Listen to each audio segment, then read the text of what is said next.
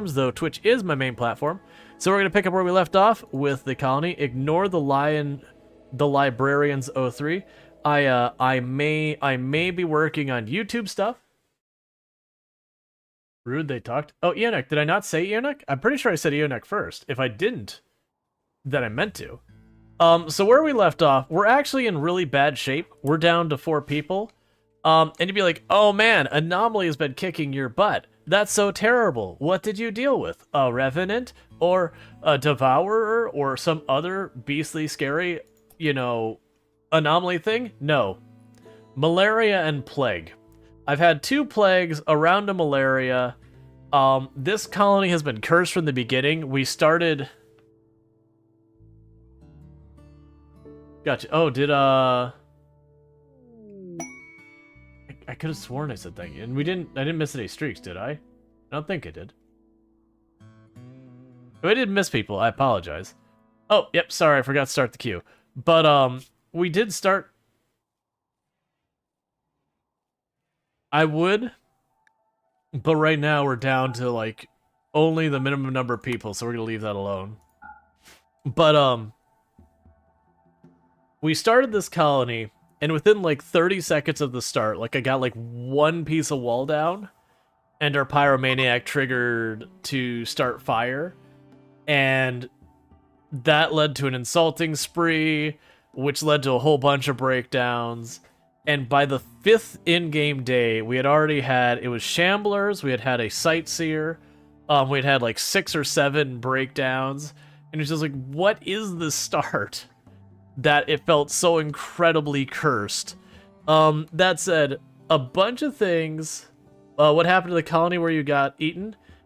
So we had a Yutkin Siege of like 22 of them. And I didn't think about putting my positioning carefully enough that I basically walked out because, as a siege, I had to go to them to deal with it. They were all melee, and I didn't have myself with a retreat point close enough that I could drop through to reposition. And, as well as things, I shot them, I got their attention, realized I couldn't run away to, like, reposition myself in time. And so I just had to, like, straight up engage where they had almost double my numbers. And so they just steamrolled us, which was 100% streamer misplayed because it's like, oh crap, they're about to siege.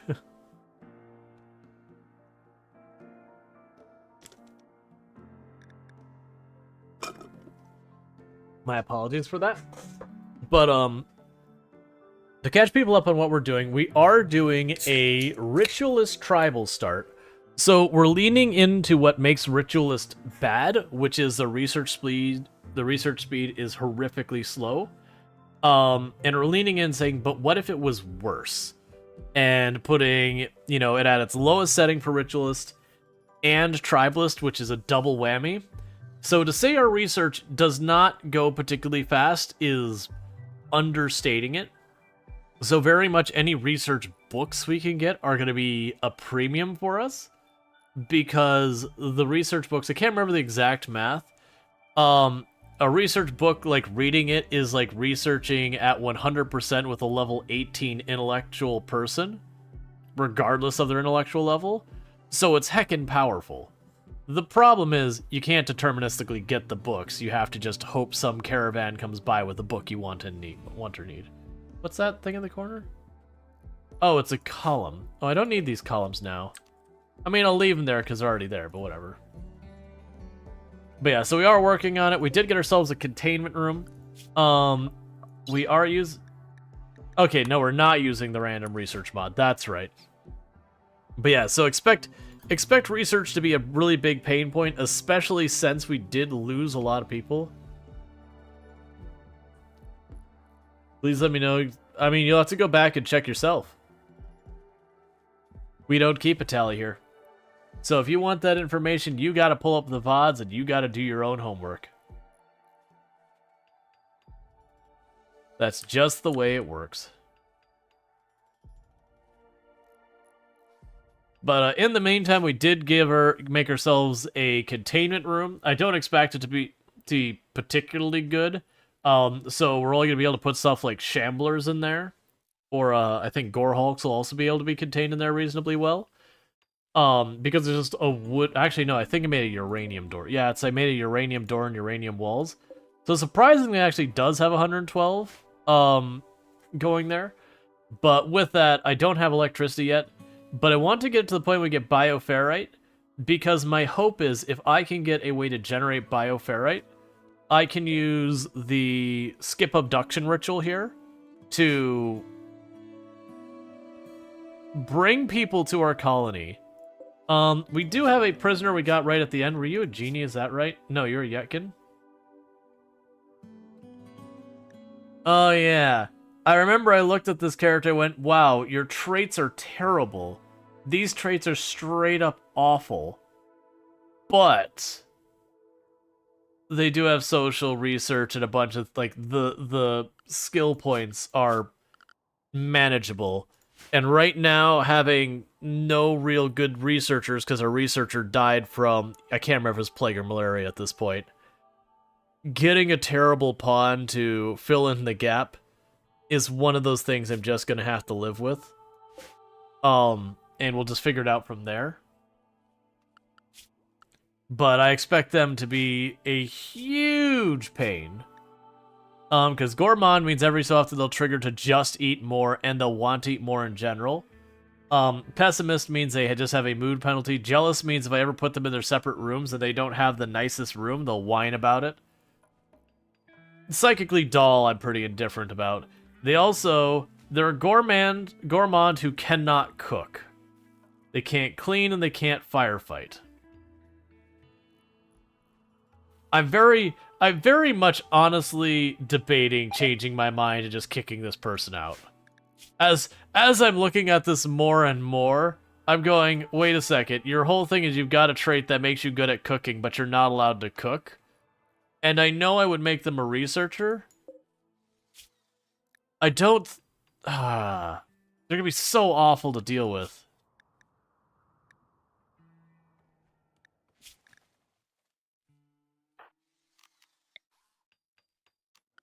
Oh. They need to keep converting you. I'm second guessing this character because I feel like I'm starting to take them kind of out of desperation, going, oh man, things are bad. And the more I'm looking at him going, but really? Should I? And I honestly, yeah, so the old gunshot wound doesn't bother me that much on Gizmo. It does penalize them by 6%, which is pretty bad. I think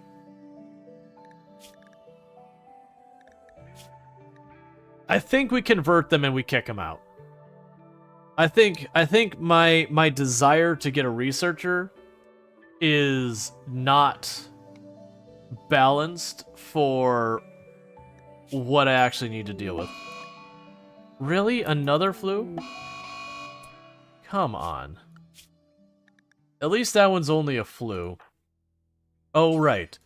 But I have no doctors and well, actually, I have a little bit of good medicine.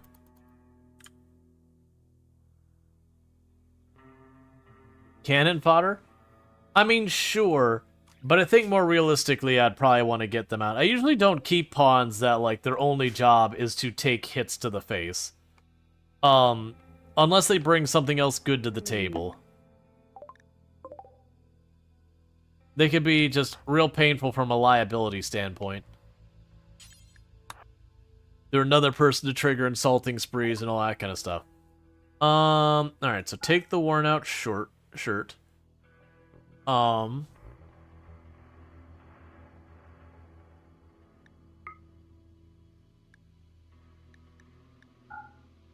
Okay, that's how we'll pay for this.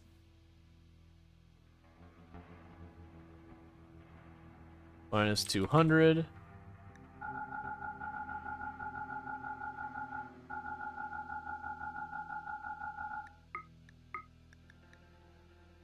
Minus 3. Minus 4. Minus 5. There we go. Alright. So you can go ahead and haul that. You haul this. You haul the medicine. Alright.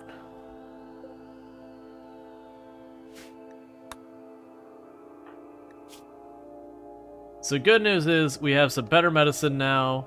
We are treating the person. I'm gonna let the shamblers get a bit closer. Oh, they're already gonna die? So there's 4 of them. I probably shouldn't poke this, but I partly do want to poke this because it would be good to get one of them for research. So let's try and be fast about it and try not to put ourselves in too much danger.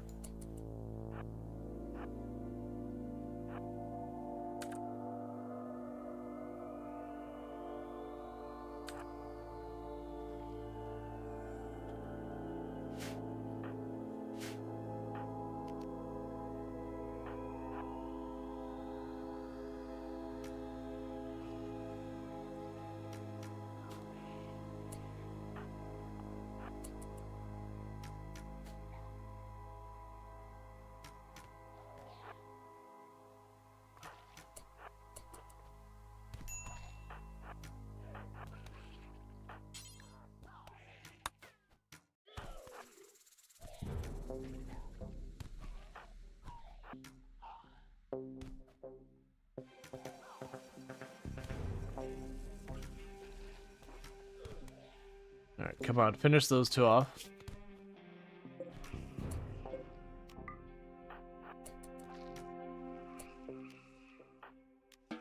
Alright, capture that one.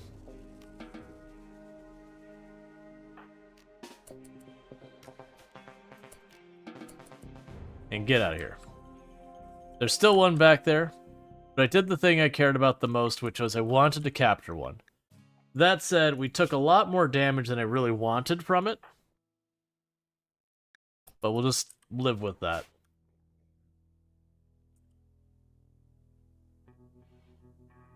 Alright.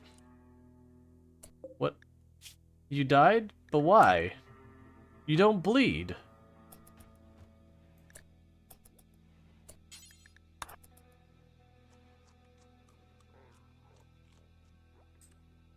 I can do if a guy has to work to run the house. Whoa, whoa, whoa, whoa, whoa, whoa, whoa, whoa, whoa, whoa, whoa. Don't glitter world it up. Come on. Don't do that. And please finish at 10 before you collapse.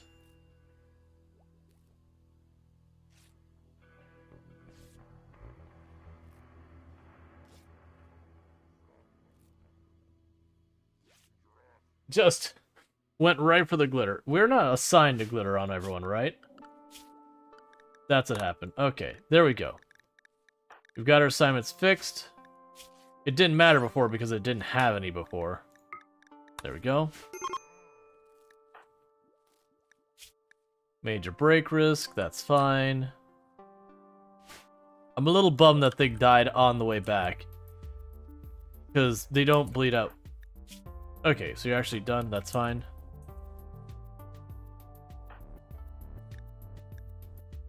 Let's get you tended.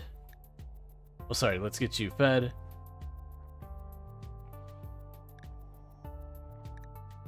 Alright.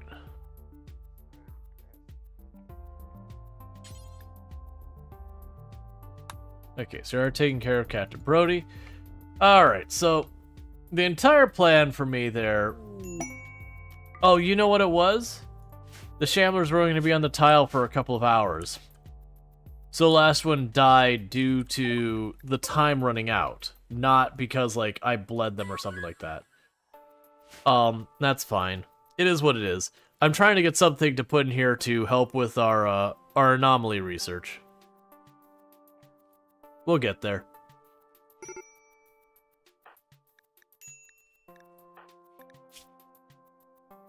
Alright, so you're in intense pain. That'll just stay that way for a little bit. Your flu is okay. Hosting friends. You rescue 2 people from an enemy jail. You want them to stay here. Yes. I'll take the Masterwork Harp and Recurve Bow. And the downside is none of these people will work for me. So they could all just run around here That's really not what I want, because you have to treat yourself. Unless they're, like, secretly doctors, no. That's gonna be bad.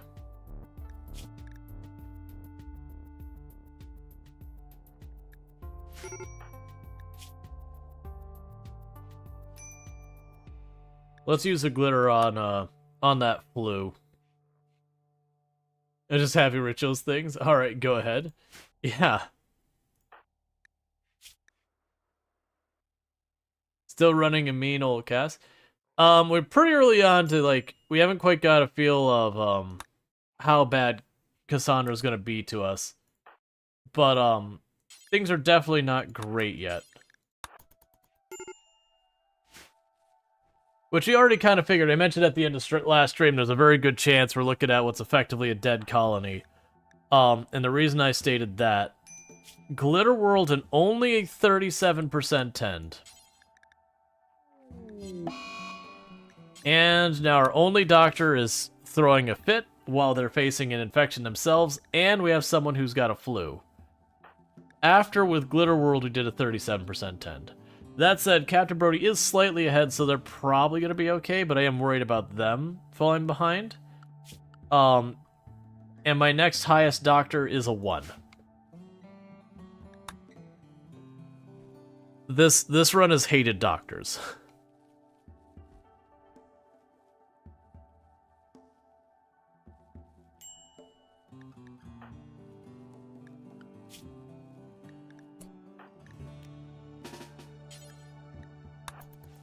Do your best.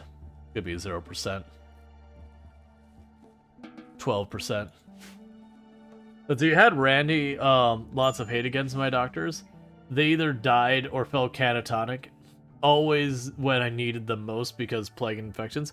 I have had a weirdly high number of plagues and malaria and all of that. Like, we're in temperate forest, which isn't a particularly low rate of disease tile.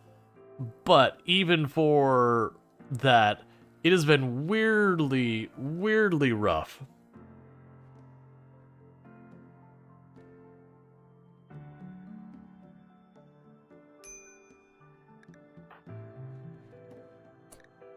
This is gonna go terribly. Hey, Captain Brody. Good luck with self-tending yourself, friend.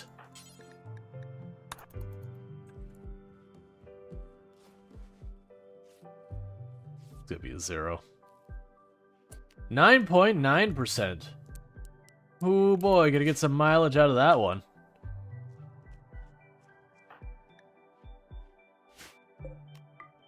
Physician heal thyself? Yeah, but this isn't physician heal thyself. This is, hey, random person who has no medical experience, heal thyself.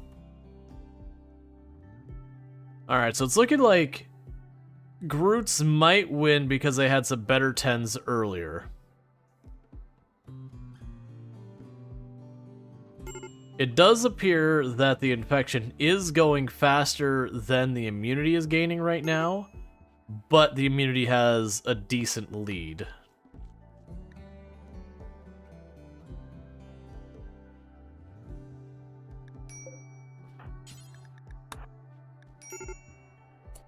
Alright, you won't treat them. Do your best.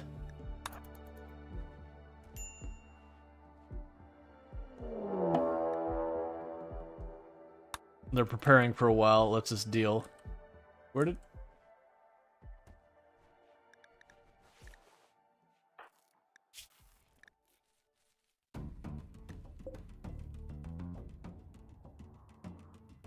Actually a decent sized raid.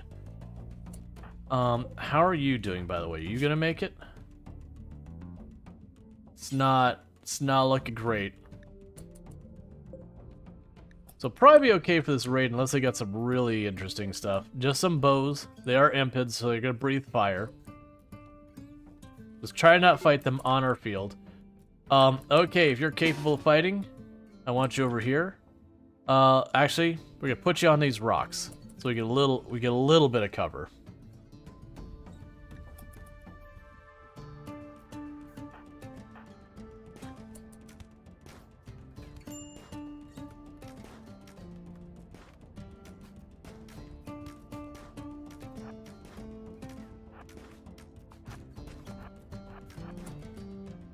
Okay, you go for that one.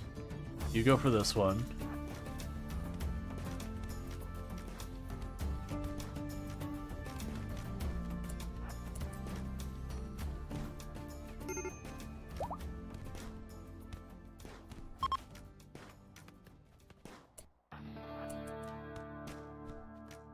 All right.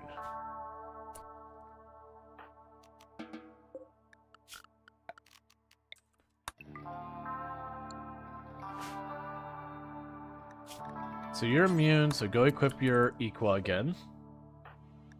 Got one cut, we're probably okay. And it was on our guests, and then bruises. Let's see, remember the times Randy was like, okay, your pawn got sick? Guess what? Here he's got malaria on top of that. Oh wait, let's add some plague. Pawn with flu, plague, malaria, and being unable to get out of bed. Yeah, no, I've had some pretty unreasonable piles of disease happen.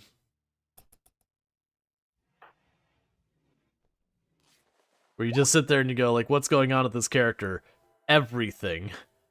We tamed a Thrumbo, so that's certainly a thing. Okay, game. Sure. We could just Thrumbo it up. And hey, a Night Dweller. Hope you're having a good one.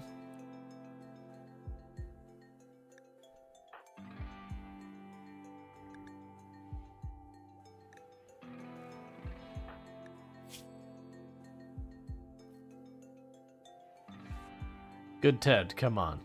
That's not a good tend. It's a really bad tend.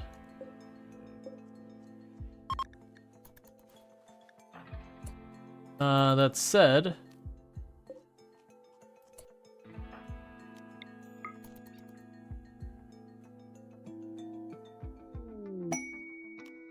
It didn't actually take.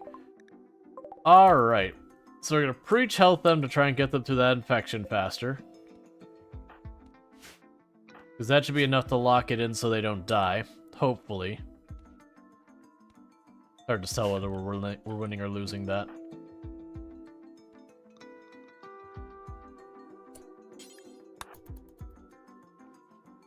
Alright. So let's see here. Go ahead and take some of those spare bows. Take the Warren face mask.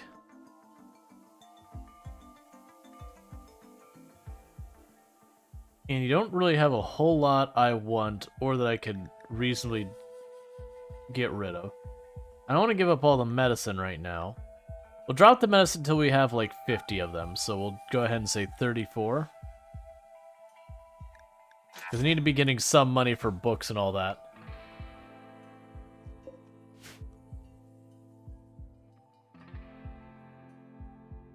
Because you had to explain to your boss I was late because a rabid raccoon stood in my driveway staring at me for half an hour. Interesting.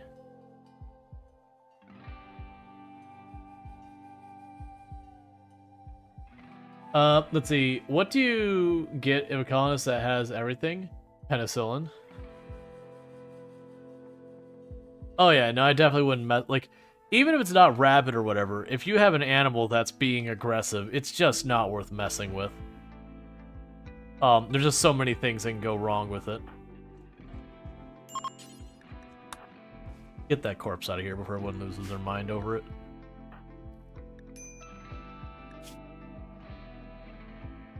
You're only ahead by like 1%.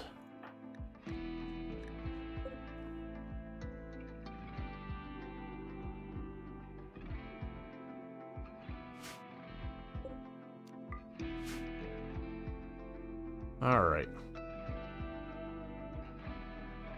So, like, the worst thing is when these diseases happen with this few pawns, like, nothing gets done because everything just grinds to a halt. Because, like, your one or two people who need to be working, they're busy being in bed for 2 or 3 days while they're sick. Alright, so you have got your immunity locked in. You are about 1.5% ahead, so you should be okay.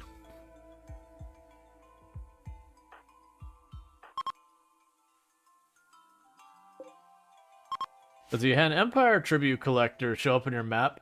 They went around your base and into the caves of the mountain behind. You had blocked off the entrance except for one. So I'm like, what are they doing? And they just walked straight into an insect hive and died. Yeah. Yeah, the characters can be pretty dumb if you just leave them. It's the thing that bothers me is so many of the factions where they have ranged weapons, and then they'll rush at a bunch of animals or insects or all that, and get into melee, and you're but why? Why would you do that? There's only one incorrect answer, and you've chosen it.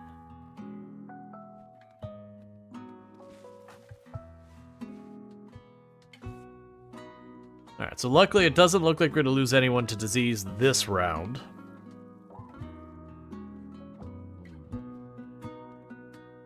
Let's see, when you're working for delivery service, you had a crow fly into your store. We work with food. He sat down on all the ingredients. Chef had to replace the ingredients. And yeah, I had to carry out the crow. You could feel its heart racing. Yeah.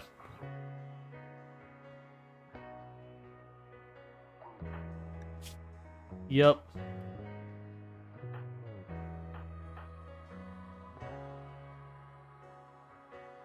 Yeah, Groot's twig is starting to acquire scars.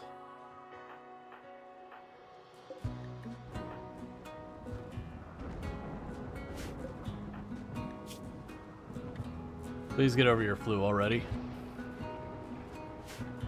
I just need you back to work.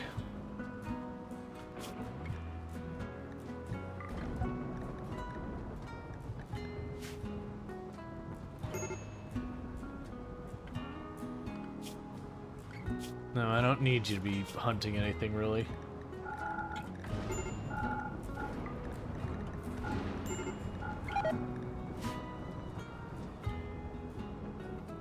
Where's the fire warning? Oh, is the fire right here. That's fine. Alright, so it does appear everyone is now out of danger. So I just need to keep that going. I am converting Gizmo just to then evict them. Just because. No one complained though, they did enough damage that it went... Doing the shotgun revolver. Easily mopped up what was left. Had a ghoul deal with the hive. And you got free non-bio-coded charge lance out of it. Oh yeah. And that's, I've had a couple times where the Empire gets attacked, you're like, alright, well, all their stuff's just gonna fall on the ground and be junk. And then you have, like, they drop, you know, a charge rifle or something that's not bio-coded, you're like, really? Yes, please, give mine.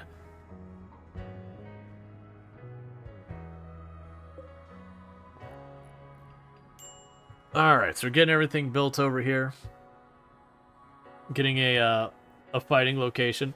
I'm kind of hoping with this type of kill box that if I can put some walls in between so you can only like line of sight one way or the other, that we can use the flamethrowers without having much risk of friendly fire, because that's the dangers. They're really good, but also really good at killing your own people. Which is certainly a problem. Alright, we have plenty of wood, I just need them to have the time to do that.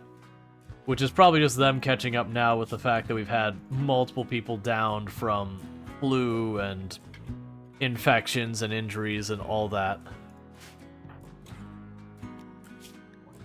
It's fine. Ish.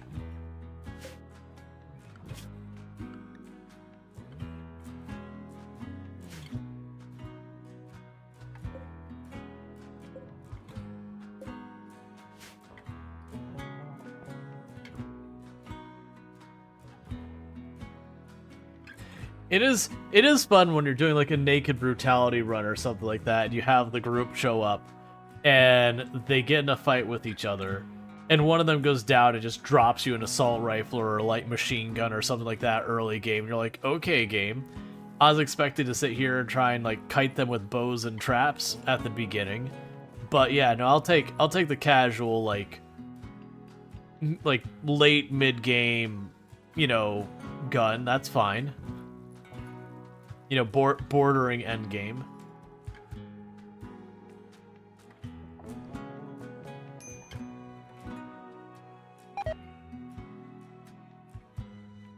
Getting some food poisoning because dirty cooking area. That's gonna happen. I don't have the capacity to deal with all things.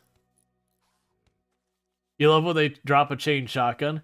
That was one of the things I was trying to think earlier. So a lot of people are struggling to deal with the Revenant event. And we figured out a couple of strategies to give you a bit more opportunity to damage. And it's trying to think, it's like, what weapons would be the best for fighting the Revenant? And the ones that kind of came to mind...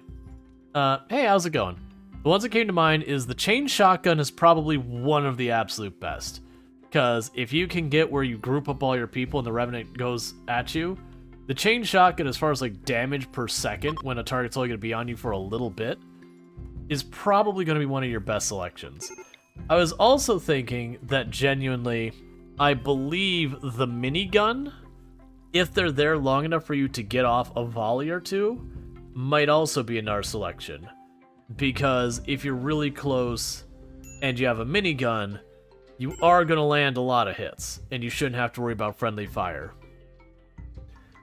And Flax say big swords could also be good if you have a great stabbing person. Yeah, no, with melee, getting like a uranium longsword or uranium spear or stuff like that would do a lot of damage. Yeah, we got Ben Lee on their 120 stream streak, catching the last 120 streams without missing any of them. So thank you so much for that, and I hope you enjoy your extra 450 points. Really means a lot, so thank you so much for that.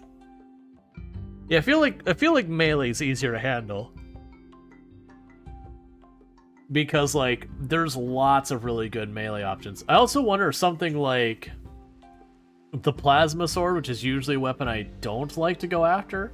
Honestly, a plasma sword would probably work really well on the Revenant, because it would light them on fire while also, like, hitting them as well for a bunch of damage. And I think the armor, I think it was the armor penetration on the plasma sword's extremely high. And while we can't see what the actual, like, defensive stats of the Revenant, I'm guessing it's got a lot of armor and a lot of health combined, because we know he has a lot of health. I think the chest has, like, 480. Plasma sword doesn't do armor? Gotcha. Right, mono sword is armor. But yeah, so I do feel like those royalty melee weapons would definitely all be good ones. Honestly, even stuff like the Power Claw and all that would be really good. The Power Claw is a particularly strong melee weapon. But it's just one of those things that normally the big negative is you move slow. But with something like the Revenant where it's going to run up and start hypnotizing someone and just stand there and let you hit it for a couple of seconds, it does feel like you'd be able to get like 2 or 3 swings out of a Power Claw on something right on top of you. You'd probably be able to do an extreme amount of damage. I can't tell you the last time I've seen the Power Claw or Power Fist or whatever they call it in the game. It's a replacement hand. It's a weaponized hand. I'm trying to remember if it's even listed over here. Because I want to say it was like a specialized limb. No, you know what? I bet you it's well as what you can only trade for, if I'm remembering. There's definitely none of these.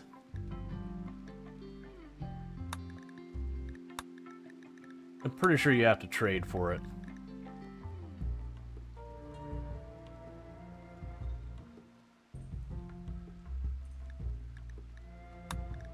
Yeah, there was somewhere in here, I thought. There was like the specialized limbs. And I'm missing something here. There we go. Yeah, here it is, Power Claw.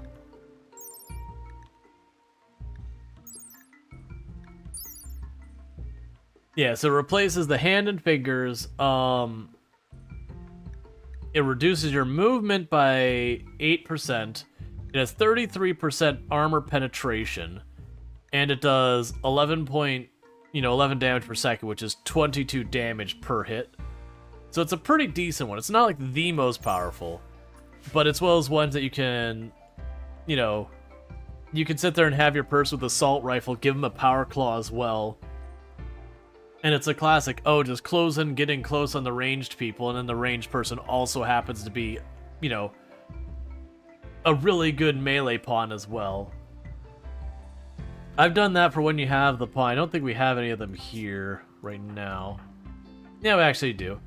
So, like, pawns like Captain Brody here, where they've got really strong shooting and melee, there's been times I've done stuff like giving them, like, the elbow blade or stuff like that, or the knee spike.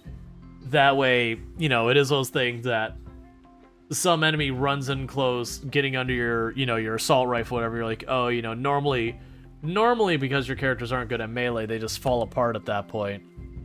But then you've got like those kind of hidden, like those built-in melee weapons, and suddenly they get in close and they just get throttled even worse. You just, you know, then you have the risk of getting injuries.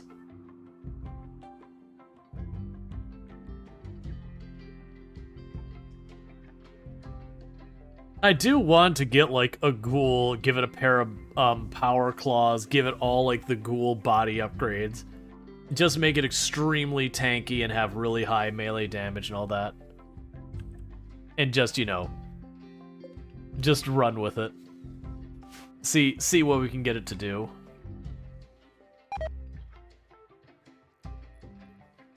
Because the ghouls with their fast healing are fairly tanky, and then they recover super fast. So I can only imagine if you give them, like, the armor gland thing, and then turn around and do, like, the ghoul upgrades, and give them some solid melee options and all that, you could probably make a ghoul pretty solid.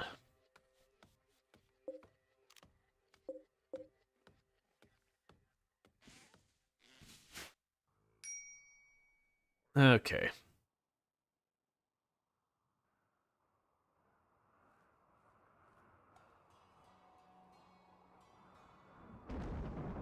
So I've got this build.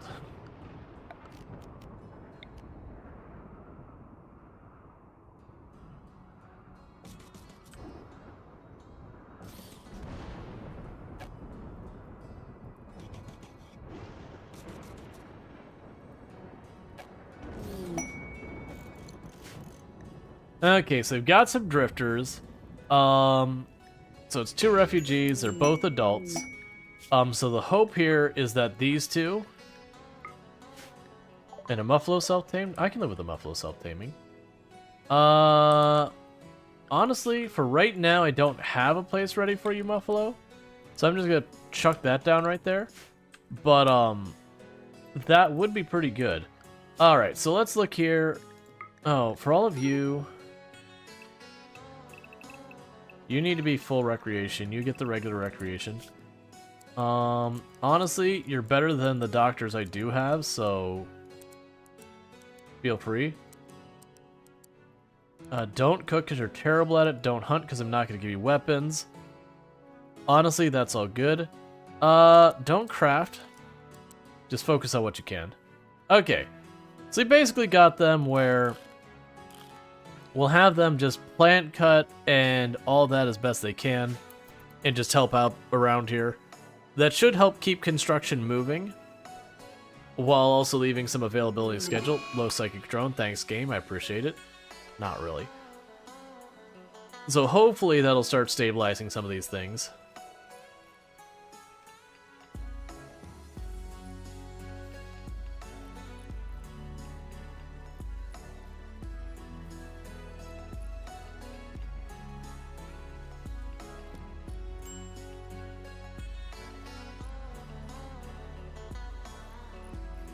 No, we're actually at the point where I don't have enough room in my barracks. Can we get you converted finally? Okay, cool. Release this person.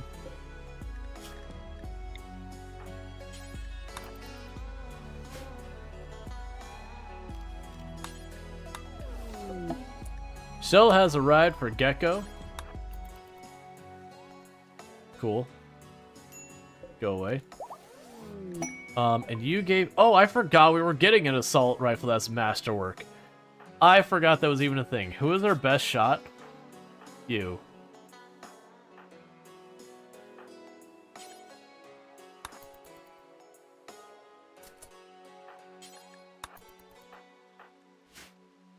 Alright.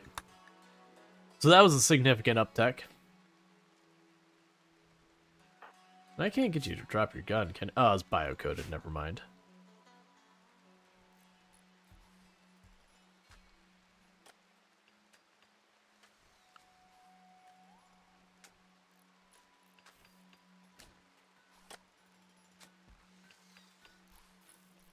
Alright, so we're getting everything constructed in here finally. That's good news. We'll have to turn around and get back to crafting a bunch of the blocks. It would be nice to replace all of our wood walls with limestone and all that. I think we'll start with the floors, to be honest. Just say, Thrumbo is having a heart attack. Come on, man. How old are you, Thrumbo? You're 132.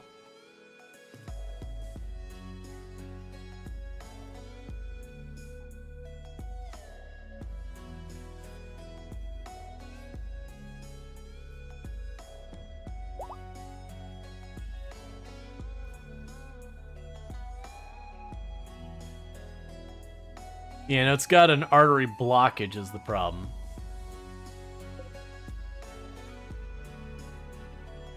Yes, it's got an artery blockage, which is the reason that it's had a heart attack. We did save it though.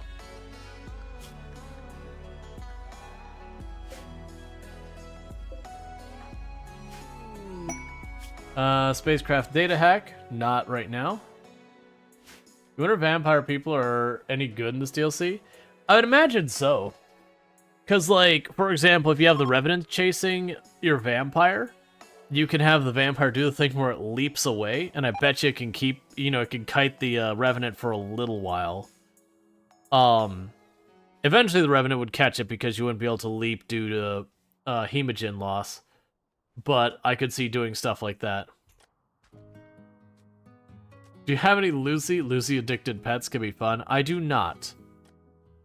But if I did, I wouldn't necessarily not consider it. Because, if that could help with the heart and everything, what ends up happening is when you run out of supply and you're like, okay, I gotta be careful, this thing is going to be a problem. Ultimately, I'd execute it because, like, that's what the outcome's gonna be anyways.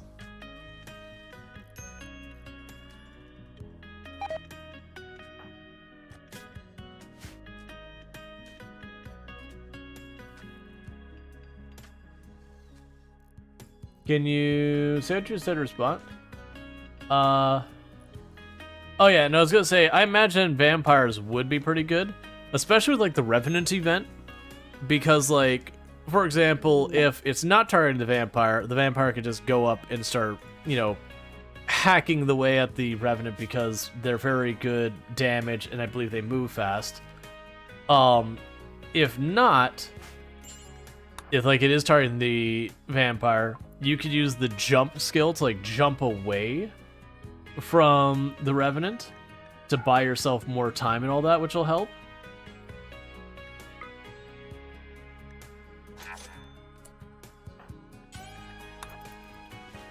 There, we're getting ourselves some more medicine. So I do think vampires would be strong. That sounds a little OP. Well, the problem is the vampires come with a whole lot of negatives. You need to get a reliable source of hemogen, which can be tricky. And then they also have I believe it's the hyper-aggressive trait.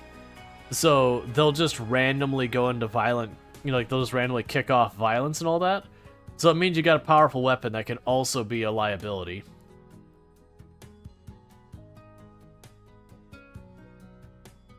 Yeah, no, I had a colony that was a vampire run, and within the first year, the vampire had killed three of my other colonists from social fights, despite having, like, a positive mood the whole time.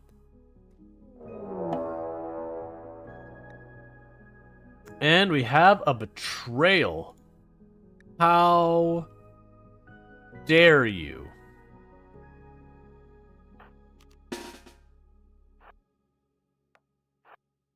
Are you gonna go punch my Thrumbo?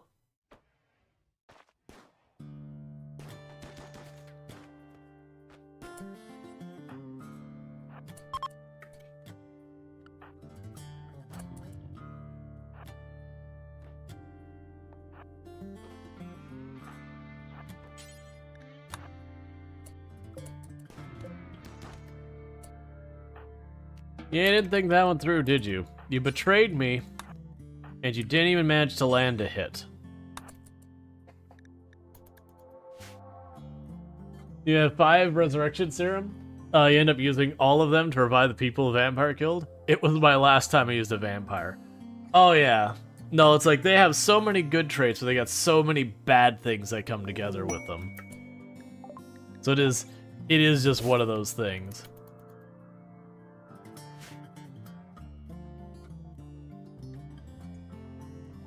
We took you in, we fed you, we clothed you, armed you even. And this is how you repay us. Yep. Hey man, some people wanted to shorten their lifespan. When the people around you are all packing heat, and you're running around and be like, let's go sneak up and punch him in the face. It's like, do you want to... Take that back a couple steps. Do you want to reconsider that?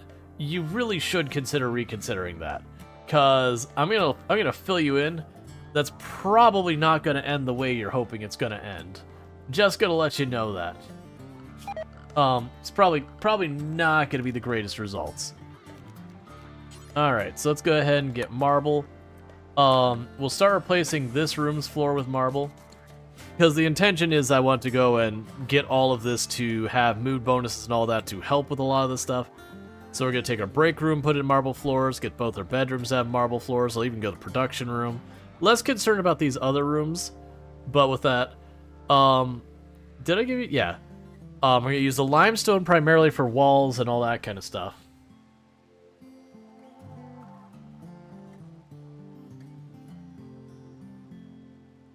Let's sucker punch someone who's strong enough to literally rip your arm off. Come on, it'll be fun. Yeah.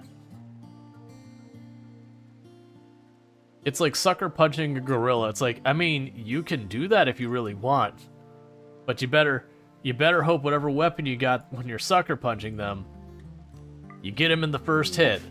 Because if you don't get him in the first hit, you're not getting a second.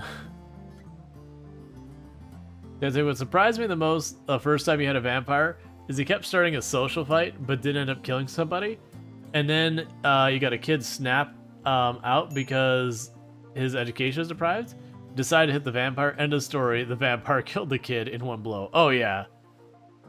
No, that's we've done multiple vampire runs, and we did no matter what run I did the vampire, no matter how happy I kept them, eventually the vampire ended up killing at least one person in a social fight.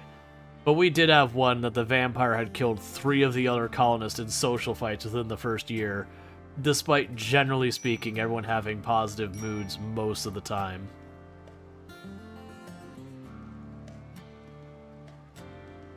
Oh no, it's the trick with the aggressive trait Luxray is sometimes they'll just kick off to kick off. They'll it's like bloodlust and that kind of thing.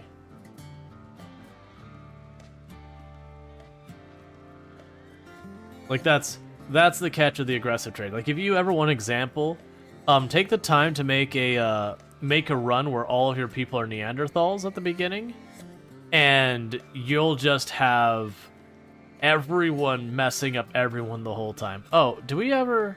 Yeah, that is someone's name. That's right. I was like, wait, do we have our names? Like, oh, yeah, that's someone. We apparently have bonded with the Thrombo, so now the Thrombo's name is Sunnybrook. That's kind of cute.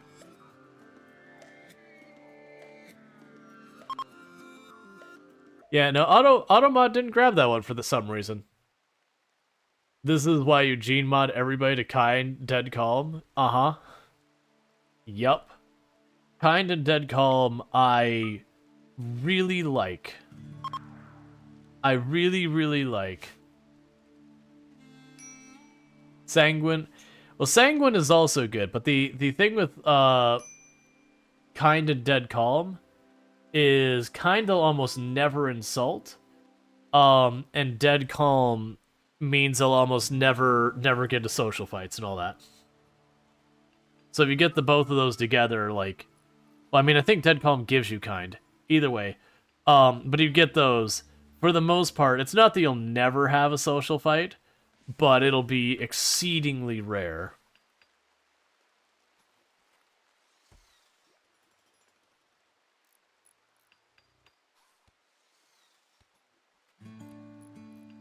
There's a different gene for kind? Yeah, I was trying to remember which one's which. But, like, very genuinely, when it comes to a lot of those traits that you can get with the gene splicing, like, never sleeping is huge for me. Like, never sleeping is one of my favorites. Kind and dead calm are way up there. That'll take those a lot of times. Cool, we got you sorted.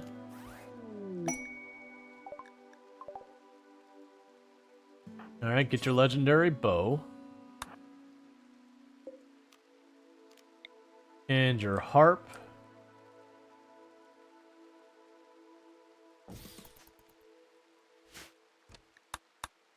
Cool. So now we're back to our actual colonists. Kind of instinct? Yeah. So I really like that, because some of the reasons I really like the biotech stuff when it comes to like the xenogene stuff is a lot of it is going, hey, that's really powerful, that kind of thing again. But on the other hand, while it is really powerful, there is a lot of effort to get it to that point. So it doesn't feel like it's like where you get the Archotech limbs. By the time you get to Bionic and Archotech limbs, you don't feel that they're like overpowered because you've had to work hard to get them to happen. Same with setting up the Xeno splicing. It just takes so much to get there. They're like, all right, we're late mid to end game now. I'm supposed to be getting some pretty juiced people. What happened to the Betrayers? Well, I mean, they didn't end up on a plate because we didn't. Well, I mean, actually, okay, are we considering feeding the tree a plate? Because we definitely fed the tree. Yeah, no, they died in the fight.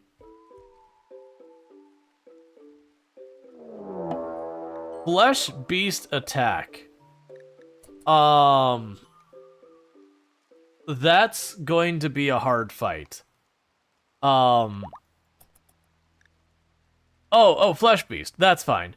I heard Flesh Beast, and my brain immediately went to, oh no, it's the whole big, like, tentacle wall of flesh thing. And I was about to be like, crap. I am not in a position to deal with this.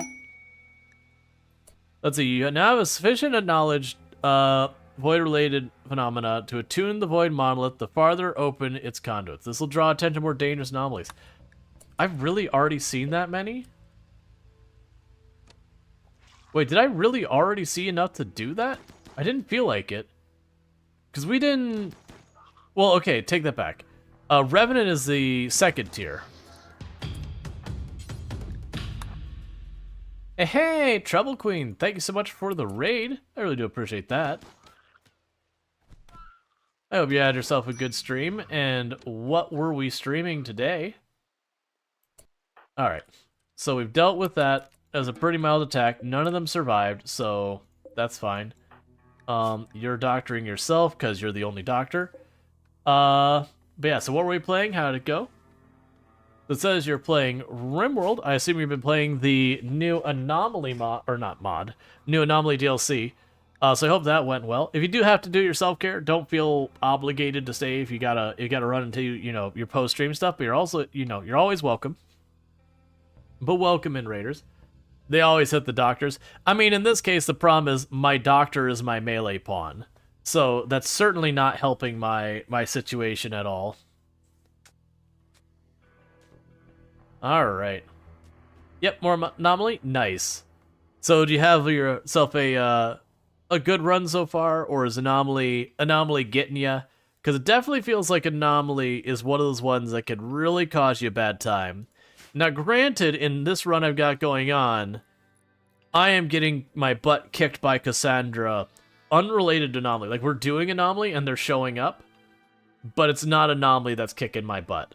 The thing that's kicking my butt is like malaria and plague, which is really annoying.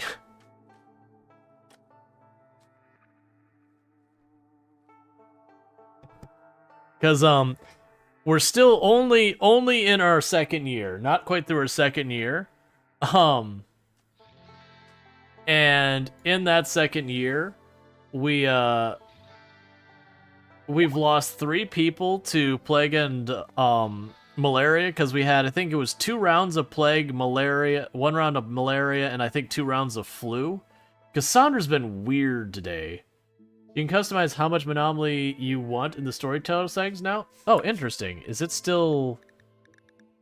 Can I change it, like, in the middle of the run? I don't think I will, but I'm kind of just curious. Oh, where are you at? I thought it was general. Where is the storyteller information? You are here somewhere. There we go.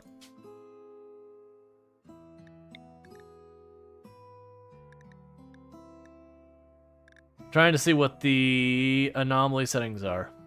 Oh, so you can reduce disease not. I actually appreciate that. There's definitely runs I'm like, I just don't want to deal with it. I honestly might someday do babies always healthy because it's so upsetting otherwise. But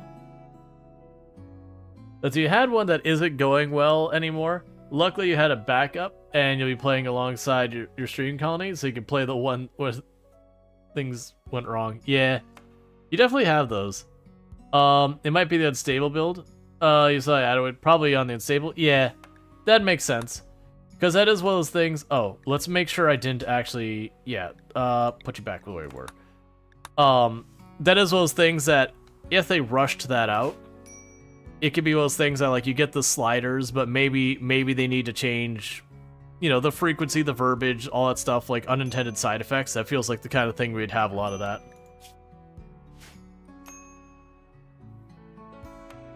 I actually like having a lot of anomaly. I know there's a lot of people who are like, it happens too often, which is totally fair.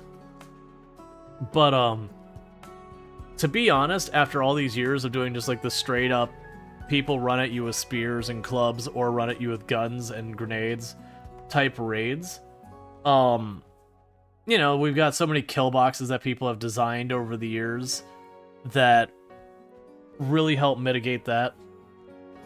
Or even if you're not using a kill box, like other strategies that, you know, they're kind of a really well-known and defined quantity, so to speak.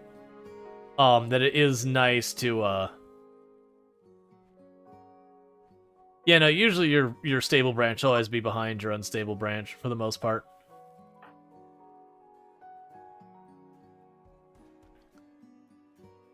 But yeah.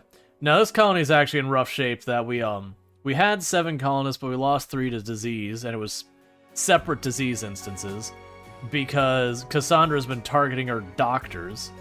And so we had 1 doctor that was okay, and we had gotten a 2nd doctor that was good, but the doctor, when we recruited them, had wake-up addiction. And so they're like 50-ish% through their recovering from their addiction, their withdrawal. Which means they were an absolutely appallingly bad doctor because they couldn't stay half awake during surgery because wake-up addiction. And then we got hit with malaria and just couldn't get both the doctors through.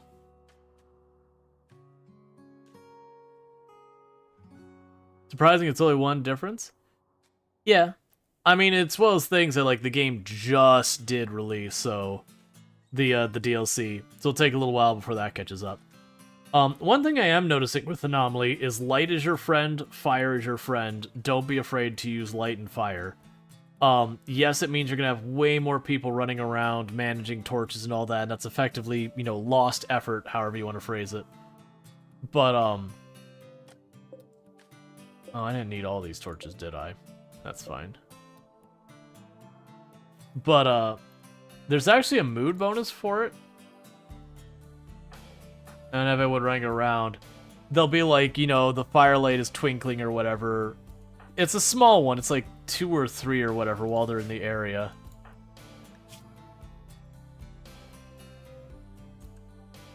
I'm not seeing it. But you get a bonus for like having fires around you or whatever. Oh, you know what? I bet you it's my pyromaniac who had the bonus, which should make sense. But with all that said, being in the light of the fires, it'll reveal a lot of the invisible enemies. They get revealed by things like EMP and detectors and all sorts of stuff. But early game, just having fire everywhere can work. So if I have like a Revenant, the moment it gets in this area, or in this area, or in that area, it'll be revealed, versus without that, if I'm in the bedroom, it won't get revealed until it gets to like that door and, you know, it's so close or people see it. So it gives me enough of a warning I could maybe move my people one way or the other. Alright. And for those popping in, we are doing a challenge that basically I have my research is as penalized can be with the Ritualist. The Ritualist meme. So that means we research 75% slower because of our meme. We are also a tribal colony, which also has a penalty. I can't remember what the penalty is. It's like 25 or 50%.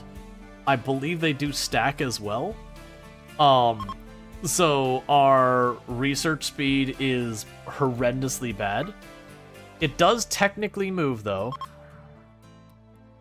So our regular research is a very big commitment. Yeah, so it's half speed. I'm going to assume it's just a straight up stack. Like you do your 75% multiplier, then your 50% multiplier, which would imply a 12.5% research speed.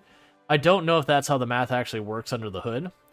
It clearly can't be additive, because then you would have negative 25% research speed, and we're clearly not unresearching things. We're not going to our lab and losing understanding of things. Well, that's not at all what you want to see. Because that does split our group in half. So let's try and get you here. And then Groot, we'll try and see which way it goes.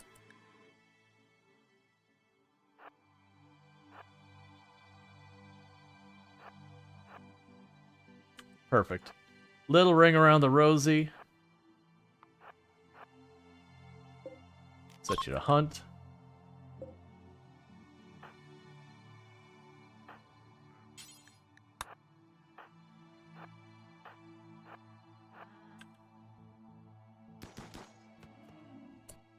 Did you just brain it? Yep. Catcher-Broy's like, I don't have time for this. You interrupted my nap. And just one tap brained the Muffalo.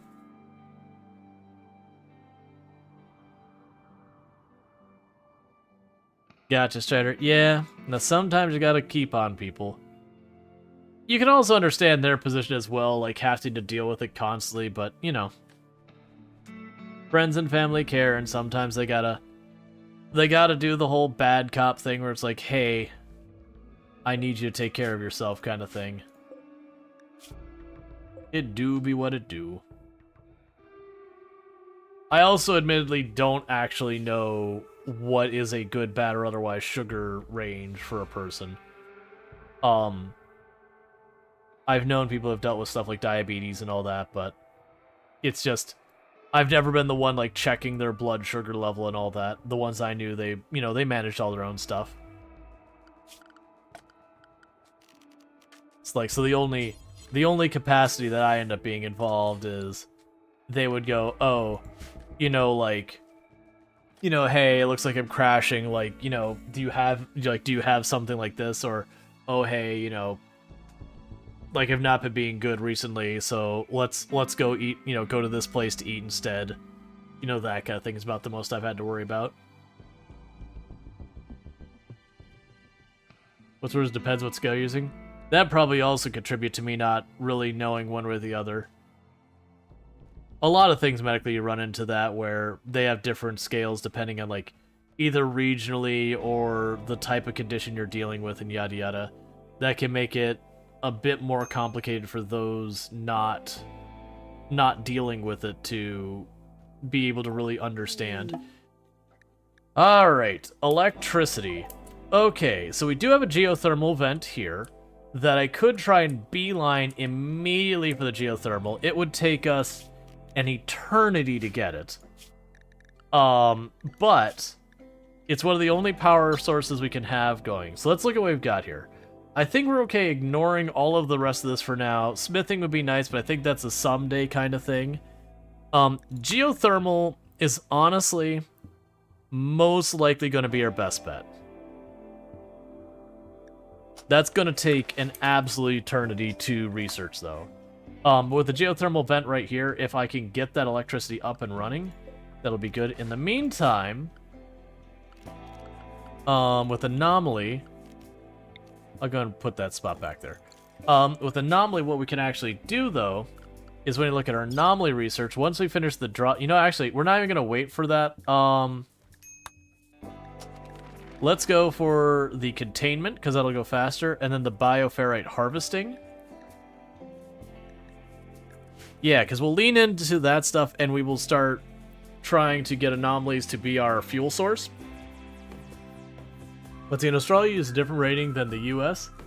And while you're diabetic, you have no idea what 300 is. Yeah, that's kind of a thing. Let's see, the 300 is basically from what you were told, serious enough to differ to a butt chewing. Gotcha. So it's like, it's way outside the, what should be a normally acceptable range.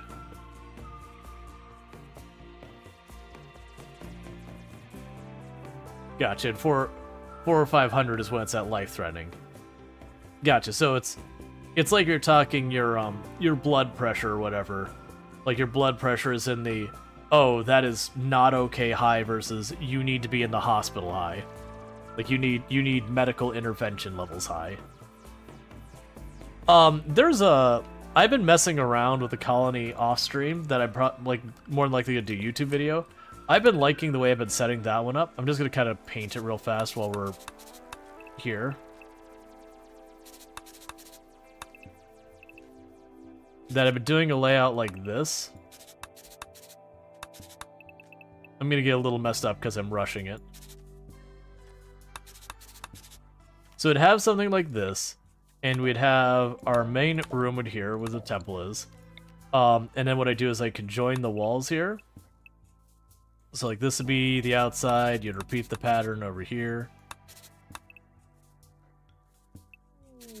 But yeah, so you get the idea, you'd have the sphere there, so it's like a grid there. But then instead of having them all have doors on all sides, we'd effectively have like conjoining points, you'd have a hallway that have then those. It's been kind of fun to do that. Because it makes for like an interesting defense where like no matter where they attack from, you kind of have like your inner rooms, and you'd have some of them that are intended to be combat things. Alright, so you've got a distress signal from a neighbor nearby. So this is a catch-22. On the plus side, I can take the high risk of running my people over here, like 1 or 2 of them, to try and collect some goodies, and then run them back real fast. Because that's a good way for us to get books that we need. It's also a risky thing to do, because I'm going to be going into a hostile situation. And we have very few people, so if I run off and we have the raid. So let's see, that's cooking and growing.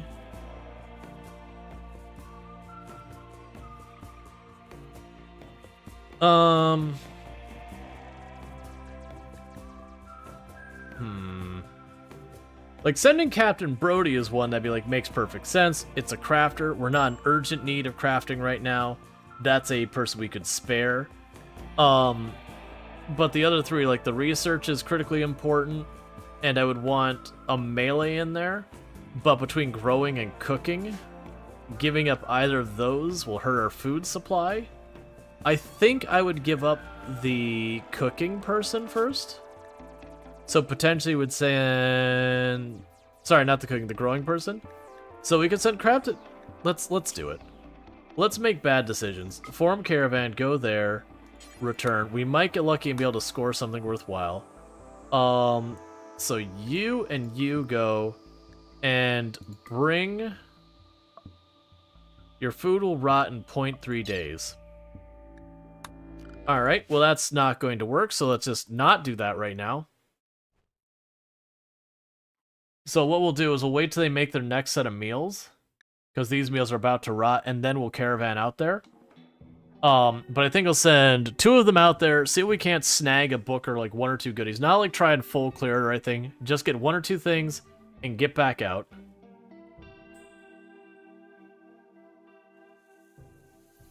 Because if I'm lucky, and I could snag a research book, or even not like a research book, a skill book, anything, like even a recreation book's not bad.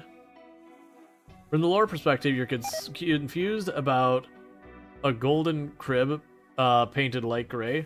Are you trying to hide the gold? Yes. It's kind of like back in the day where people got hardwood floors and then they put laminate on top of it. Sometimes people just cover really nice things with garbage.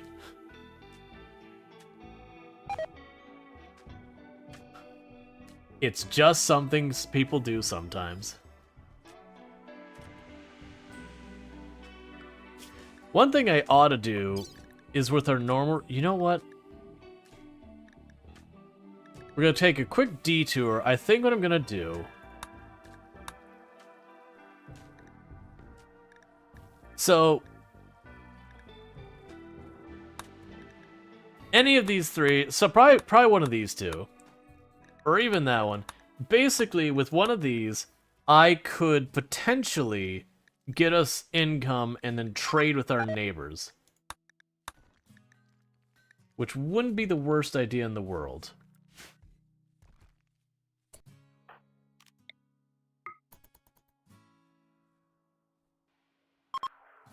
It would mean doing a lot of caravanning, which is not my favorite. But I could see sending off a caravan to run over there and deal with that.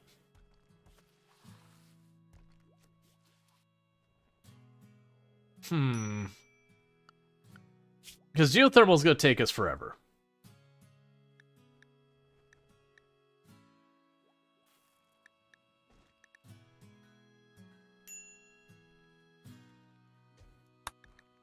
Go for the Devil Strand.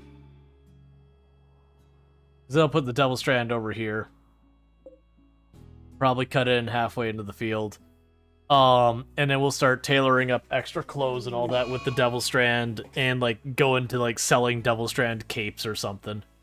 Which I understand there's like cheaper hats and all that that are usually like the meta or whatever.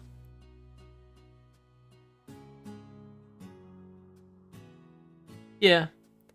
Still, it'll also give me good clothes as well.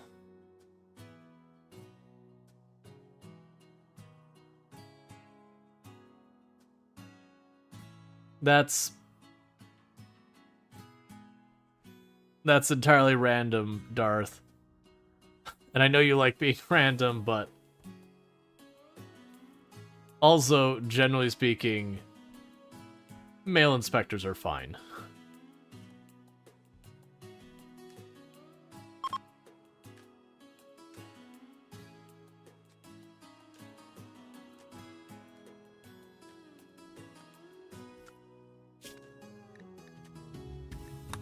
We haven't done research.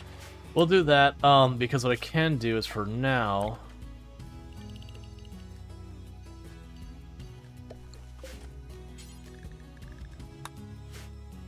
We'll start getting Psychoid going. With the intent of making a whole bunch of Psi-T, and we're going to go ahead and export Psi-T to all of our neighbors. So that all of our neighbors may partake in the Psi-T.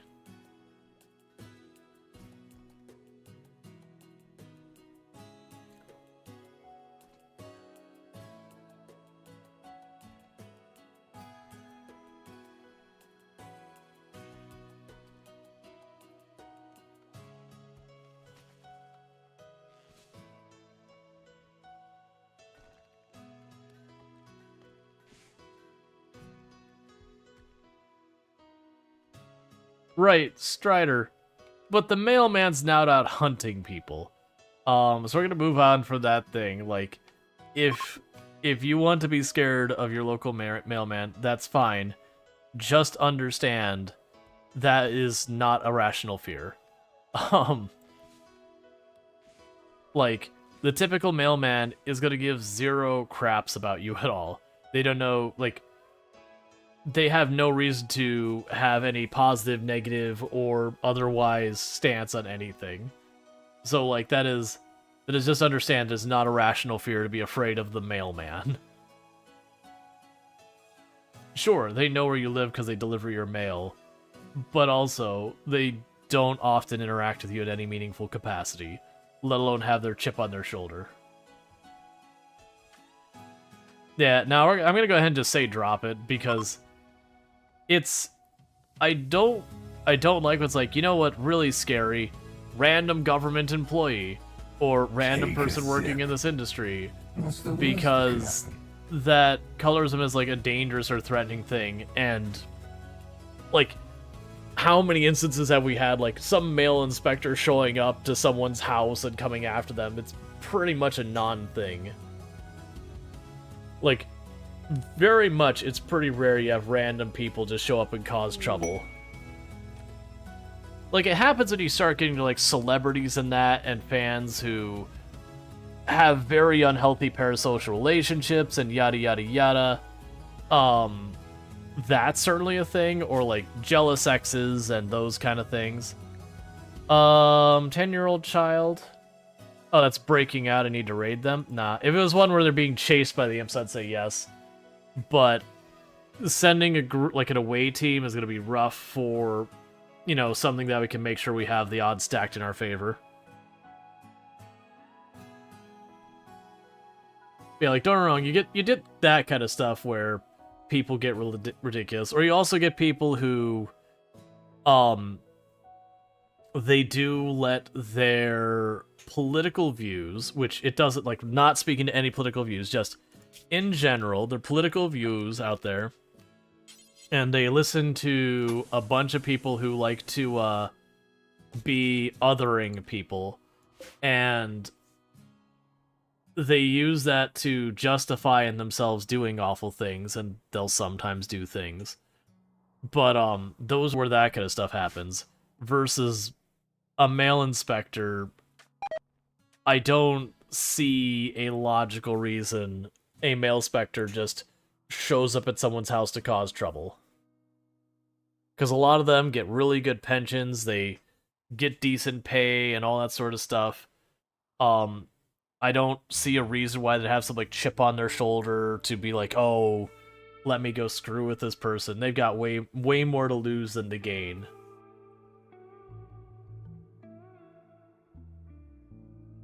They arrested people? Probably for tampering with the mail? Yeah, that's, I mean, you arrest people for committing crimes. Anyways, we are moving on. Like, that's like, have you seen the police? They arrest people. Yeah, that's their job. That's what they do. And you can certainly have all sorts of criticism, good, bad, or otherwise, about police and, you know, whether enforcement tactics are appropriate or effective, and yada yada. There's a whole dialogue we don't need to dig into right now there. But ultimately, if someone came back and said there were no arrests this year, you'd go, well, that's suspicious. But yeah, when you're talking about in a country with like literally trillions of people and all that.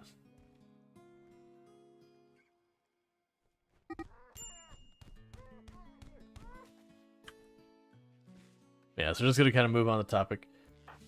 Alright, no serious injuries, that's fine. I didn't want you fighting, but, you know, whatever. It is what it is, it's just gonna happen. Yeah, no, we did manage to tame a Thrombo. It did have a heart attack, but we managed to save it. So how's the Thrombo? It's doing alright. It still has an artery blockage, which I can't really do anything about. But, it is still with us.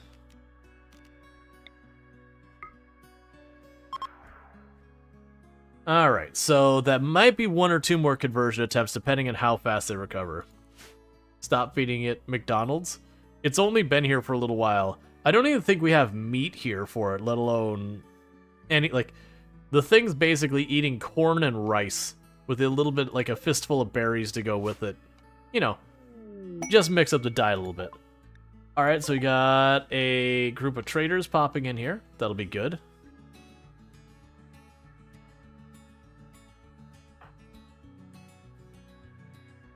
Thrombos eat trees too. I am hoping that they won't eat the Harbinger trees, because I haven't actually looked at that. I imagine they will. I know for a while they could theoretically eat the Psychic tree. Okay. We can get Entity Containment as a book. We can get Plants as a book. So I'll get the plant. So the only reason I'm saying not grabbing the entity containment one is we're already researching that. It's mostly done. And that book causes psychological breaks. So there's no real reason to worry about. While the TVs are nice, I can't really take advantage of them yet. There's not a whole lot to say about that. It would be nice to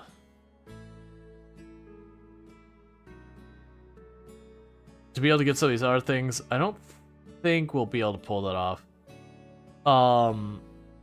Yeah, because they can't afford a glitter world. We'll stop it there. Where's the book? There you are. Cool.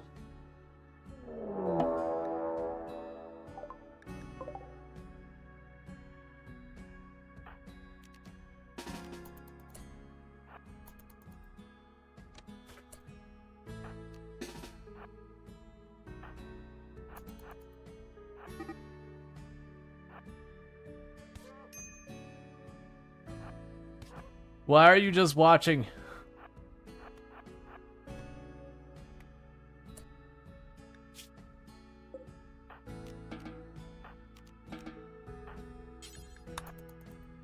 All the other ones are here. It's like, ah, you're getting messed up by a fox. Okay. I was honestly worried they're going to kick off and start shooting the fox and just, you know, collateral damage kind of thing.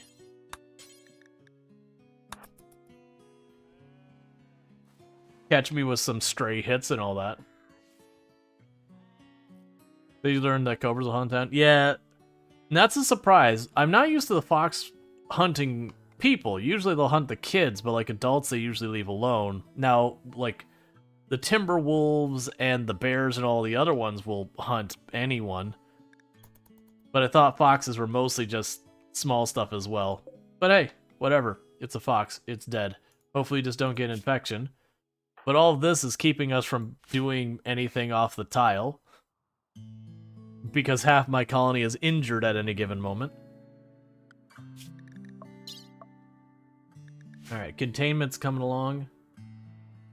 Because I get containment and the bioferrite thing and the power extracting thing, then I can effectively make the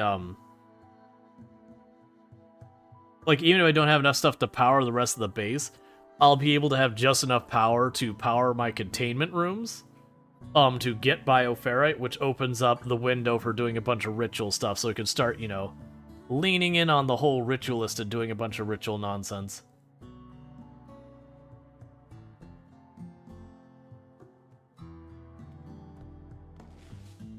Alright.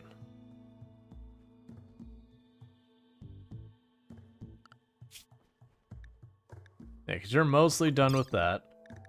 And Psychoid Brewing is going pretty well. We'll switch after Psychoid Brewing. We'll switch that over to Geothermal again when it's done. That way our cook can occasionally get our stuff going. Hey, you know what? I feel like this isn't a me problem.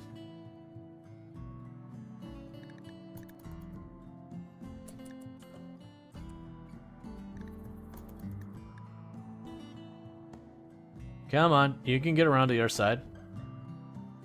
Come on, you can get around to your side. Here, I'll help you. I'll help encourage you. Wait, the Thrombo and you were gonna fight? Okay, I mean, sure. The Thrombo's gonna absolutely demolish you, but sure, you know, I'm down to stay out of it and let you two duke it out.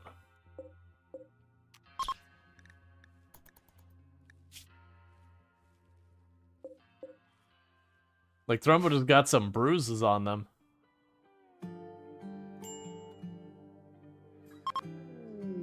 Safe to say you're enjoying the DLC? Oh, yeah. I made the comment. I haven't solidly said this is my favorite DLC, but it's definitely looking like it's gonna be that way. Mostly because it just changes up the formula of the game so much. Historically, when it's come to RimWorld, when the new DLC comes out, they'll add more systems and all that, which is good. But ultimately, when it comes to the things that get you killed, for the most part, it was still, here is the enemy units, here's your units. go slam heads, see who comes out on top. And there's not been a ton of variety. Like, don't get me wrong, Biotech added the mech stuff, which they had more interesting encounters, which is certainly a thing. But it still ultimately was, there they are, there we are, slam heads against each other, see who comes out on top. Whereas this one, we have more exotic fights that you have to do that some of the encounters aren't even about just straight up, you know, who can do more damage before it's over. Like the Revenant, where it's kind of, you know, it does passes on you and knocks your people down one by one without injuring them. It hypnotizes them. It makes it more about, okay, it's not about keeping my people away from it and trying to, like, you know, get cover and all that. It's now my strategy is, what do I do to delay its escape as much as possible and give myself the opportunity to put as much damage into it while it's trying to get away? Which, like I said, does really change the entire formula of how you fight it. Because now you're like, to heck with cover, to heck with this, to heck with that. What are my highest damage per second weapons that I'm going to be able to get, like, the most hits out of, kind of thing, to try and beat this thing up as much as I possibly can while it's still here.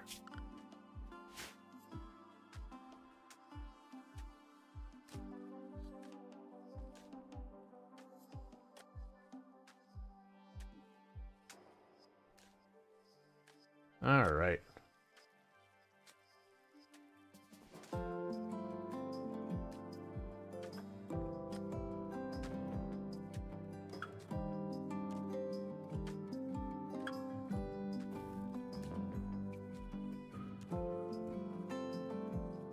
Then you have like the ritual encounters I like, because they're also one that, while they can have like a melee threat to you and all that, for the most part, it's also one of those ones about, you just need to get over there and dish as much damage as you can to stop them, that the ritual is the actual threat. You know, they're a secondary threat, like them in a fight. So it's nice to have that, because that's kind of like the siege thing, but the siege thing, there's like usually just one or two of them that are actually, you know, doing the sieging, while the rest are just standing there. So it's kind of like you do a fight on their terms, which is still better than having, you know, just everything where they come after you. But it is like that, only it's, okay, I need to be able to dish enough damage to disrupt them before, you know, they knock out a pawn, they kidnap them real fast. Or, as an alternative, before they, you know, drop the thing and come after you. Driving the stream, watching the stream is making one to grab it. Even your base setup is quite different. To be clear, the base setup here, this I don't think is strategically the right move. It's something I'm experimenting with, because the idea is I have a defensive position I can fight from. But what I fully expect to happen is, against real threats, I'm going to have to bail from this and then draw them into this hallway. And that's kind of what I'm thinking this hallway is going to be about, is the hallway is actually going to be entirely about just giving me a strong defensive position to funnel them into. And I'm thinking about trying to put these periodically on the outside of the base.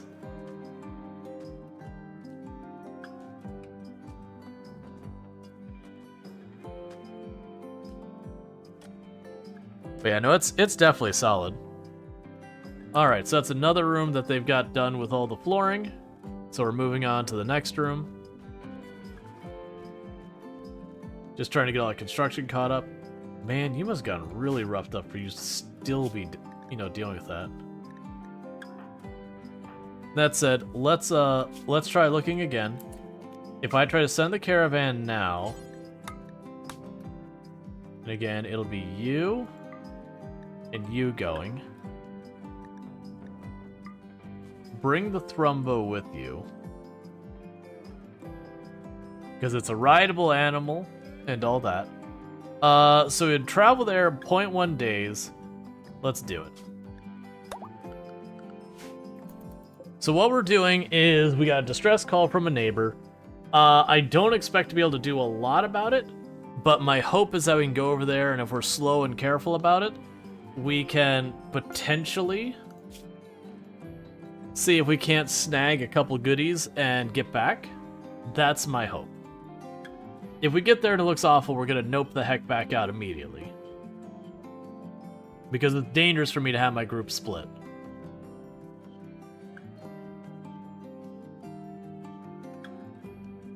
But you can usually score some good books and all that from here. Alright. Ooh, okay.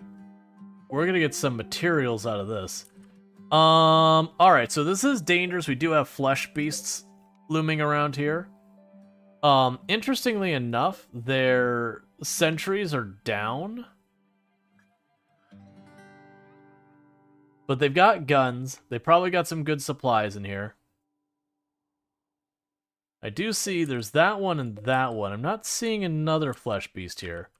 So I think we can handle it. The one over there on the left is probably the bigger threat, because it splits up when it goes after you.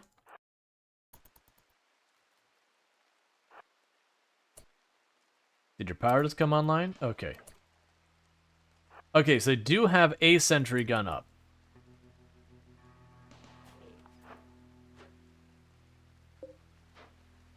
We're just gonna let them fight and just stay out of it for right now.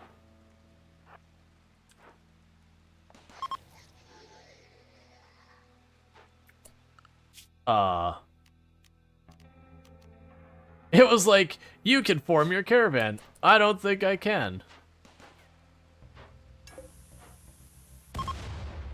There we go.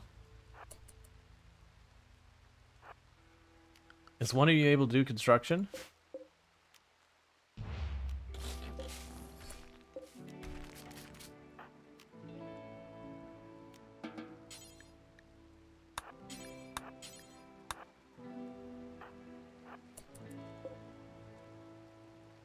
Meanwhile, I should be able to pop into all these.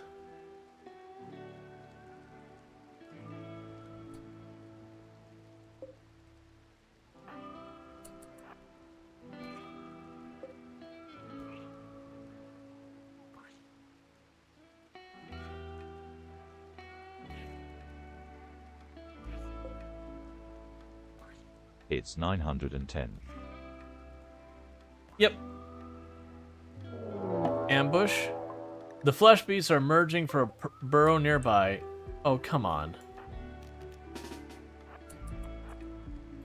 Oh, no, no, no. You go back in. Go back in. Go back in. Don't open the door. Don't open the door. Leave the door closed. Drop back. Let the Thrombo fight.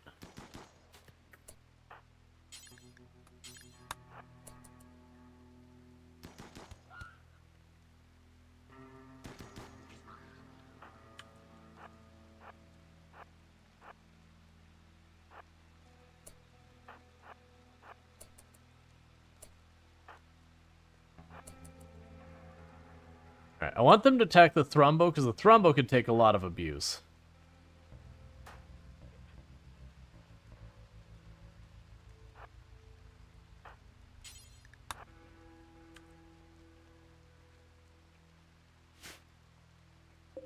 The Thrombo's like, I don't want it! Cool, we get a shard out of that.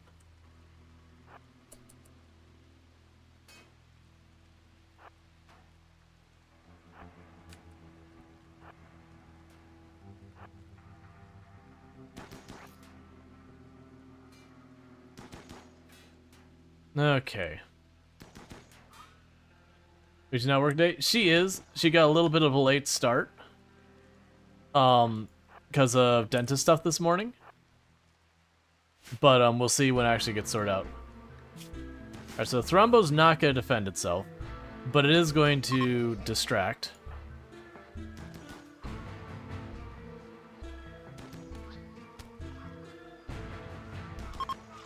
Nicely done.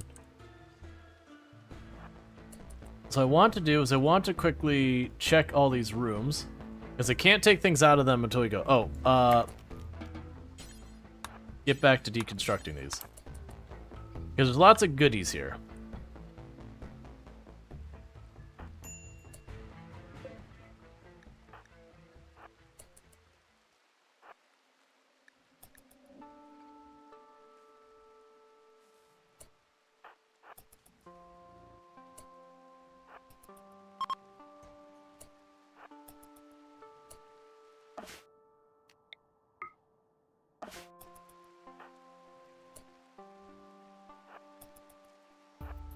They could also drop goodies.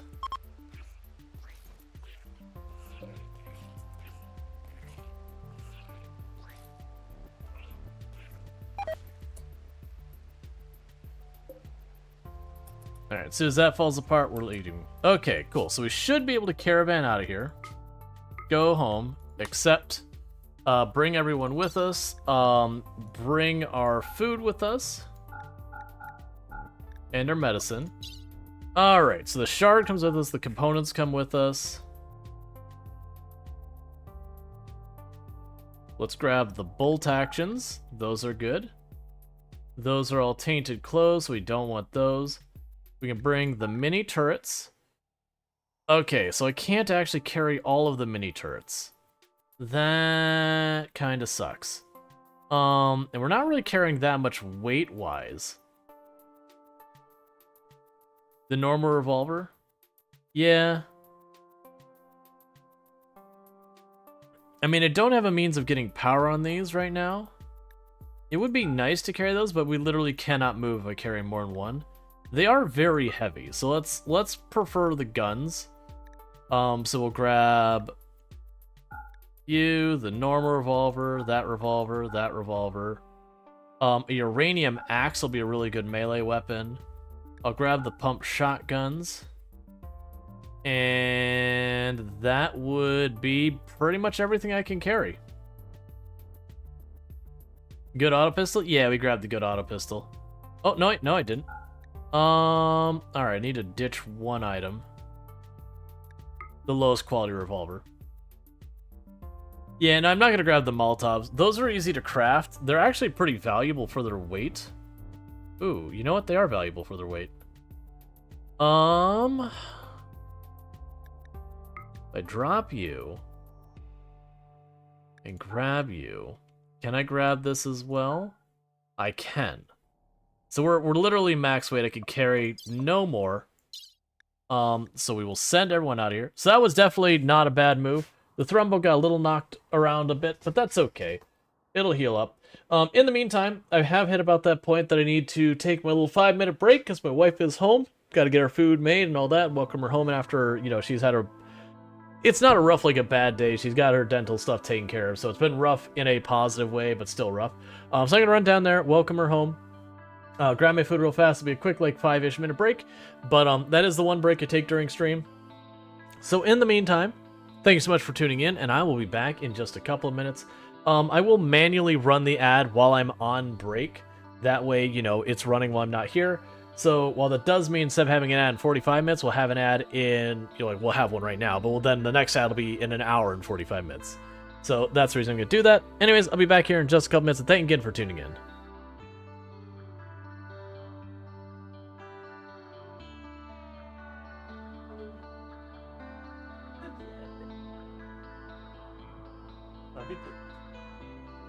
Oh, I didn't realize I didn't mute the mic. I'm not sure if you could hear it.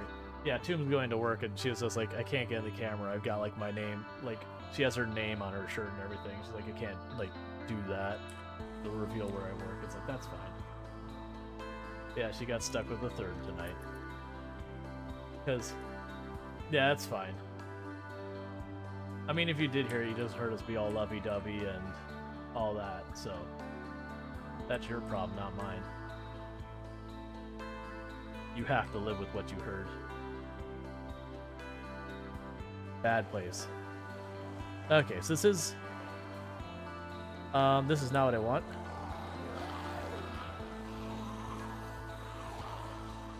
Oh, this is not good. This whole area is compromised.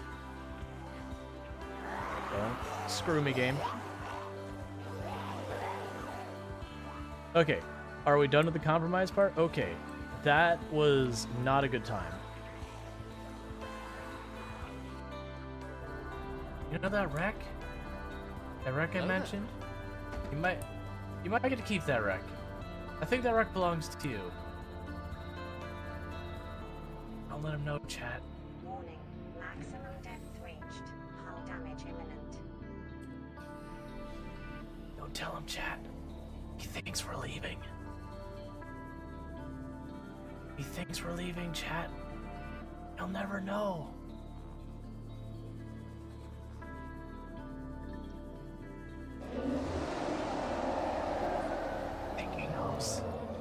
I'm pretty sure he very much knows.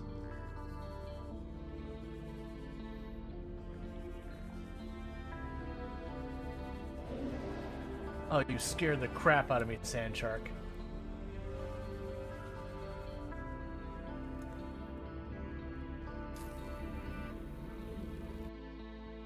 It also feels like it caters to that specifically. Yes, that's you. You okay there, boat? I'll just give you a moment to sort yourself out.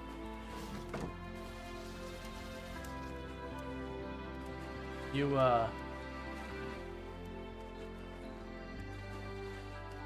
nothing's breaking, right? No. All right. I mean, you take your time. When you're ready, you can settle down. It's making terrible noises. I'm not sure how well you can hear it, but it's doing crunch, crunch, crunch. Door yourself. Ow! Okay, I understand.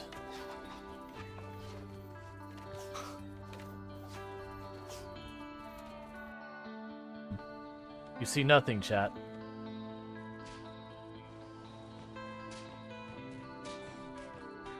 Nothing is happening here, chat. You see nothing.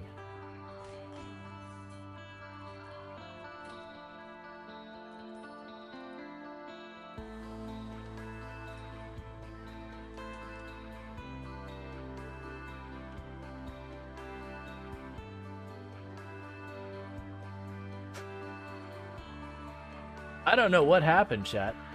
Everything was fine. And then it wasn't. I wanted to inform you that I've subscribed to your vlog. In the recent post consisted of you in minimal apparel diving into a newly constructed natatorium. Afterwards, I took note the beads of water shimmering off your epidermal layer. And as such, I felt content to report my observations to you. However, my observations were inconclusive, so I have no choice but to closely monitor the future video logs for possible reoccurring instances of dermal hydrosis. Henceforth, the aforementioned subscription, all in the name of science, of course. Regards, Victoria. Oh, this is my coworker, not the. Hang on, I thought this was just some like inappropriate, you know, like just inappropriate, unsolicited thing that she was trying to like talk up the science because she knows like we're some breaking engineer and everything. Nope, this is my coworker.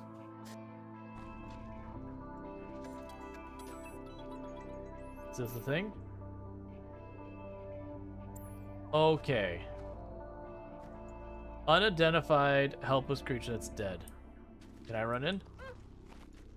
Nope, nope, nope, nope, nope, nope, nope, nope. Okay. I want to go home. I was trying to run back out, but apparently it's like a black hole. I was like, do I need to find the thing in the middle and research it? The answer was no. The answer was yeah, you know, it'd be awfully... Alright, you know what?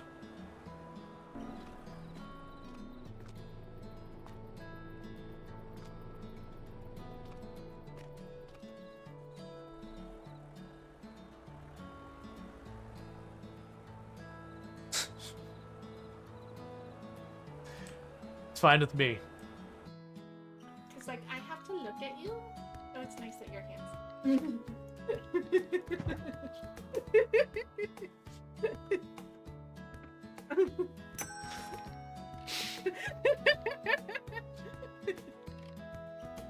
Love. Love.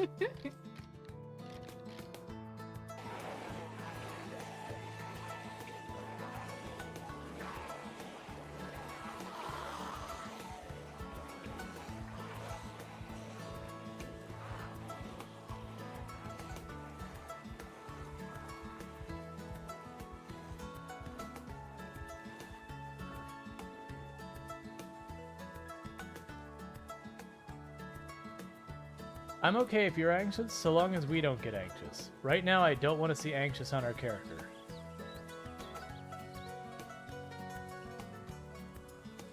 We're just gonna see if our nimble 5 will carry us through. Now our hope is that we actually got the zombies off the car.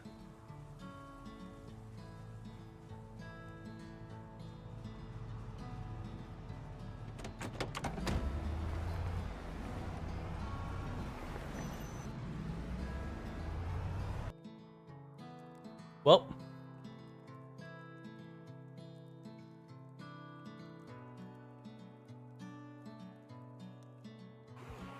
Hang on.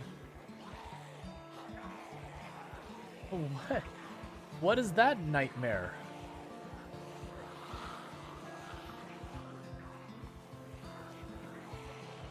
Like, the helicopter didn't bring that much. No, I get that's from the trap, but it's the sheer number that's like, what? What?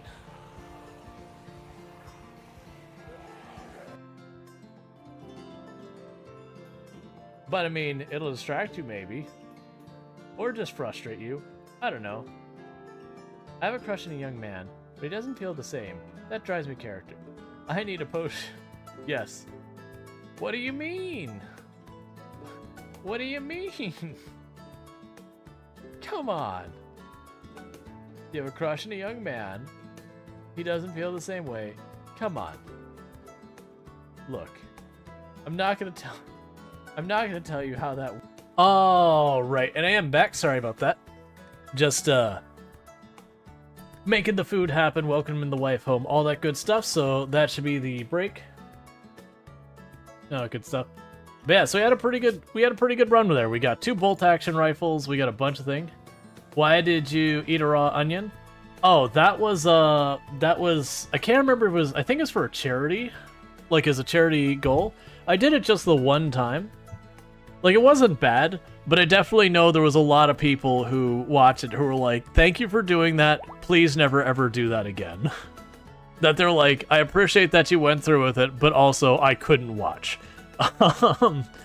So I never got back to it. And plus, people actually mentioned it's like, oh yeah, actually, apparently eating raw onion like that is not the best for the digestive tract. It makes it big sad.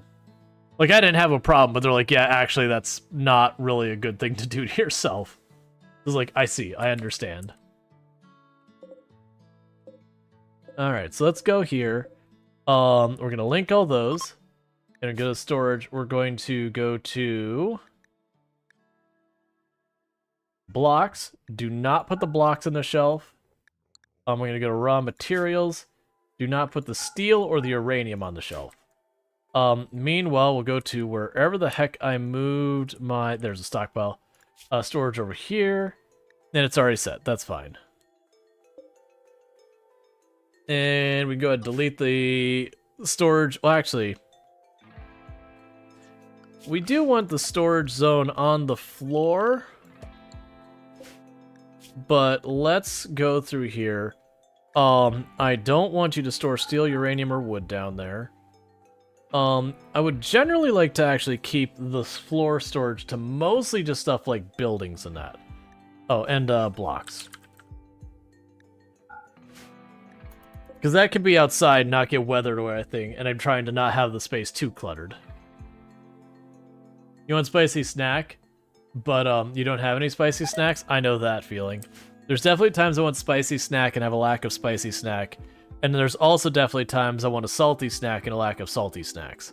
And both situations are a tragedy.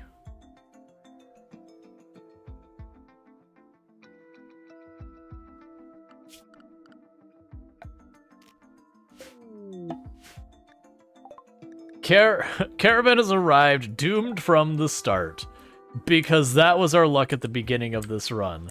Was just everything going sideways. Now I gotta decide, do I want the legendary recurve bow or a normal quality bolt action? I honestly think the normal quality bolt action is better than the legendary recurve bow. The recurve bow seems like a good thing to sell. Both situations are solid with ice cream? I mean, sure. But there's definitely times that you're in a mood for, like, a certain type of flavor. Like, sometimes you want, like, you're looking for some with a little pep into it, or you're looking for something that's got a little bit of salty, that you're just not in the sweet kind of mood. And it's not that like ice cream bad or anything like that. It's just you're specifically you got to taste.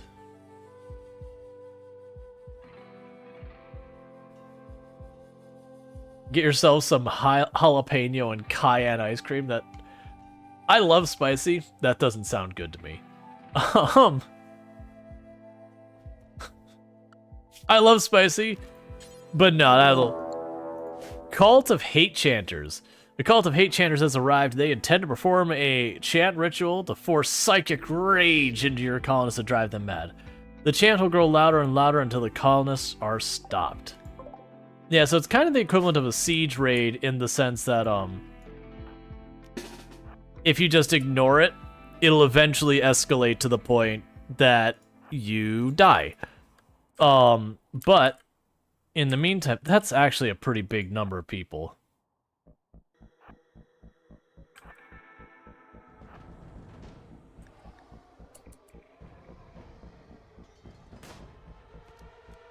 Go a little bit closer so everyone who can shoot can shoot. What's the range on your psychic power?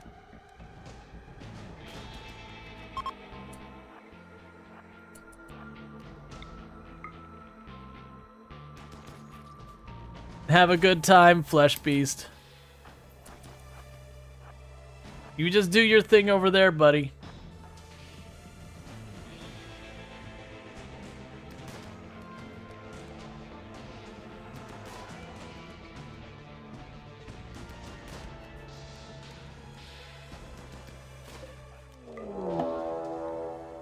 Alright, the cultists have ended their hate chant and have begun to attack. I can live with that.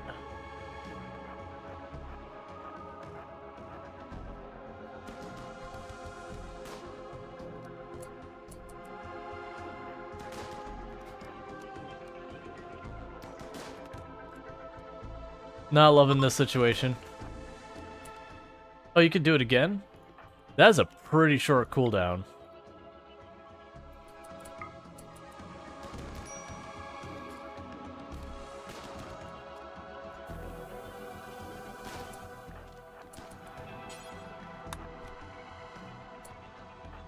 Awesome. That worked out pretty well. Do we kill or knock down? Even better. So with that, what we're going to do is you're going to capture that. We will go ahead and allow all of these. How many of these can we manage to capture? I can realistically capture you. So do that. What about you? We can make that happen. What about you? I will try, but I'm going to be honest, I'm less confident you're going to get out of this.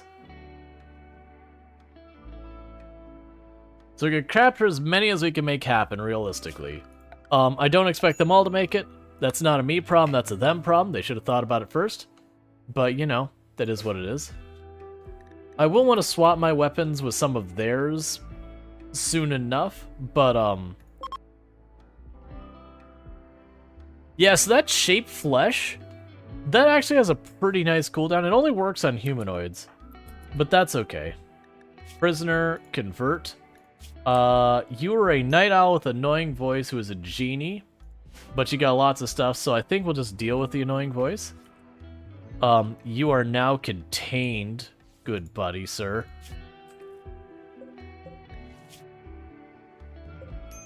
Okay, you're in no immediate danger to switch to bandaging you.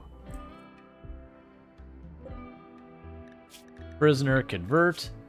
That is a second genie. Are they all genies? Okay. Guarding Alex. No. I don't want to deal with the mech cluster ×2 without EMP or smoke grenades or literally any countermeasure that they can offer.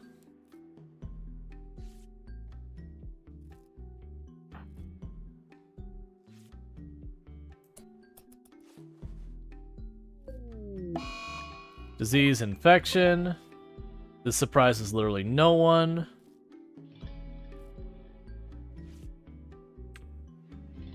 Still bandaging? Okay. Prisoner convert. Okay, of the army of genie, so the one on the right, straight up garbage. One in the middle, mixed bag. Yeah, you're gonna be a bad time. So honestly, none of them are great. I do think I'd probably go for Bundy of the three of them. The one on the right, lazy, volatile, body purist, who is a genie and all that, so they're at like a -10 permanently. You're gonna be like unsalvageable. But we'll probably recruit Bundy, and we might figure some things out with the other two. Alright. Major break risk on you because you are tired. Too slow. Doesn't dead calm overwrite volatile? I don't believe so. We can go ahead and have you grab the axe. That'll be better than your knife. We'll have you haul the gladius.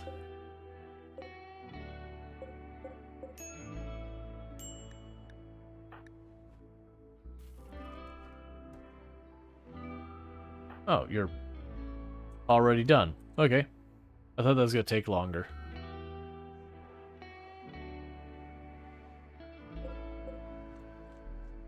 Oh, right. I have the uranium one.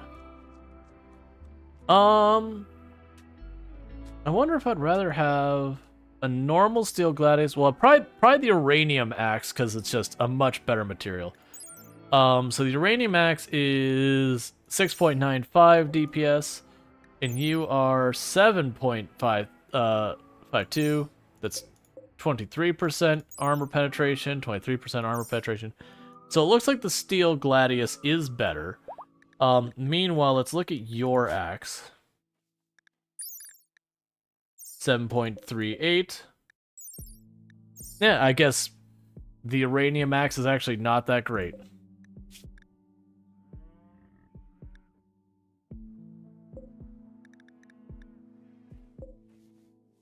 Oh, you're not finished being tended? Come on, man. Do your job.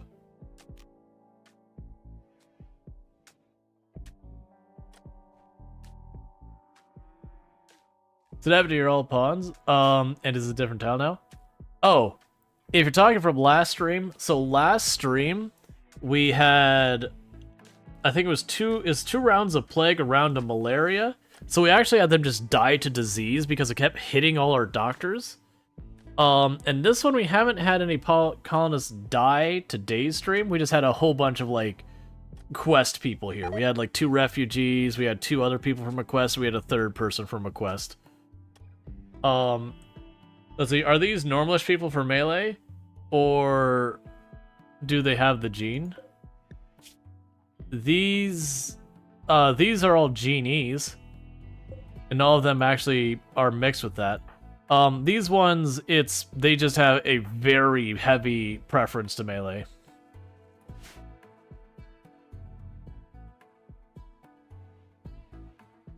Ah, I see what you're saying. I did not compare. Oh, I also didn't check your equa.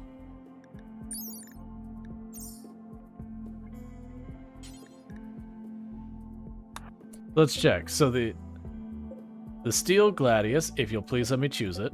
There we go. It says 752. So now it's equipped. It still says 752. Okay, so it made no difference.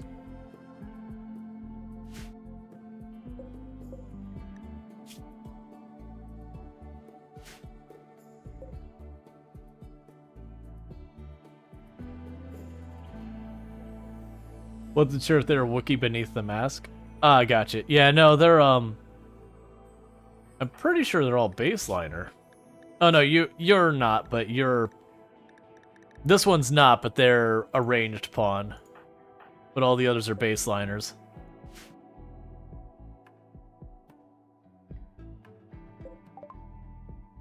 Entity containment. Cool. So with that, the next thing we'll do is the Electro Harvester. Because the Electro Harvester, I now have a source of electricity. A very terrible, terrible source of electricity.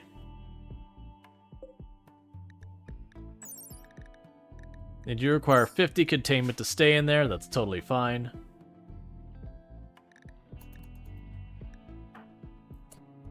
And you're apparently going untreated because of course you are.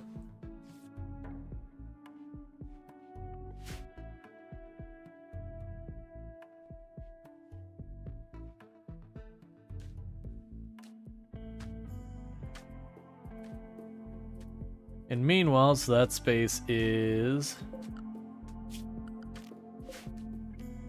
So we haven't attuned to get more dangerous entities because that feels like a big mistake right now. Medical emergency on you. Oh, your infection going just...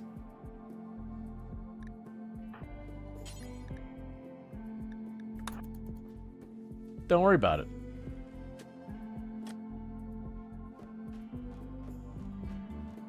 We'll practice our medicine, but they're super dead.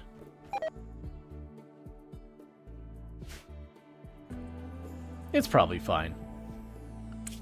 Alright, so...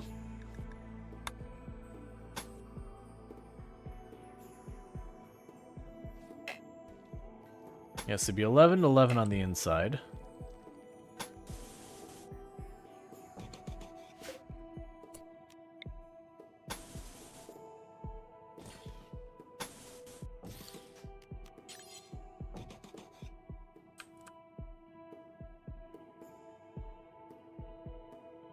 Is that actually the right size? Let's make sure it's actually doing that right. Oh, that's what my problem, and not including the wall there. Okay.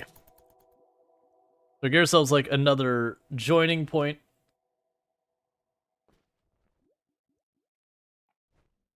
And we can go with all that. Yep, they died due to infection. That shouldn't show as like... Yeah, so we did take an innocent prisoner as died. Boo.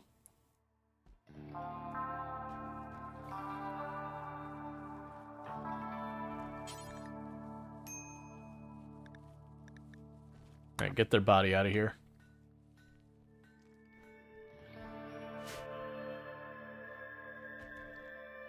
Because we could do that. And I don't think I have enough uranium to build out another...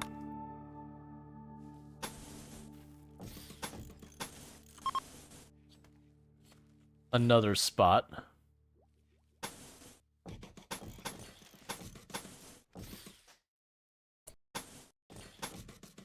But we'll get it all started. That doesn't seem like it's the right dimensions. It's not the right dimensions, and that would be why. That is why I checked. There we go. Because the work I make ourselves another containment room.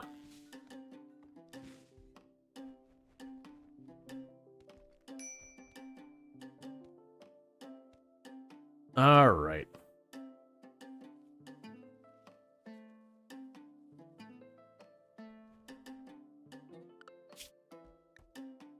So our food is very much in a good place now. We are still getting our stuff together. Honestly, this won't be an entryway.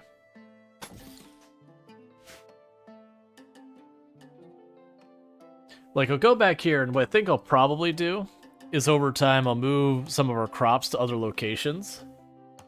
Maybe make like a little area in here that's like an interior courtyard or whatever. But I do like the idea that we've got going on just over ours here. Like right now I'm taking advantage of the highly fertile soil. But I think over time I want to expand the base and just see what we can make happen. The other thing I want to do is, I think as I get this together, I want to start deconstructing some of these walls and replacing them with stone.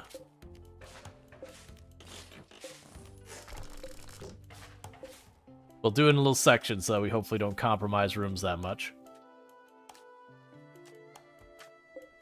Yeah, right now, because none of these rooms are particularly important so far as their base properties, we'll go and swap these out.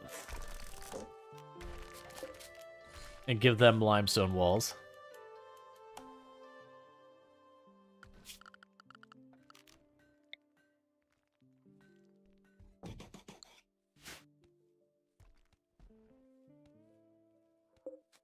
All right.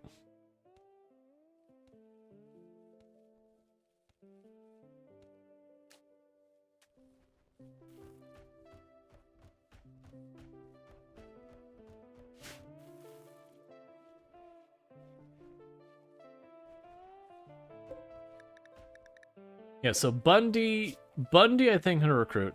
But yeah, as far as well, I mean we can't check volatile. Okay, I forgot we had that going. So geothermal was gonna be the next one.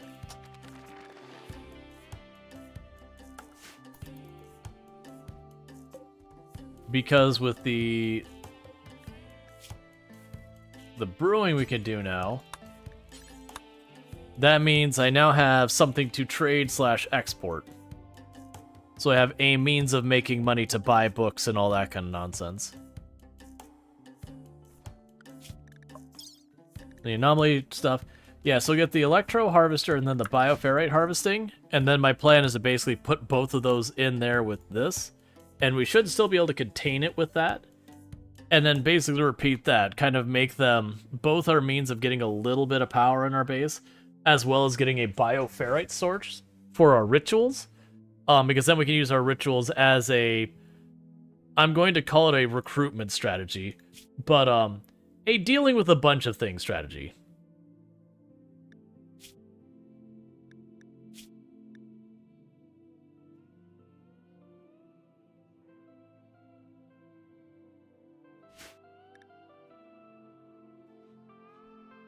Oh, it's all murdery.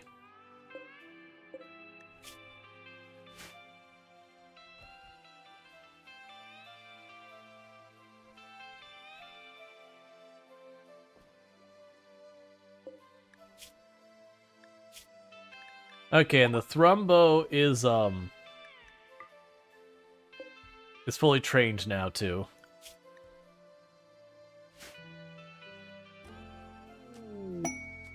Got bulk trades, good. That'll be good for us.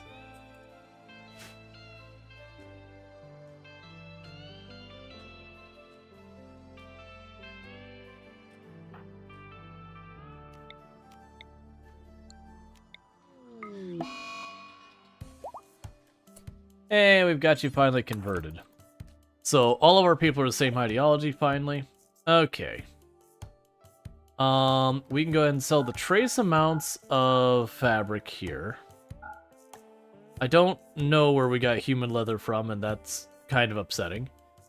Let's see. The art of air conditioning. Yes.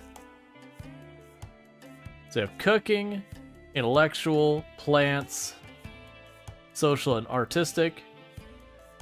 Okay. So cooking would be good. And intellectual would be good if we can make that happen. So to make that happen, let's sell our dye.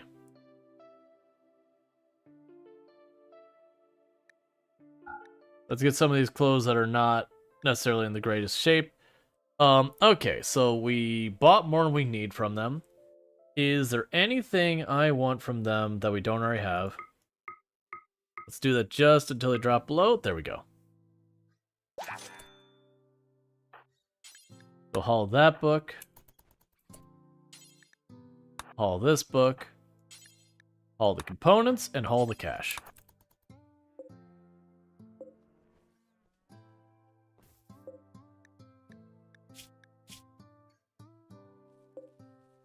Oh, which tome do I have? Oh no, that's just the filter. I was about to say, it's like, I wanted to get tomes, but we hadn't found any. Cool. Hey, Phil. Philanox, how's it going? So that room's done. This room's almost done.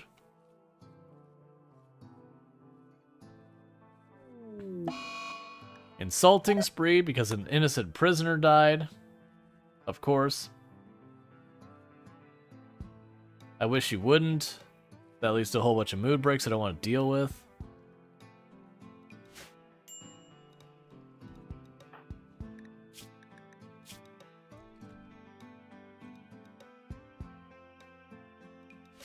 Yeah, but just gaining skills. Little by little.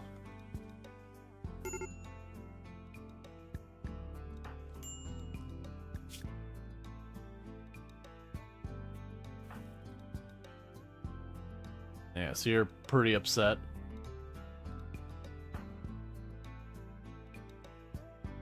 Okay, so you should get over that in a couple days and we'll be good there.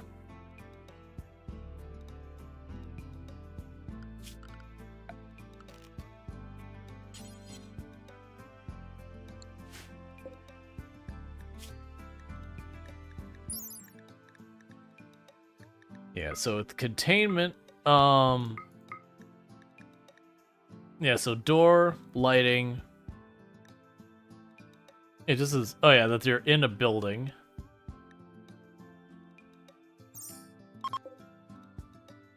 I wonder if you put like the sun lamp in there, I think it's brighter if it counts as higher. Probably not, but that amuses me.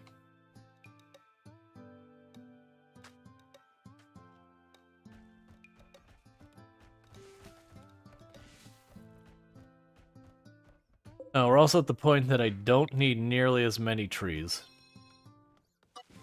So cut that field in half. Because we're not going to be building much out of wood anymore. It's just going to take us a little while with the stone.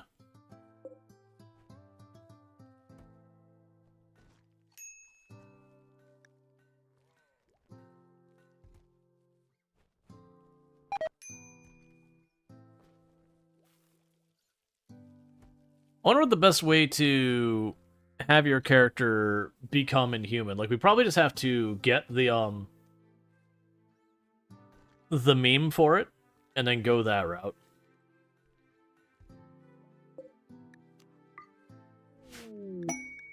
Conversion on Anon. And conversion on them. Okay. So Bundy, I think we recruit. Anon here, I do not think we recruit. Because Body Purist on a Genie means they got a permanent mood debuff that I just don't really want to deal with. So they can go.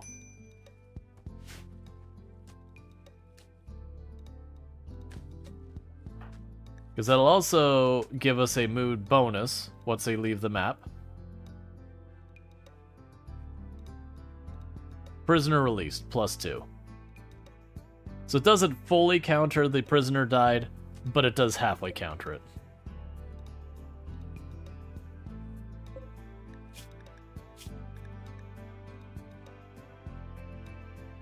Yeah, so that being able to cook, craft, shoot, and research. The research probably being the big one, is Bunny will probably become a researcher once we get them recruited. I know at some point I need to attune to open the monolith farther, but I really don't want to go to the advanced level stuff yet, because we're dealing with, you know, we're in a tenuous place right now. I'd rather continue to cope with the easier stuff for right now, until we get some of the base technologies I need to be able to survive them.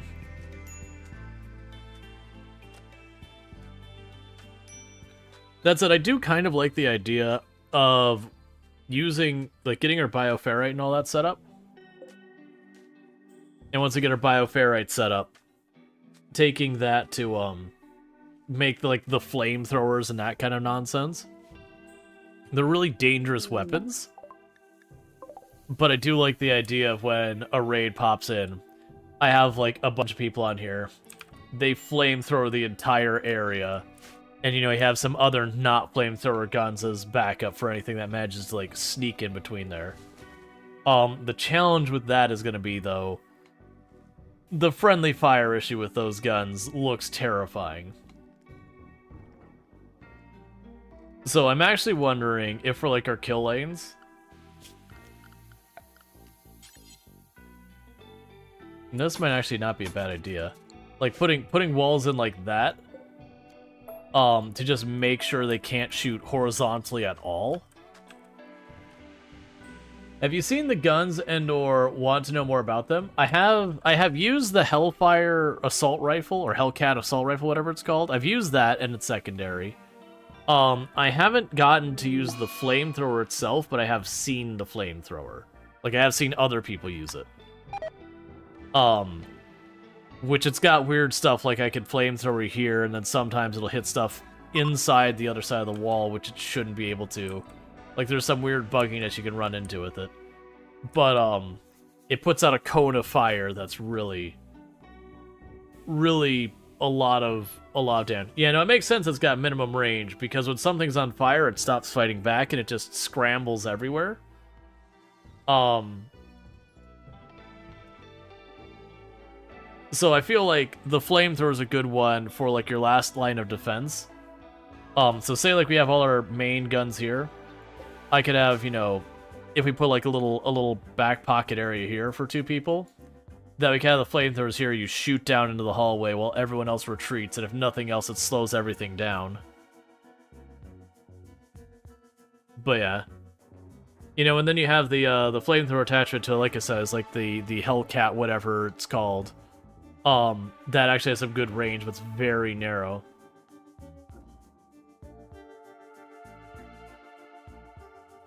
Yeah, no, I do feel like the flamethrower, though, is for, like, big groups of enemies, being able to just pepper them with fire to keep it so they don't defend.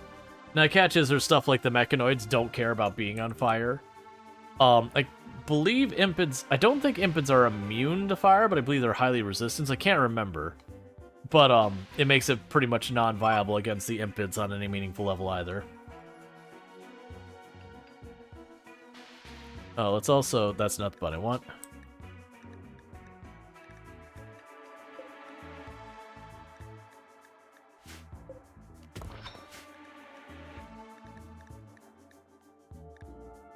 Okay, so that's the only exposed uranium ore we have on the map. Also heat stroke indoors? Yeah.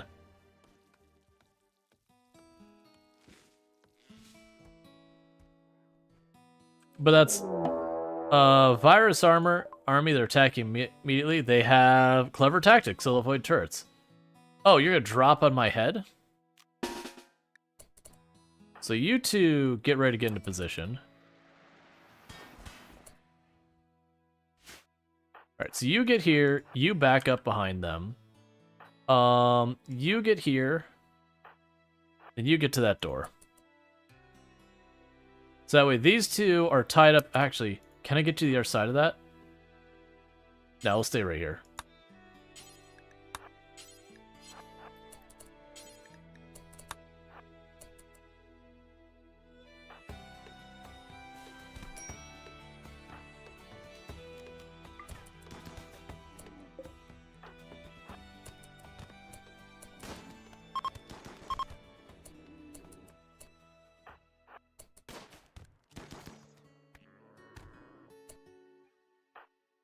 Alright, so how do we do? You took a couple hits, just bruises. We will immediately capture you. Just because we can.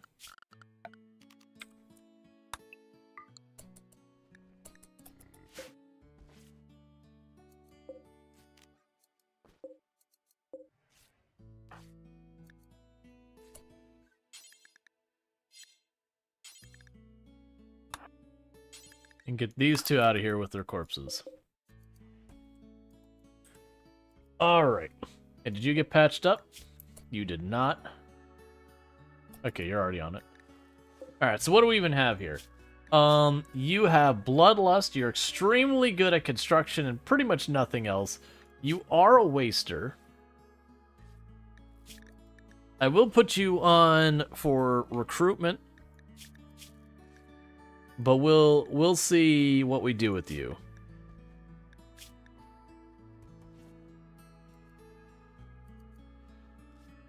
Yeah, so you're bad at cooking and all that, but you are good at construction.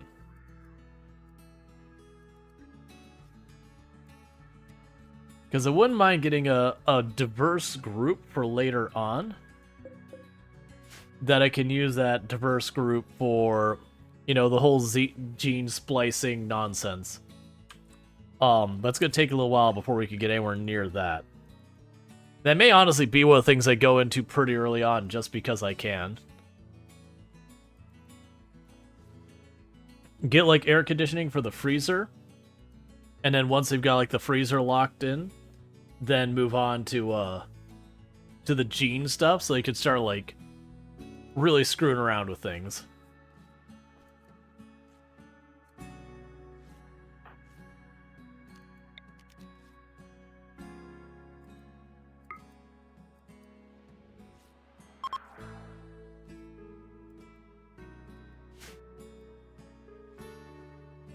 The thing looks like an ant stuck in your base? Oh, this?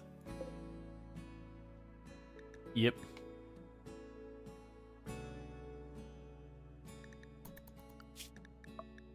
And we're making progress towards our electro harvester.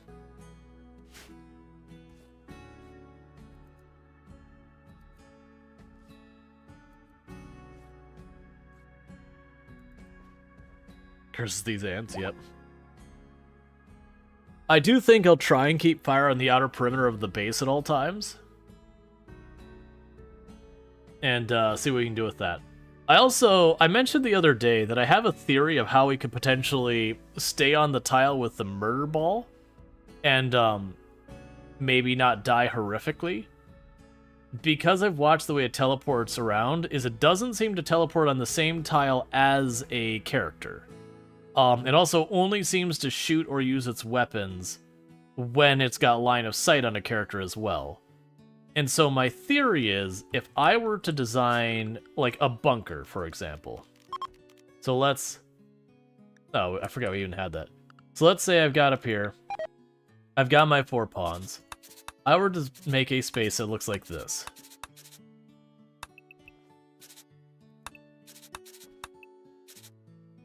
I'm off by 1.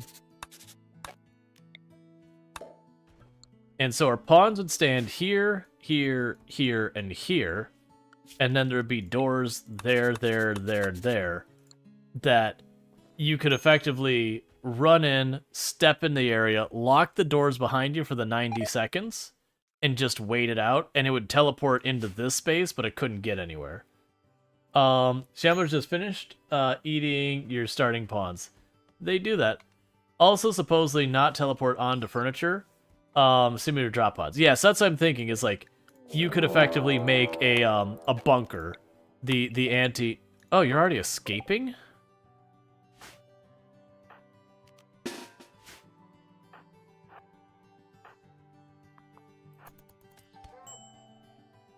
Keep running. Hold those doors on the way by.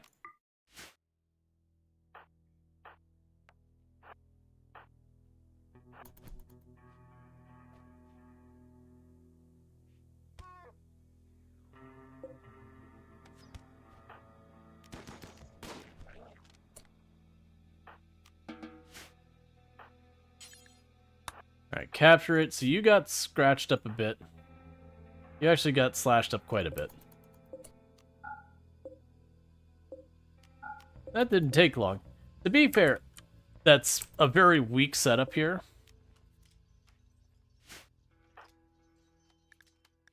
I am trying to make a better setup up here.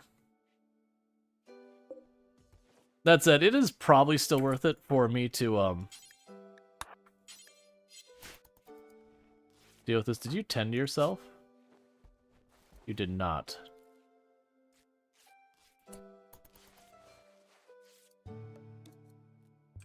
Okay.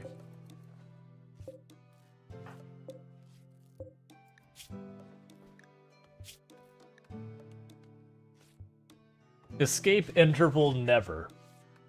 Okay, sure. Yes, definitely never.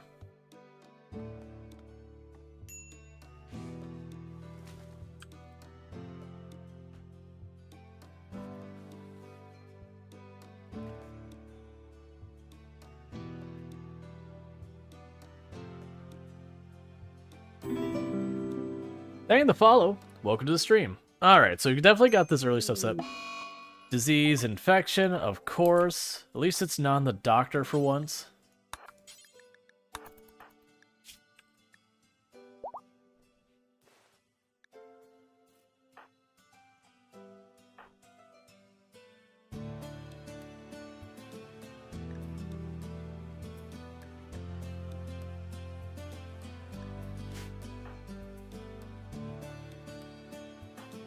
I may need to slap him with a, let's put a glitter on there. If it doesn't look like it's coming around, we're going to hit him with a glitter on the next one just to secure them. I don't have much glitter world, but the number of times I've lost pawns to, like, malaria or plague or infection when I had a stack of glitter world sitting in the other room that I didn't use is entirely too many. So I've learned to be a bit more aggressive on burning through my glitter world. It's better to have an alive pawn and no glitter world than a bunch of glitter world and no pawn.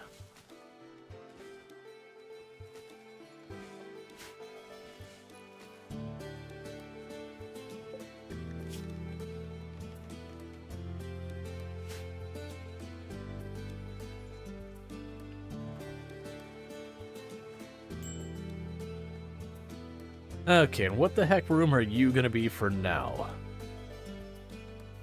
Because you're a hallway kind of room, so you're good for like a production room or that kind of thing. But you'll be real bad for a, for like a hospital or whatever. Okay, 130%? That's fine. We should only need to tag him with one glitter world, because then on top of this person can, you know, preach health them once it's off cooldown. Alright. So I could see moving our production stuff in here, turning this into a hospital. Since this is going to be a fighting area, it puts it relatively close. It also puts it near the bedrooms, so again, it puts it relatively close. So it wouldn't be the worst decision ever.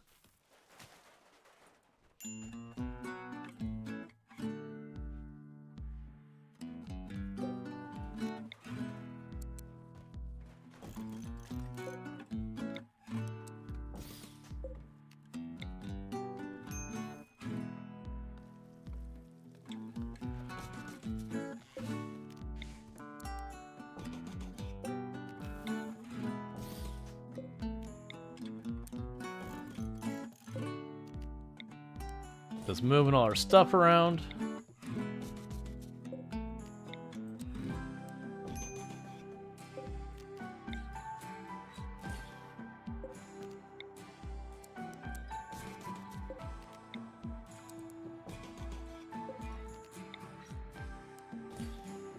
Okay. And we can go to this side.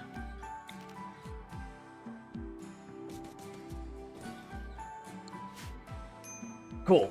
And then once I get that moved over in there, we'll go ahead and, yeah,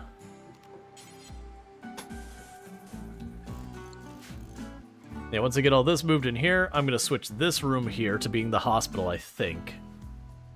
And just, you get the idea. There'll be a little shuffling stuff around here and there. We'll get all sorted out. Starvation on you.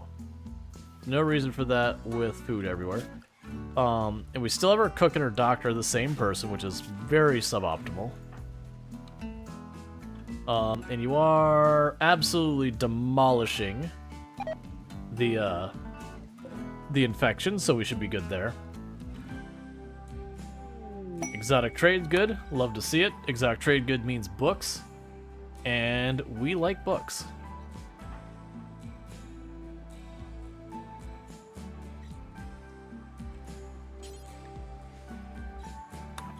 Alright. So let's see here. So for books, we have fertility procedures and tube television. Social and art. These are the ones we have. Melee, so we could actually use the melee book. Advanced ritual, draw animals. So that one would be a good one. Melee would be a good one. The tube television, I wouldn't necessarily be against that one. It is research we wouldn't have to actually use the bench for.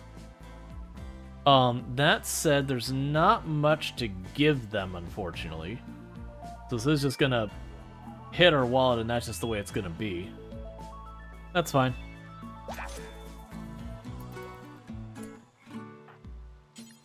I'll haul that book. Haul this book. Haul this book.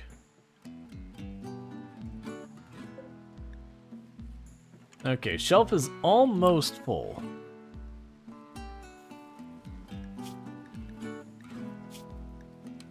Yeah, so pretty soon we'll start getting through some of those books so we get the research. Let's see, for second interpreted, draw as depict rather than attract. Oh, yeah, it just puts like an image of a Muffalo on the ground. Like, non-functional in any way, it's just... Or it puts like the little kid, you know, like cave drawings on the floor. You're just like, what? Why? What does that even do?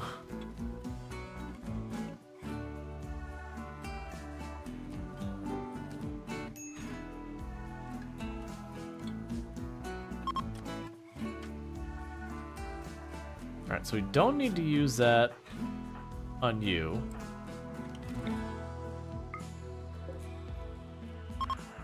Alright, so next time we talk to them, we'll have them converted. And once they're converted, we can start recruiting them.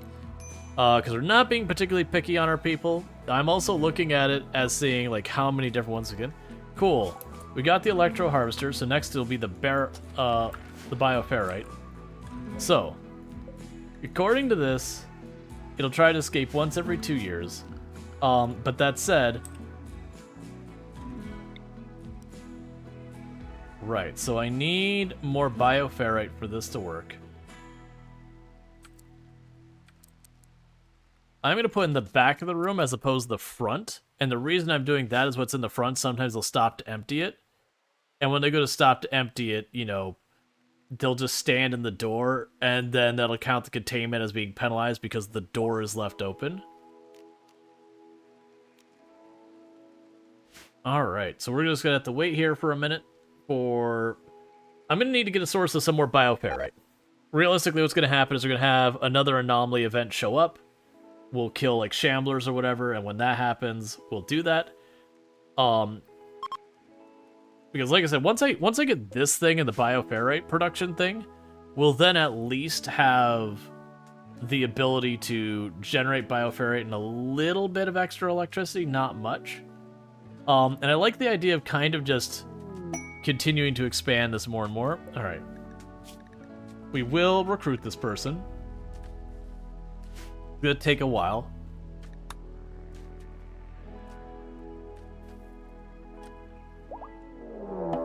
Devourer attack. A swarm of huge gape mod monsters are attacking. These creatures' jaws are massive enough to swallow a human whole. Keep your distance. Thankfully, it's 1. Not so thankfully, it's 1. Alright, so here's the deal. You are terrifying. So I want to unleash the animals as fast as we can to get the Thrombo on it, to hopefully get it to hop into melee, so that I don't have to deal with it. Because if it jumps on someone, that might be the end of that person.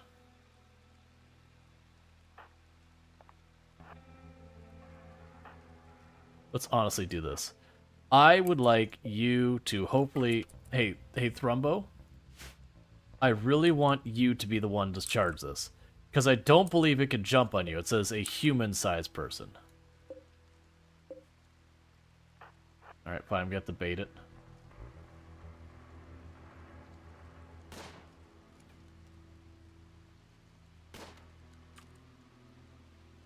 Don't make me go up there. Where are you going? You destroy that one torch? Okay, you done? You good? Alright, so you see me now. They're gonna run back up here. Thrombo's in it. Get in there, Thrombo. Okay, now that the Thrombo's in it, the rest of you, get in and deal. I'm hoping it won't jump on us. Actually, the Thrombo might just win that, right? Alright, Thrombo, that's all you, friend. Good Thrombo. You got it there, buddy. You were the chosen one.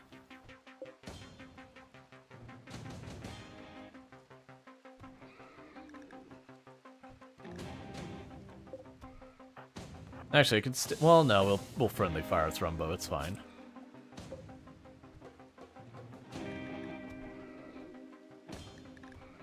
Alright, so reach the point that the Thrumbo's done enough damage, it will die.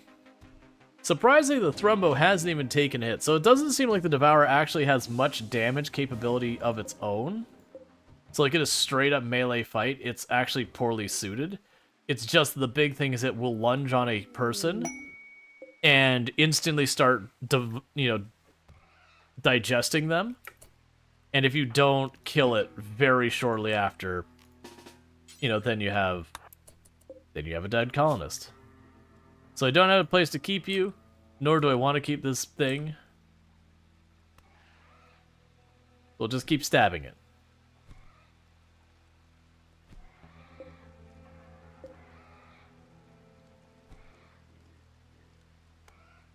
All right.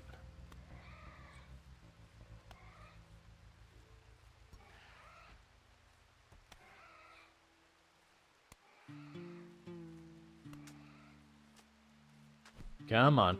You can do it. Please die now.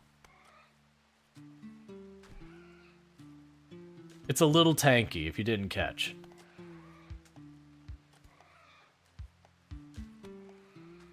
As our character's like sitting next to it, just whacking it with a sword again and again, just hacking into it, being like, die already. Are you at least getting good melee out of this? No, because it's downed, it doesn't give me any melee at all.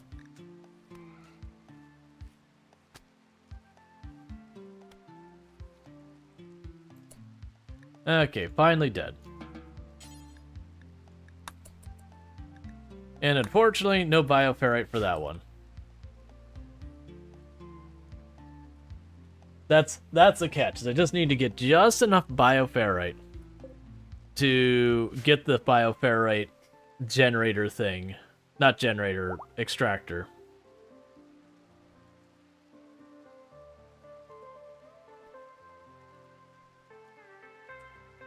Alright.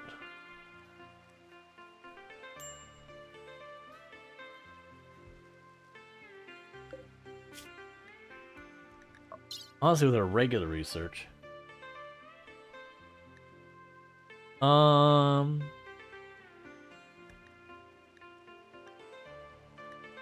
Yeah, we're getting air conditioning through a book. I'll leave it on that.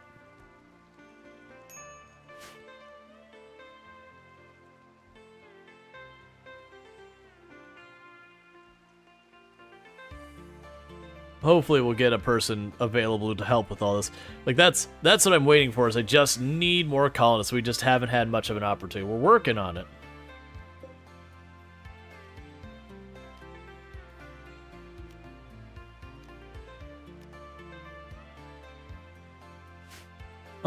Honestly, we're feeling better, and we are just grinding stuff. Let's deliberately drag something here.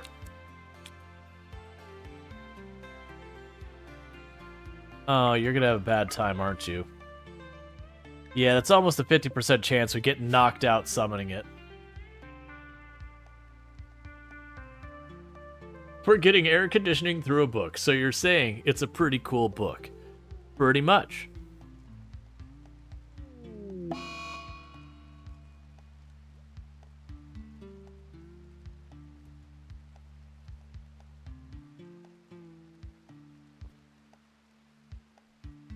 All right.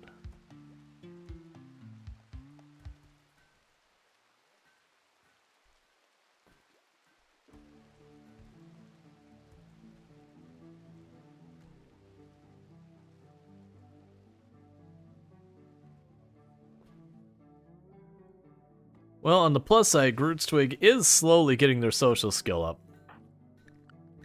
Slowly. You're up to 3, and you started with, I believe, 1. So, that is tangible progress. We've also successfully moved one of the benches up here.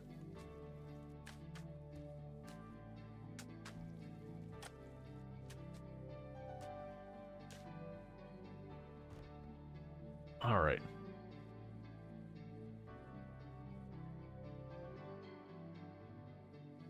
Which I think after I get this floor done in marble, I'm going to go through and fill in these other ones with marble, as well as the hallway. Like, start flooring up the whole place so it's not dirt floors everywhere.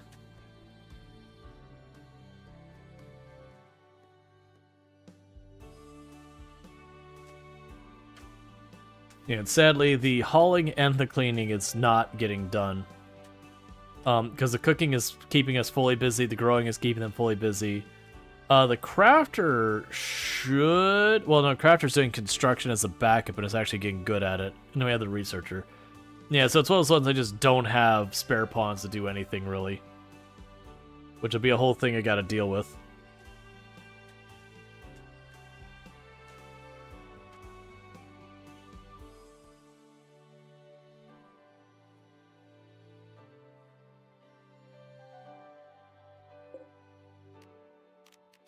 Let's really shrink down the tree field.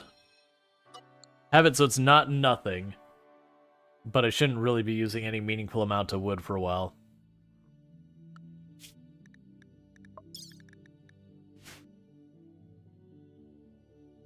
Alright.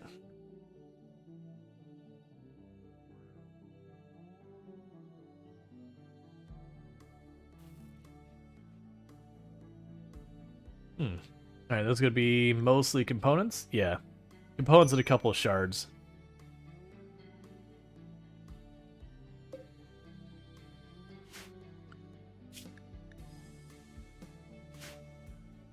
Yeah, so a little bit more, we'll get our bioferrite harvesting. And I need just enough power to get the bioferrite harvesting to last long enough for me to build the generator here to get the next thing. That'll probably be the last tick right there. Bioferrite harvesting. Okay. So the bioferrite harvesting locked in. So void sculptures is the thing that improves our rituals, which I'll probably need. Bioferrite generator I probably won't need. I want the disruptor flares. So let's get bioferrite shaping, because those disruptor flares are extremely powerful. Meanwhile, let's go to anomaly and set up the bioferrite harvester. We can start getting that built.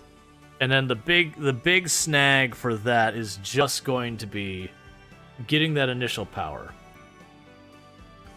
And while I'd hate to do it, I could see doing a wood-fired generator just to kick off the process.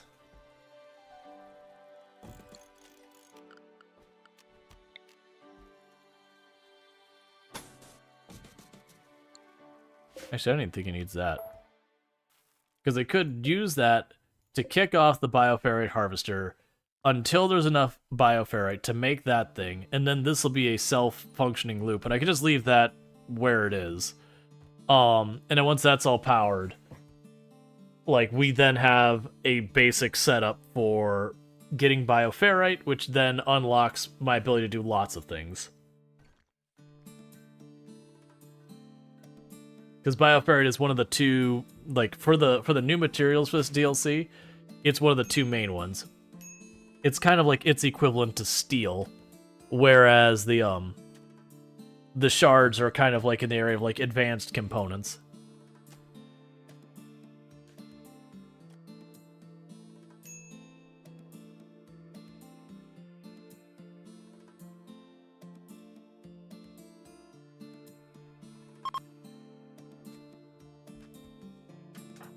Alright, well, I don't have anything in... Oh.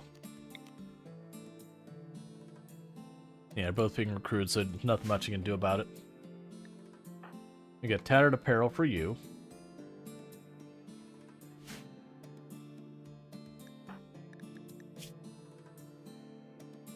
Which is your war mask.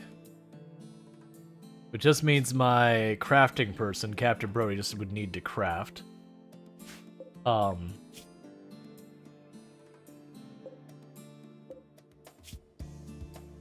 Right, so all we're waiting for that is, honestly, if we just take this, I mean, we'll just let it rot. You'll either rot and fall off, or they'll get that sorted out. You're building marble tile. Get you building the bioharvester.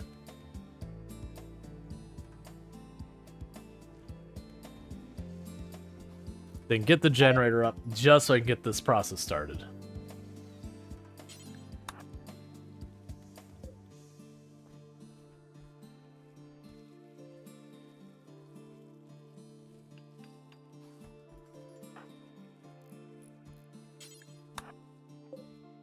Okay, so in theory...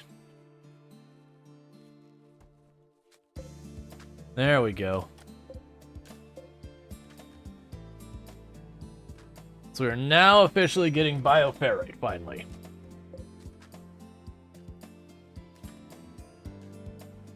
And once we get enough bioferrite, we turn on the electro harvester. And once we get the electro harvester on, we can just let this run out of fuel.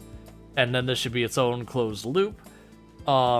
We'd probably want to go and get the lights running on it as well and all that, so that then I don't have to worry about refueling the fire and yada yada. And that'll be one containment set up. We will get the bioferrite to be able to do other materials, such as our, like, we've got a bunch of these rituals that depend on bioferrite, all that kind of stuff. And we can continue going from there.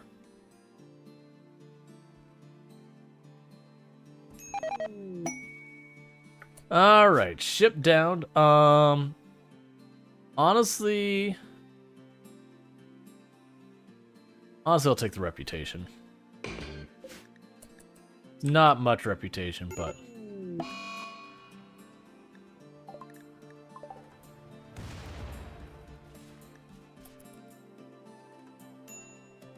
And why are you all mad? Serious pain? Malnourished? Why are you malnourished? Eat your food. Serious pain. Ah, literally they all have food poisoning.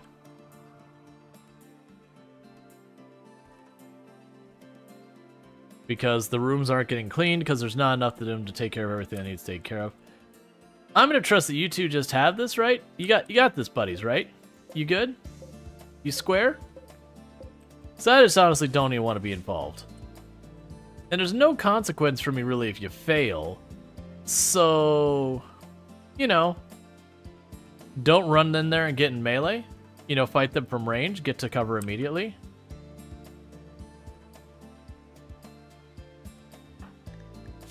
Because with all that food poisoning...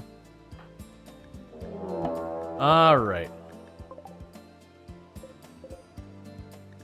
Okay, this is actually should be a good fight. Because it's 4 of them. Why are you continuing running? There you go. Oh yeah, and you actually got behind cover. And then you got hit with fire, so that's not great. You know? That's a little friendly fire. Yeah, they probably have that locked in. Because both of them are actually behind cover. They've actually got good weapons and armor. So they should just win it by just outgunning them kind of thing.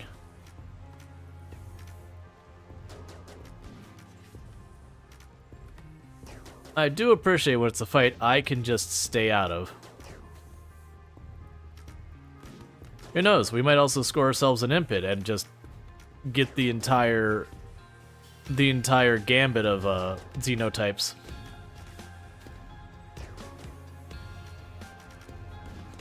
With it raining, everyone's just missing everyone.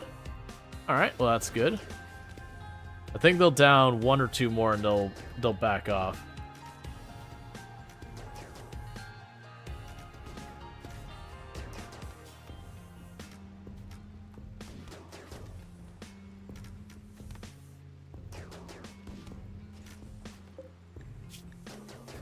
No, I don't think I'll be able to save you in time if I want to. Because I don't want to run up in that and get breathed fire on and get hurt as well when we already have people who are angry.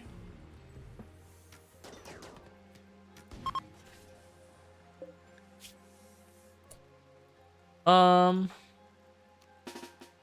down to try.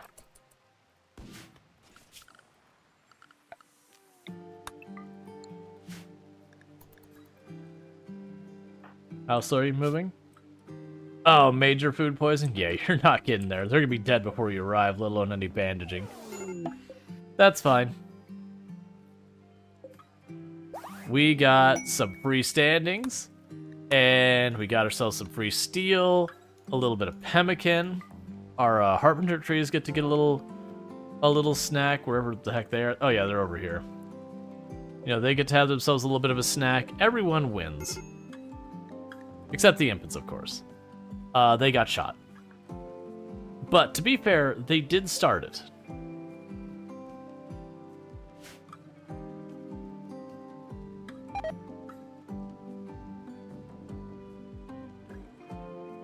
Okay,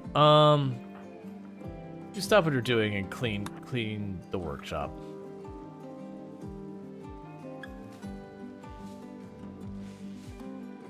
Everyone's just gonna get food poisoning again and again and again if we don't do that.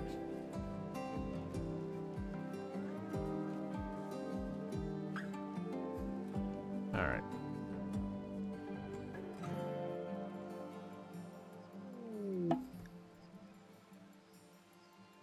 Okay, sorry about that.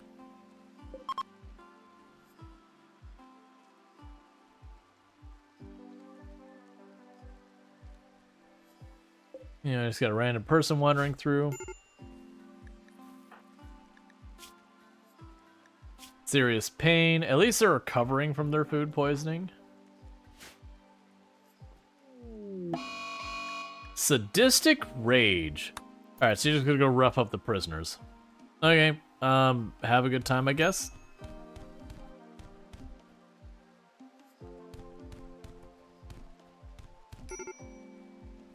Well, don't get knocked down.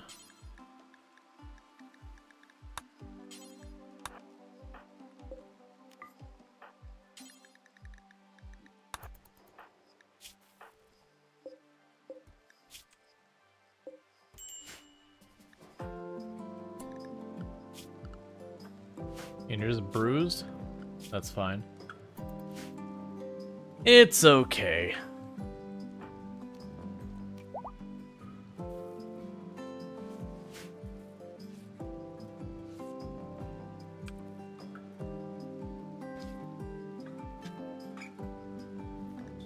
We can go.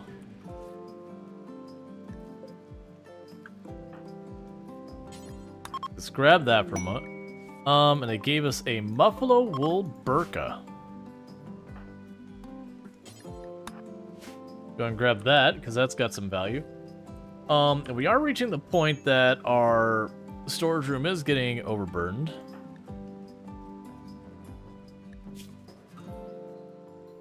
Which is a bummer. Because we don't have a freezer yet, but that's one of the things we'll want to get is a actual freezer to shove stuff in.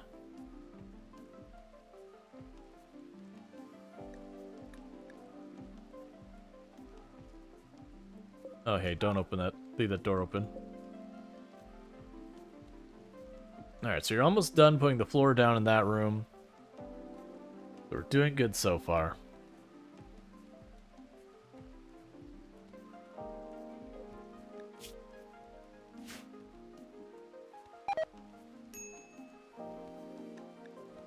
Yay, more food poisoning for everybody. Love to see it. Life is like just a basket of food poisoning. How are you doing? Once it happens, once it passes 10, that's enough. Well, sorry, 15. Once it passes 15, that's enough to get that stuff built. So till then, we just leave it. That's it. Captain Bro's getting pretty close to finished flooring up the next room. Then they'll just move all the furniture over. And that should open up availability for stuff.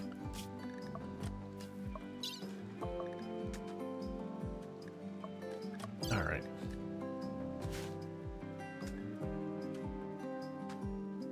Have we even been making this IT?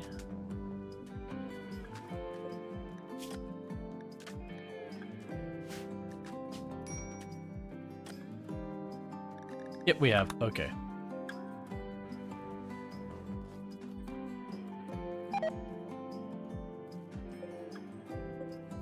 Alright, storage. Do not store wood in here.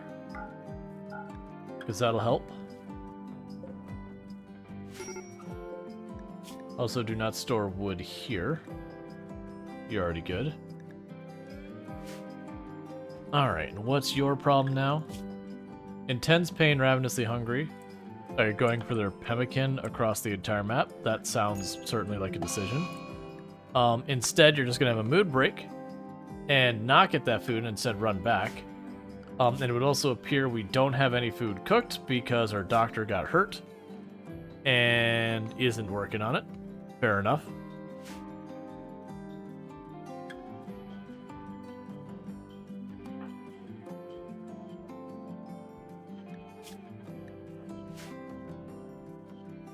Food poisoning do be a huge pain.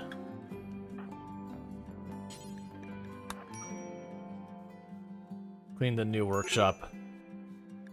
Medical emergency on you because of extreme malnutrition.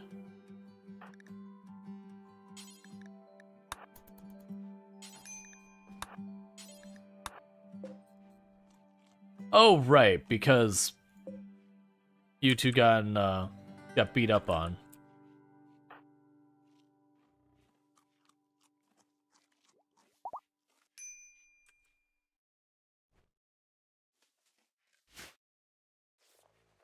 All right.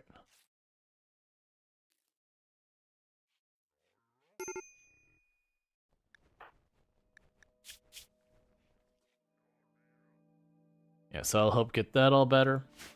We've got those corpses already marked to be moved, right? Yeah, we're allowed to move them. Okay, yeah, I was to go do a thing to go rescue someone who we didn't know who was, so we didn't. All right.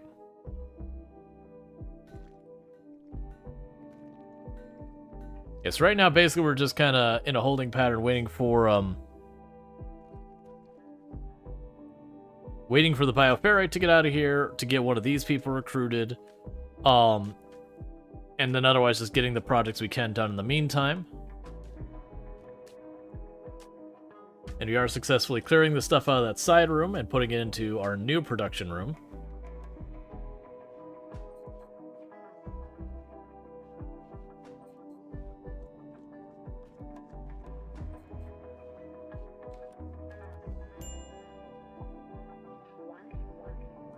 Did I miss that corner?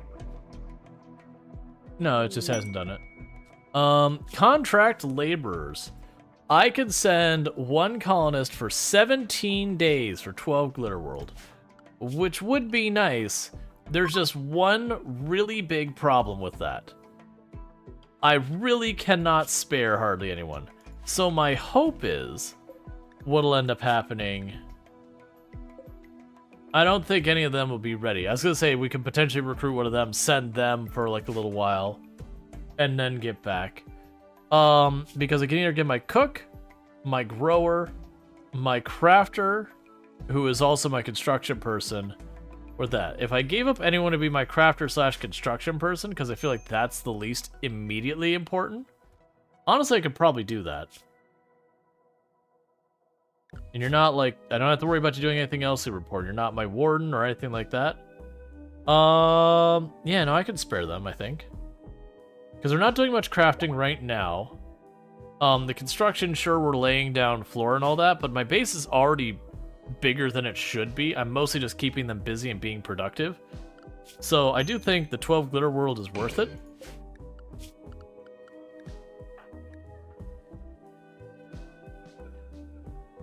What I am going to do, though, is gear, drop your Masterwork Assault Rifle, you go grab it, and then you go grab that. That way you still have the Masterwork Assault Rifle back home. Okay, so that's probably... Pods have arrived, 12 Glitter World. I think that was a reasonable trade. It does put me at a little bit more of a combat disadvantage than I already was, but, being that construction isn't a huge priority at the moment, and crafting is also not that particularly big a priority, I feel like getting that 12 Glitter World and not having to deal with them for a little bit isn't necessarily a bad move. And we'll just keep trying to recruit our 2 people here. Because it also, I believe, with the way the AI does when it decides, like, oh, should I start trying to throw pawns at the player because they've taken losses? By having fewer pawns present, I believe it will more favorably try and throw pawns at us than if I had the 4.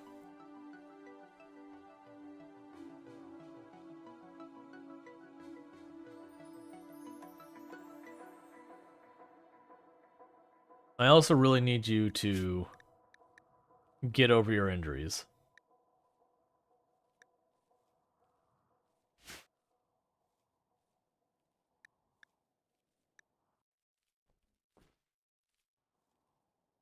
Because until that happens, Groot's is just going to sleep. Which means they're not going to be cooking anything.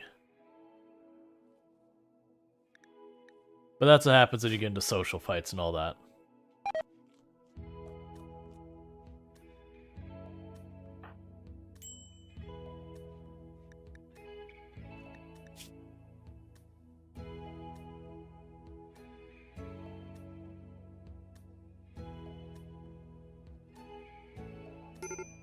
So we're wearing some dread leather clothing that's hurting moods as well.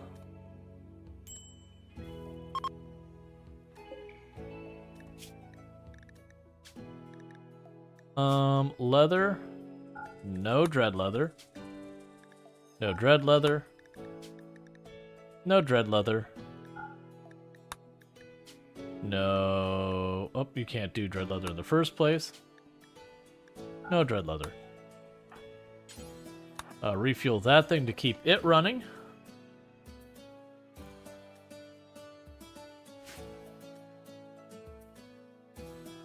Sorry, Groot's is Groot. Yep. Major break risk.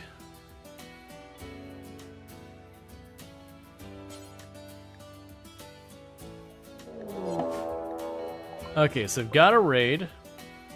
That is not... Well, I mean, we have the Thrumbo, so we'll probably be okay.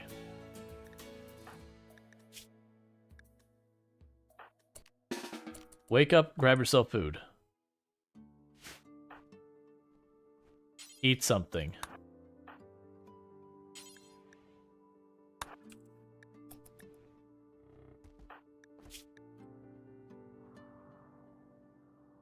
There's 5 of them. So Groot's is still pretty badly hurt. Actually, it's not as bad as it looks.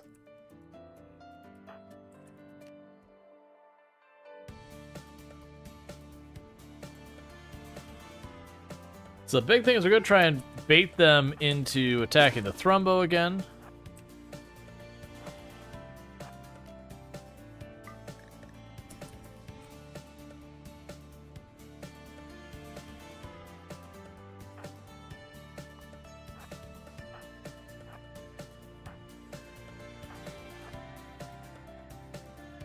You don't have food poisoning, do you? Oh, just the artery blockage. Alright, so we're probably going to try and burn our crops. Get in there, Thrumbo. Get in there, Thrumbo. Thrumbo, buddy. I need you to pick up the pace. We are way outnumbered and outgunned.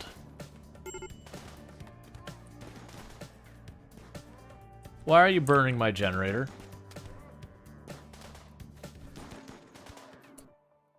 Honestly, go put out the fire. Well, they're busy running around doing their thing over there. You just completely disregard all of this. And go put out the fire.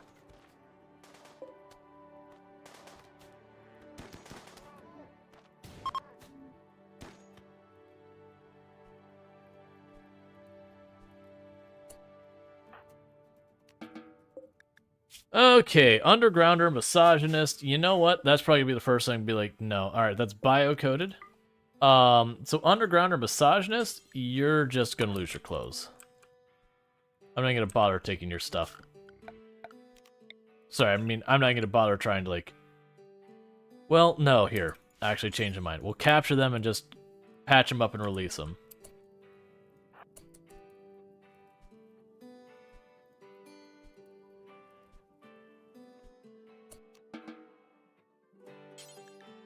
Alright, we got this. And that. Don't allow the bio-coded gun.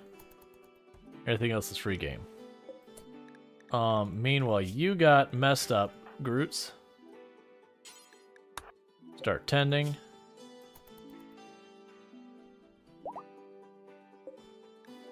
And prisoner convert.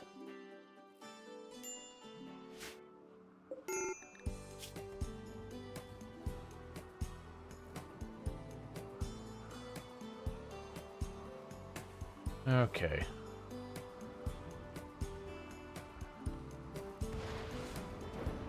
Just finish bandaging them up, please. Because we'll convert them, then we'll kick them out. So we would get the little bit of a reputation bonus for, roll that. Animal disease flu. Don't love to see it at all.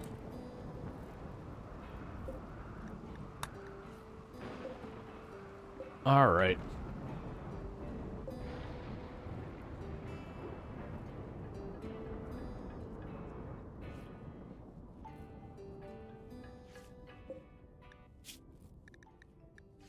One thing that does happen, animal disease is a decent amount of XP. Yeah, it's just right now I need Groot's twig to not Entity Slayer. Fine, just do it.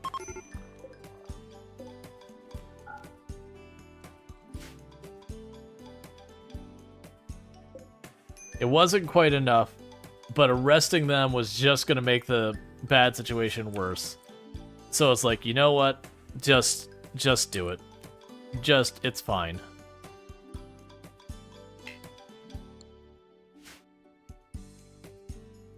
The last thing I needed was to try to arrest them get into a social fight, and have that whole problem.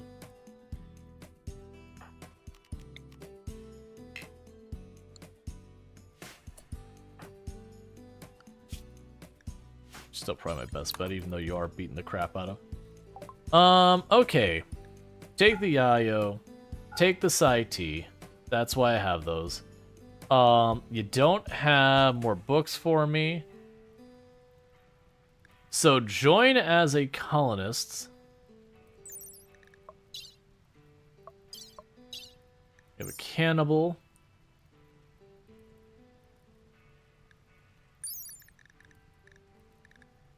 And I'm hoping I'll be able to take them and free them, kind of thing. We have Psychopath.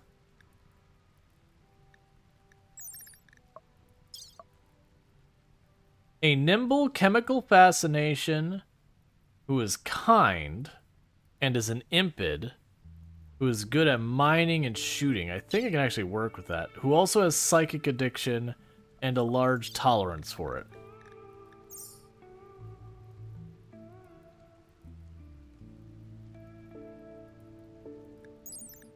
And then we've got you, who is a child who has no real stats at all whatsoever. Okay, small child.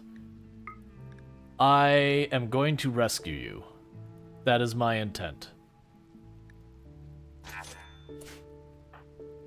So...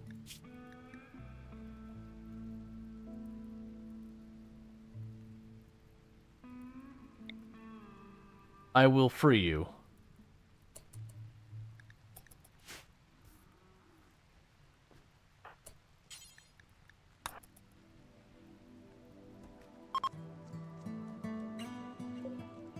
So I spent a little bit of money per standings.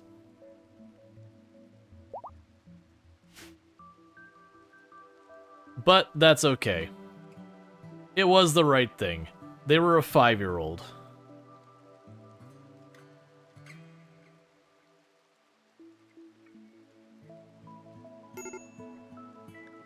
Medical emergency on you. Malnutrition extreme.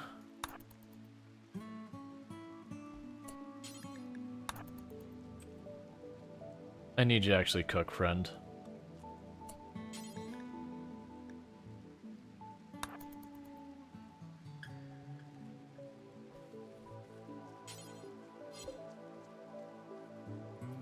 I don't really understand why you're not cooking either. Do you have cooking priority 1? After, like, wardening and all that. I mean, you did just get up from being stuck in bed with injuries and all that. But I do need you to cook now.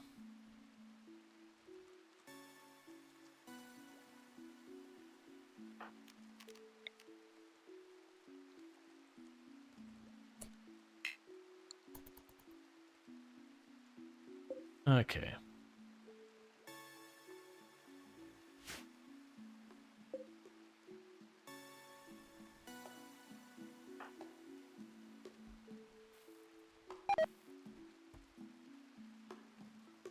Alright, finally getting some meals made again. That's been forever. Why do you have that there? Oh, it got picked up and we interrupted them actually hauling it. That's fine. Alright, so things should start to stabilize again, hopefully. And like I said, this last one here we're not keeping. An undergrounder misogynist, psychically dull, who's only good at animals. Yeah, they're not staying. But we will go ahead and get them converted for the 1 point for the ritual. And then get rid of them. I haven't tried Songs of Six. I remember looking into it. And I remember as well as ones I looked into, I said, that doesn't look like it's for me. To be clear, for example, I have played a little bit of Dwarf Fortress, and I very much don't enjoy Dwarf Fortress. Like, I enjoy the concept of Dwarf Fortress, but, like, the actual way it works is just really not my jam. Like, nothing against it, just the user interface I find obtuse to the point that I just can't enjoy it. And I want to say when I looked at Songs of Six, I believe it kind of felt to me that kind of way as well. I also, well, no, there was, because I know I asked my community about it, people that brought it up. And I had gotten feedback. They're like, yeah, we don't actually think you'll like this. And I can't remember what they gave me for the reason. I was like, okay. Do I own it? I can't remember. Because the problem is there's a lot of games in here. Yeah, so I don't own it. But yeah, there's definitely a bunch of games in the genre that I feel some of them do a really good job of what they're doing. And I also feel like there's some that they kind of have that early access thing going on, but they just don't really... They're very incomplete. Or like the UI just never gets properly worked through. It feels like there are certain genres of game that it almost feels like the people go, UI, stamp, doesn't matter. And it's just like, but no, it really does, actually. Hey, She-Wolf, how's it going? I'm gonna mute the mic for a minute and get, a couple bites of my food here real fast. Bioferrite shaping. So Disruptor Flare's next.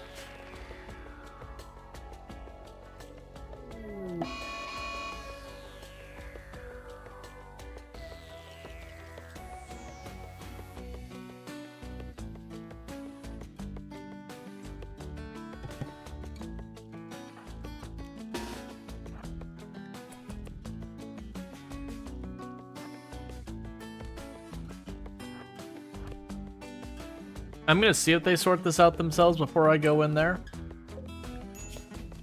Ideally, I want Bundy to just win. Because if Bundy wins here... Nah, of course not. Let's try and have you go in here. Well, let's see. They got a strong melee advantage. No, heck with it. Get in there and just start punching. We're probably gonna kill Strange here, but I wasn't super committed to getting Strange anyways. Okay, so we actually got away with it without too much injury.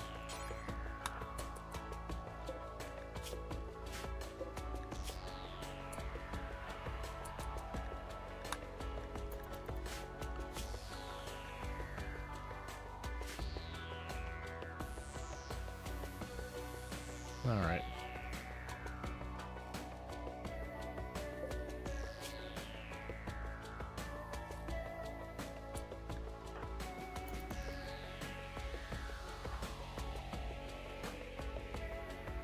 We get everyone patched up.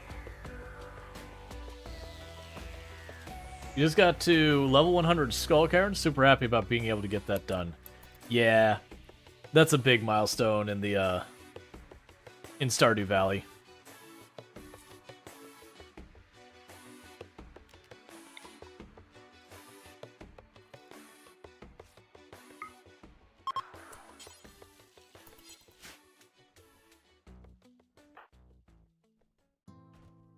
All right.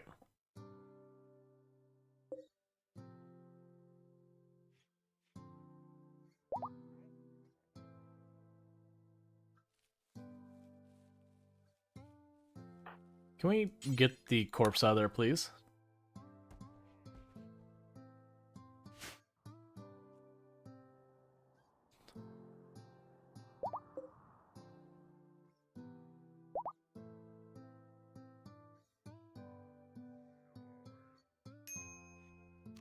Yes, we're making good progress on our research.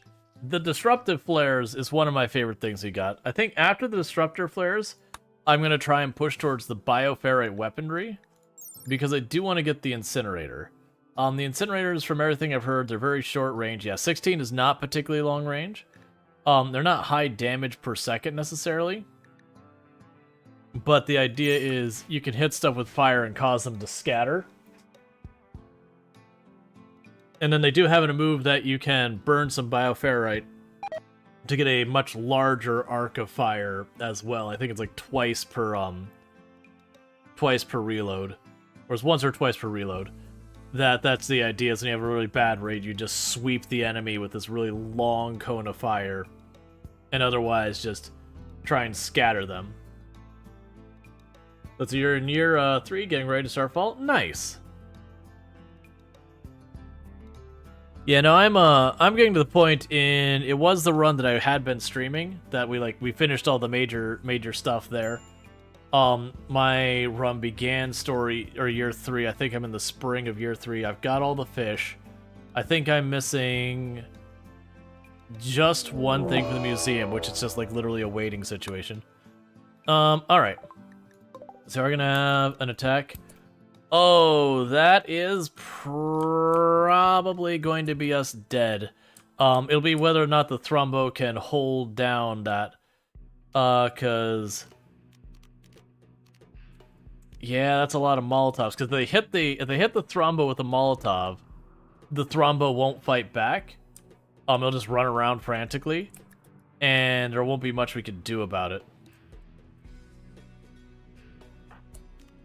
Honestly, in this case, I probably should initiate on them.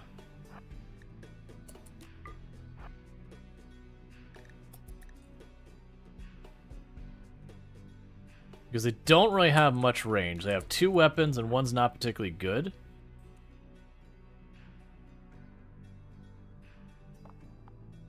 Oh, they're already moving at us. So get you into position here. Get you 2 ready to move in when we need to.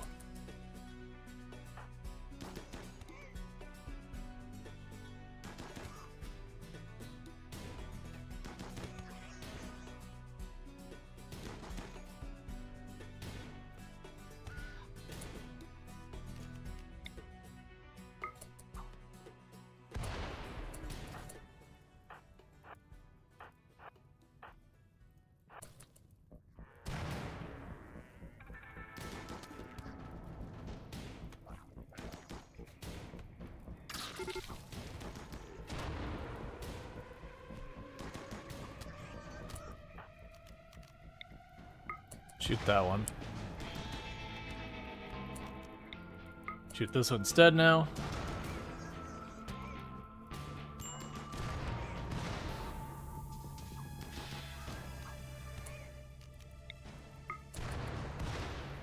Okay.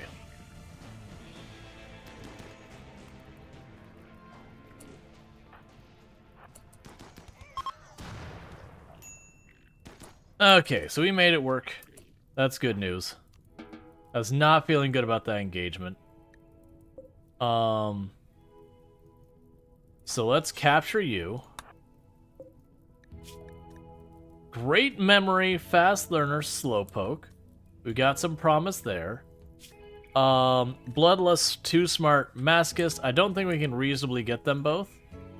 So try and capture this person. Just do your best.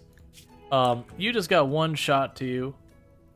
Let's strip them so we can get that pop pack, whatever it's called.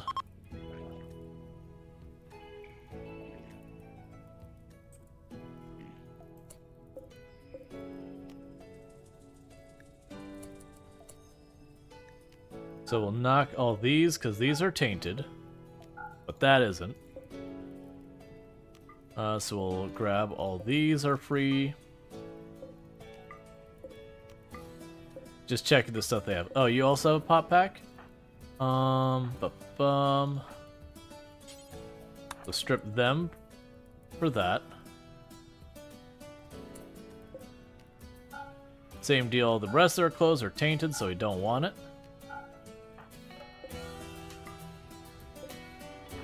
Okay. Go hold that.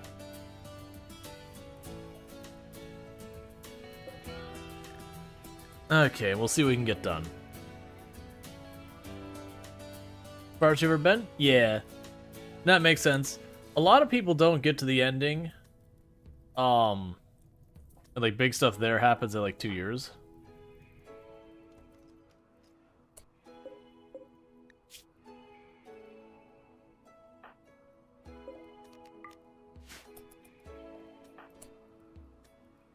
Let's actually have you run up here, grab the pop pack.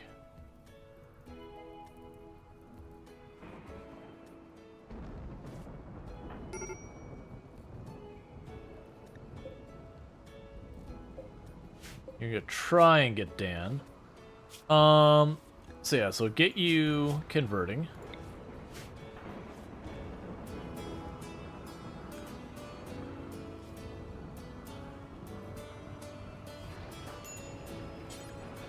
Refuel that.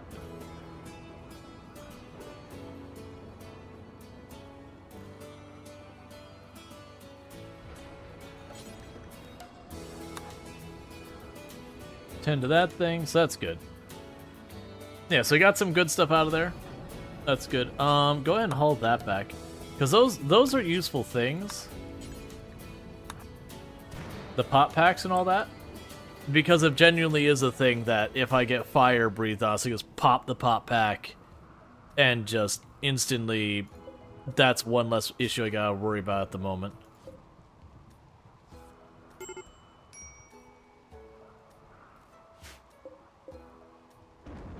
Alright, just like that, we've got a new creature inside our area to start generating more bioferrite. So we can get the 15 I need to make it self-sustaining. Our bookshelf is almost full. Everyone is getting pissed off because they're ravenously hungry.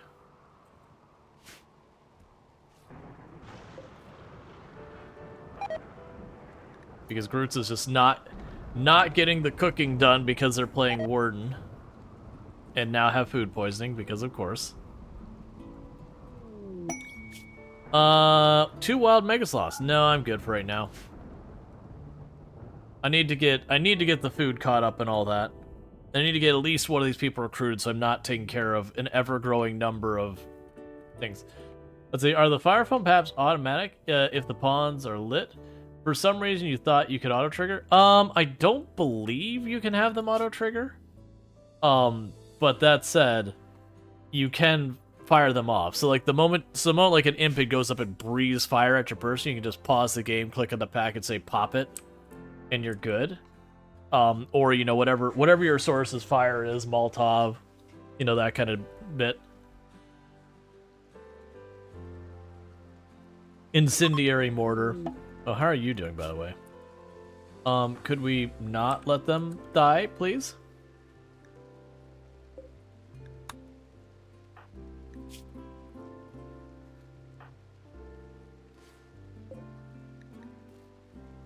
That wound being open is probably going to lead to infection. That food poisoning is also very inconvenient.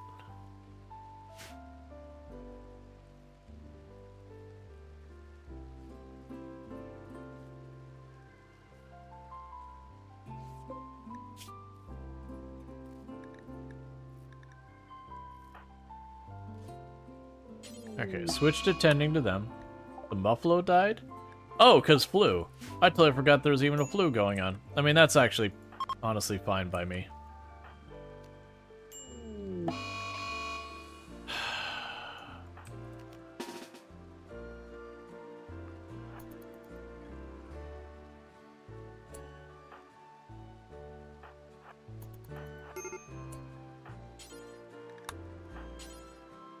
Honestly, try.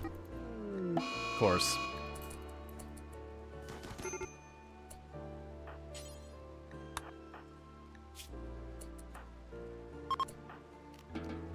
The reason I did that versus just letting them try and do the jailbreak is very genuinely, had they done the jailbreak, it would have been 4-on-2/3. And we're already injured. It was just one of those things like, alright, let's just... I don't want to do it, but let's just take the risk. Luckily, it doesn't look like we got any permanent injuries in there, most likely. Do you have malnutrition? Come on. The thing that sucks, though, is that is our doctor, our warden, and our cook. Which is the thing... That's like the reason why so many stuff are not getting done right now. Is just because it's one person who's kind of covering all those roles.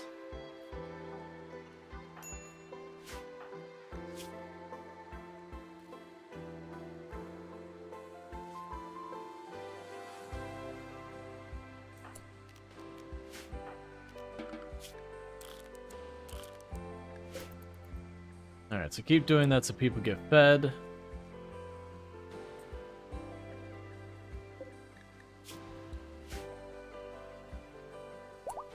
Did you not feed the patient? Come on, man.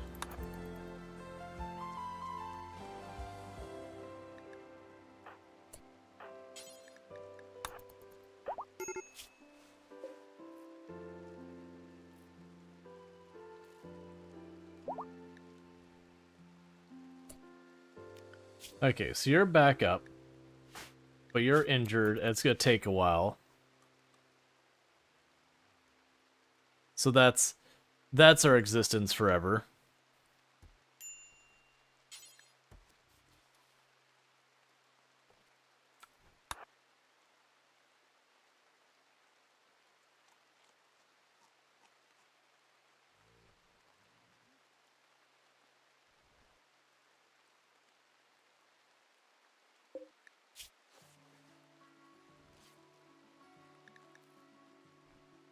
It'll be real nice when we can get out of here.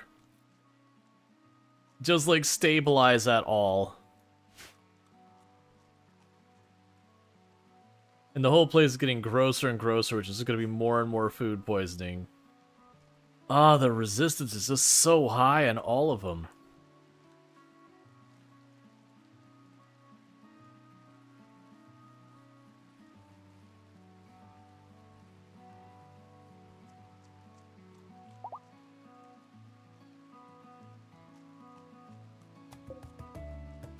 Alright, so we've almost got enough to build the bioferrite harvester.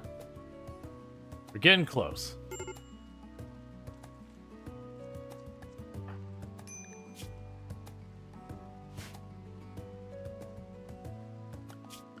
Honestly, for right now, stop researching for a minute and just start cleaning.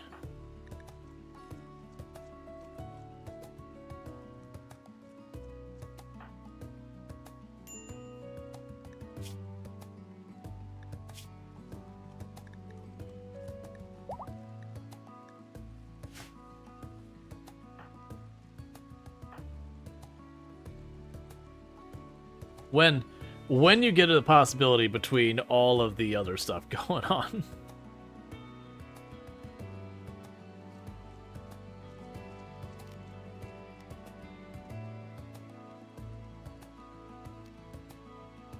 It'll be so nice when I get a couple more colonists.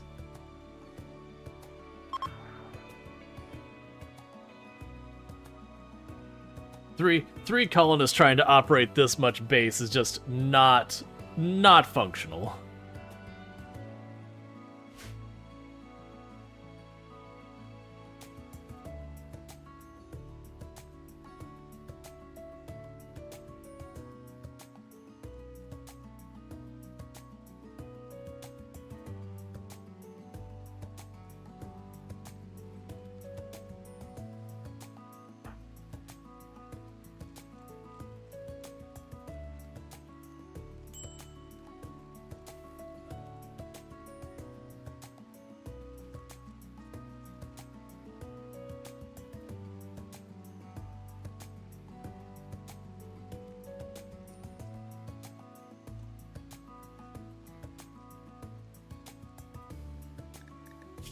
Okay.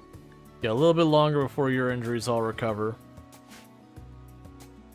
I mean, at least the others are getting a little bit of social skill in the meantime.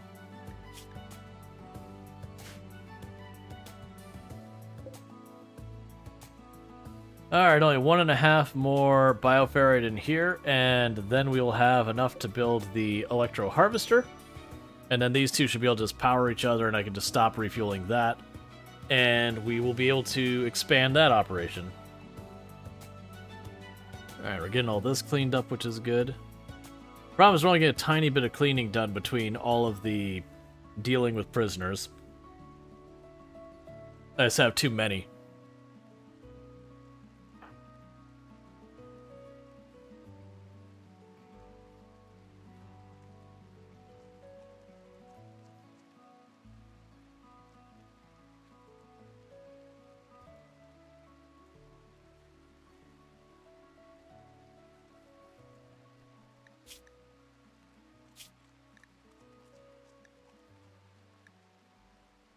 So a lot of our injuries are recovering quicker.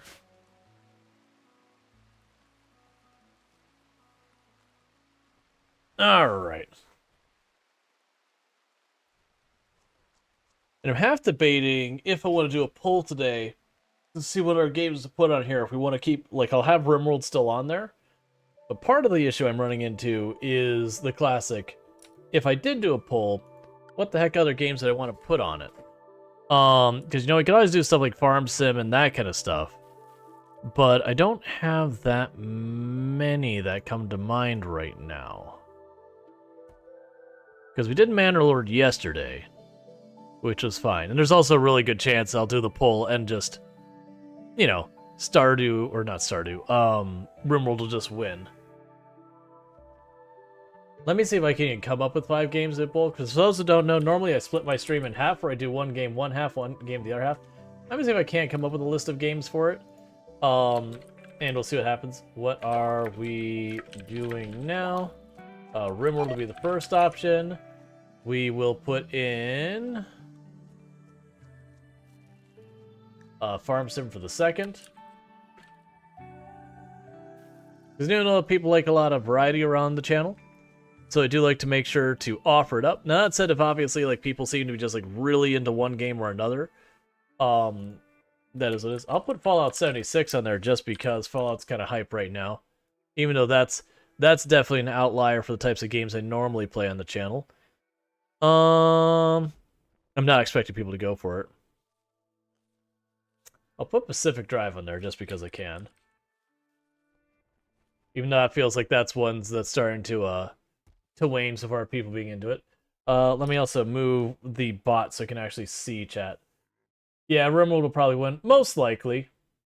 But when I do notice that chat starts getting really quiet and chill and all that, that could be a strong indicator that people aren't, you know, aren't really into it. Like, don't get me wrong, most people lurk. That isn't me trying to call people out of lurk. But when collectively all of chat goes full-on lurk mode, that's usually a concern. Because that does mean that most likely people aren't as engaged in the content, yada yada yada, and all that kind of stuff. So I do want to go ahead and have a poll for it. I'm trying to think what I'd put for the last one though, because I've got 4 on here. I don't think I can play those ones yet. They're under embargo.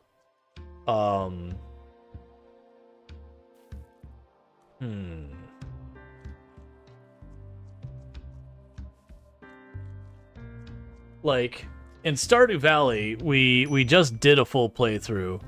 And there's not been a challenge playthrough that I've been like, ooh, I want to do that challenge. We've already got like Coral Island done. So I'm kind of waiting for like the next major update for Coral Island to revisit. Is that under embargo? Let me check if that one's under embargo. It is a whole thing that I have so many games I can consider, and like half of them are under embargo. Which means I'm not allowed to show them yet.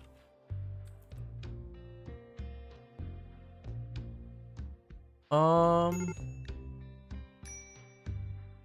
course, where they had their dialogue. I can't see it. I'll have to look it up later. Enshrouded, that's one I'm debating. I am debating putting Enshrouded on the list of ones to consider. I think I will. Just ask them there. Did you come across a decent solution for your own issue with too many games to play? Well, it's not so much that.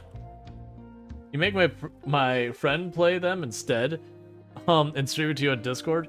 Yeah, so it's not so much me not finding games to play. It's I also have to factor in, you know, what matches the viewership and all that kind of stuff. All right, so we do have a poll going on the stream. If you're just like, I'm enjoying RimWorld, I would like more RimWorld. You'll want to vote for RimWorld. You'll need to refresh your browser if you don't see it. That is just a thing that happens. It's on Twitch's side. I can't do anything to help you with it. Otherwise, we have Farming Simulator 22, where we continue our Survivor Man challenge, where we started $0 chainsaw and a dream, and went from there. We have Fallout 76, which I'd start a brand new character for. They've got a whole bunch of you know, a whole bunch of different things they've added over the years. I haven't played since like the initial release on any meaningful level. We've got Pacific Drive, which is a resource gathering and crafting game based around your car. So it's got kind of like some weird like sort of spooky entities, but not really going into the horror at all. But you know, you drive around, you collect resources, you make your car better, repeat until you escape. And then you got Enshrouded, which is a survival crafter game. With Enshrouded, that would be a brand new run, because I've only poked at it once. And I was like, cool, like now it's saturated category, I'll come back to that. Let's see, you have Vengeful Spirit, wants to send a message. If you do, it'll turn their anger and they'll force weather on you, so it'll be foggy for 19 days. But you're willing to give me a shock lance and this, I will take the shock lance.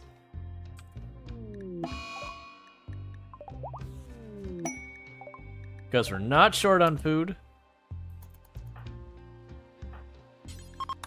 And the reputation's good.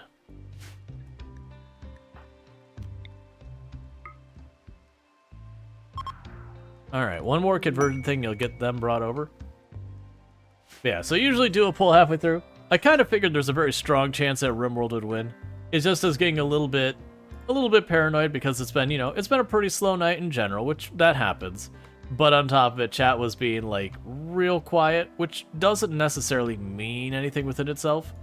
But that usually can be a negative indicator that people are like, you know, they're not as engaged or whatever. And that's not inherently a bad thing, but it can imply that like the content you're doing, you know, people aren't as interested in. So that could be an indicator that's like, oh, time to mix it up a little. But I have been trying to make sure to do some variety and all good stuff. Oh yeah, no, don't worry about it. Like, that's the thing. I want to make it clear that I'm not calling anyone out. I'm not being like, how dare you? It's just one of those vibe check kind of things that, like, if a lot of people are quiet, then it tends to imply that people aren't as into whatever you're playing. That's where I'm going with it. It's not meant to, like, call out lurkers or any individual kind of thing. It's as a content creator, I do have to, like, always kind of keep tabs being like, alright, the game I'm playing, have I been playing so much of it that people are kind of burning out, so they're kind of checking out, or they're just interested in something else now.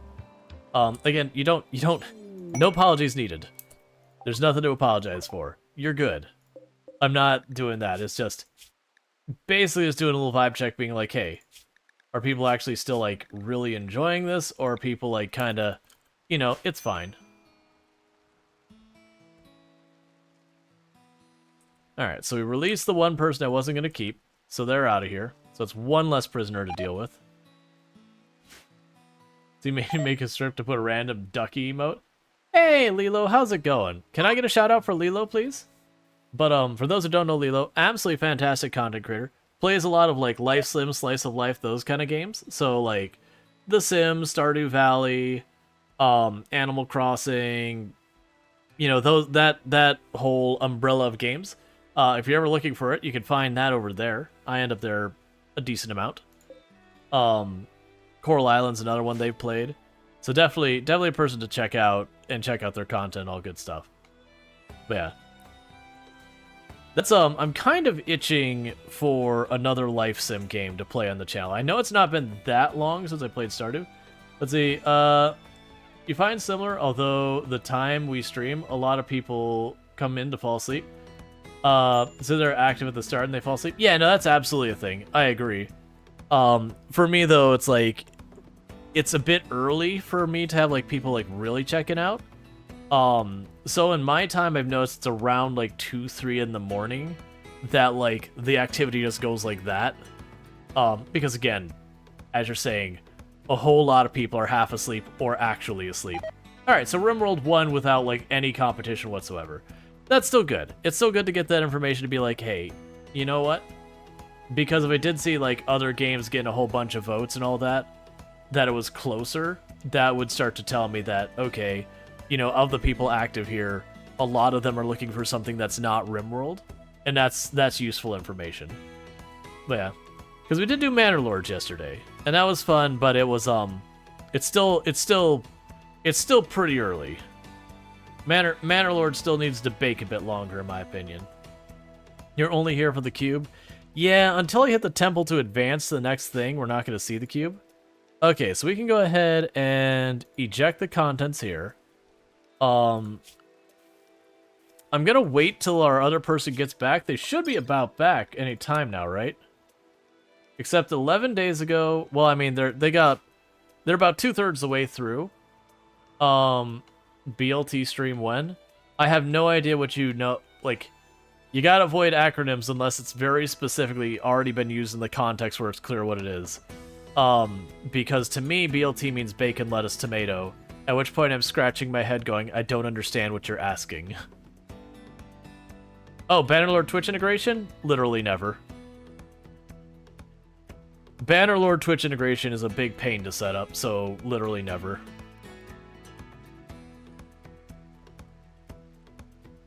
I don't mind doing Twitch integration in games, but if it's a big hassle to set it up, it's very unlikely I'm gonna do it.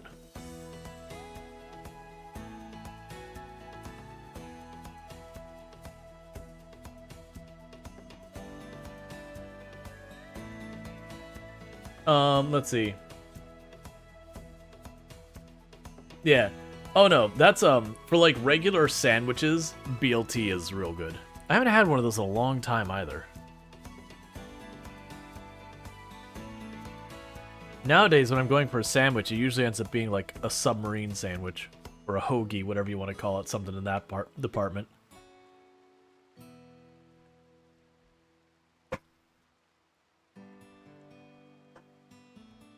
But yeah, no, it's like when you look at the Twitch integration, I did the Project Zomboid just because Project Zomboid's been like a big game on the channel. If it had not, I probably wouldn't have done it because setting up the Twitch integration for Project Zomboid was a whole thing. I had to effectively set up a multiplayer instance, like a multiplayer server to connect on my own computer and then point the thing at it for the Twitch integration. And then have an extension in Twitch to talk to the Twitch. You get the idea. It was a whole thing. And I had fun with it, but it was one of those things that I spent hours like figuring out all the details and getting all that set up and doing all that. And so there's that. And Bannerlord's Twitch integration falls into the same thing. To a certain degree, RimWorld's Twitch integration isn't as bad to do the initial setup, but then depending on how many people are in your viewership that day and how active they are and how aggressively helping or not helping they are, really kind of makes you need to change the values and weightings on everything. So that one ends up being a very high maintenance one, just because you have to constantly tweak your settings just a little bit to keep it a bit on, keep it more reasonable. I also don't like doing a lot of the Twitch integration because it tends to make whatever game you're playing in most of the cases extremely frenetic, whereas I tend to go for more relaxing, chill vibes as the content I give. So having it so the whole time you're playing, you're saying meh meh meh meh meh meh meh meh like every couple seconds because people are just doing the chaos. It ends up being a whole thing. That said, there are games that have good Twitch integration. I feel like Cult of the Lamb Twitch integration is really good. Noita's Twitch integration is really good. There's a lot of games where the Twitch integration is pretty benign and that, you get to like it'll randomly name characters after. Those ones I don't mind, because those ones aren't too bad. What's the worst that could happen? But RimWorld's Twitch integration, unless you like really, really rein it in, gets completely out of hand. In real life Twitch integration, I'm sure there's in real life streamers who probably have it where people can have the point redeems to make them do stuff, or they'll have like a speaker or whatever that you know, when someone does the whole thing with the speaker, or sorry, when someone does like a certain command or drops bits, it like blasts music or whatever, and they have to like dance no matter where they are or whatever. I mean, you literally have? What? I don't understand. I mean, you can ask Longy for his bit settings. No, thank you. If I was like someone who played Bannerlord a lot, like don't get me wrong, Longclaw is absolutely fantastic. That isn't a slight against them. But like if I played a lot of Bannerlord, I could absolutely be like, sure, that makes sense.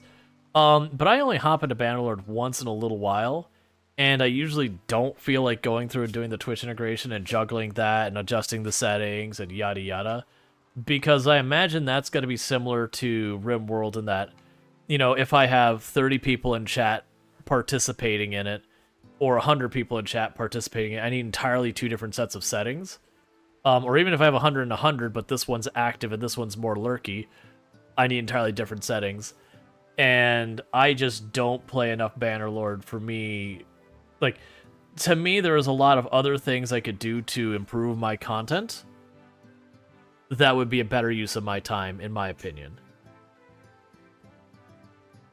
But like if I played Bannerlord, like if I played Bannerlord as much as like RimWorld, where it's not my most played game, but it's frequent enough, I would be able to justify that. But I think I've done 3 or 4 times I played Bannerlord on the channel. And I know the first time I played it, like it had like no viewership. There was like no support. It was like a really bad viewership day. People just really weren't into it. The second time it did okay. The third time it did okay, and then the fourth time was pretty mixed. It's never done well for me, which of course the counter argument you can make is like, well, that's because you didn't do Twitch integration. And it's like, I don't know. It's one of those games, like the type of content I do on the channel, it's like on the edge of that, where it's not what I do on the channel, but it's also not really what I do on the channel. It's close enough that it seems fine. Let's see, do you like bacon soft or crunchy in the sandwich? And what is your favorite fat to meat ratio on the strips? Like soft 2/3. That. I'm someone who can go for like the soft or the crunchy depending on what we got going on. I don't want my bacon to be like super fatty. But it kind of depends on what I'm doing with like the bacon and whether like I like both crunchy and soft bacon for different situations. I know there's some people like, crunchy bacon, you've ruined it. Or also some people are like, limp bacon, lame. And that's fine. It's bacon. Like, don't get me wrong, if you annihilate it, burn it, that's pretty upsetting. But like, it having a bit of crunch is fine. It being a little limp is fine. It really kind of depends on, like, am I eating it as bacon directly, like bacon strips to eat along with, like, eggs or whatever? Am I putting in a sandwich? And I understand for the BLT. The BLT, I think it depends on how much bacon you have compared to other things in there. Like, if you got just, like, two little teeny tiny strips of bacon, you're going to want the bacon to do more versus if you've got, you know, something that's got, like, a 1/4 pound or some ridiculous nonsense of bacon. You're going to want an entirely different experience. Or like, you know, how much tomato and other stuff do you got in it? Are you putting mayo or some other type of sauce on it? Because like, I imagine if you're going to put something like mayonnaise or some other type of sauce, you'd probably want to push your bacon more towards the crunchy side to have more variety of texture. Whereas if you're just having like literally, you know, slice of bread, bacon, lettuce, tomato, slice of bread, you're done. You're going to want that to be probably much softer, again, for variety of texture. Alright, so let's go ahead and get you at the door and do this. Open the door real fast. Oh, it's multiple sightseers. Alright. Hurry up, get into position.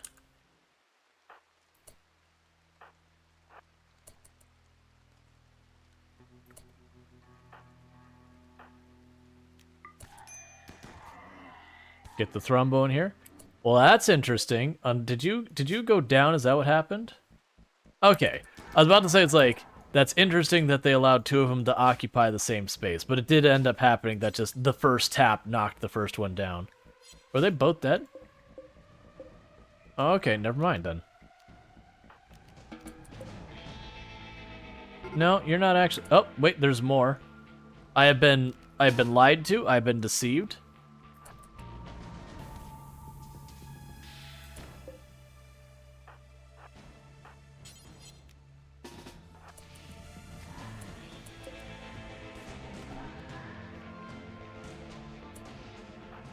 Are we done? No more? We good? Okay.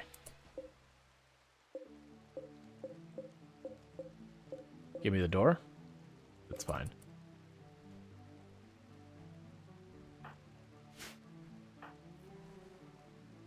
Has it really been a week since Anomaly's release? I don't believe. Well, no, actually, no. It'll be a week tomorrow. Because it dropped on Thursday for me, and it's Wednesday right now. So it's been 6 days. So almost, but not quite a week.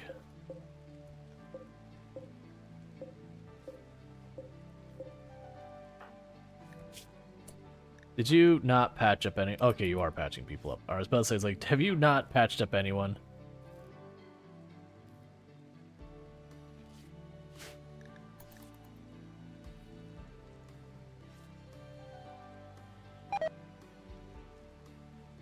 All right.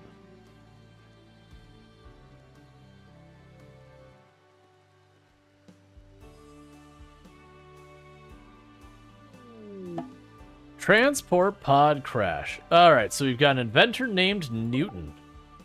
All right, let's take a look at what you're bringing to the table. All right, Newton. You are a body purist who is beautiful, who is capable of medical, crafting, construction. You have a bad back, a prosthetic arm. You're not really actually a good pawn. I'm assuming you're old?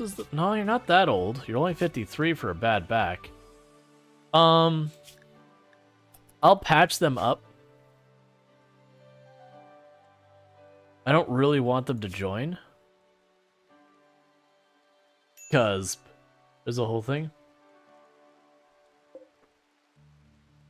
Hi. Hi, handsome. Hi, pretty. My hubby is so handsome, and he is so cute. He is a little sweetie. Sometimes his mic's on mute. I mean, it's not, but I okay. said sometimes. Hi, the very last sardine. Hi,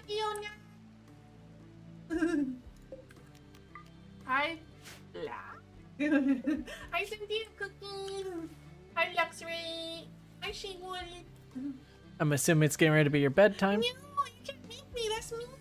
I thought that's why you were coming in here is all. No, I came in here because I love you. Okay, that's fine. I just saw you with the little bag thing, and I was like, oh, okay, she's getting ready to go to bed. I lost my poofy. I mean, that's fine. Yeah. That's good. Dental hygiene is something to be sought after. Yeah. Hi, and Jiru Sensei. Yeah, I lost.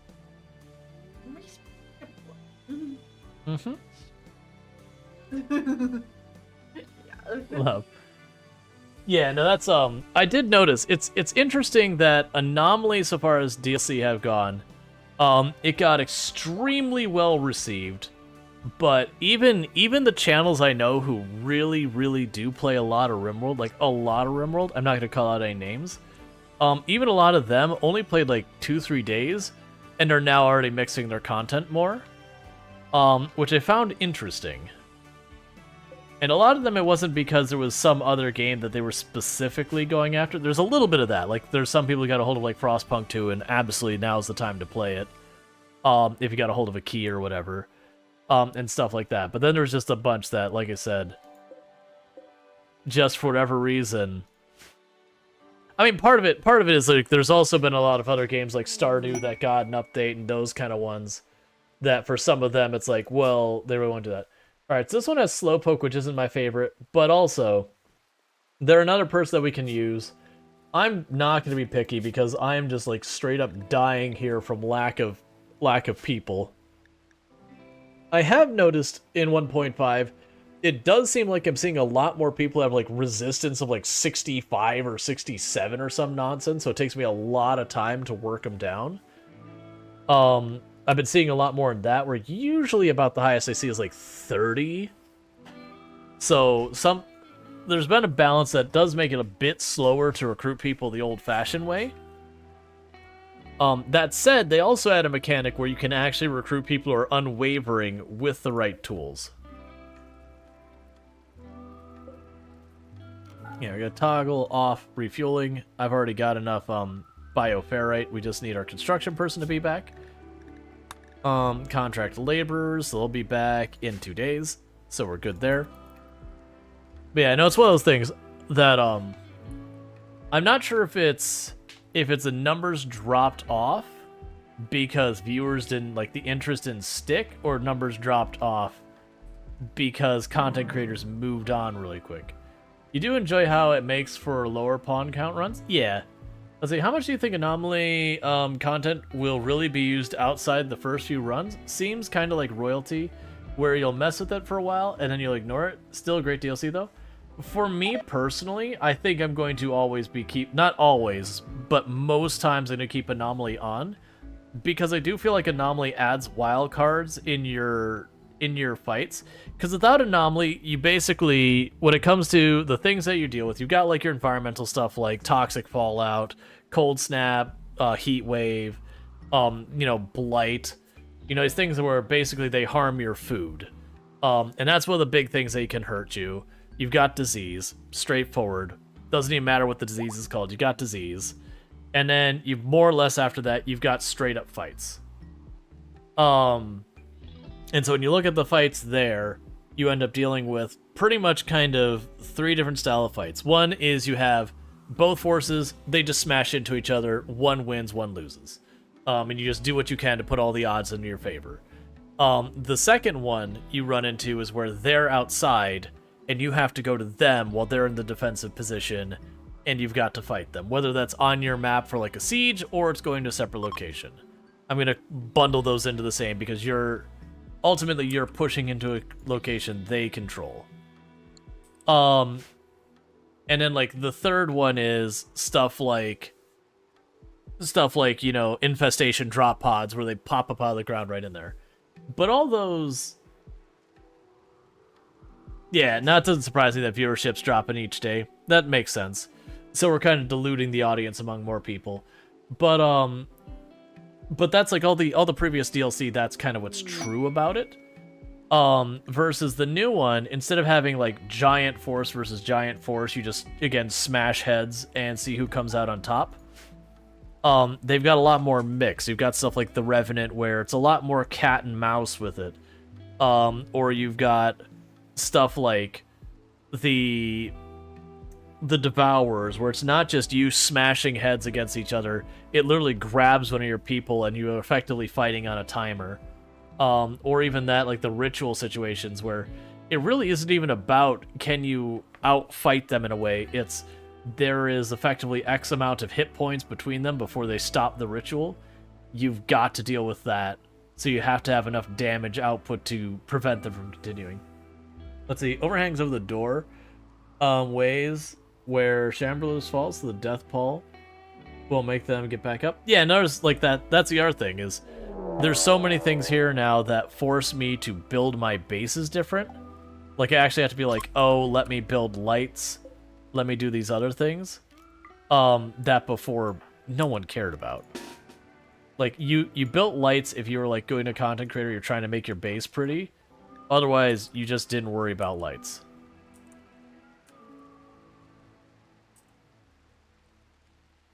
Yeah, not really what you mean. Royalty is the one where the actual Empire stuff often gets ignored. Buy a lot of papers, which a lot chunk of the DLC. Yeah, no, but that's what I was saying, is a lot of those things, unless you touch the temple, aren't even available in your run. Without the temple poked, they're not even available to you. Which does mean you have to poke it, and then you do like the containment and all that to advance that technology and get those things. So I do feel like it is one of those things that you're gonna have people who it's not their jam and they won't mess with it again. But yeah. Looking forward to trying No Rest for the Wicked tomorrow. Are you getting it, Rual? I actually have no idea what that is. So you want the entire DLC to be used and not just part of it?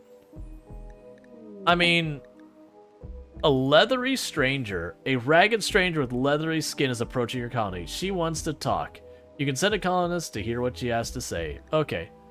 Like, don't get me wrong, there's definitely gonna be people who just kind of go, oh, you know, it was fun, I'm not gonna mess with it again, and I'm sure we'll have that.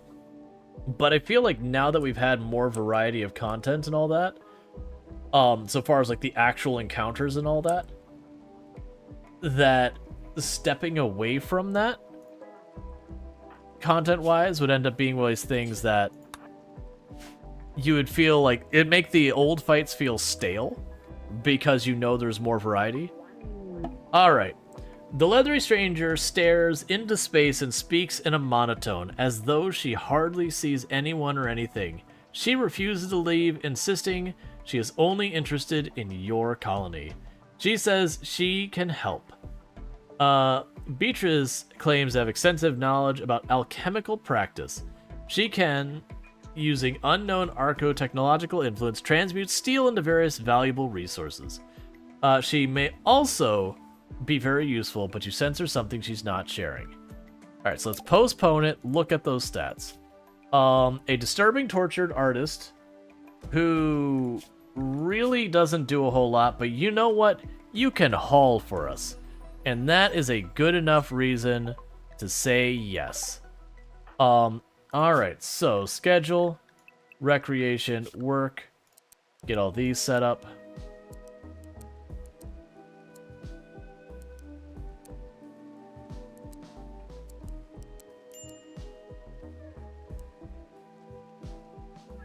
And we'll just have you haul and clean for right now. Let's see, when it's the main major part of the DLC, kind of good to see how much that part is actually used. You guess ideology is the only one that really succeeded then?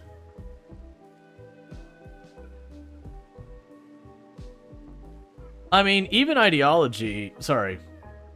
Yeah, ideology is the only one that like every run you sit there. Yeah, no, I would say though, by and large, when you're talking biotech, I think by and large, the vast majority of the player base never does touch the thing where you modify the xenotypes. That seems to be more like enthusiast territory.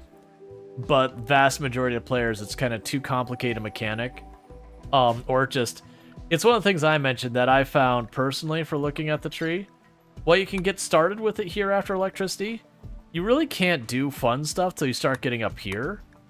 And so, it is one of those things that I do feel like the biotech stuff takes so long to get set up.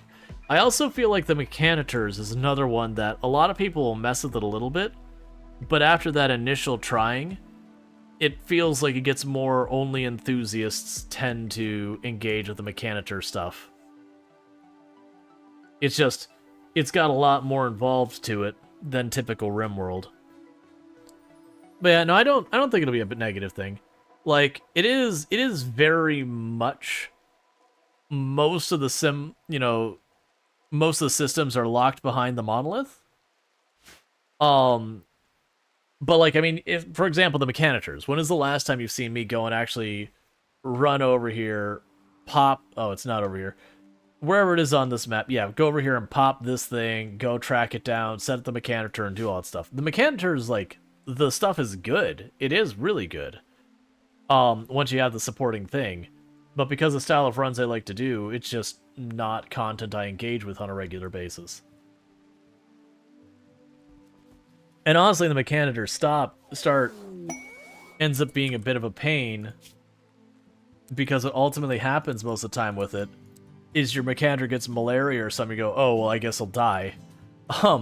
There's not really a third option. It's like, oh, I guess I'm just dead now. Okay, cool. Because they try and treat themselves and just don't make it. Is the thing the main lasting biotech interaction is children? Oh, yeah, absolutely. Like, children, I would agree. I do think there's going to be stuff for this that does last. And I do think a lot of people are going to tag the Void Monolith.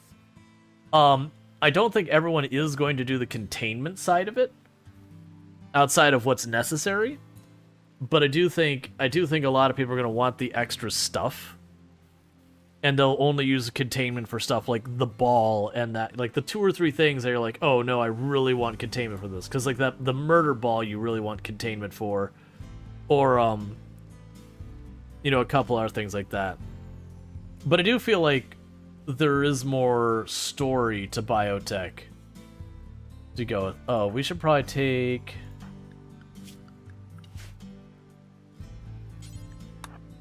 you and get this built.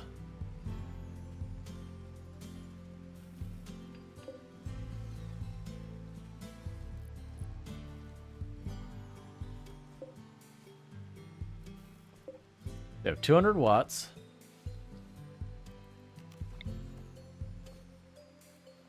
Alright, so that takes 100 watts. This requires 200 watts.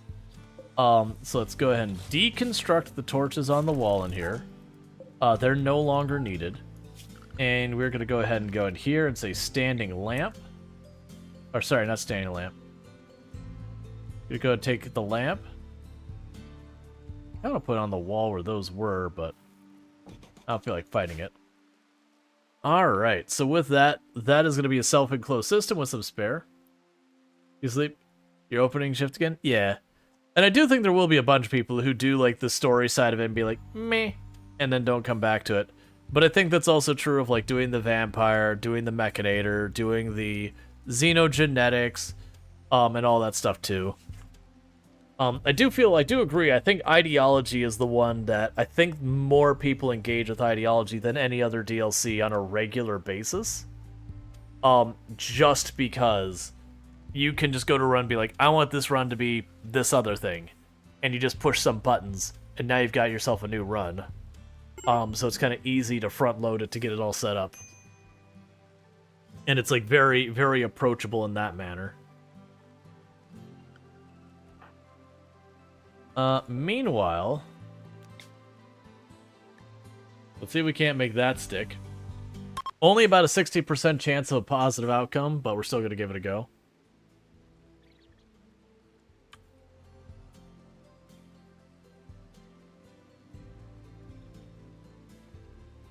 Alright. Neat. And we can reform our ideology. Let's see, ideology is the one you can easily forget is even a DLC and not the base game. Yeah. Alright, so we're reforming. So I do ultimately want to lean into the Inhuman as well, ones we want to do. So it would require Inhumanizing, which I'm assuming we'll get a new thing to do that. I don't really care about the other stuff. But I want to do the Inhumanizing this time because we did touch that. And this might be absolutely cursing us. Alright, so let's go to the next tab. And interestingly enough... Ah, okay. So, Inhumanizing is required. So, our characters are willing to do cannibalism now. I don't intend to do that. It's just not something that interests me. The execution, that's fine. We probably won't do that. Not caring about corpses is kind of nice. I'm really glad that it's not required.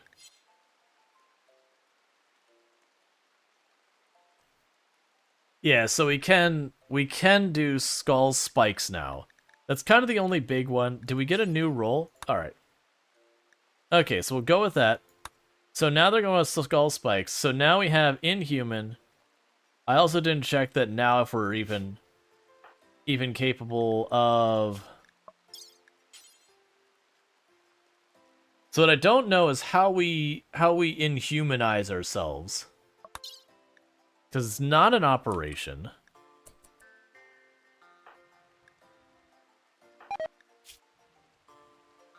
Human shame.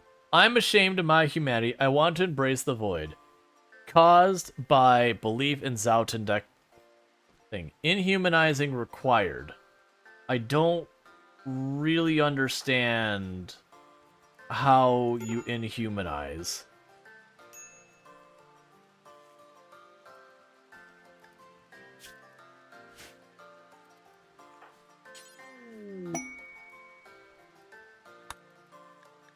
Request for alms. You want a bunch of herbal medicine.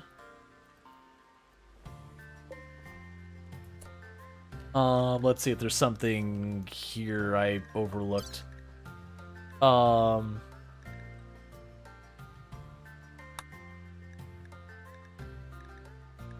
Yeah, I don't really know. Yeah, I didn't see it get the tentacle arms as an inhumanizing thing. I might need to open this up to get that going. Where are you? There you are.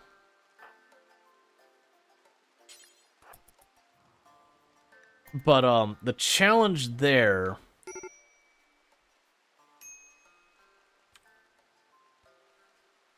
is I gotta go to the more advanced stuff and have the obelisk show up.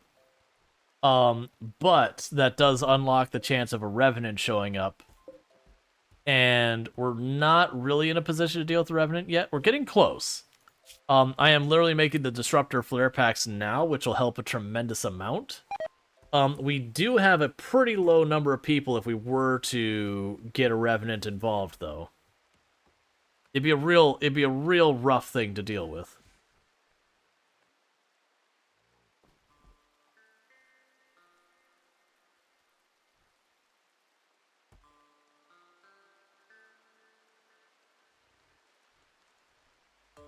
Maybe once I get these people brought in down here, maybe that'll be when we do it. Yeah, so switching for that did cause human shame.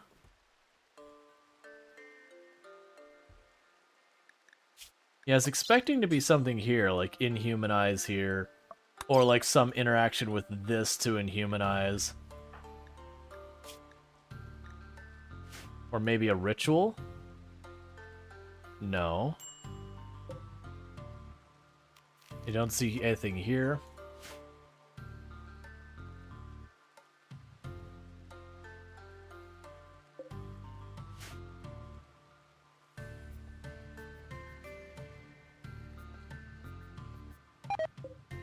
And we're slowly getting the bioferrite.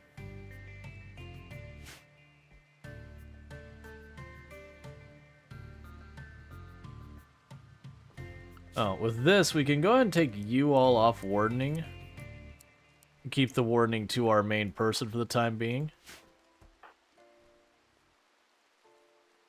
Okay.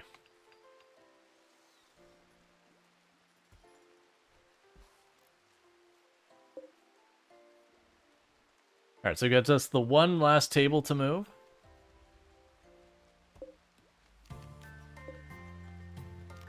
Deconstruct that thing. Alright.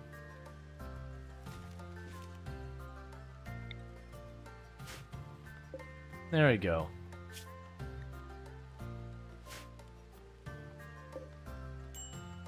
So containment strength is not that strong.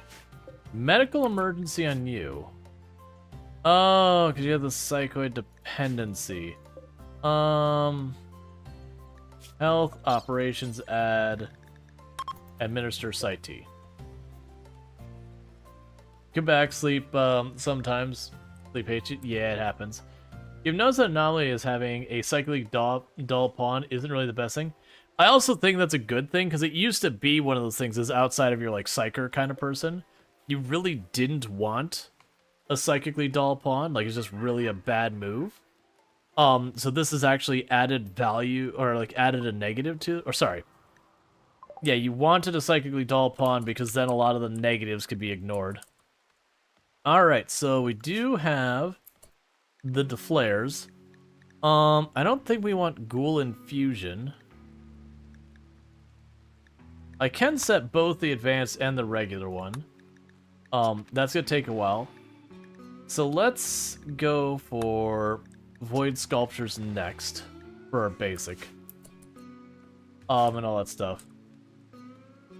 So that is one thing I want to make happen. Oh, where I need to check where I even put those. I'm willing to bet you make those on a machining table? No, that's right. You have your own crafting table. That's right. So production was anomaly? Yeah.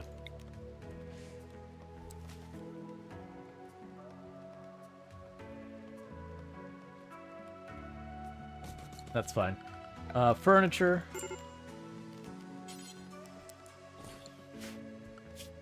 You know, go to MISC.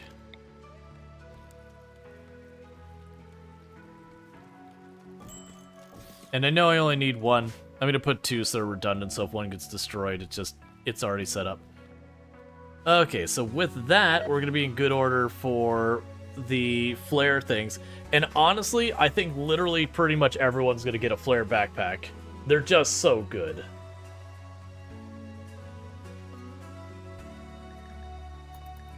We can stun things with them. When it's dark, we can reveal stuff with them. We can use them on that. Did it change? It was 2, if you remember correctly. I don't know what it was in this context. Or are you saying you could have up to 2 boosting it? Because if there could have 2 boosting it, that's news to me. Which doesn't mean it's not right.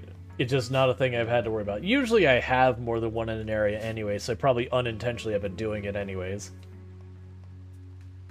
Alright, so it is good to be back up to 5 people. I should probably have you transmuting some stuff.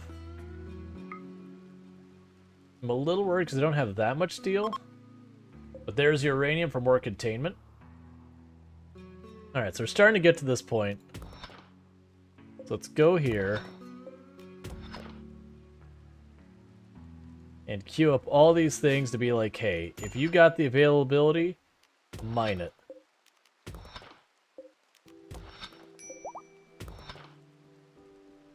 There's another one that was in a corner. Yeah, that'll be fine, because it's on the back end of that. You're fine up there. Got plasteel over there, that's nice.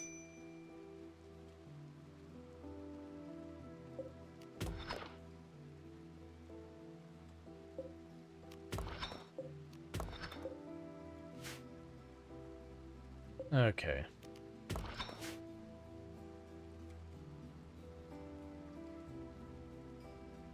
Cool, yeah, that's all I was doing right there.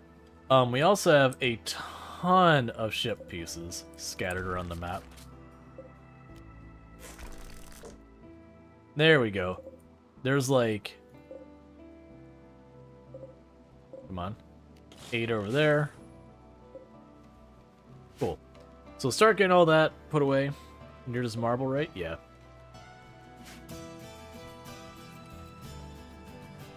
So get this room all built up, get it all sorted out. We're definitely going to need to make the containment doors. Which is going to be weird because of that. New recruit, Strange. Thank freaking whatever. It's been too long. Okay. So you got your basics here. I'll have low priority hunt.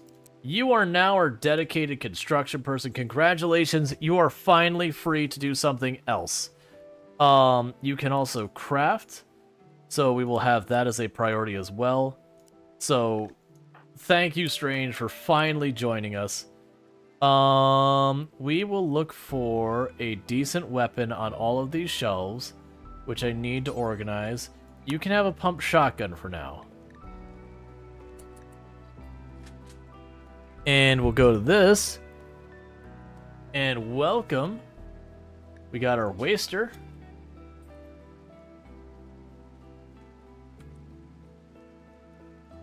All right.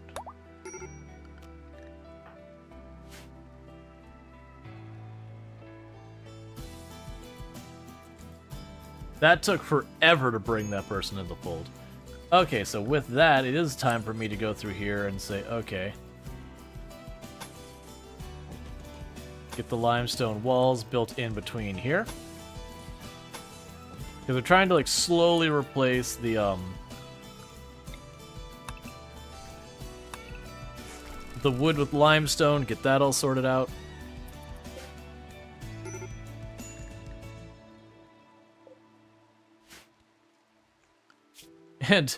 And our poor research, we've been trying to work on the geothermal just to get that. It's taking forever.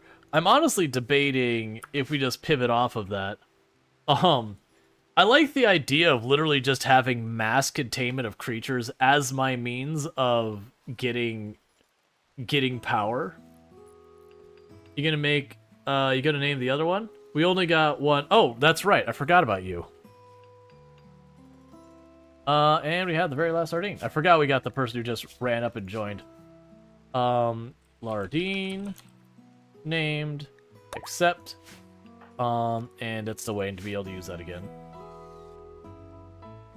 All right. Yeah, no, I totally forgot about this one. So the good news is, so Lardine needs to be converted, but that means we've got a Yatkin, we've got ourselves a Waster, and in here, were you a genie, I believe?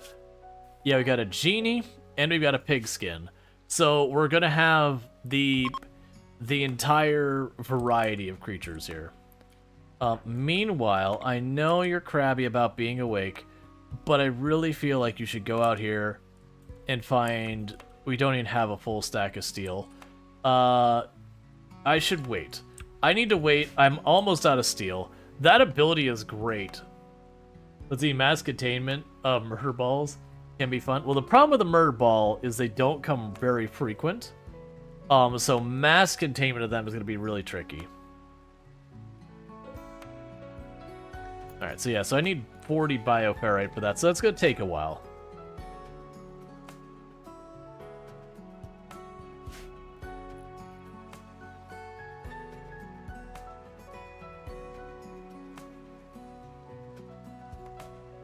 Alright. So with all of that, we've already got the marble put down in this room. Let's go to the next room. So this is going to be our temple. This is, sorry, our ritual room. I am going to make this room unnecessarily nice. Oh, it is so much marble. We're doing it. It is going to have heckin' fancy floors.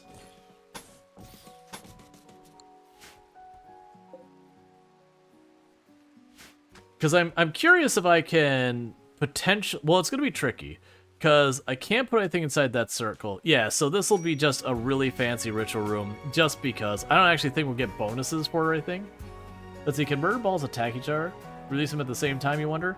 I don't know if you can have two of them show up on your map at the same time. That's the curiosity I have. Because if you could get two to show up at the same time, that would be interesting. Because yeah, then it'd be like, okay, if I drop one over on the edge of the map and I drop the other one like really close next to it, would they fight each other?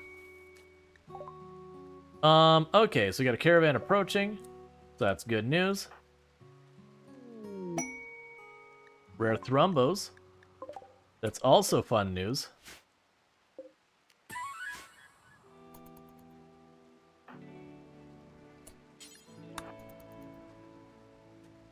Okay. Alright, so let's see here what we got in the book department. We've got Advanced Lighting and Biofuel Refining. I would like that book. We've got Poker, which is just a recreation book. I can give them a bunch of worn out clothes. Of low quality clothes and more worn out clothes. Excellent, excellent. So that's good news. They can have the burqa that I was given. Okay. And with that, we can also go here, take the fur we're not going to use. I'm going to hold on to the muffalo wool because that's enough to actually do something with. And then for the side tee, I want to keep at least 50 on hand for our waster.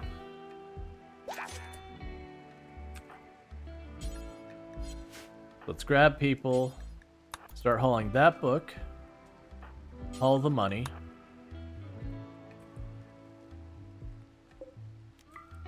Was there not more here? I guess not. I thought I bought 2 books, but it's fine. Because we'll eventually get... I mean, this person, Lardine here, is basically our dedicated hauling person. So that works out well. But we got a ton of handlers now that can, you know, handle taming stuff. Shamblers approach. A group of 2 shamblers are approaching. Honestly, as close as you are, you two just gonna fight for me and I just can stay out of it?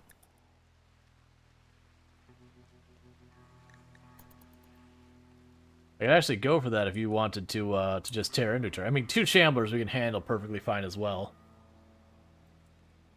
Right. That's right. The other one was a recreation book. It's like, nah, we're good. I'm going to get primarily useful books.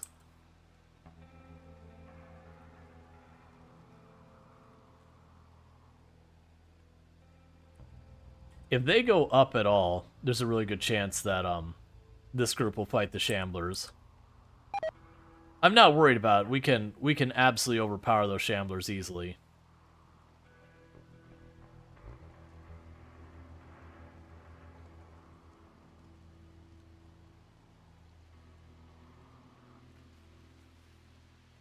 And you're cutting the stone to catch up with all the stuff we're building.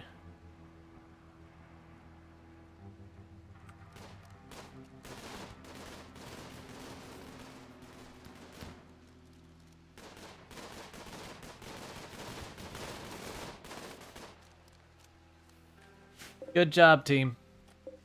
Real hustle on that one. Also take your free ram. And are you gonna fall down? You want to fall down, it's okay. No, you're not going to fall down. All of that's friendly fire, too.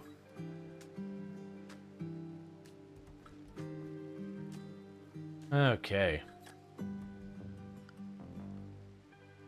I don't remember what I was doing in this room. I switched this room for something, and I do not remember. So I still need an actual temple. So like this is fine with what it is. So we got our dining room, we got our barracks. We need a ritual room. Sorry, we have the ritual room. This will be probably our ideology room. So for right now, we can keep this the way it is. So let's see what I actually need for our ideology. So we have knee pillows and the Archist Chancel. So let's go to ideology, the Archist Chancel. We will make it out of that.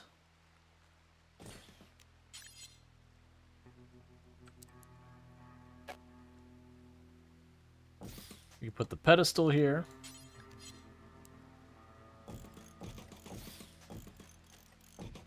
And you can put those along the sides, and we'll leave it like that for now.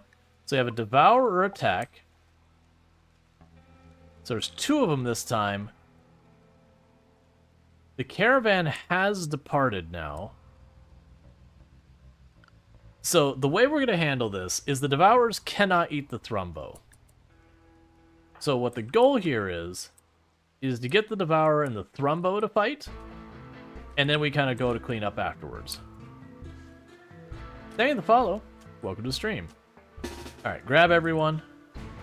Thrumbo on aggressive.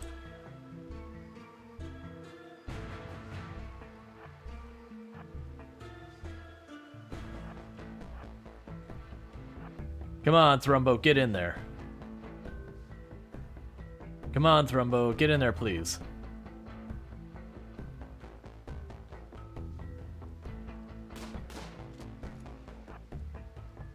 There we go, Thrumbo is in.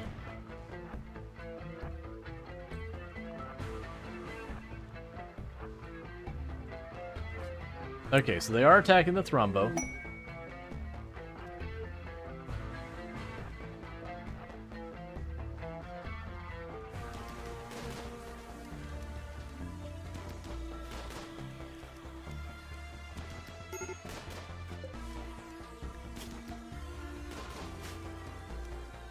Because we want to keep our people from being eaten.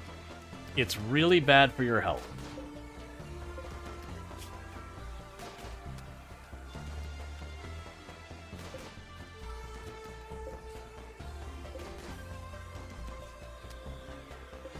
Honestly, almost all the meaningful damage happening to our Thrumbo is being inflicted by us.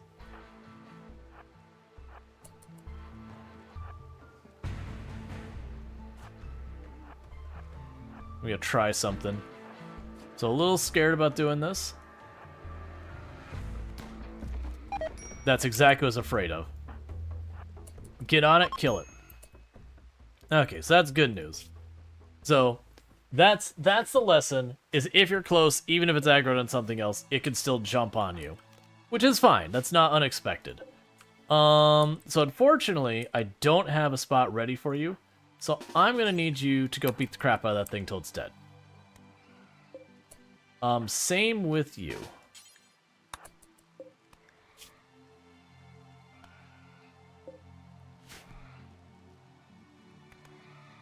Spine damage is dangerous in your opinion? Yep. I mean, heart damage is also dangerous.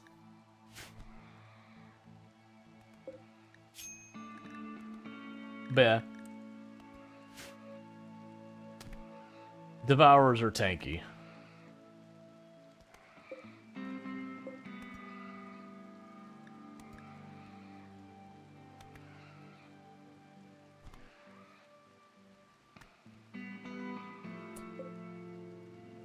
Alright, they're both dead, so get out of here. Go to you, and treat your injury. Alright, so we've got this. I'm going to accept that in a moment. I'll probably take the skill trainer crafter, honestly. Did you not treat them? That's just mean. After everything that Thrumbo does for you, the least you could do is treat it. Alright, so what we're going to do is we accept the mysterious cargo.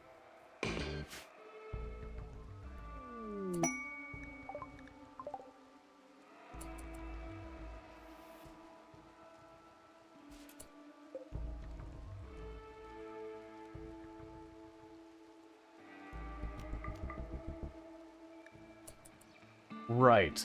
It's the weird, creepy corpse that follows you around and upsets your people. Right.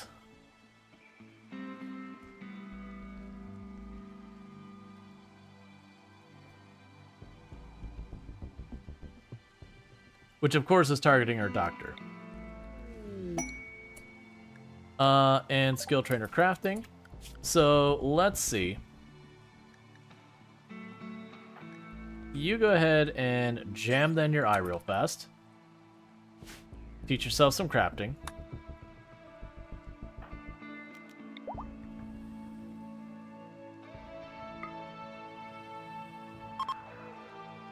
Cool, making progress with Lardine. And how are you two doing? You're actually not too far from being able to be recruited.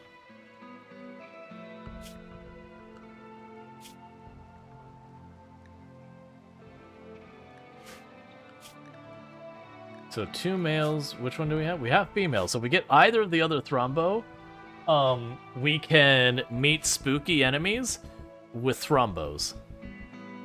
And just have that be our strategy.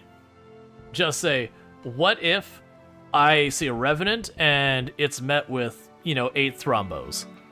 How does that play out?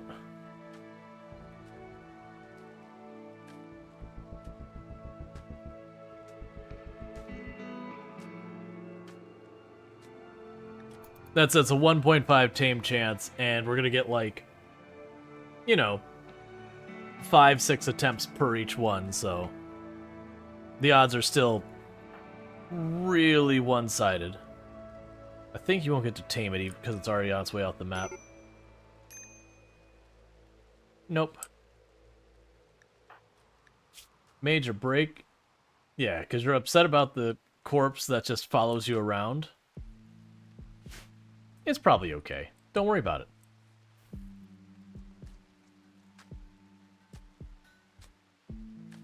We are getting way too much cotton. So let's shrink this field down.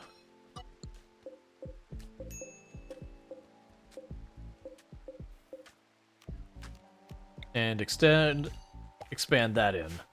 we can get rid of some of that cotton until we catch up to it. Because our entire storage is becoming cotton. Unnatural corpse study progress. Your investigation of the unnatural corpse has revealed more about the body. An Archotex shard at the core psychically links it to Groot's twig. It will rebuild itself if destroyed and teleport any distance to be near Groot's twig. Tinalaro thinks they may be a way to permanently destroy the corpse, but we'll need to study it farther. Study the corpse to learn more. Yep. That's fine.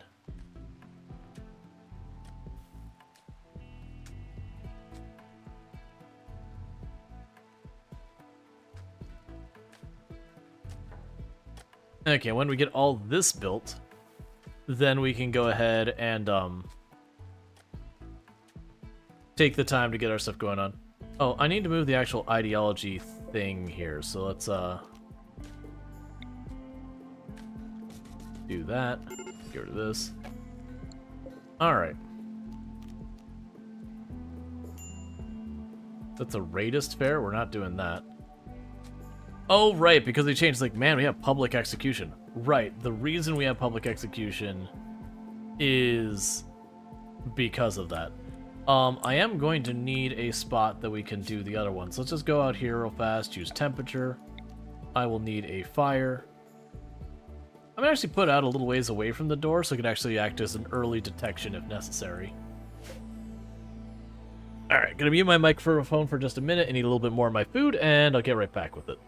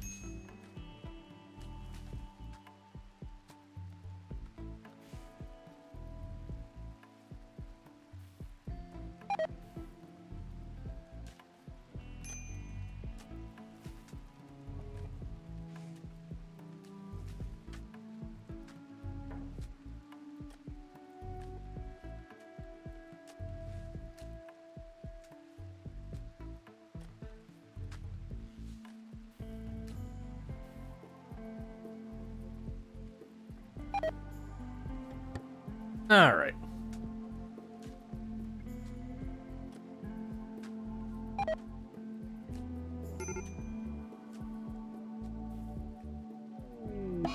A defoliator ship. Not seen one of those in an age. Honestly, we could probably just handle this right now.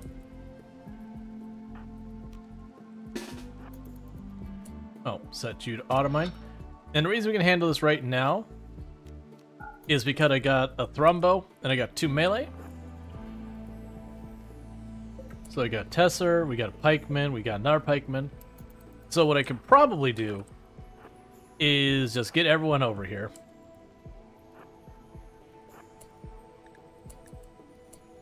We will get you positioned at the Pikeman.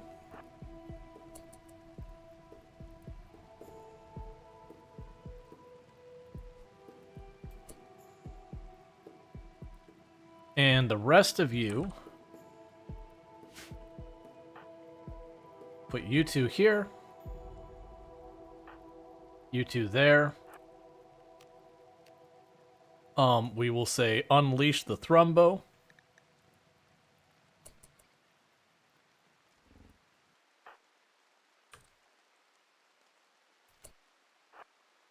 Get you two in position. All right, all of you. Focus fire the Tesser. And melee those so they can't shoot. That's not what we want, but we could solve this problem by going gear. You have no charges. And you're not in range. Can I sneak you around fast enough? Come on, come on, come on. Move, move, move, move. That's good enough. Right now. Okay. I love you the most. I love you more. Thank you for being handsome. But I'm not the thing you're claiming I am. I love you. I love you too. I keep my ear next.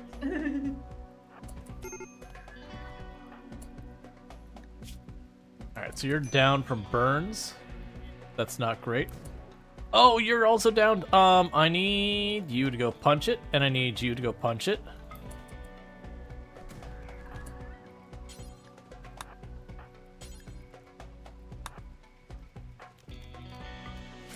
I just realized I've not been at fire at will this whole time.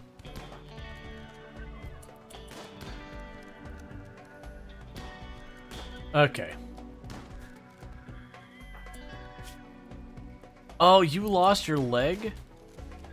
That's very less than ideal. Okay, so get everyone here. Do this. Alright. So you lost your leg. That is real bad. Alright, do we have anyone who has any doctoring whatsoever? No! Congratulations, Lardine, you're a doctor. As long as you don't think too much about it. Tend to them because they're gonna bleed out otherwise. Meanwhile, you are gonna sit here and shoot that with a shotgun. Again and again until it's dead.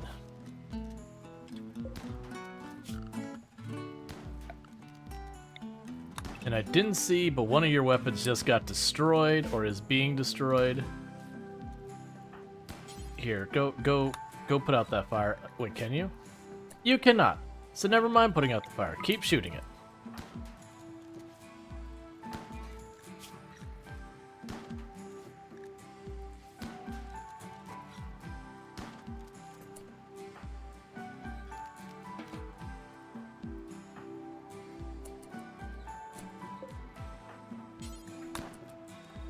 All right.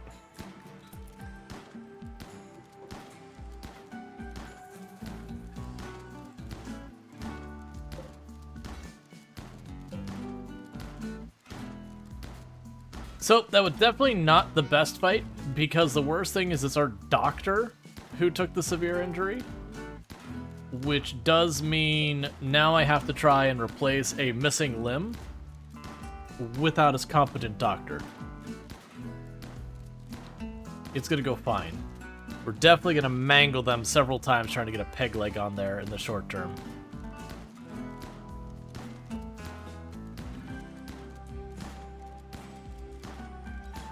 Come on, almost destroyed.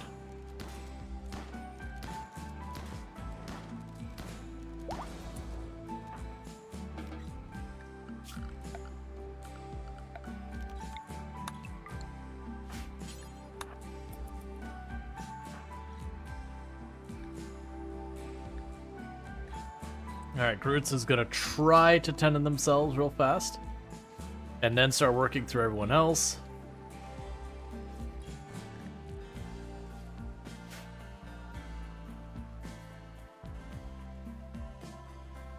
So that didn't go nearly as well as I thought it does. I made two major mistakes. One is I forgot to take them off of, I'm sorry, I forgot to put them back on free fire. And I didn't bait out the fire first. I just kind of let it happen. When I could have easily done stuff to try and bait out that fire to make my life easier.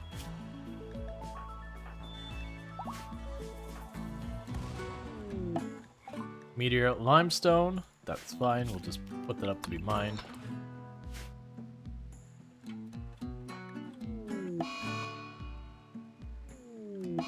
Humanity break. Groots has relinquished his remaining ties to humanity and embraced the ideology's worship of the void. His concern for health, family, friendship, and love is broken. Groot's twig is now inhumanized and will suffer a breakdown as he tries to grapple with his new mental alignment. The final straw was human shame. Disease infection on Draconic. Cool. Yeah, this will go great. You're a doctor now because we're desperate. So go treat this person. And then feed them. And then treat this person. And then treat that person. And then feed them.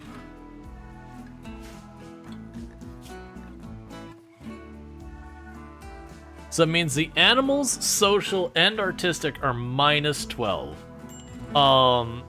They can handle a lot lower temperatures. They no longer have a lot of, you know, social interaction kind of stuff. In the long term, that will mean I won't be able to keep the thrombo if we keep having people go through that.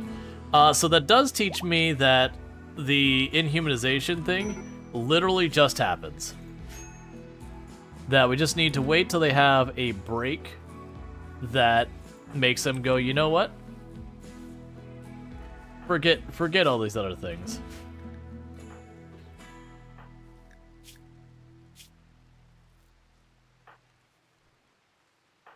I do wonder what that's going to do for... Oh, that literally sets your social to 0.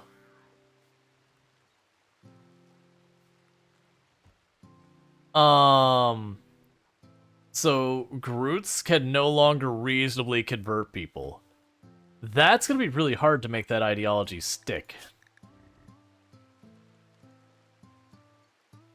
That ear's probably got to come off.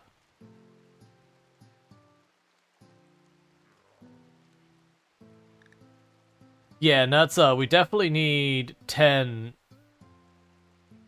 to keep going. Like we're right now we're fine.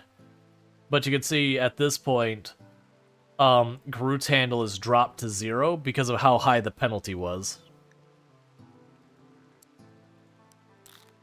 Congratulations. Everyone can socialize now.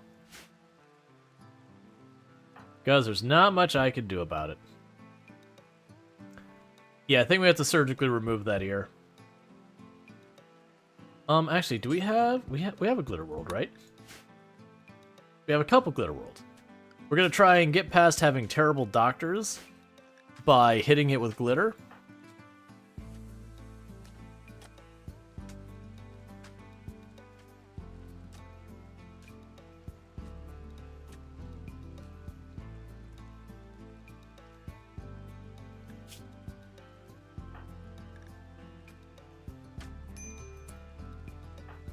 Do your best. Come on, good 10. It is glitter.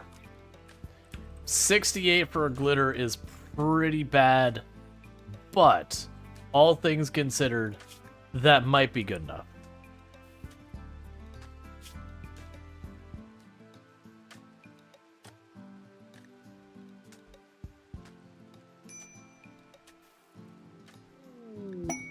Saving David.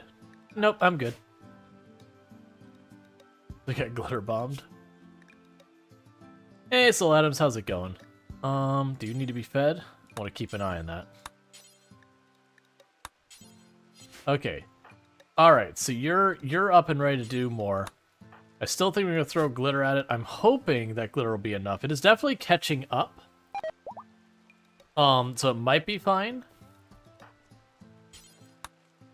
But if we do get to the point of Groot's being able... Actually, you know what? Cool, we can preach health them in a minute. I think, yeah, we can preach health them. So we can stack those and that should be fine. Let's see, your seed source code to work on. You have to seed import pandas as PD 3 times. Okay, random.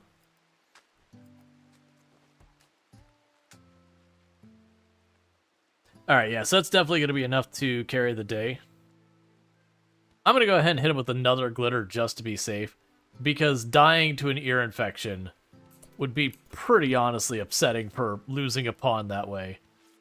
Like, that'd be a pretty underwhelming death. Okay, so do this and feed them.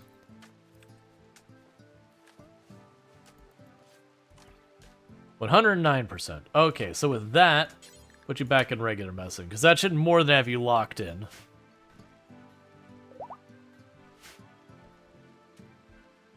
Neat. So we're about to get our next person. So the question is, how on earth am I going to convert people now? It's gonna have to be imprisonment, right? Realistically.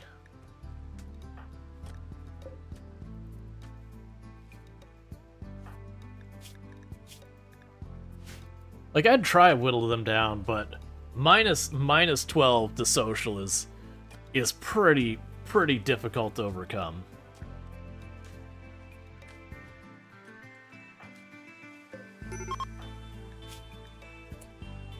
Let's also see void pleasure. The vibrations of reality pulsed into me and soothe everything caused by thing.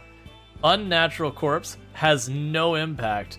Dread leather boulder hack has no impact. Okay. You know what's happening, chat? Let's go to the tailoring bench. Dread leather is our favorite.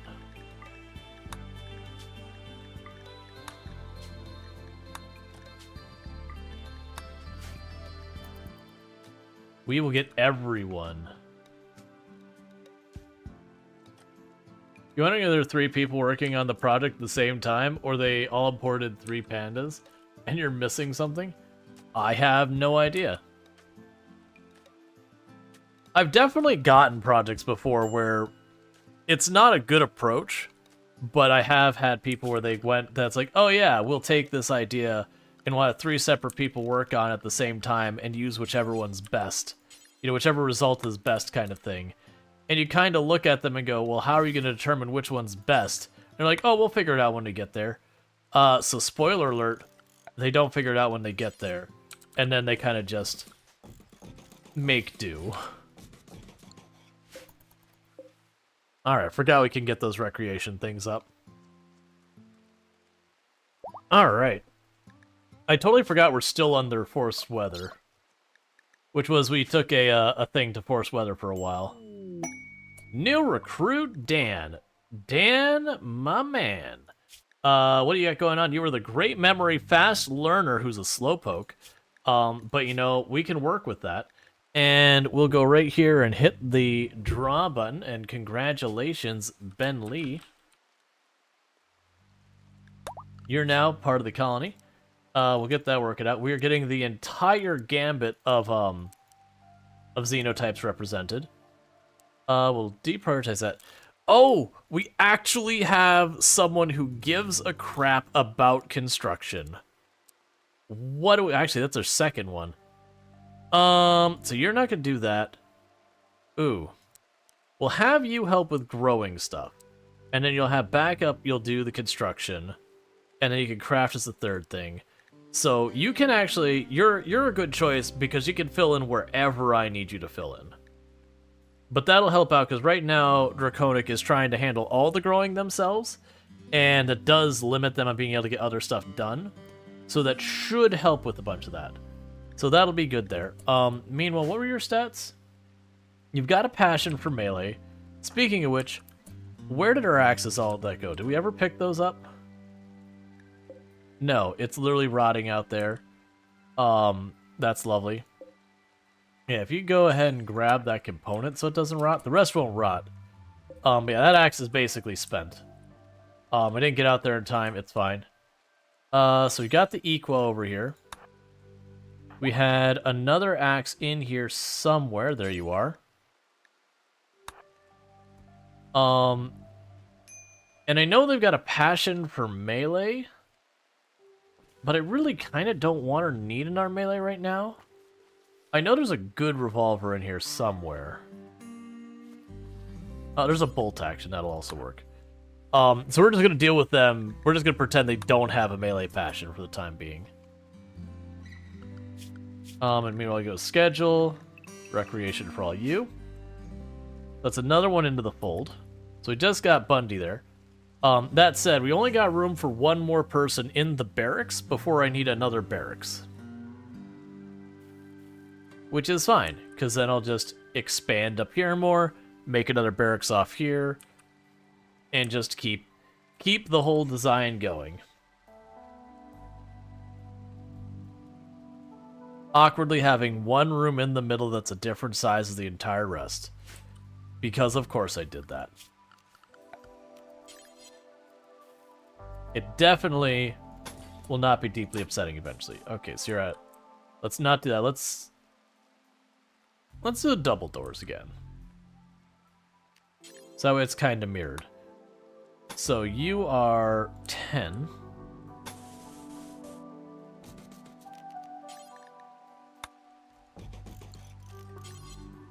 Boom, boom. Is that right? No, it's not. Okay, so... No, it was right. So it'd be 9 and 9, and do this, and come across. Honestly, well, I know, actually, I already know I'm going to be putting another barracks in here, so I'll do that for the next barracks. And for the next barracks, we go boom, boom, boom.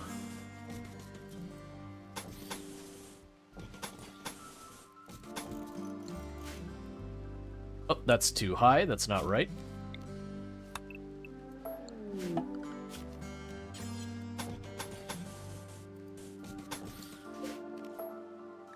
Visitor has good stuff, you know, trade stuff to trade. Cool, so that gives us another room. I might just make this another storeroom, but like make one storeroom a weapon storeroom, one storeroom like a material storeroom. You get the idea, because it's on either side of the production room, so it feels like a good place to do it. Then you can put something else over here. That might actually be a good place for our freezer, to be honest. Make this our freezer out this side. We have just in our storeroom. We could probably put the stove here and here, like the stove in the area. Meanwhile, so you have 0 social now. I literally don't have anyone good at social for the time being. Like, everyone is terrible. So, that is going to have a big dampener on my trading ability, which is certainly something that is worth considering. Alright. So, let's see. You can have all of these bows that I will never use. You can have these hats that are getting all worn out. And these pants that are getting worn out. Do you have anything I want at all? I'll take your components. I'll take your medicine. So yeah, you actually do have some stuff I want. You didn't have any books, so that's fine. We could go ahead and take these ones that are worn out. You can have the Molotov cocktails. Let's see here. We got a bunch of revolvers in that. Let's go ahead and get rid of the poor quality ones. So take those. So we got some good and neutral qualities. So that's good stuff. We are still learning that. We are still learning that. Just looking at the ones that have stuff we could learn. Okay. So we're gonna give up 10. I think that's fine. Oh, actually, no, we are not gonna leave it at that. Let's make it 100. But so you're with Wester Yulon or whatever it is. Who is plus 13. Let's buy a friend. Hey man, I was just thinking, we should be friends. Yeah, it'll definitely be a great idea. That won't backfire at all. Okay, so we can't quite get them to allied without giving up stuff I don't want to give up. But that cleans out a lot of inventory space. And it gets us pretty close.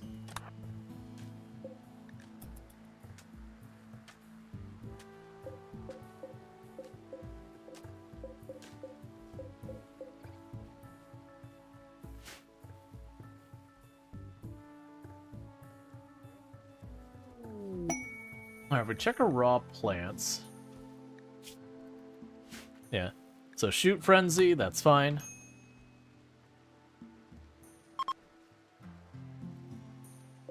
And you're the last one I still need to bring over. You are very resistant to joining the cause, though. So that's taking some serious work.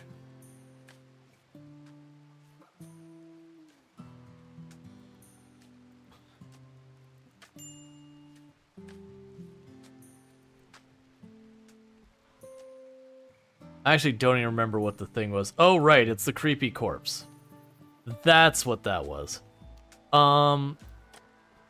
That's fine. And you're still missing Bioferrite, which is working slowly through this thing. We do need more steel, but that's okay. We can go ahead and take you. And we want to see if I can't make a little bit more uranium happen. Or I'll take a stack of bioferrite. That's honestly better than what I was anticipating. So, sure. I will just skip the thing that is like, I need more uranium to get another thing set up so I can get more bioferrite. Instead, it just gave me the bioferrite. So, cool beans, game. I appreciate you. And your generosity in this moment. So furniture.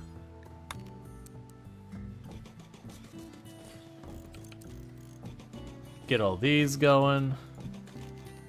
We'll need furniture. Get all these going. I wonder if you made your entire base of like bioferrite.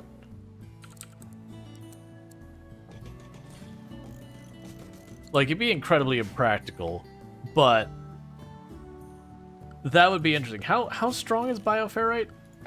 So let's take a look. So if we compare it against limestone. So limestone here has 465 for its health. And it has, I believe, no beauty whatsoever. It's not good, it's not bad, it's just wall. If I make it a bioferrite, let's see here. It would have 600 health. So it actually has a decent amount of health. And it also appears to have no beauty, good, bad, or otherwise. Okay. Versus uranium is 750. But the downside is uranium is, I believe... Oh, that's not showing its beauty. Okay. Because if we look at the beauty... Oh, maybe it's dull uranium? What am I misremembering? I thought uranium was ugly. Like, that was its big negative. It was extremely durable, but it was like -1 beauty or something like that. It could also be that maybe that changed in 1.5.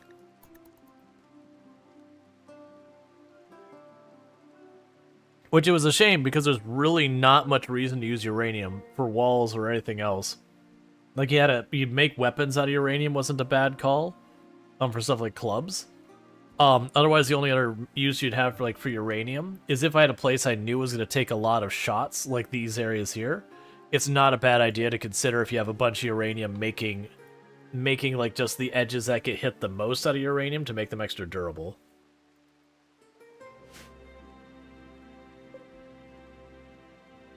Yeah, uranium slug turrets, but I've probably used those in my entire time playing RimWorld 3, maybe 4 times. They're decent, but I can't remember if those were the one. Like there was one. The problem was their accuracy was just not good enough to justify them. And then there's the other one. So we have an excess on the grid of 70 watts.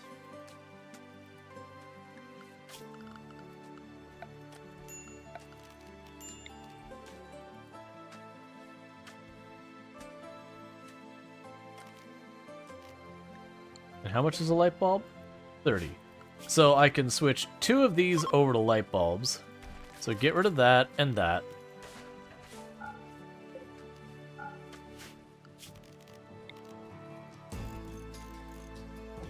And I know that's overkill, but I want to make sure everything's well lit. Meanwhile, we'll go here to power to hidden. Can I run that under there? I probably can't. Because they can't walk through it, I couldn't imagine them being able to go under it.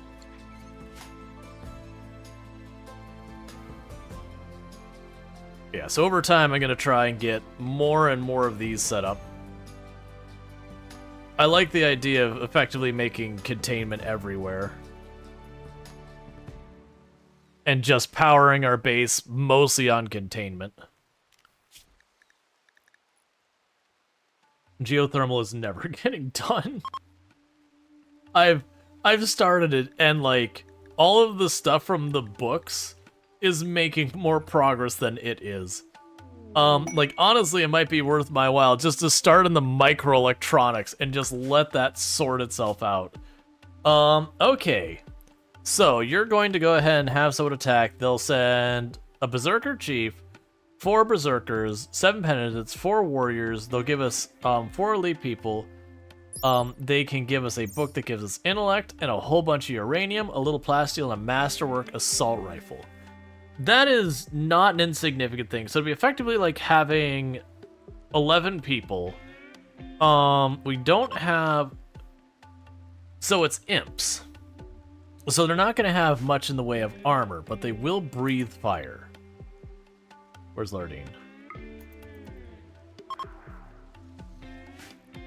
I'm willing to give that a shot. That is a dangerous one, but a masterwork assault rifle is nothing to shake a stick at. Oh, it's 2 groups. All right, let's actually pay attention here. It's 2 groups of imps that are roughly 16 people in size. I think we can make that work because I think also abusing Tina's shape flesh during the fight could go a long way. It really depends on if the imps do the thing where they run in and they light us on fire directly. That'd be a deciding factor in that fight. That'd be a bad time in that fight.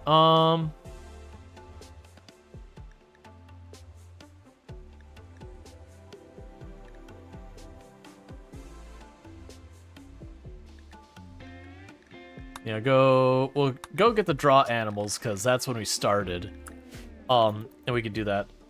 I do feel like I kind of want to go for it. It is a dangerous one. So the imps will arrive in 1 day, so it'll be quick. I'm doing it. We push the button. It's too late. Oh, and they came properly equipped. Heck yeah. Do you actually have some competency? You're good. You're good. You're good. Oh, would you look at that? No, like, non-violent ones or anything like that. So with that, they're going to be arriving in 1 in-game hour. Let's actually get to our zones, because we haven't had to deal with zoning much. Early on, I had to zone my people to keep them inside. But since then, it's just not been a problem. We'll also make it so we can go in here just as a safety precaution. I mostly just don't want my people out running about in case it spawns right here. That, you know... Oh, I have to actually assign them to the zone. Do you actually work? No. In that case, your schedule is recreation.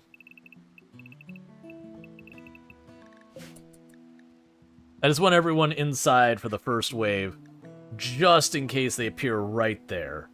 Most likely they'll appear over on one of the sides, probably the right or the top, maybe the bottom. But it's only 1 hour afterwards, right? Oh no, 1 day. 1 day, never mind, get out of here. Have a good time. So when we hit like 22, 23 hours, let's say 22, we'll put everyone back under restriction to get back in the perimeter. And then the idea will be pretty straightforward is I feel like this is where we're going to try and put this kill box to use. Or not kill box, but fighting point to use. So the idea is I'll run out here, have everyone stand, have the defensive area. Honestly, one of the things I should have done...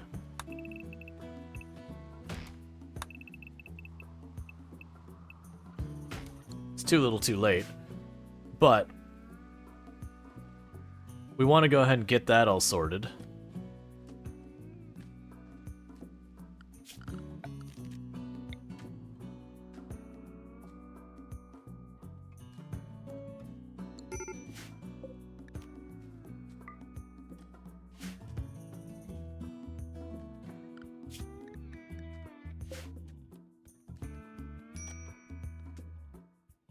No, Bentley actually is doing this. Have you start up here. I could see making that like a whole grow zone kind of thing. Is there a flooring I could put down that's crappy so far as speed of movement? I don't think there is. Does straw matting help?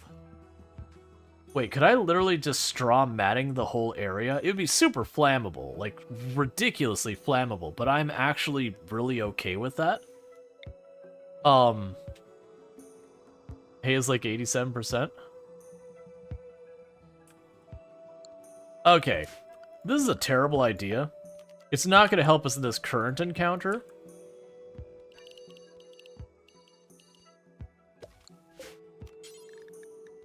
Start growing hay grass. And orders, floors, straw matting.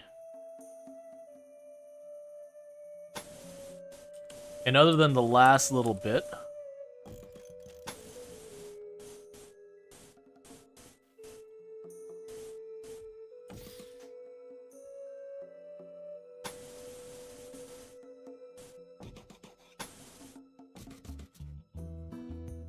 wood goes down. Rip. Still 93% when burned.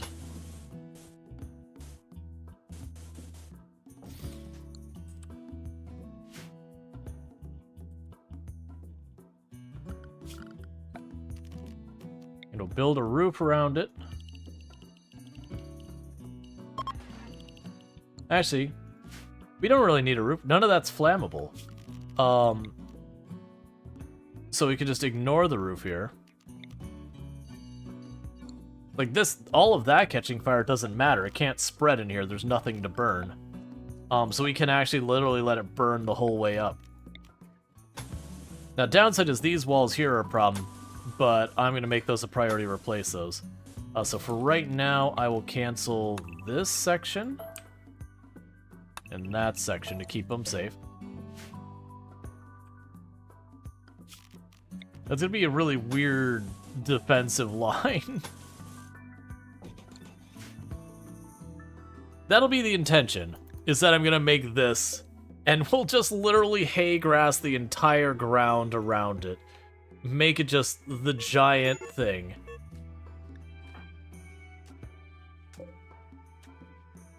Why would you do this to me, game? I'll just leave that on the ground there. So Groot's twig fainted because the corpse is tormenting them. Oh, they're gonna be down for a whole day? Come on, game. That's just mean. You're like, oh, you're about to be attacked almost any second now. It would be most unfortunate if one of your pawns suddenly just collapsed.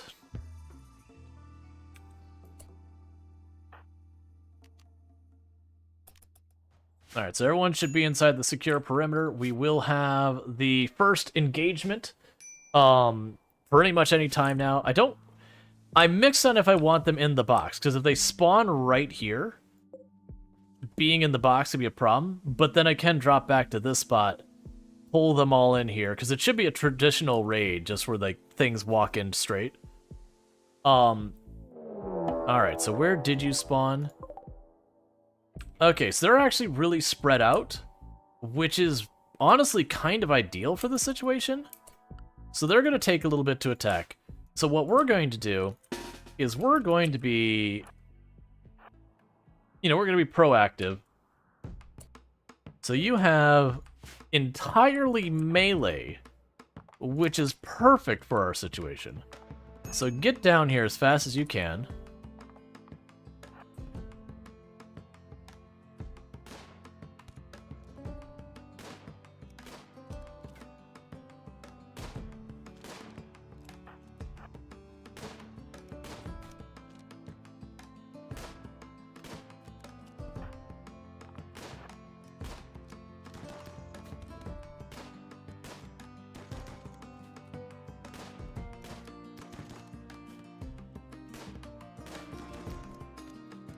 So what should happen is eventually they'll wise up and they'll start rushing us. But between all the firepower we have here and the chain shotgun, I'm feeling pretty good about this raid. Is ammo infinite? Yes. There are certain weapons that have limited ammo. So like I have the Hellcat burner here. I can only fire it twice per reload. The special mode for it. But like just the regular weapon, I can keep firing. There are stuff like rocket launchers and that have like they're one and done, but your regular guns don't have an ammo limit. Ooh, that spear's an upgrade. Go grab their attention. Try to bait him. Okay, you didn't quite pull off the dodge, but that's okay.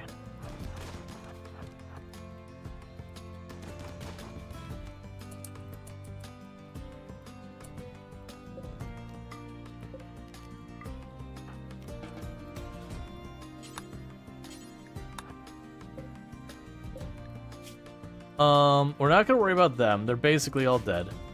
So all of you... Why are you so far behind? You get back to base. This is our next target. And we grab their spear, because their spear should be an upgrade for me. How badly do you get burned? Mild burn. Alright, so new plan. All of you. I'm going to push this group up here, so we should be able to defeat them before they have a chance to do anything. By the time we're done with this, most likely they'll be on the offensive. And your melee as well. And your melee as well. So it's just all melee. Okay, they're beginning their attack before we're ready. Drop everyone back here. Excuse me? When it said I was going to get 2 attacks, I was not expecting them at this speed.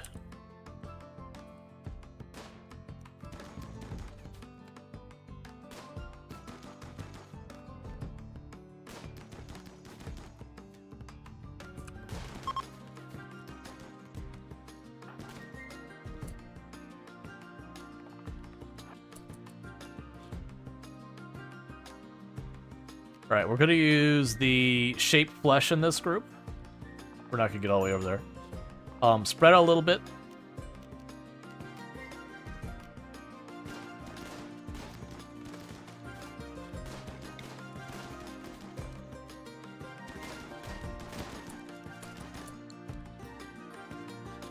That is not what I want to see.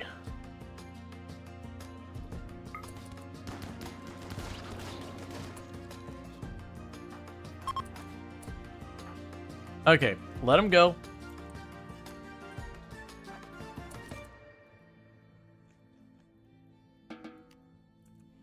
Does anyone need patching up? Still only draconic, and still minor injuries.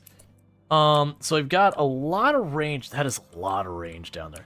Let's go push the group up at the top. We're doing okay so far. The good news is at least I don't have to wonder when the second group is coming. So I'm going to try and push this group real fast, deal with them, and then we're going to try to get to our defensive position and see how well that works.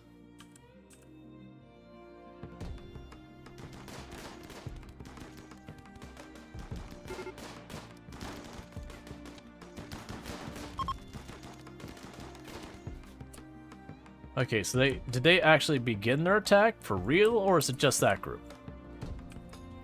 What? Oh, that's still you down there.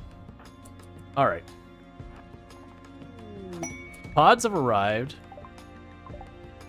But I have more fighting to do. You're supposed to keep me with those 4 people. The fight isn't actually over. That's... Oh, that is bad is what that is. Where is my assault rifle? Oh, that's real bad.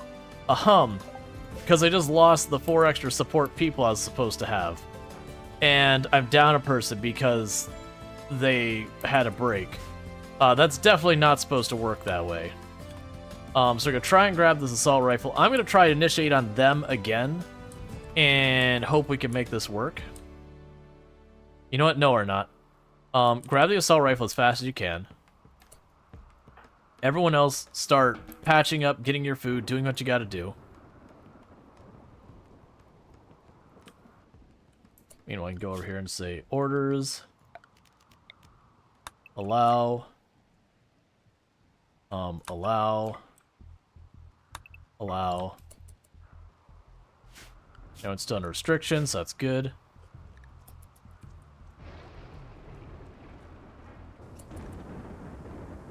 Oh, undraft you. So plan straightforward. I've left these doors open, so they should be able to see us. Which means they should probably want to come to the fighting spot I've made here. They do have trees for cover and everything, but I have walls. So my cover should be better than their cover. Do you have anyone else who could do medical? Lardine. Treat them real fast. I don't think you're going to have time, but that's okay. So I do think the rain is going to hurt them more than it's going to hurt me. Which is what you're kind of hoping for in these situations. Okay, the beginning of their assault. It is what it is, so grab you. Oh man, there are so many of them. Okay. Get in position. Be ready to send the Thrumbo ahead. This might be the Thrumbo's last journey, because I'm supposed to have a lot more help than I have here, and we're down a person, and it's really not encouraging. So get you all behind the better cover. You're just gonna do there to bait some hits. So many. That is not how this is supposed to be.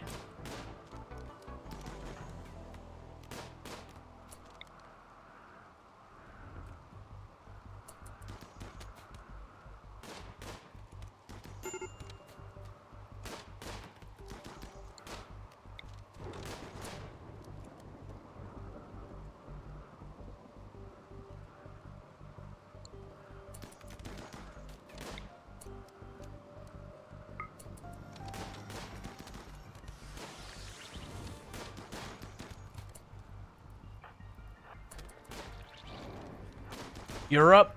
Do your best.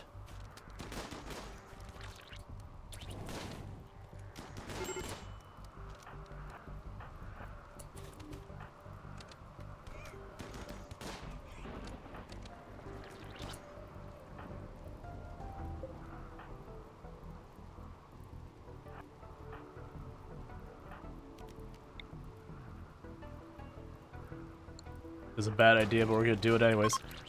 Oh, no, we're good. We're good. We're good. Crisis averted. We did do enough damage to drop him.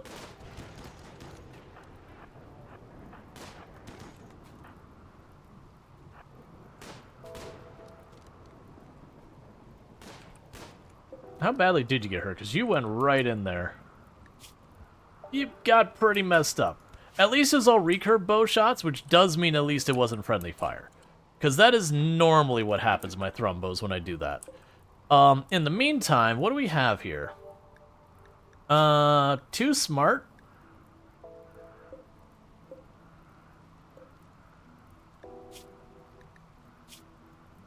Undergrounder. So, how badly are people hurt? Minor burns. Pretty bad cut. Burns. Can I actually reasonably rescue? Yeah, so we shocked you. You're probably not coming back for this. Like, you're not dead for a while. I can do that. So Lardine is gonna capture that one. This one's not gonna have enough time, so I'm not gonna worry about it.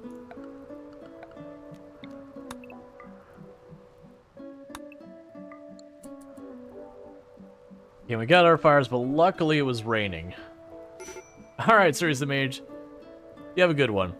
Yeah, so that defensive position worked reasonably well. We were getting outflanked, but I mean, they just had such ridiculous numbers. I do think having denied, like if we denied them cover, that would work really well. I am gonna have to do something to keep them from like going to this corner and dealing with that though. Oh, you're still moving? Look, man, you're basically dead.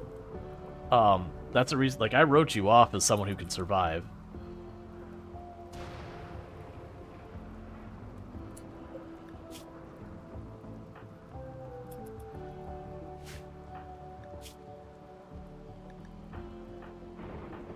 Alright, we're working on it. We have our not doctor trying their best. Because I'm kind of like liking the idea of trying to get one of all of the different base xenotypes.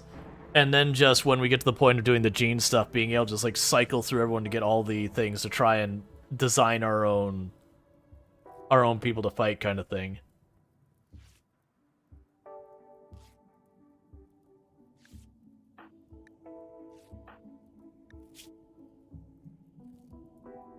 Yeah, human shame, we're getting there. Nope, you are not resting. Who is the next one who needs treatment the most? You. Alright, so no breaks, keep on it.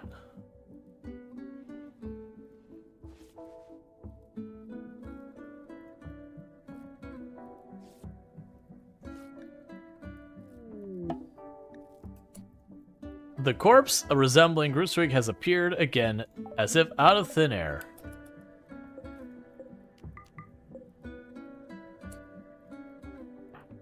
Sorry, Lardine. It's not your time to take breaks, friend. We got a bunch of people with burns and cuts and all sorts of stuff that we gotta get sorted out. We want to avoid infection as much as we can. Ah, look at those solid 5% 10s. Okay, well that's actually 47. Okay, so we're good.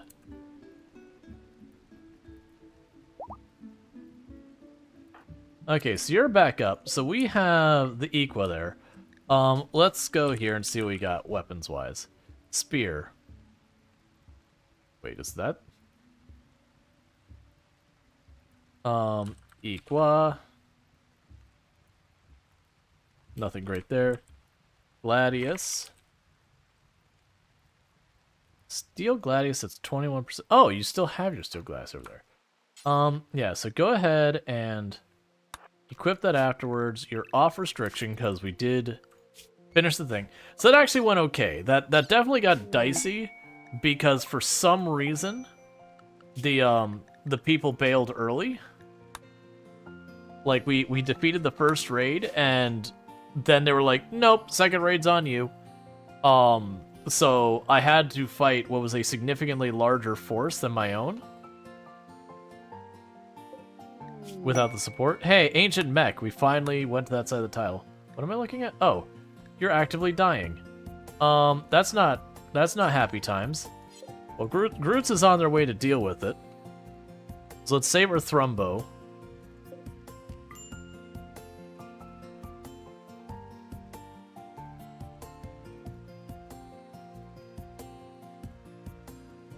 The one downside is we're gonna need to do this.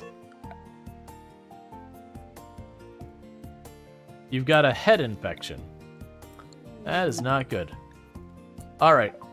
Your investigation of the unnatural corpse has revealed how to safely remove the Architect Shard.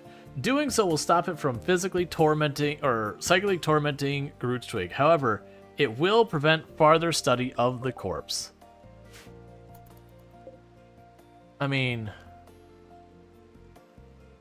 that does give me advanced, but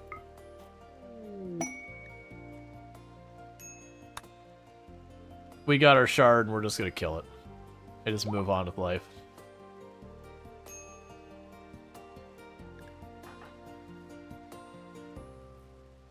I'll worry about the advanced stuff when we get the advanced stuff ready. I got enough other things to worry about that missing out some advanced research is not that big a deal. Now prisoners, start converting them. Alright. So yeah, that gives us an Impet as an option.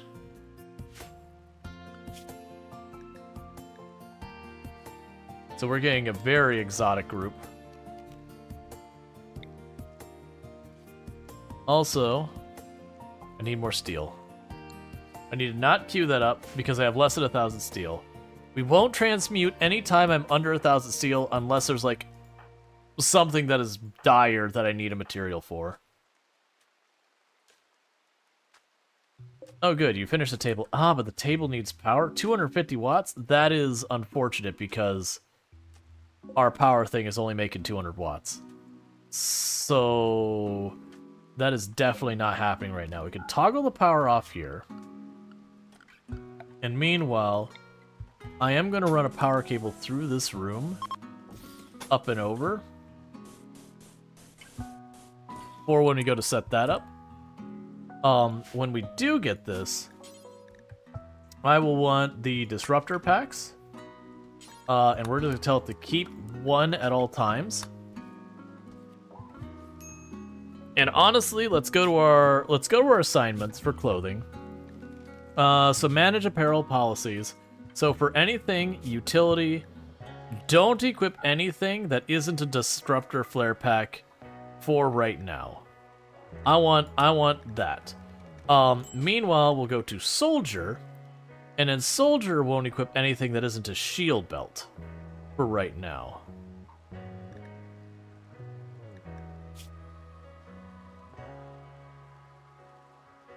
And that's fine.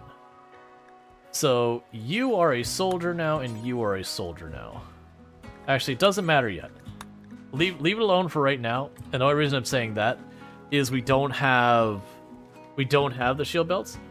Let's see. Are assault rifles best weapons for basic version? No DLC. They are one of the ones that people do prefer as a favorite. That said, I wouldn't say there is a universal this is the best. It's a little bit more nuanced than that. But assault rifles are a very strong contender for the spot.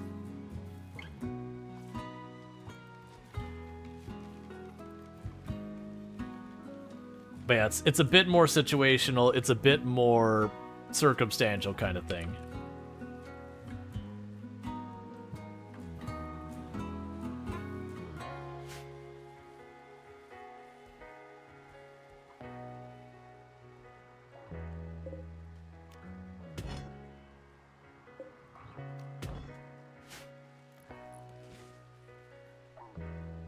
Alright, so I've queued up for them to go get marble chunks and limestone chunks and all that. So yeah. Distant shriek. Your colonists hear inhuman shrieks in the distance. Something is out there. Alright, schedule. Drop people back to Area 1. We can just fight them all from in here. It's fine. We've unfortunately had most of our torches go out. And the torches do make it so I could just see invisible things when they're lit. But, we've slacked on our hauling. Okay. So grab you.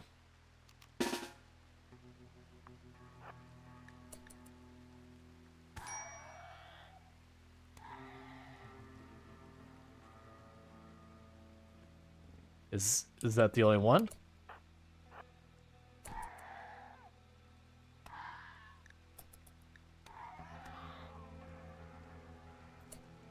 Okay. Don't start a social fight right now.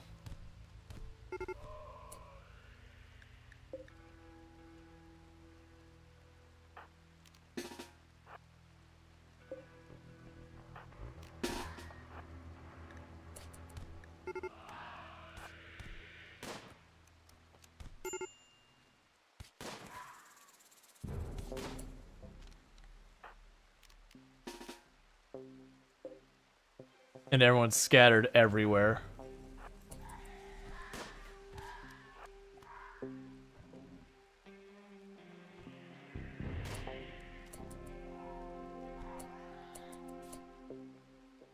Okay, so rally in here. How badly are you hurt? Can't see it all.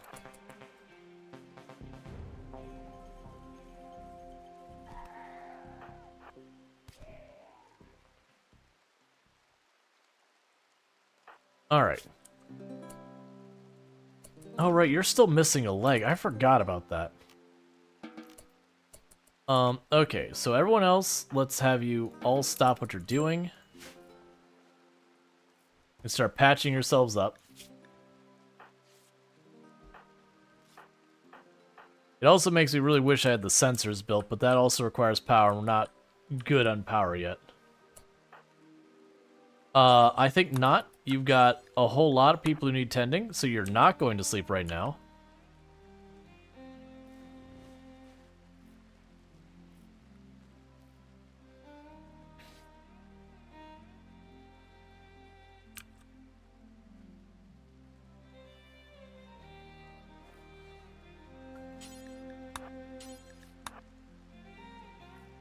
Okay.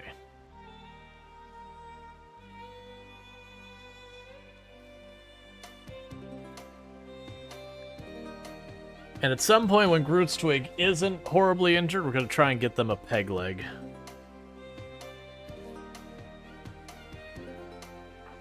You got scratched up good.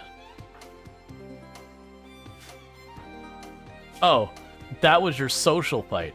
Not even the attack. That was your social fight. Good job, man.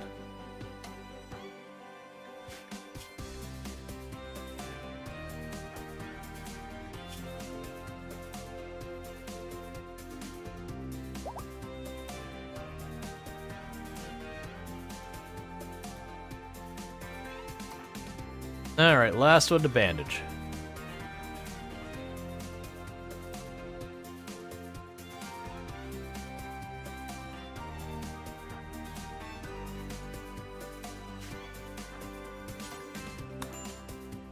Go grab your weapon.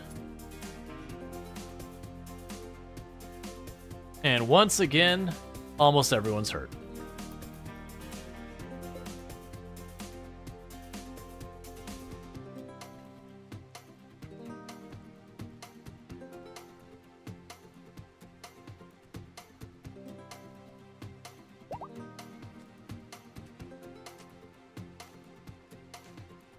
Meanwhile, I mean, I need to keep up with that if we are going to convert them. It'd be real hard to convert people now that our social's super badly penalized due to being inhuman.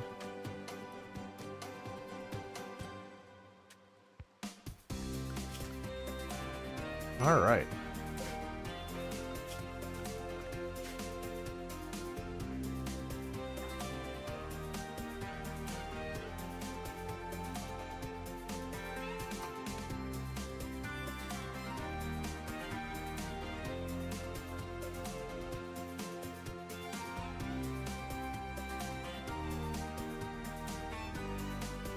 Okay, so we're dealing with apparel.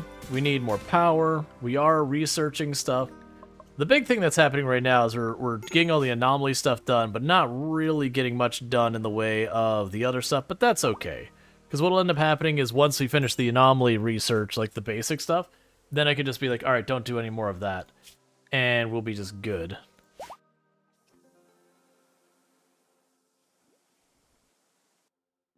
Alright, so everyone's getting all healed up.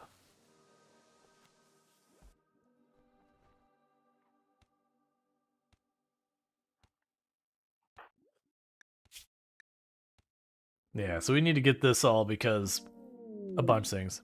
Yep, we didn't rescue the person who's off the tile. Go and deconstruct that.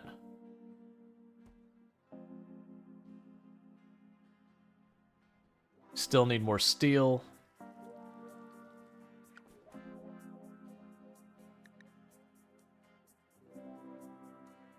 I've got plenty of wood, I just don't have anyone who's hauling nearly enough to matter.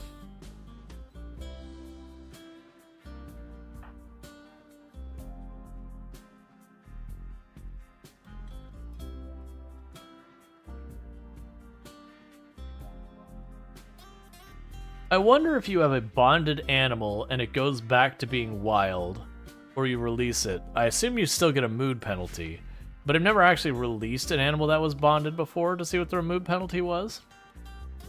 Versus, I do know if you have a bonded animal and you kill it, then you can do the math.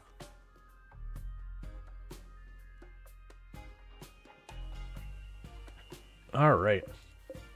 The good news has been he's finally getting a bunch of damaged stuff repaired around here.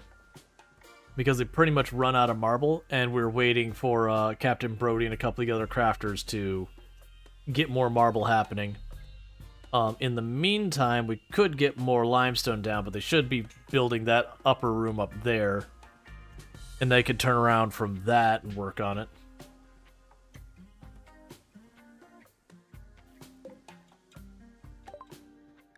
Alright, we got draw animals. We will choose Ghoul Infusion next. That way if we get a...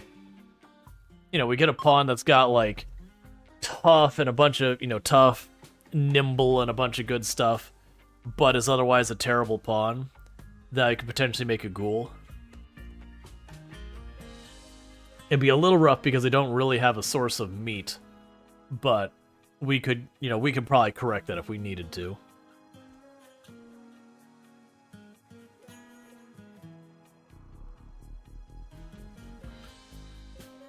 Honestly, could pop the Ancient Danger right now. Those do get dangerous, though. You know what, let's wait until we actually have, like, flak armor or something for the Ancient Danger. Something to protect our people. That way, if it's, mechs, the door doesn't open and just instant one hit by a Lancer because we didn't prepare.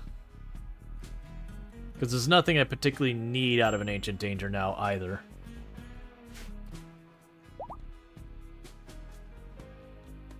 Alright, the only one still hurt is you. Amusingly enough, again, the social fight, not the all spooky enemies, just getting into an argument with another person in the colony and getting roughed up.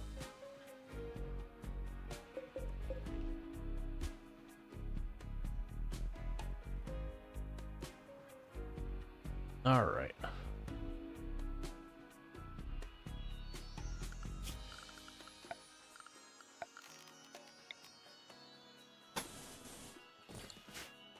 And I'm definitely going to tell them to not bother burning, like, not bother putting out the fires here. Like, we'll put it all down, and then I'm going to take it out of the home zone. That way they don't clean it, they don't put out the fires. When it burns, I don't care. It'll be a thing that'll waste a bunch of labor, but at the same time, it should go fast, and it'll only be as fast as this is going. I mostly want to keep it so they cut down the trees. Honestly, let's not do it this way. It's a fun idea. It's a memey idea. But also, I know the poor people are going to be sitting there, like, trying to replace it forever. What I need, though, is I need them to keep the trees suppressed.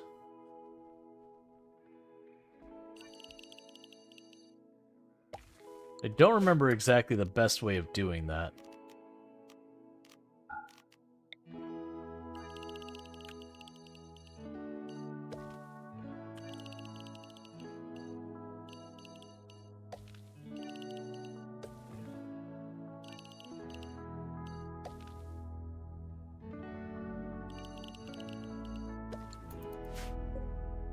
Yeah, because I could sit there and do something like that, where I've set it to cut that. We're also gonna go home zone. Yeah, that's not home. Don't worry about it.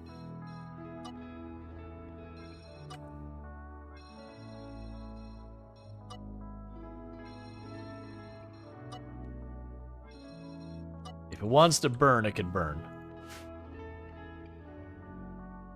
Because I don't think that'll get them to cut down the trees.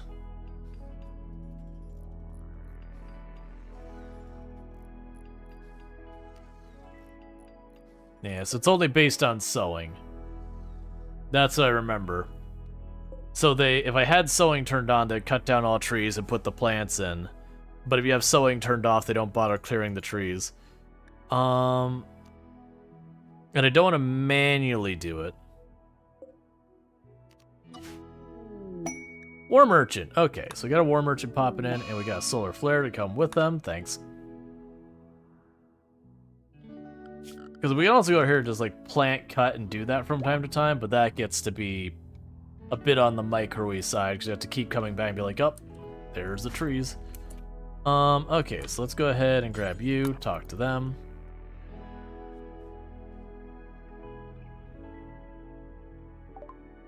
Okay.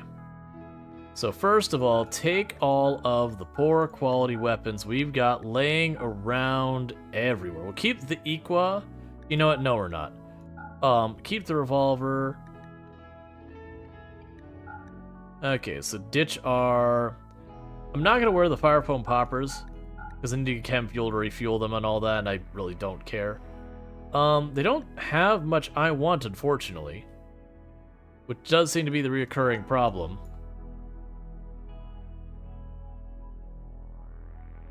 Like, every time I turn around, it's like, I would like a weapon. Nope, it's all garbage. Okay, fair enough. So yeah. Give me the money. Oh, everyone's still restricted. That explains a little bit.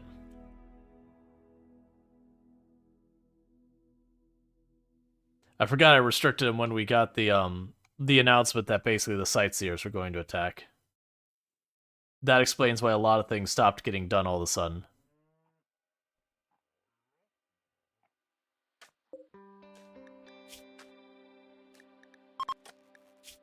Alright, so you're finally wearing down. You got a little whiles left.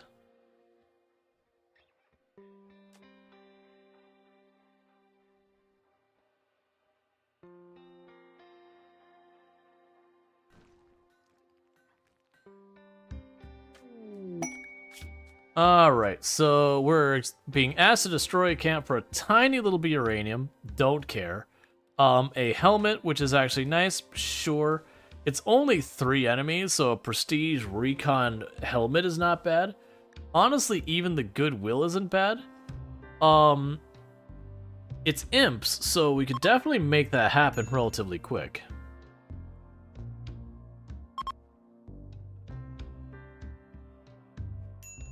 Alright, well let's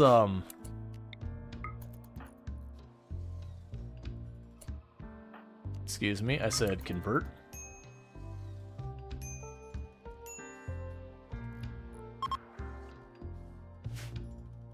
Okay. Operations, install peg leg, right leg. Good luck. So, we could send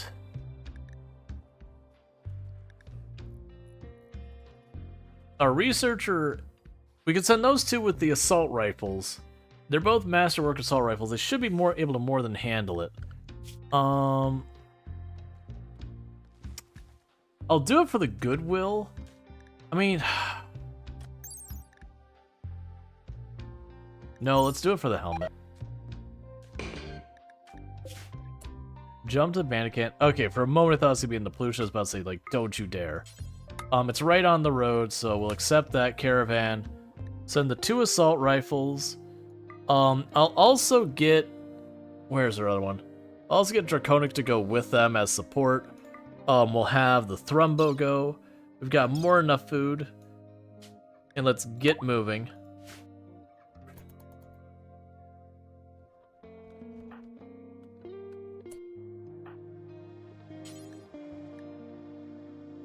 Oh. We can't even attempt it. So never mind. Literally, my doctoring is so low, I can't even attempt to put on a peg leg. So I guess you just do without for right now.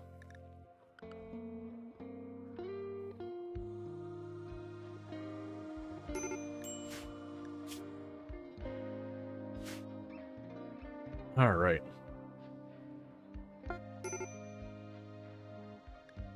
Major break risk on Lardine. And that's just because all the negatives from the ideology. We're working on it. We'll get there eventually.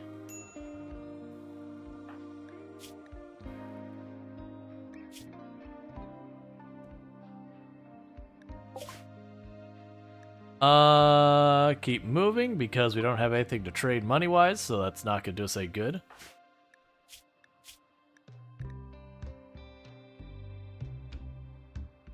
Yeah, it will be interesting to see. So we've got one of our people who has inhumanized, so that's a big thing.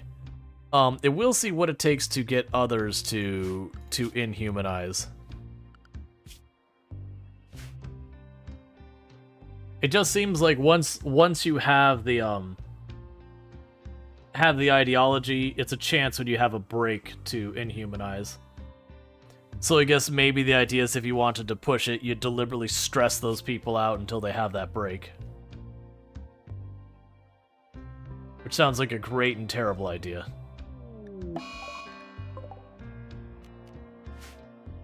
Alright, so there's no sentry guns. We're on the top right here.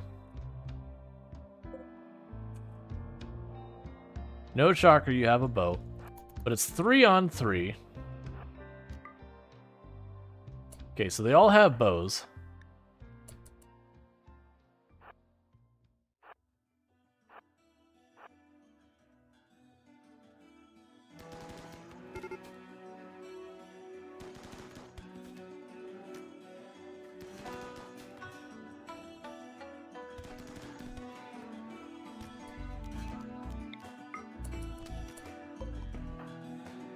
Don't move, just stay here.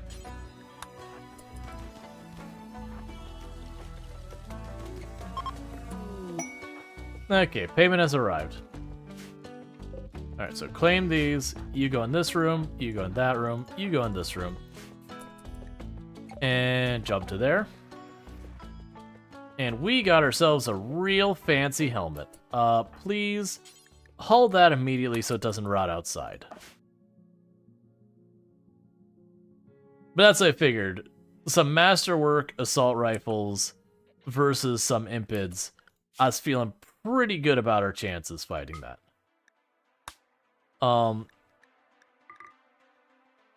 Sure. I'll bring prisoners. I didn't look at them or anything about them, but you know what? We'll do that anyways. Oh, wait, what? Hang on. That's... Wait, no. Not that way. Reform caravan here and go there. Okay, I was about to say, it's like, wait a sec, because that's like, it's like, wait, we killed them. We can't take the prisoners. That explains. I was looking at the wrong thing. Steel breach hammer we'll grab. Yeah, so we got a bunch of junk weapons I don't really care about. That's probably not worth anything. And honestly, none of these are particularly good. We're not going to worry about them. We're just going to grab and go. I could grab a bunch of junk tables and try and sell it, but then I got to put them places, and I just don't want to deal with it.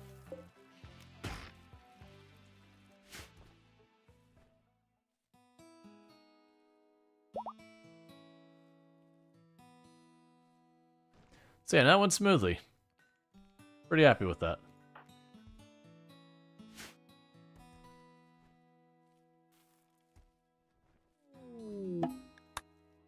And because we were on a road with a thing we could ride, we just got back super fast.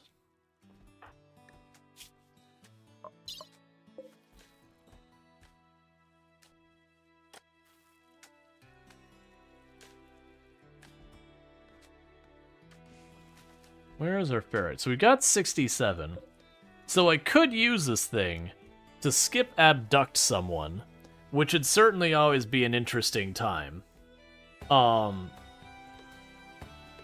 I'm tempted, but that would burn all our ferrite, so I think we'll wait. I've already got 2 people I'm trying to recruit in here. We don't have our extra bedroom made yet. Probably best we just wait. Hey, Lanix, how's it going? What time is it, by the way? Oh, okay, it's not that bad. I thought it was later than it was. Yeah, so we could skip abduct, and we probably will at some point. But right now, I'm pretty content with our 2 other people in here. We got our baseliner and an impid. Who are we even missing as far as the default xenotypes? Because we got the Atkin, we got the Waster, we've got a Genie who's currently being recruited, we've got a Pigskin, and we've got an Impid, all being brought in right now.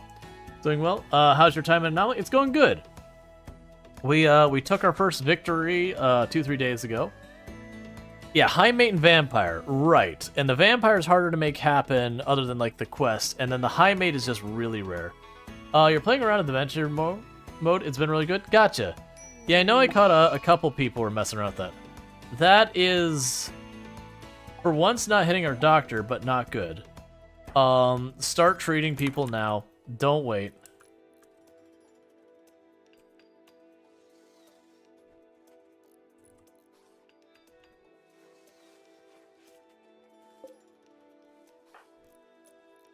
Recoloring apparel? No, don't recolor apparel. People have the plague. This is how people die. Oh, and Hussar. Yeah, so I don't have a Hussar as well.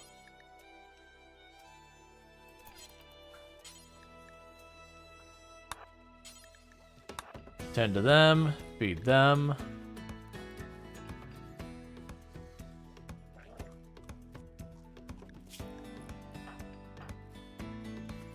Okay, so you should be solid.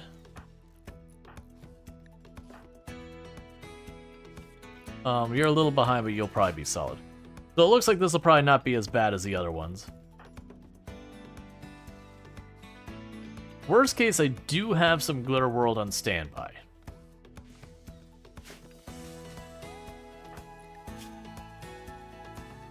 Yeah, so you've got a solid lead. You are slowly getting ahead. You are losing. And you are winning. Okay. Oh, don't you have weak immune system? Is that right? That's not what I'm looking for. Yeah, weak immunity. Carries a gene, gain immunity more slowly than normal. They may die from infections that others will survive. I forgot that about impids. You know what? I shouldn't do this. but I'm gonna actually burn a glitter because we are planning on recruiting this person. They're not amazing, but I like the idea. Oh yeah, yeah, Neanderthal is another one because I kind of want to get all of them. So that's the only reason I'm investing this hard on this one. Is I'm gonna hit them with a glitter just to try and make sure they make it for recruiting purposes. This is a waste. This doesn't strategically make sense, by the way. But I'd still like to try.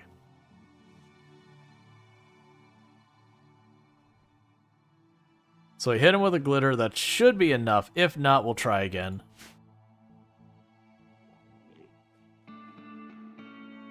That's definitely one, oh my god, this is getting nowhere. And it's because we're putting all our time in the anomaly research. But, it's fine. What is your issue? Ravenously hungry. Deal with it. Humanity break. Congratulations, Captain Brody. You've given up your attachment to humanity. Nicely done, friend. Oh, but not as nicely done is I do need you to actually not be up and about. Please tend to them so they don't die because you're just not being treated.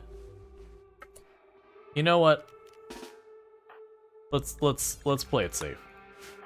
Because you're about tied. We're only gonna get one more 10 or 2 more 10s on you at the most. Let's play it safe.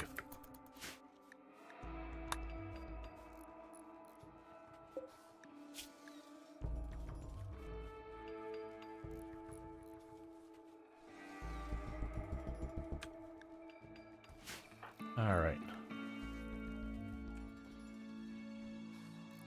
We've honestly not been attacked by Neanderthals at all this one. And then Hussar usually is just in with other groups. They don't have their own faction normally.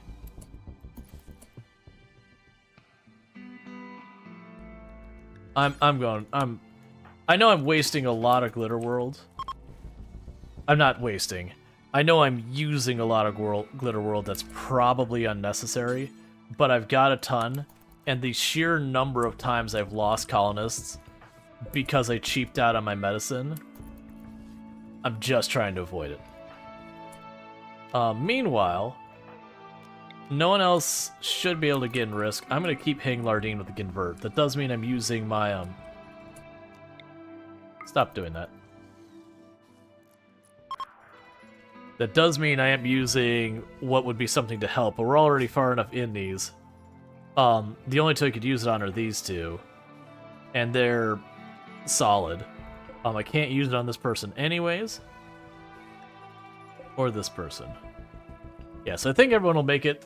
Barring, for some reason, people just not eating and starving, I shouldn't have to worry about it.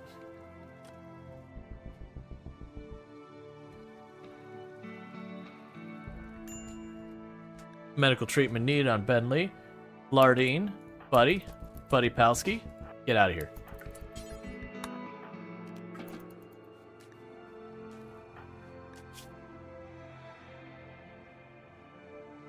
I mean, it would have been fine.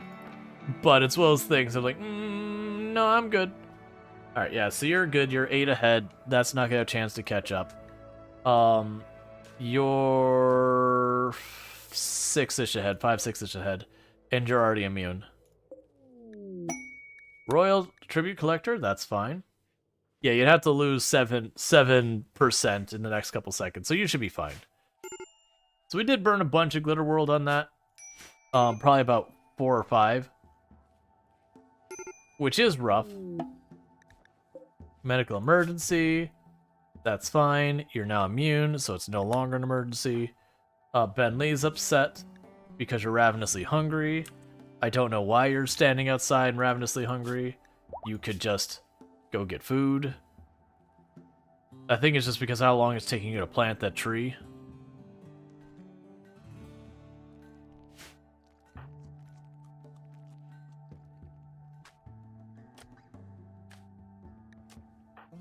Alright.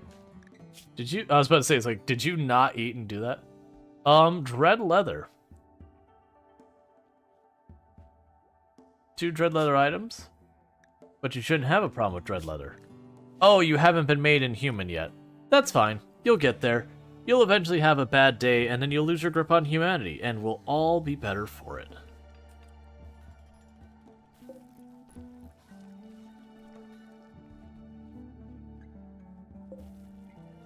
What is it making out of that? Oh, that's also waiting on marble.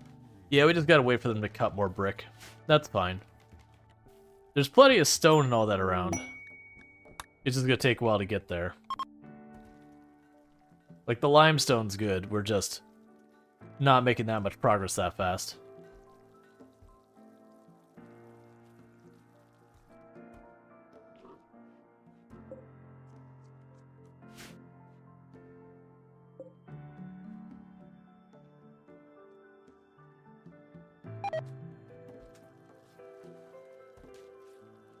Alright, so the other thing we need to do is, do we have someone who can even mine? Not really. But that's okay. Oh, we also have a dirt mole. We don't have a dirt mole either. Yeah, there's a good like 8 or 9 different types of xenotypes. A dirt mole's gonna have a rough time in a not underground in any way, shape, or form base. But that's okay. That's a them problem, not a me problem.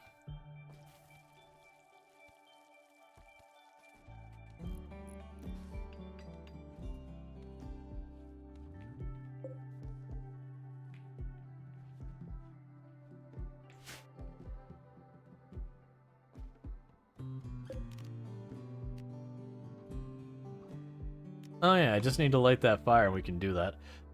Yeah, so we'll do a Sky Lantern party. Because I really should be doing these rituals and all that to continue getting our ideology moving forward so we can do reformations. Because then we can add more to it.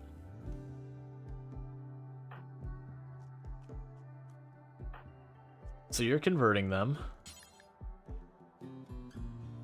Alright, so you got queued for research. Let's go ahead and have you start the fire. And we can begin the lantern party. Alright.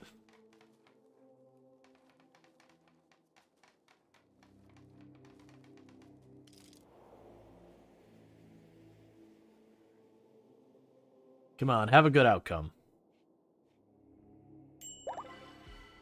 Unforgettable. That has increased our goodwill with the Exodus Dominion by 20. Neat. I need to remember to actually do that regularly. Because being able to just get some stuff. We got some drop pods giving us rice. Okay, sure, why not? Because doing that regularly will help a lot. Okay.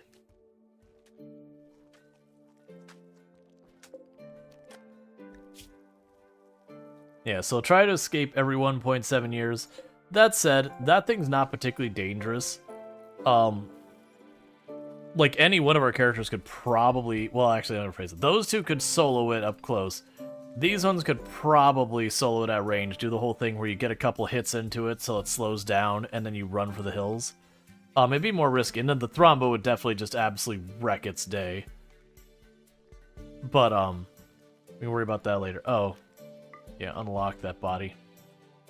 We gotta keep feeding our trees. Combat supplier.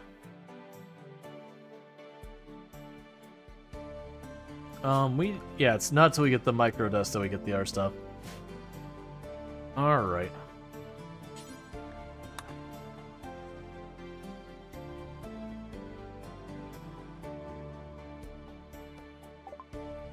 So let's see what we've got. So we've got no new books. We can go ahead and get rid of all these bows and other stuff we're not going to use. We'll keep the decent auto pistol, I think. They don't really have any weapons I want other than the Zeus hammer, which is way outside of what I can afford. We do have more Site T to get them. So that's good news. And it will take their medicine. And we're good.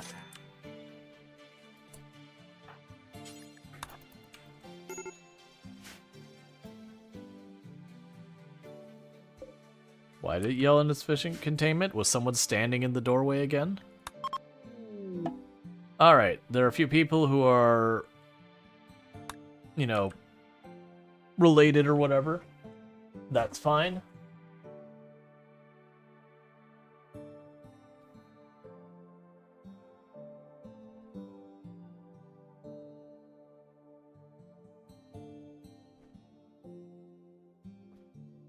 As long as we have enough limestone. The Zeus Hammer is probably better without mechs. The Zeus Hammer certainly is, like, much stronger against mechs. I don't disagree. But at the same time, the Zeus Hammer also is still very powerful. Even with it not being a mech, you still get stuns. Which is kind of the big thing out of it, and it does hit pretty hard. That said, we still do get mechs. Let's see, Vagabonds desire aid.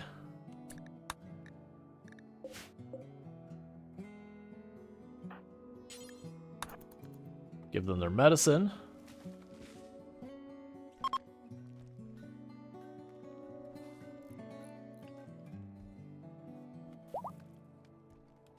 Cool.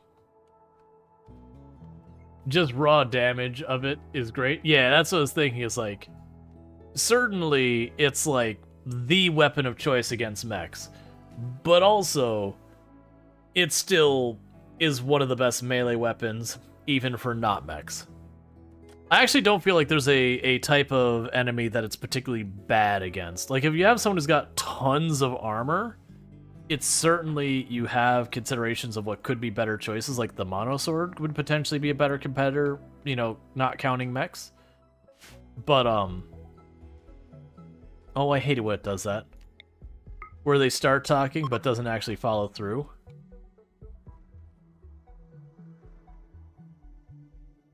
I also feel like, if I remember it correct, versus the monosword, is its fewer harder hits versus more, you know, weaker hits. And so for stuff like the Revenant, where you might only get 1 or 2 hits in every once in a while, that the attack speed isn't really the part you care about. It's just when you do get a hit, dealing as much as you can. I feel like it'd be the advantage. It's the classic, like, RPG strategy. You can get a really fast hitting weapon that has higher total DPS than the slow hard hitting weapon. But a lot of times in the practicality, you don't have your uptime of your weapon and being able to stay in range to get all those fast hits that the slow hitting weapon can outperform. You think they're all the same attack rate? I honestly don't know between them. Can I just look it up here? Oh, that's the encyclopedia thing. The hammer is slow, 2-3 seconds. Yeah. So I think it was the hammer is more damage per hit, slower hit rate. So with for example, MMORPGs. Generally speaking, with some exceptions, most MMORPGs, when you're talking PvE, there's a lot of benefit in having fast-hitting weapons. You know, outside of encounters that force you to back off and come in and back off, versus a lot of times PvP, the slow-hitting weapons tend to be where it's at, because you realistically can't keep on the target enough to just sit there and hit them again really fast. A lot of exceptions apply, though.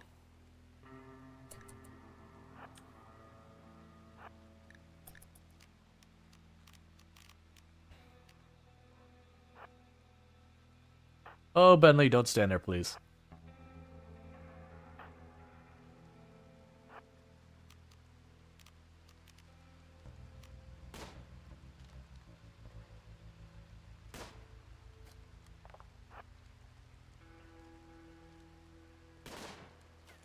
Okay.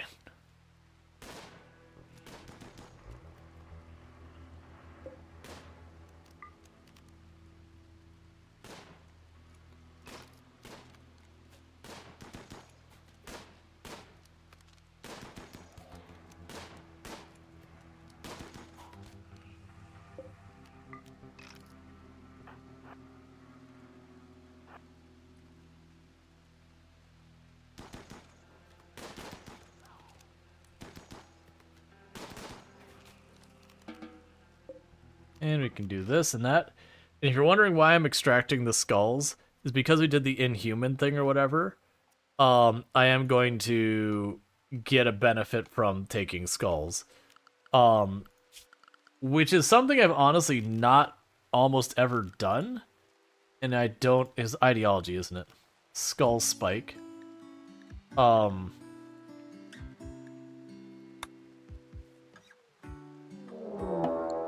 Flesh beast attack.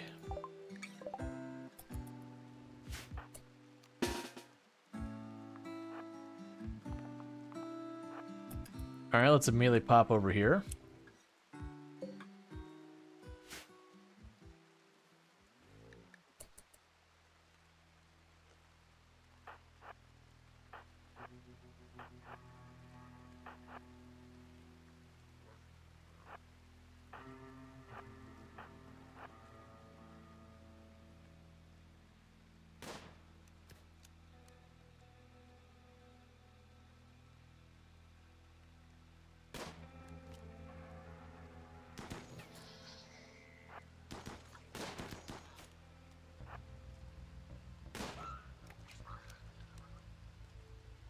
Oh, that's not what you want. They're flanking me because there was food blocking the door.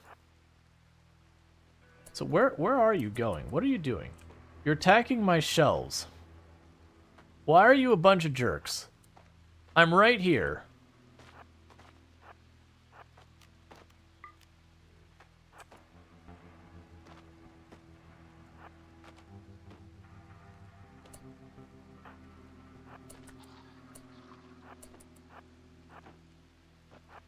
Oh, that obscures vision as well. Well, it's good to know that I can block the vision using the temple.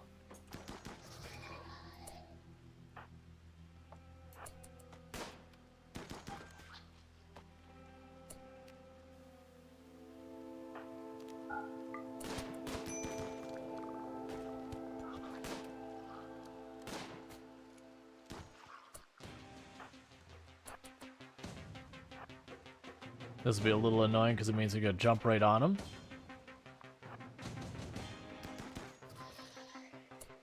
Okay, that'll actually work. That's all I need, is I just need to get their attention. Okay. So that's a little annoying that they ignored me and they went right inside. It's fine. Alright. They're bandaging yourself up and getting draconic, and we'll be good to go.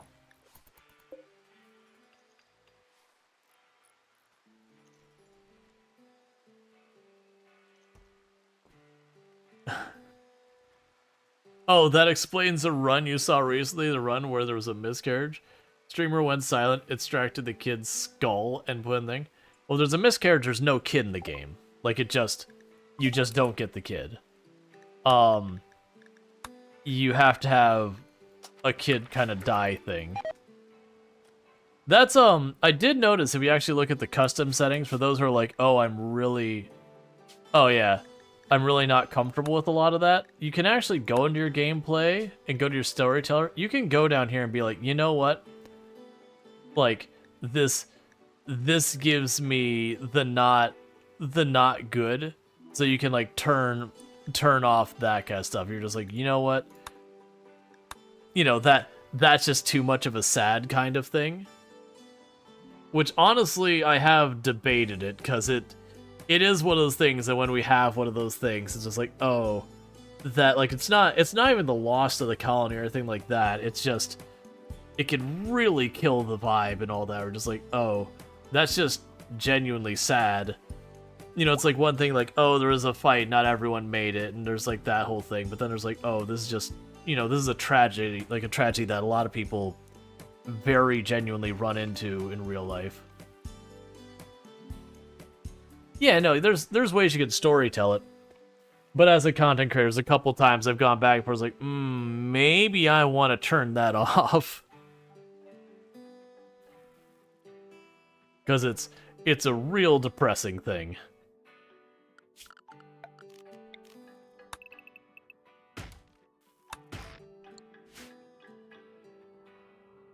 You can also just be like, no children. I really like the children mechanic, though.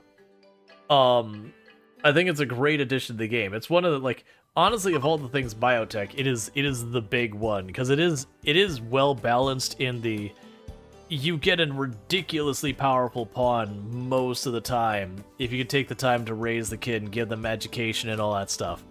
At the same time, it takes a long time to raise a kid and give him a good education and do all that stuff. And they're very fragile. I'm gonna just secure that door again.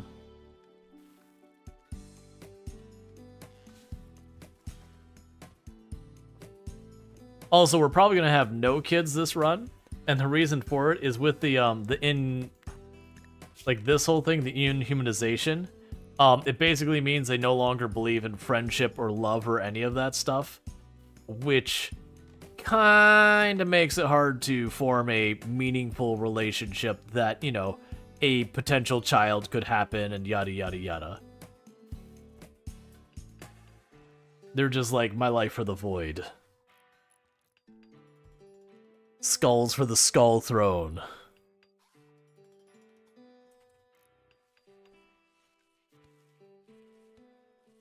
Sky making something. Well, yeah, it's not that it couldn't happen. It's just very unlikely.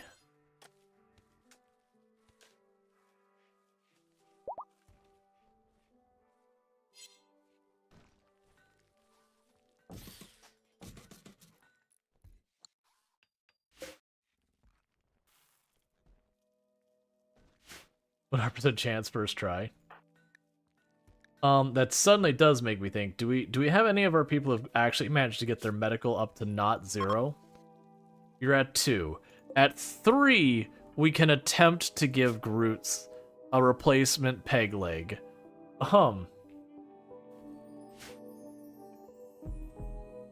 So, I literally can't even give Groot a peg leg right now, which is really upsetting.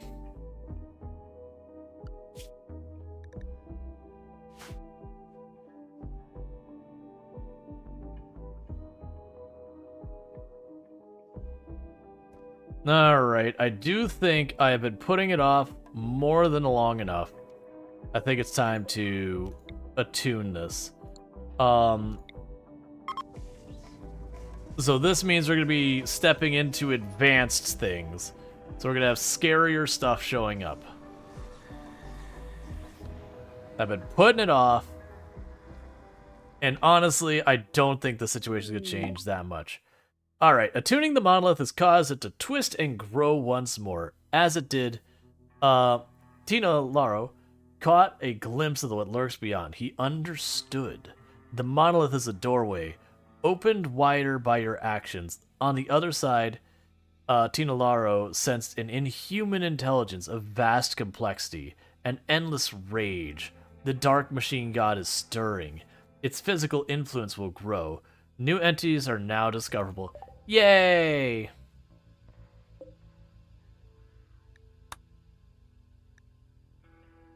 That's exactly what we need to let more awful things in here.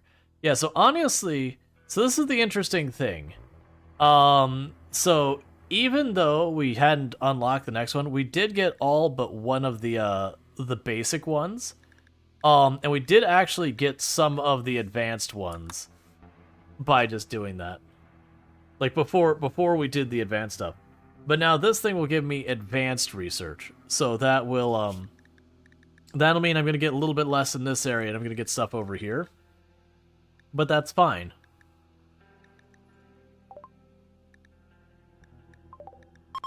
All right.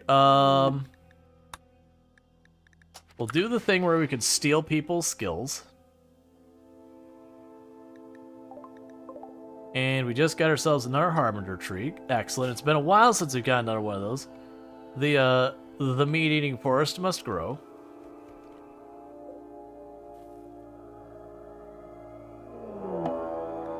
Alright, raid from the virus army. Ooh, they are packing a lot of heat. Not feeling great about this encounter. So they are attacks immediately, and they're attacking from a side I don't really have a good spot with lots of cover. I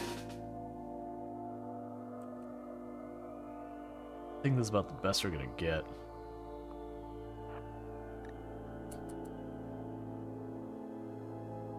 It's a shame I couldn't get over there and pop the Ancient Danger ahead of time. I might be able to make this work by using the shape flesh to sow chaos.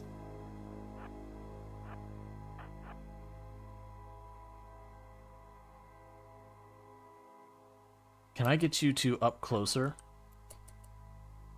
It's a little risky because they don't have shield belts or anything.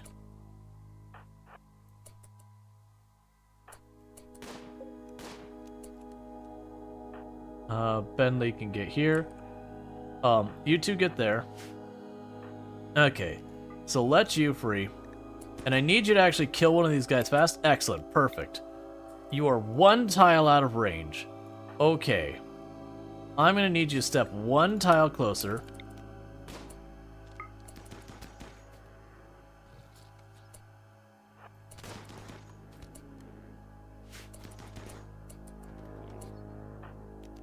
So everyone shoot you.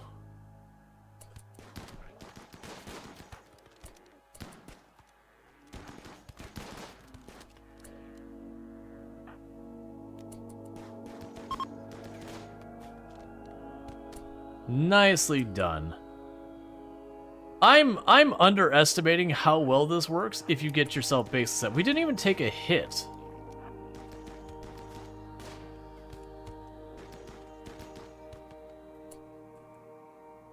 Nicely done, everyone. So these are wasters. Great memory, slothful, pyromaniac, cannibal. We're gonna go ahead and I'm not gonna keep them. Can I actually successfully catch these? Yeah, we might be able to save you. Never mind, you don't do that. You're missing a leg. So you do that. So that's bio-coded. That's a pump shotgun. There we go with that. Bio-coded. Steel axe, do this.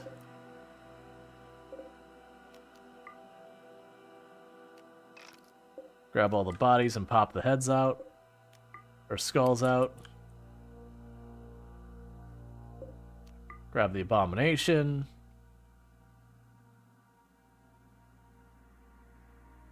Alright, so we're gonna see if we can't catch them. It's gonna be catch and release for these ones because we don't want them. We can't use it for standings, but it'll give us a benefit. Yeah, honestly, that, oh, there we go, Hellcat rifle. Yeah, so that's yours now. I almost missed that.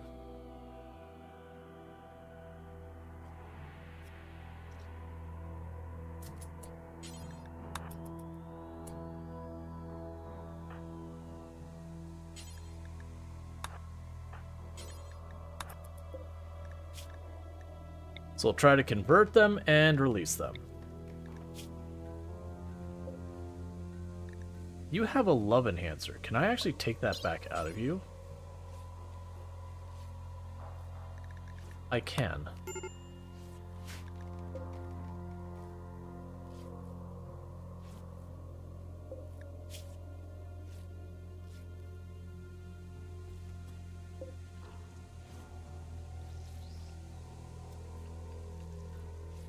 So we're just gonna borrow some real fast.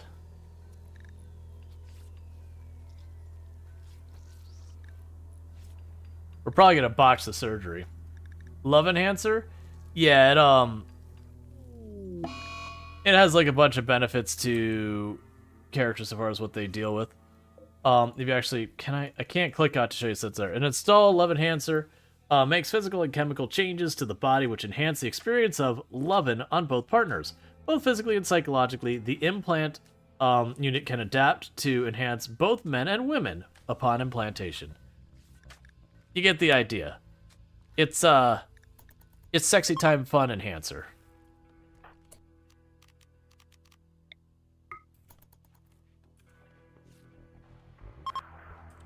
It's honestly you don't see him very often. I'm mostly looking to take it just because I can. Things in RimWorld we would never have expected. It is what it is.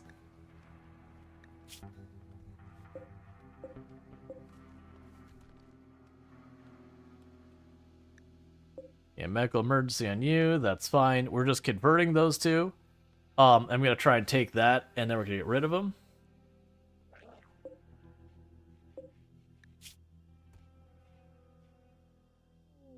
Oh, you like skull spikes. Twisted obelisk. A mysterious obelisk has crashed nearby. The obelisk comes with putrid psychic energy.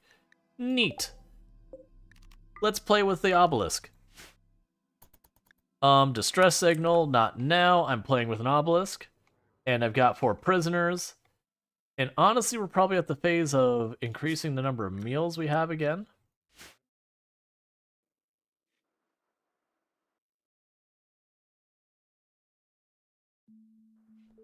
We're getting real close to being able to actually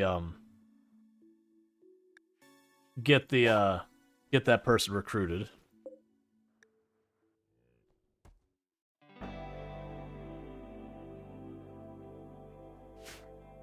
We're also doing a pretty good job of getting all this built up.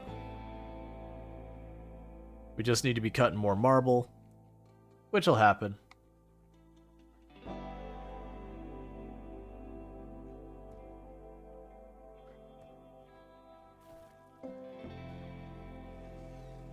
All right.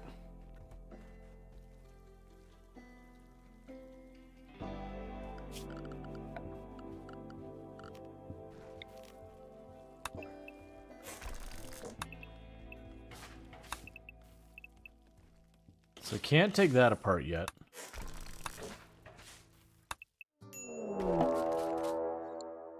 Never mind all these. Pit gate is opening. Thanks. I hate it. Alright, the pit gate has cost me people almost every time I've encountered it.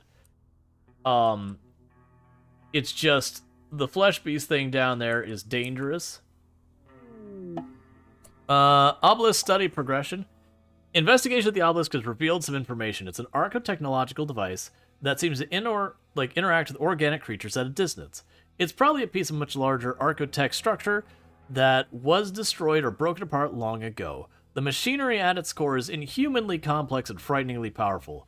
Its purpose and method of action remain a total mystery. If not suppressed, its activity level will increase over time. You can't tell what will happen when the device fully activates. That's fine. So you're about to pop open. 4 in-game hours.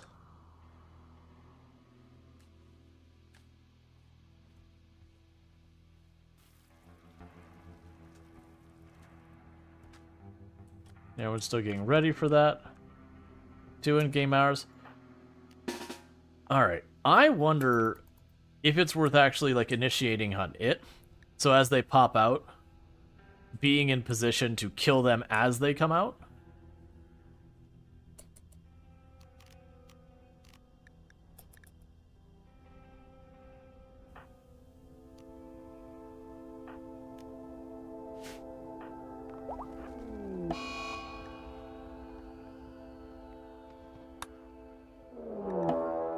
Yep, that's fine.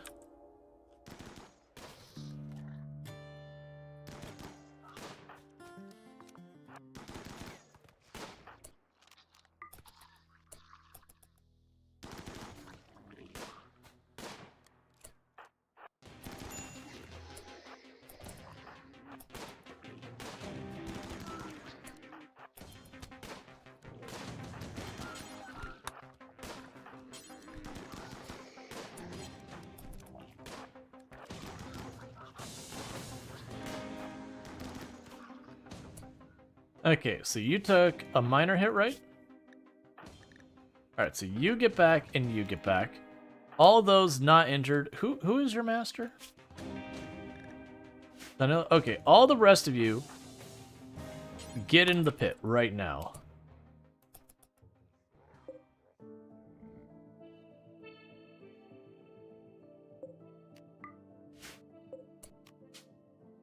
You two.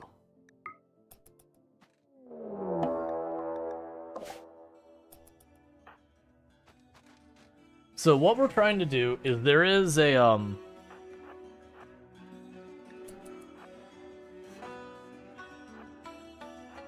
particularly like main enemy or whatever.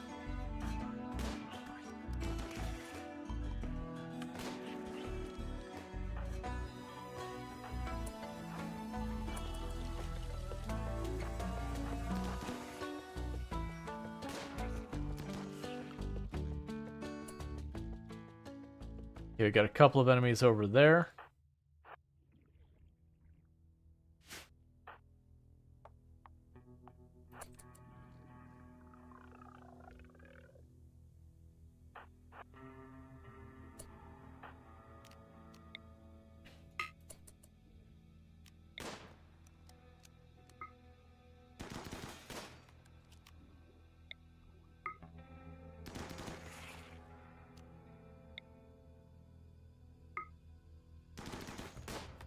Trying to open the path a little bit.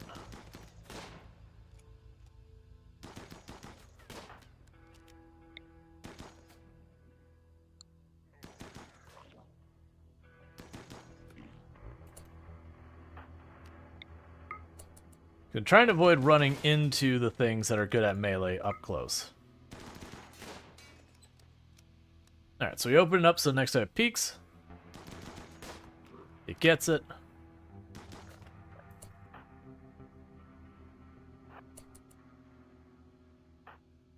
Alright.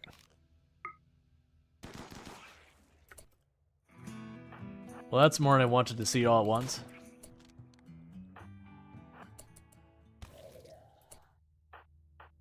Spread out your fire so we can hopefully take them all out before...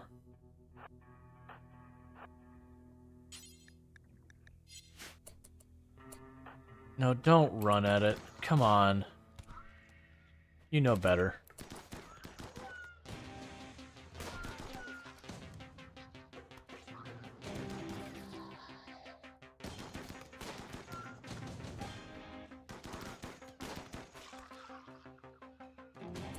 Okay, so with that, we've done a bit of damage. Let's get out of here before people get softened up too much. Because we don't have armor or anything like that, so it's going to be a pop in, pop out kind of thing. Oh, you're still working your way back up here? I figured you would have already gotten sorted by now. Alright.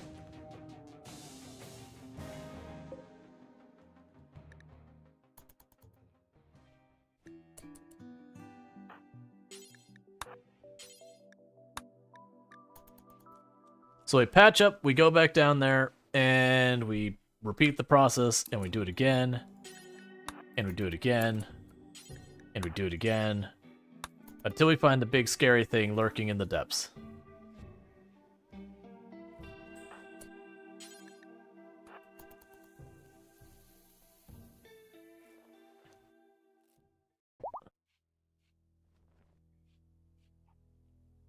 Alright, bear with me, chat. I need to use the restroom real fast, so I'm going to do that, and I'll be back here in just a minute. Thank you again for tuning in, and I'll be right back.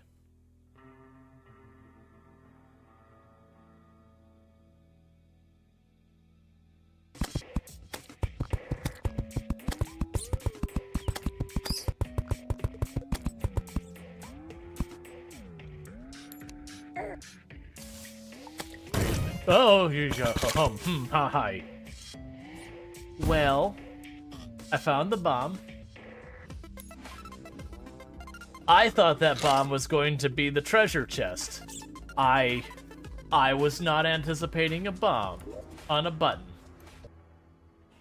I mean, if you push enough doors, you might get a better understanding of doors. Well, it's unlikely to be the best strategy. I could see some theory behind it.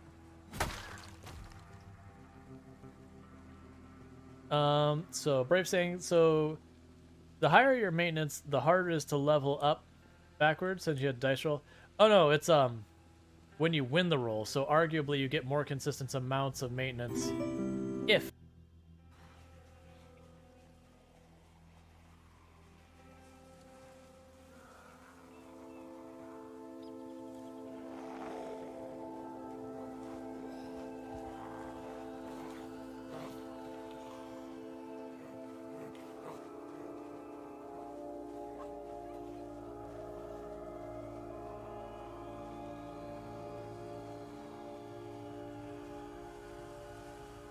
Come on, everyone away from... Start blasting if the situation permits. And then drop the gun again. And just repeat that process as we play through.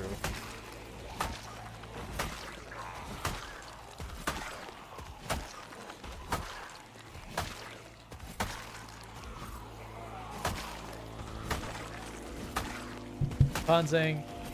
I've only got Alright, and I am back. I really need to clean up those clips. Sorry. See, how we're going to do is we're going to let most of our people recover. And once we do that, we're going to go right back in there. And that's just what's going to happen. I'm probably going to overcommit the number of people I put in there. Actually, you know what? Groots will probably be the only one we keep out. Groots is our doctor. They're also taking care of our prisoner. And they're missing a leg. So Groot stays out, but everyone else goes in.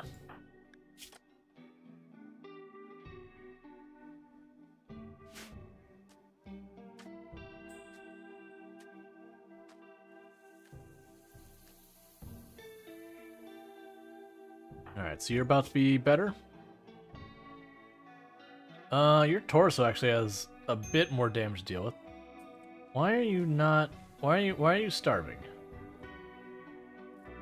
There's no need for it.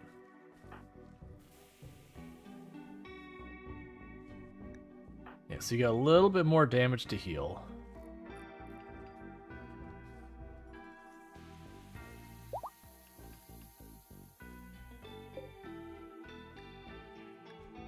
Why do you have a title requested? Oh, they want like the actual leader title. I don't really think it matters who gets it because we're all gonna have our social penalized into the mud. I'll deal with that afterwards.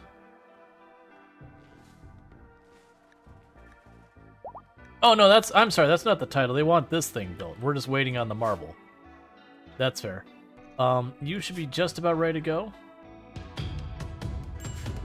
Hey, Warren, thank you so much for the raid. I really do appreciate that. Bear with me for just a second. We are dealing with a couple things. But how was your stream and what were you playing? I'm gonna guess RimWorld, but I also don't know for sure. But welcome in, raiders. What were we playing and how did it go? I'm just waiting to get patched up here real fast because I need to climb back down into the hole. RimWorld is a good night. Nice. Yeah, and if you have to do like any self-care, any of that kind of stuff, don't let me hold you up. But also, you're always welcome to stay. Yeah, so playing some RimWorld and all that kind of stuff. Oh, like no pause, 500%. That is bold. We are basically doing about as bad as research can be. Where what we've got going on. Well, first of all, if you're looking for more RimWorld, apparently Warren has 500% no pause RimWorld going on over there, according to the title of their stream and all that good stuff. If I have it wrong, my apologies. Correct me. But we are running Ritualist with the extreme slow, so we research at 25% the normal speed. You do have to host and ghost? No problem. You go ahead and get your sleep. Thank you so much for that raid, and I hope you have a good day at work. But we start with Ritual with the extremely slow the research, so we're at 25% that, and this is a tribal start where we hit the temple immediately at the beginning. Needless to say, our research is terrible. If you just look here, we are on year... Well, I mean, we're actually pretty far into year 2. That's actually not as bad. And I have successfully researched, like, I think we researched like 3 or 4 of these, and electricity, and all of the rest of it has been books. Except for geothermal, which we've been plugging away at and getting nowhere fast. That said, we are dealing with the pit has opened. We did one quick run down there, killed some stuff, got back out. Surprisingly, I don't think I've lost anyone to an actual fight so far. Where all my losses have happened has been like malaria and plague. So with all the scary, spooky stuff, the good old malaria and plague, because Cassandra said, hey, how do you like your doctors always being sick? And the answer is no, no, sir, I don't like it. But it is what we're dealing with. All right. Do I go for the plasma? Oh, I can. There's no way I can make the plasma sword happen. That is definitely just not in the realm of reality. Let's go ahead and get rid of the revolver and that for a little extra money. What? Oh yeah, so I'm buying a big stack of medicine because the aforementioned having people die to that. Oh, we can also get rid of that book because we've already got all the stuff out of it. So check if any of these other ones. Okay. But yeah, so we're dealing with that. So with all that, we did get a stack of medicine, which is good because I've already lost enough people from not having medicine and having our one doctor in our colony who for the longest time was at 5 but has been holding it down by themselves, and every time we get a new doctor, we're cursed. It has been an absolutely cursed run from the start. That's close enough. So everyone but Groot is getting into the hole. Because Groot is our doctor, is missing a leg, and literally I don't have another person who has enough doctoring to help out. So they just get to be running around, so I'm hoping we get like a refugee that's got decent enough medical so we can at least get them a peg leg. But I've got a bunch of prisoners that we're trying to recruit those prisoners. And then I've got some of our prisoners I'm planning on just, you know, kind of catch and release kind of thing. For various reasons. Alright, so let's see where we can get down here. We've got our Thrumbo, who has tried to leave us more than once due to heart problems. Why didn't you come down here? What are you doing? Get down here. You're our interference. In the meantime, start shooting stuff.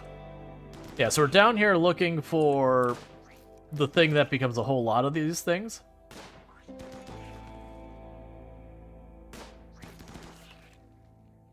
Alright. You don't want to enter Big Circle. To be fair, we already have won a round of Anomaly, and so far, of the Anomaly things, the Big Scary Hole has killed... Oh, a Harbinger Seed? Give me that. I want that right now. Thank you. I'll absolutely take that. That's wonderful. Now I can plant those trees right by home.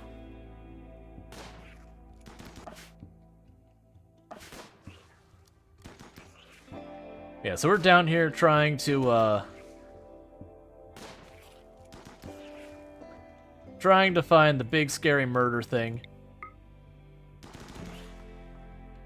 If I do it anything like I did the last time we did this, I will find the big scary murder thing, and then we will pull a Sir Robin.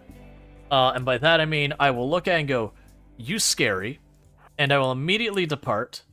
Get everyone ready for, like, a proper fight, and then circle back around and, you know, deal with it. Quest available, mysterious cargo. I'm gonna need you to wait a minute.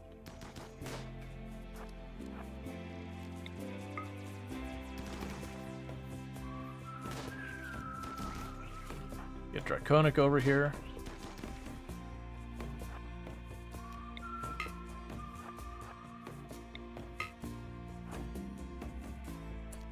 Not what I want.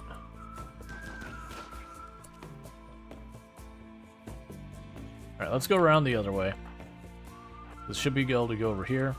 How long do I have to accept that? 2 days?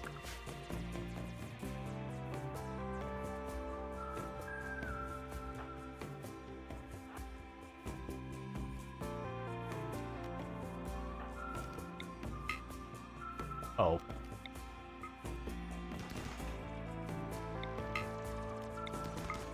Nope, sorry, Alright, well, you leave.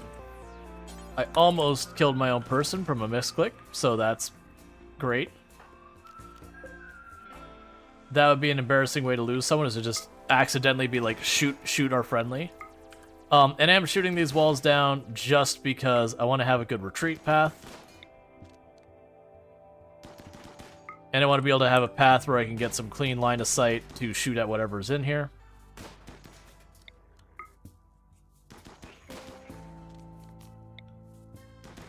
Alright.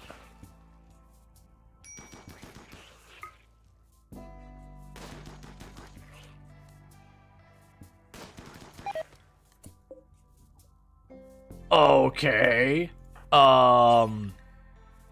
Yeah, I'll take a Doomsday rocket launcher. Don't mind me. Thank you. That's definitely what I need down here in this enclosed space.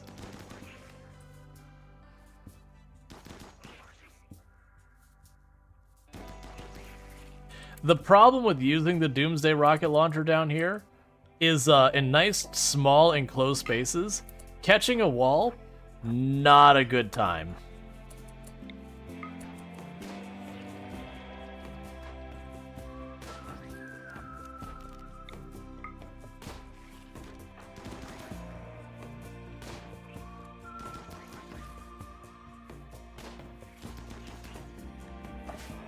Alright, so you're still working your way back to there.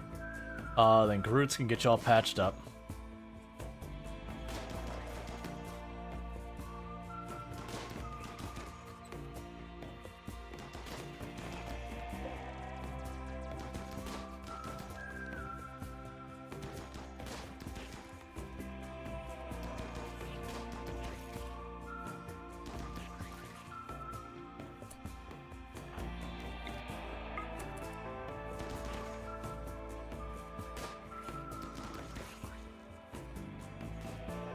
Yeah, so we're clearing out a lot of this.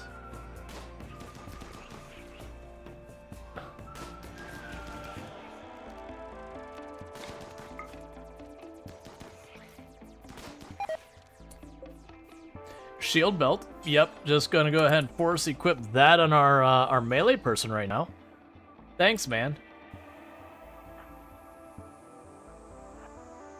Place being pretty generous with the loot. Can you mine the hole for marble before clearing it? I mean, yes, like you can actually go down here and get compact machinery and everything. I don't really think it's worth doing. Alright, so major break risk on you because everyone's getting hungry. Alright, so I think it's time for people to leave.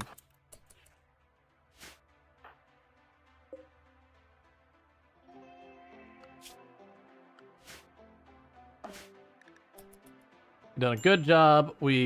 Why are you not patched up? Okay, you're already on it.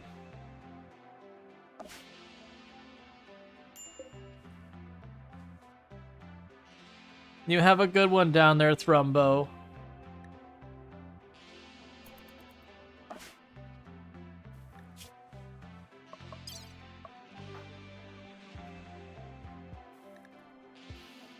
Oh, we hit him in the brain. Oh. That sucks. That was a misclick friendly fire.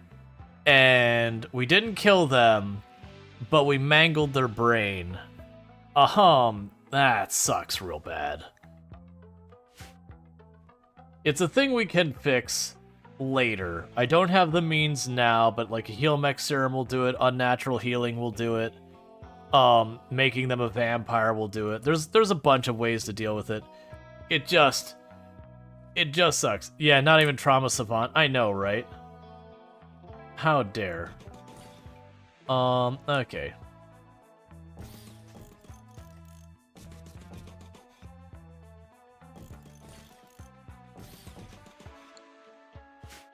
Yeah, so we're still working on all that.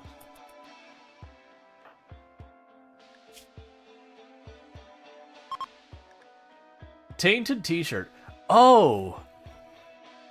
I mean, because that's bloodlust. So I am curious with the Inhuman thing, if the Inhuman thing will make it so that I can wear tainted clothes and all that. Because it lets me ignore a lot of things. It'd be really nice if that was one of them, though. Meanwhile, how are you doing? Are you ready for me to try and get that out of you again? Did you seriously get up and walk away while I was trying to do that and cancel it? Stop moving faster. It's not fair.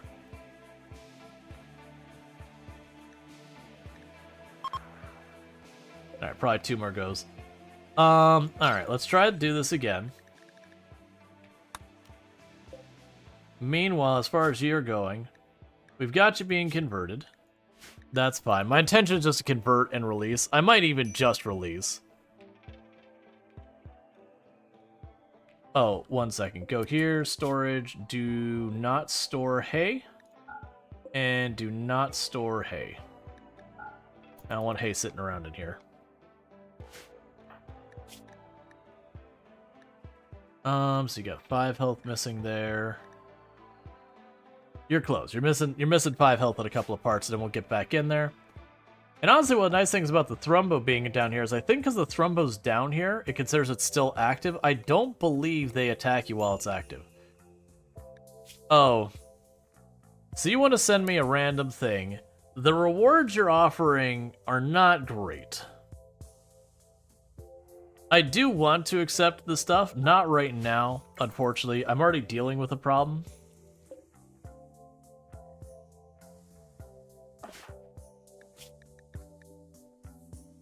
So once they've got their sleep and all that, will the Thrumbo leave when the cave's collapsing? I have to tell it to leave. I believe I can go down here and tell it to get out somehow. I'm actually not sure how... Oh, yeah. Yeah, I could tell the Thrumbo to leave that way.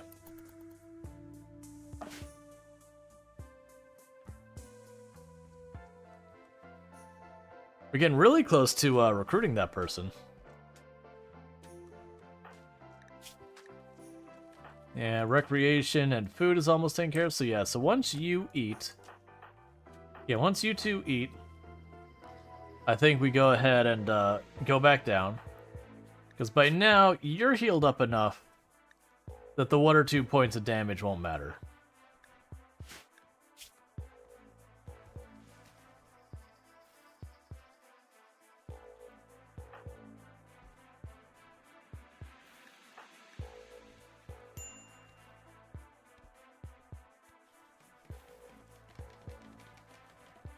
I do need you to eat, though.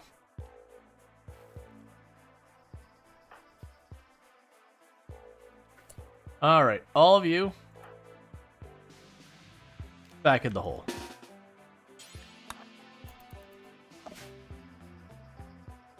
And I think my next move is... I'm going to push down this way. There's a bunch of area down there that the thing could be at.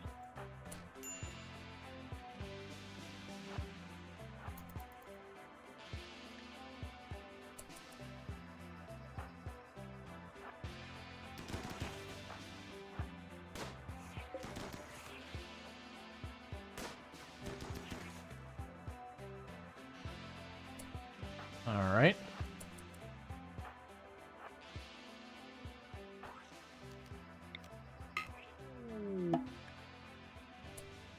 While interacting with the obelisk, Root's twig felt a sudden sharp pain in his stomach as his tissue began to roil and mutate. His stomach has mutated into a mass of semi-sentient flesh. The harsh acids now make it so they cannot get food poisoning. Neat. Could you do something about that leg? I actually don't know if it can even do something about that leg. But if you'd mind doing something about that leg, I would like to do something about that leg.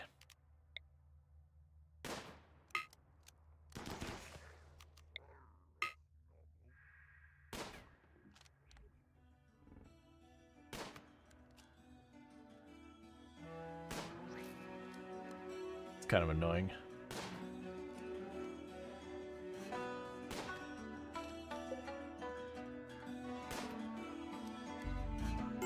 Yeah, because we got a spot down here. Fire up here.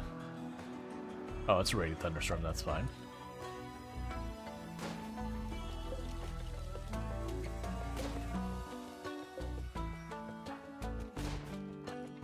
Try shifting up.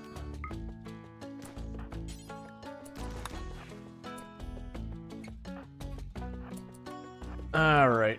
So we get another room up here somewhere, or at least a tunnel or something.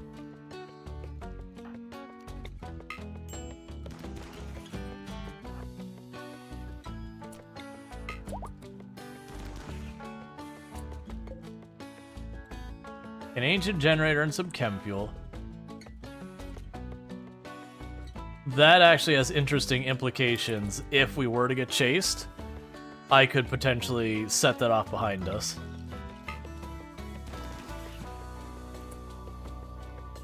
Alright, so with that, we've cleared this area. Oh, hey, Captain Brody. I didn't realize you're up there. Let's check up here. Because that are looking like our next most promising paths to try and find this thing. So you got good news and bad news. The good news is you can no longer get food poison. The bad news is your stomach is now sentient. Hey man, it happens.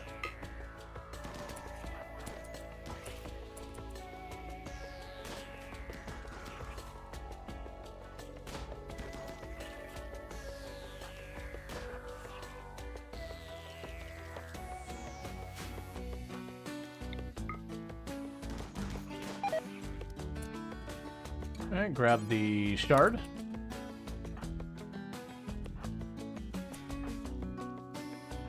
You have an assault rifle, please don't run at the things.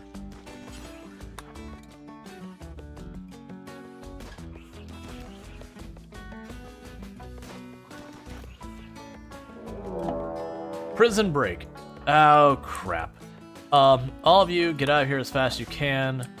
Groots is not going to be able to do much about this.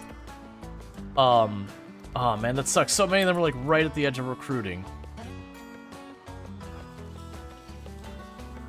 I don't think Groots is going to arrive before they leave.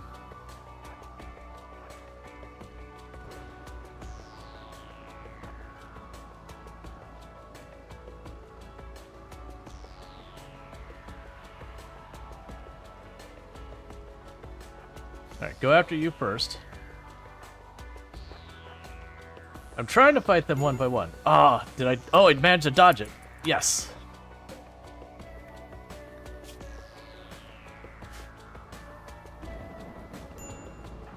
Stop, don't stand in the fire.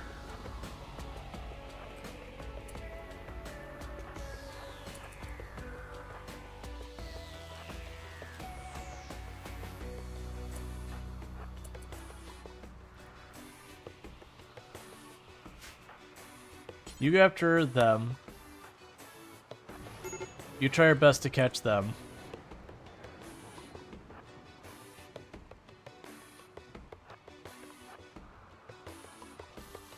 Bundy, interestingly, is stayed inside.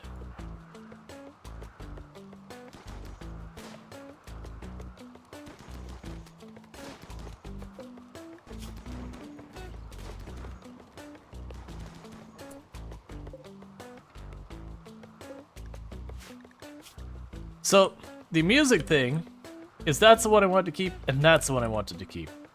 These two here, we were going to just catch and release. So literally all they did was made their situation worse.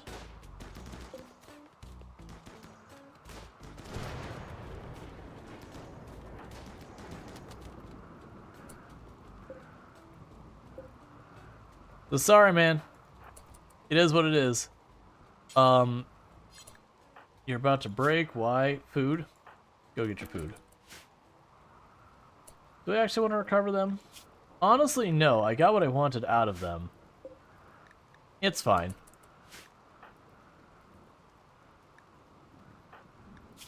You get a minor burn.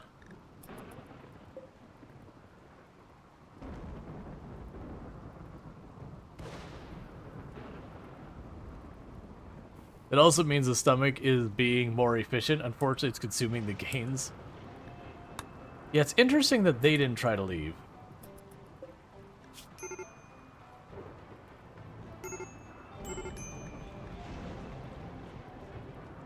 Where you are going way too slow because you're missing a leg.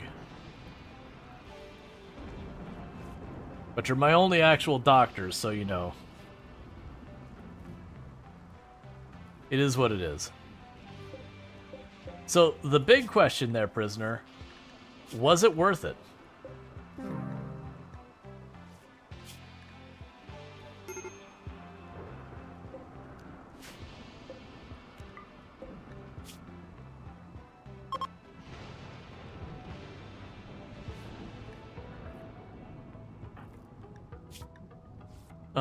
You're tired and everything else, that's fine, go deal with it.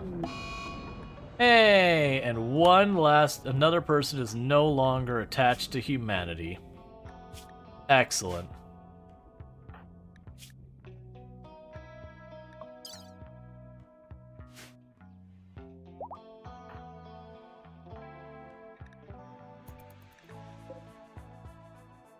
Alright, little by little, our people are losing your humanity and joining the void, which is what we've needed. So we got the love enhancer out of the one person. Did we actually get in trouble for that? No, they don't care.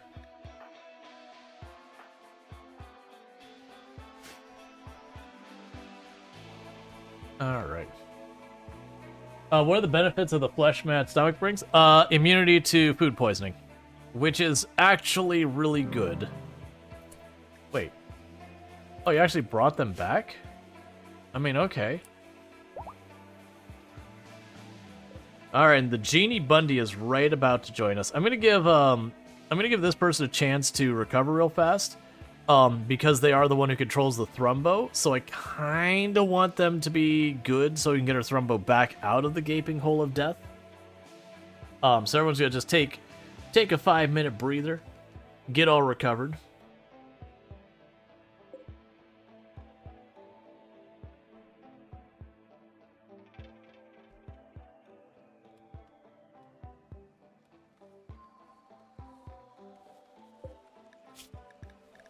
And you're not going anywhere for a while. And we got our new recruit, Bundy, who is a genie. So, Sniper Spice, congratulations. We just go here and go Sniper Spice. Named. Alright, so we'll go to your work schedule. It would be awfully nice if literally anyone in this colony had any kind of clue how to do stuff. Alright, that does mean you're no longer a researcher. Congratulations, you're free. You didn't have a passion for it, you didn't want to do it, and now you don't have to. So we'll go ahead and have you on the research. And what do I want you to do? I mean, you'll do art.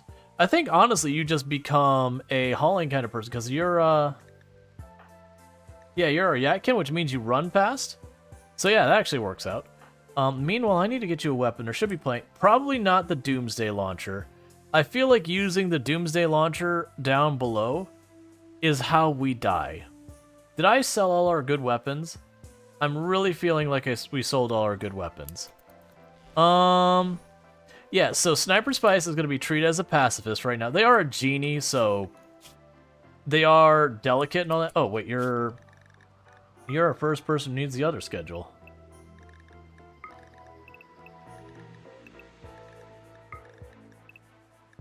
Actually, let's put it over here.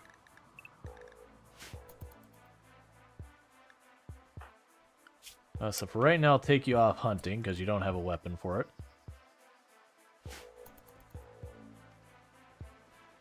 Okay, so you're ready. You're ready for round 2. Is everyone mostly fed? Not really. You just do me a favor. Where's our food? Eat a simple meal. Eat a simple meal.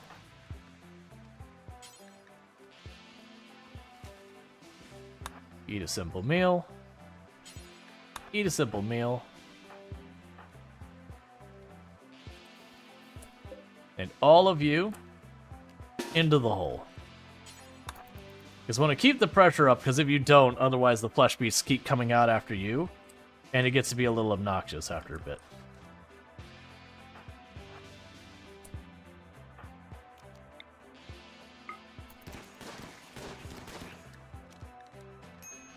Okay, wasn't expecting a literal dead end there, but sure.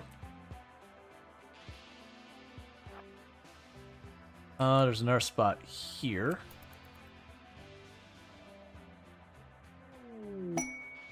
Butter's diplomacy. Look, if you're still interested when I'm done with this, we'll talk. Alright, the Dread Mass is unleashed. So, we can send in the Thrumbo to block up the door. We'll need you to fall in back. The whole group here, just do your best to try and not give it a lot of room to move. Get in there, Thrumbo. Get in there, Thrumbo. Oh, Thrumbo, you are screwing me, friend. Get in there. Go, go, go, go, go, go. Thrumbo, Thrumbo. You're set to go. You've got the space. Make it happen.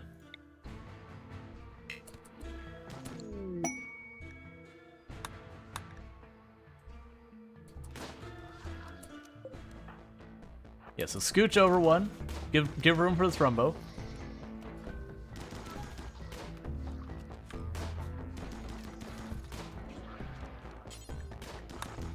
Okay, so we're back up, so anything that gets past the Thrumbo, we jump on it. All of you shoot that one.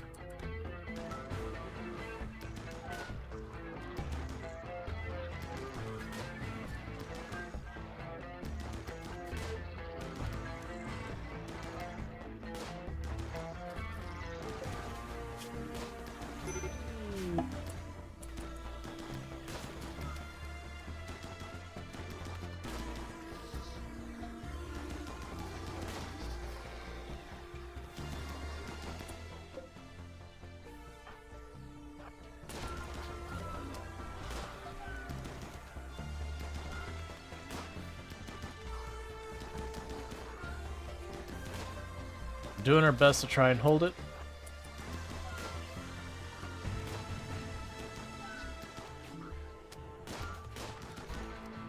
Basically, I'm just trying to hold the door as much as we can. We're actually mining the area out around the Thrumbo, giving them ways around. The Thrumbo probably wasn't going to hold up much longer. Okay, so with that, climb to the surface, bring everyone, items, bring the shard, bring the bioferrite, bring the chem fuel, don't worry about the twisted meat, and we don't care about the bodies. Oh, and Thundraft.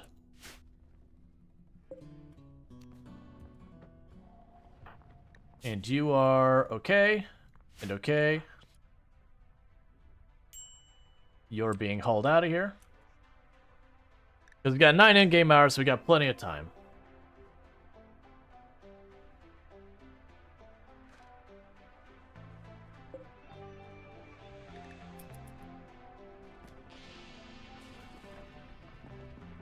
And I honestly don't care if we don't get everything out of here. Oh, Lardine got cut off. They were trying to run out, and that cave collapsed in front of them.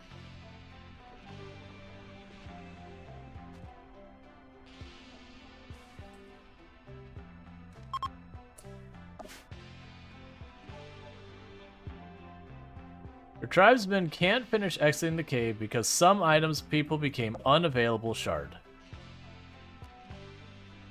I mean, they're not in there, so that's fine. So nicely done. No fatalities this time. We did get some people got nicked up a little bit. Lots of scratches and all that. The Thrumbo is not happy. The Thrumbo got properly thrashed. So that's certainly not the best. But I think it'll live. We're gonna try to save it.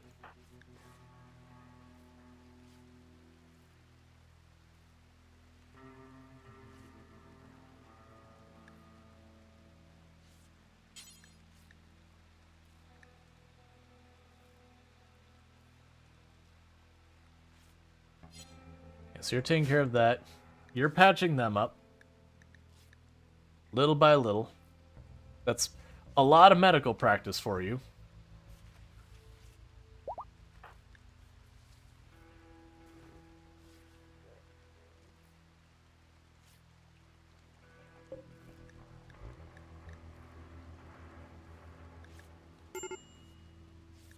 Major alert on Lardine. I don't like it.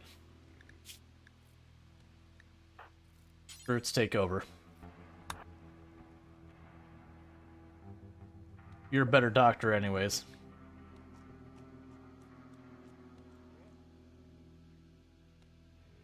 Stop shaking. Stop shaking. It's unnecessary.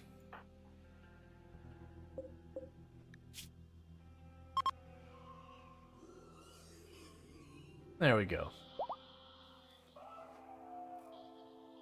You think it took more damage from friendly fire?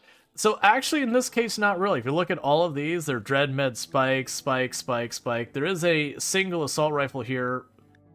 Yeah, honestly, out of all of this, there's 2 assault rifle bruises, and everything else is from them. There was only 2 people who were back far enough that they were even allowed to friendly fire. So that's they got that mostly sorted. Cool, Thrumbo's gonna be fine. Got beaten the absolute crap out of, but that's fine.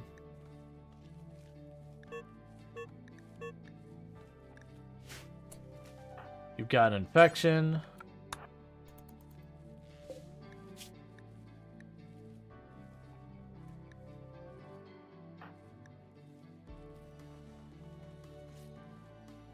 They deserve a medal after that. Oh yeah, no, the thrombos absolutely save your day so many times. They blow up your wealth, but they do 100% save the day. There are many a times I've had a fight that was going south that, you know, a thrumbo just taking it all to the face and being like, nah, it's cool, don't worry about it, has absolutely been instrumental in making it work.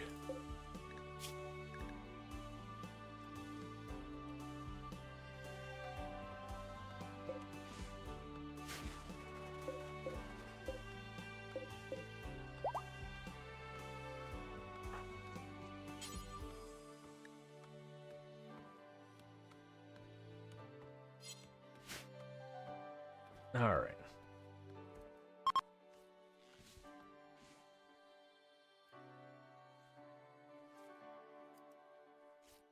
I think I'd honestly use the Doomsday in the first round of Chimeras I see if they're grouped up at all. Because they're plenty dangerous. But being able to sit there and tag the whole group in one massive go is definitely, you know, a big move. We can make it happen.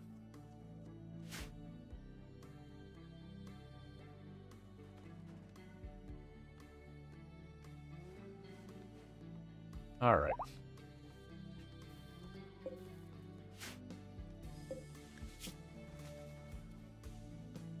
Yep, and you're way winning on your infection, so it should be good. Honestly, what ends up happening when I have thrombos in my colony and we last a long time is it always ends up being these things where you get like the brain scars and all that. We eventually get to the point that the thrombo can't get back up by just being whittled down from fight after fight after fight after fight. You know, and then they, like, I don't kill it. Usually I just, like, I retire it. I just let it sleep in its little bed and be like, you've earned your retirement. You've been through hell. It's the least I can do. Literally and figuratively. I was gonna make this a freezer, then I forgot and just followed the pattern. We still don't have air conditioning or reliable power, so it doesn't matter yet. Alright, dimming sky. The sky is dimming. Soon it'll be hard to see anything that isn't directly lit by lamps or torches. Build well-lit areas to survive. Craft disruptor flare pack to explore the darkness.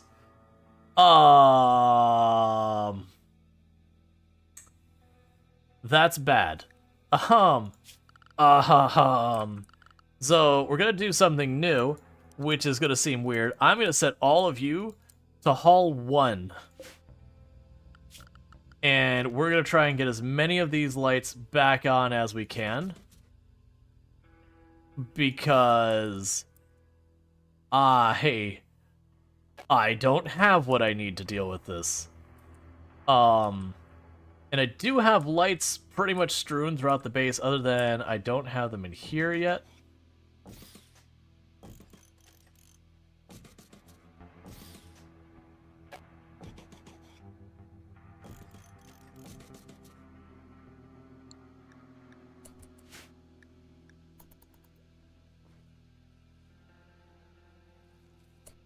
So, where I mentioned don't store the wood in here, store it in here. Plants don't grow? No, that's not my... I mean, yes, they won't grow, but that's not actually my big worry. my big worry is the things that bump in the dark, and dealing with them. Because the big problem is getting to where I need to go to deal with things when it gets dark. But right now, I'm just trying to get all the lights on I can around the base. For the short... Oh no, this is, I will have things I have to do to deal with this that I don't have what I need to deal with this. So I am just trying to get all the lights on we can as fast as we can, because the darkness will hurt me. Let's change hall for you back down to 3. That way you construct those last torches. I'm really hoping these things end up being close.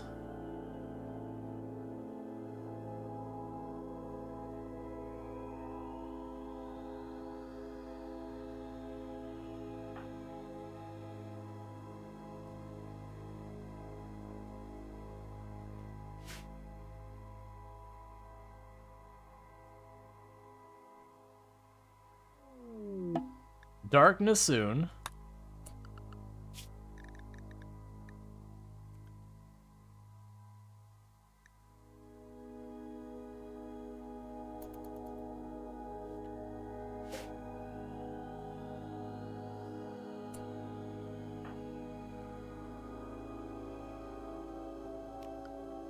I need you to not do that. And instead work on the lamps.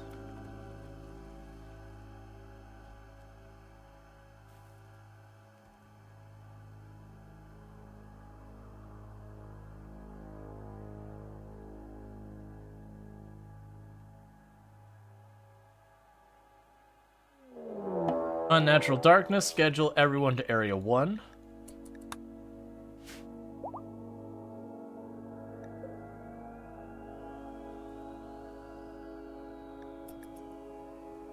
So the issue is, I don't have a good way to deal with this.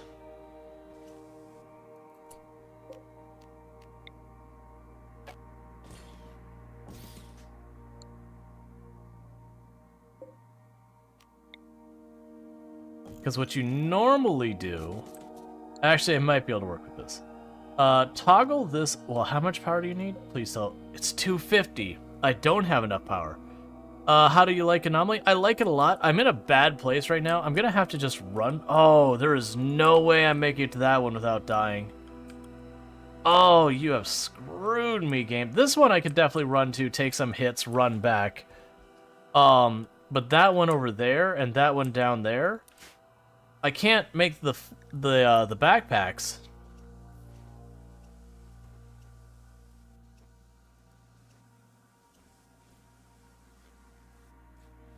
Torch chain? I'm gonna have to. The problem is I gotta get to my wood, and I really didn't set up to be able to do that. Alright. Captain, buddy, pal, hero. Don't worry about it. Actually, not Captain, buddy, pal, hero. Other people, buddy, pal, hero. We are going to run over here. You are not going to be restricted. You, sir, are going to endure. Where is that torch? You're going to run over here and grab the torch. Have any Molotovs? No, I sell those. Grab the wood, be fast. Let's get back. That was a neck cut.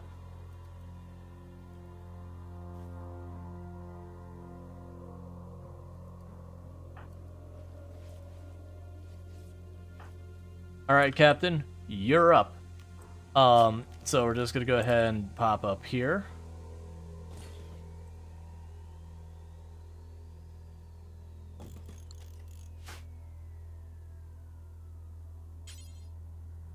Schedule. Unrestricted, because that's what's gonna happen is we're gonna go out there and people are gonna get hurt again and again. I don't see where I put that. There you are. Got tons of wood.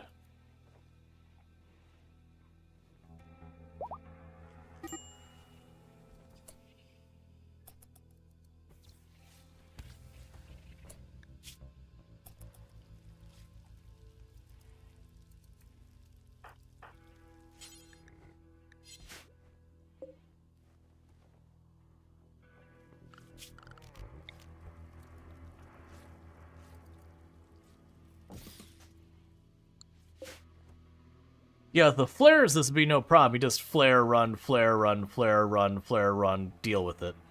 But I don't have the flares. So that's a bummer. A bit surprised the darkness doesn't hurt the Mega Sloth too. I mean, I imagine the Thrumbo probably can get hurt by it. Maybe, maybe not. We'll see.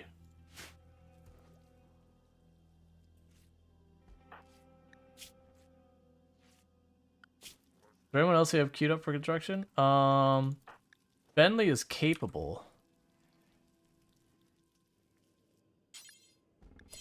Schedule.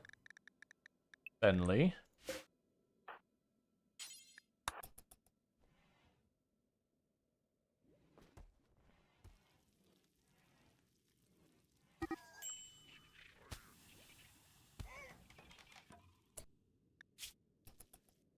Alright, we got the next torch done. But Bentley got hit a whole bunch of times on the way.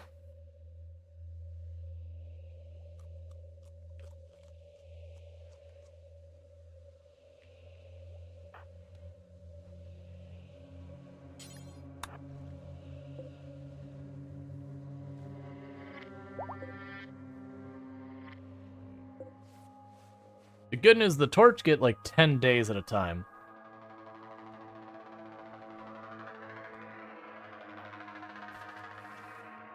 Alright, you're back up. Get the next lamp. Keep it rolling.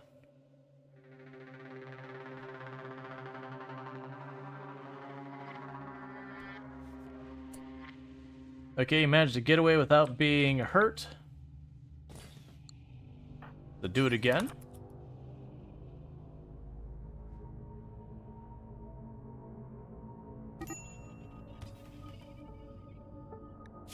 That's fine. You did your job.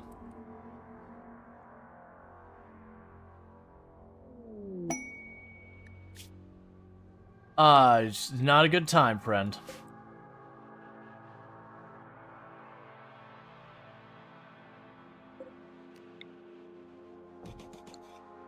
Alright, that should be the daisy chain to the first one. Once one of them's recovered. Okay, Captain Brody is ready for round 2. So you just watch your stream as you stood up. Now you can't wait to play further yourself. Best of luck. Stay safe out there. Thank you. We'll see how well we can get through this. Because the next one, I'm going to try and split straight across here, and then I'm going to have to go straight lines, because they're going to be really dumb about their grabbing the materials and all that.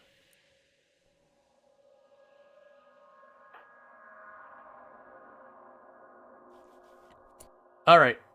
Everyone who's not injured, get out here.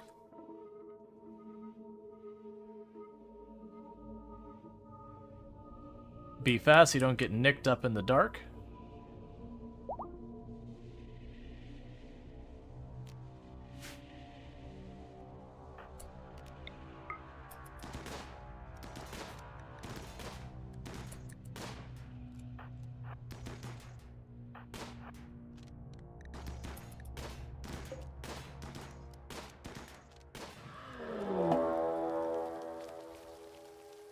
Okay, so cancel, restart the aiming.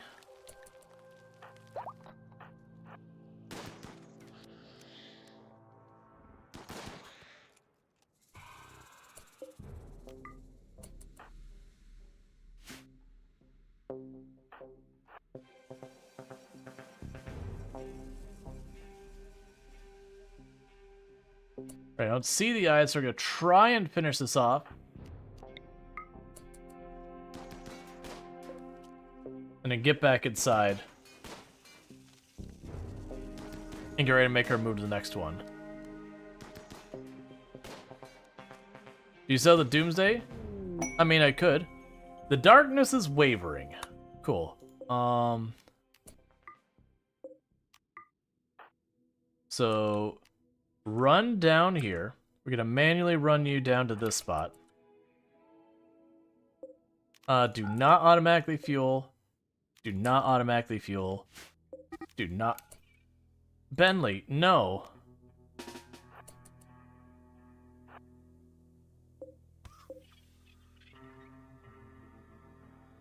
That is a problem, though.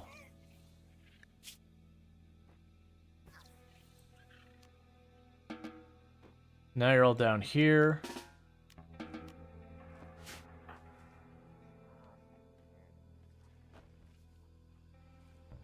Get everyone patching themselves up. And then meanwhile, we need to get our next line going.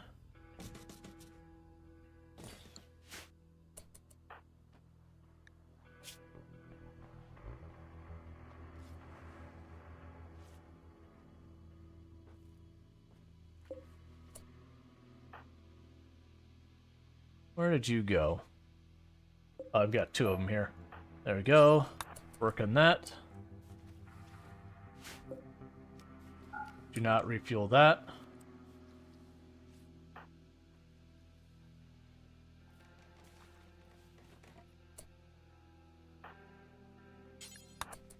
Go refuel this.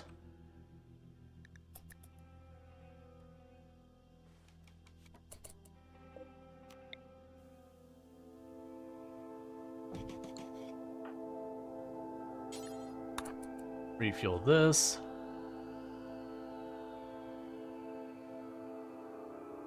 Please don't run any far out in the darkness than you really need to.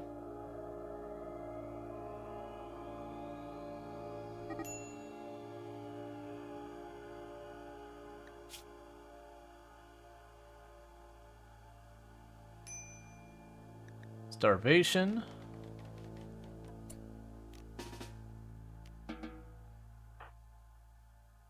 What are you running from?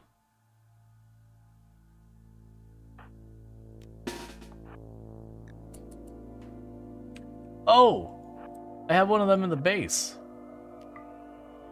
I was like, what is even happening here? Please back off, Bentley. Bentley, please back off. Okay, there we go.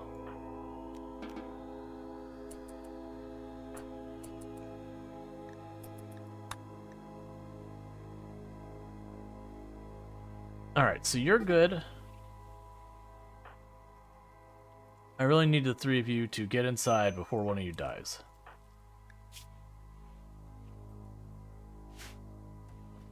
Okay, so patch everyone up again.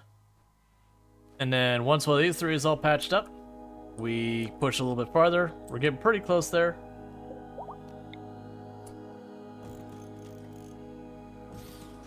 And that should... We'll build one more copy. And that should be enough to get there, so you... How are your needs? You're good? Get out here and do that. And we can just slowly daisy chain the torches over here.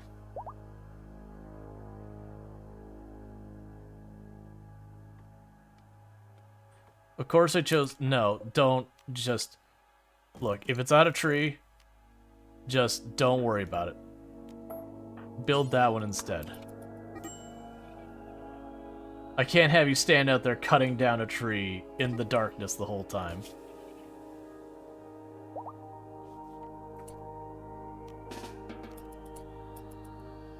Where are you going? What are you doing?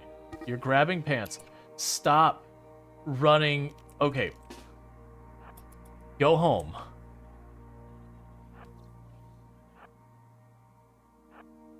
They're like, but the pants.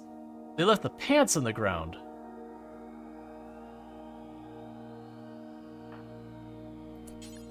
So tend you. Captain Brody's ready to rock and roll again.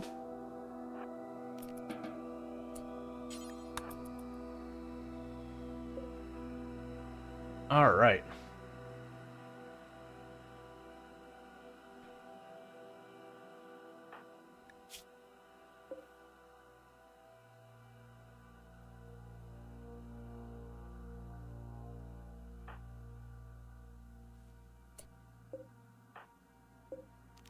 I did a second time.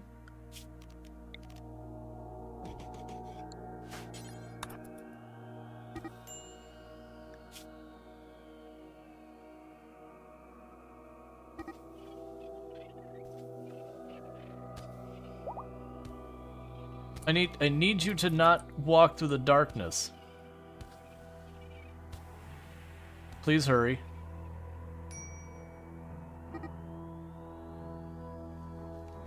Okay, I'm taking control of you so you don't just kill yourself. Walk in a straight line right that way.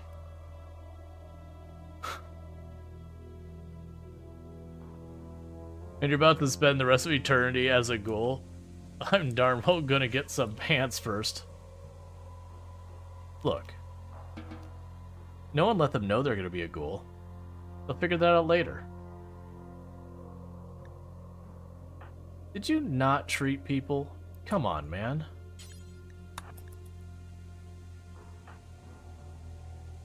What? Why did no one treat you?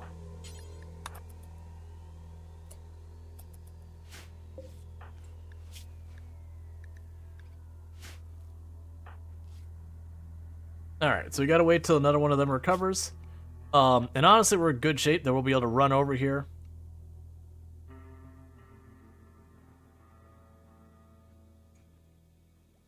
One thing I'm gonna do to help out this. Put one torch down there. So that way they don't run the whole way. Okay, so last... You know, we'll just go Lardine real fast. Okay, we're almost got them converted.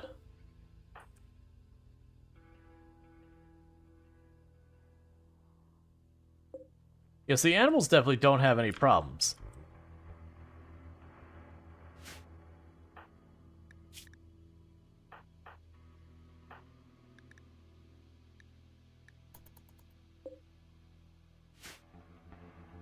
So those all wink out over time. The real danger is a lot of the ones in the base are going to wink out in not super long. We did top a bunch of them off, though. That should help. And we do also have everyone's priority for hauling turned way up to try and help with that as well.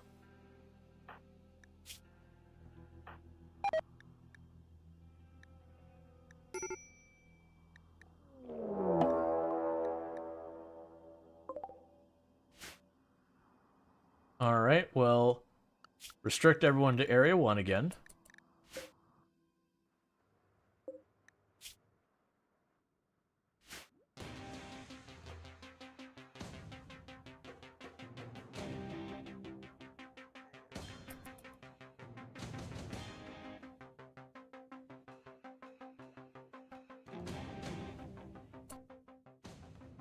Alright, grab everyone, except for you.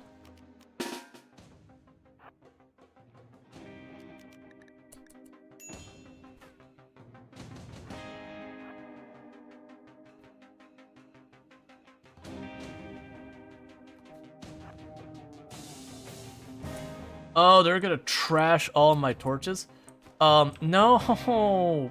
I don't want to have to daisy chain rebuilding them all.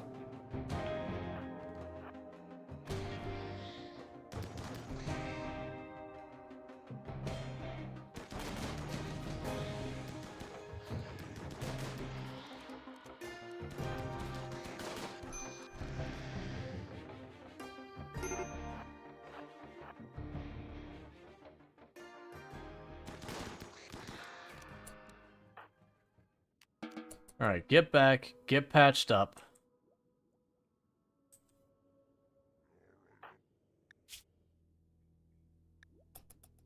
Alright.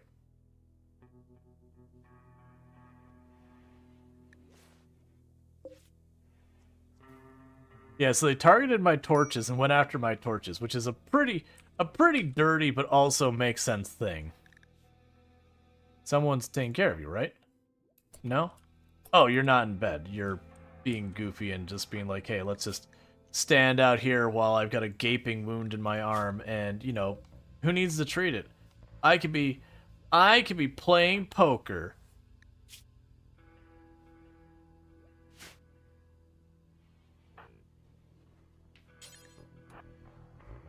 All right.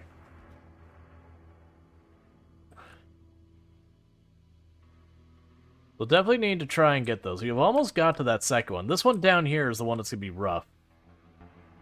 And I don't think I can just grab the Doomsday, forget the torches, and just run and fire. I do think I still need a daisy chain. There's certainly something to said about getting close enough and then Doomsdaying it to finish the job, like, just to get the hit in. But I think at that point, I'm already good. So you're basically healed, Captain Brody. And you're ready to rock and roll. So what you're going to do is you're going to try and fix these torches. Schedule. Unrestrict. Get that one right away. It says you're missing wood. I can assure you you're not missing wood. We have literally thousands of wood.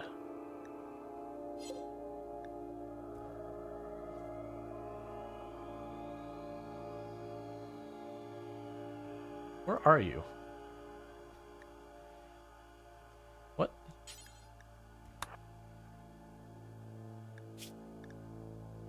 Because yeah, your cut is basically recovered.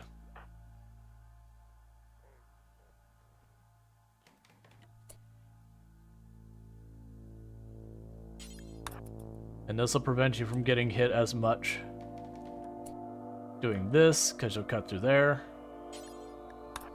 Get that one repaired.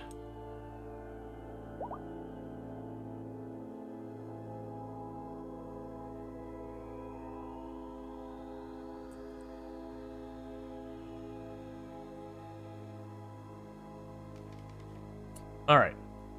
Grab everyone who's not injured. So you are actually, you're going to be with this group. Grab all of you. How badly hurt are you still? You're basically better. You're the only one who's hurt, and it's just your arm. Grab everyone. We're going straight out here together as a group.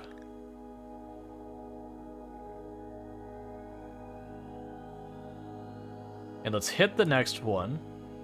Because I'm pretty sure I can reach it from here.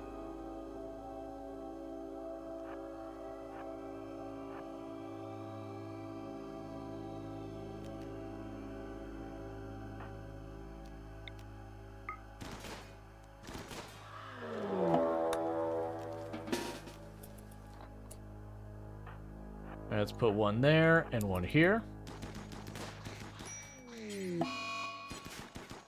Disease infection on you. Come on, don't do that.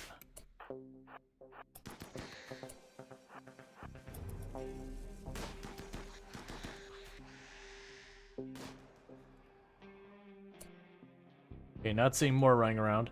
Let's destroy that real fast.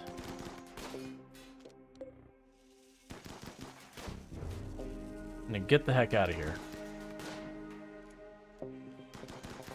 We need to treat that infection.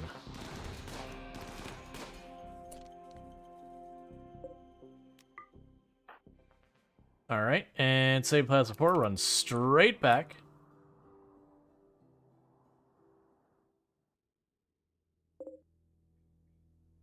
Do not refuel those.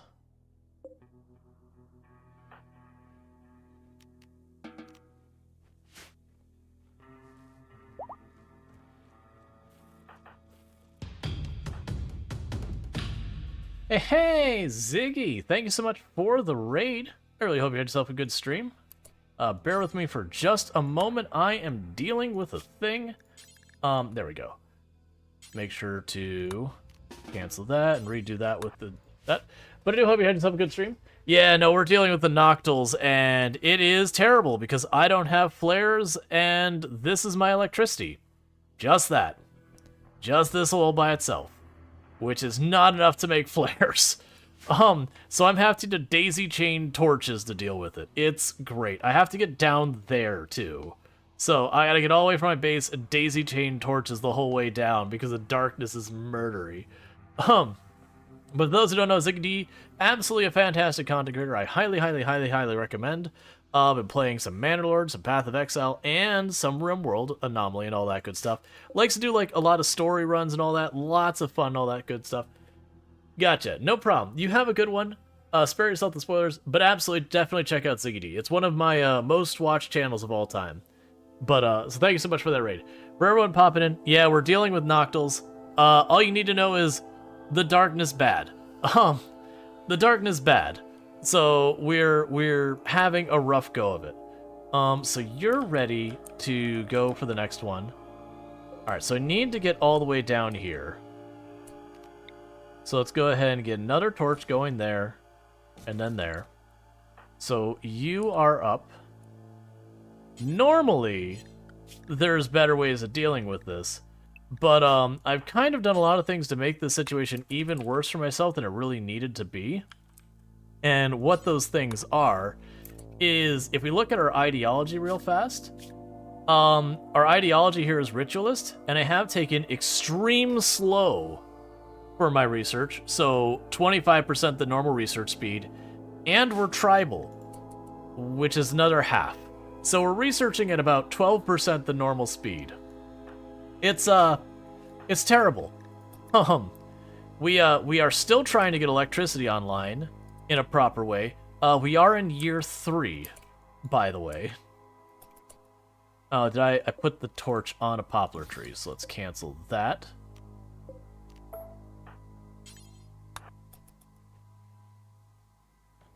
So if we're fast, we can avoid getting bad things happening to us in the dark. But sometimes it doesn't work out. Oh, don't carry the corpse. Work on the torch. Could you take the darkness beam? So it's not the darkness itself that's the danger. It's the, I mean, it is, but it's not that it is darkness that hurts you. It's, there's things happening in the darkness. On that serum nerf you gave yourself? Yes. Yes, I did. We're actually lucky that I haven't run into a problem yet.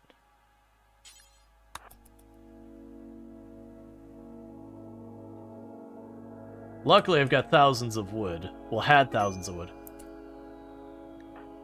Yeah, so Captain Brody was in the darkness and has gotten scratched and mangled and all that.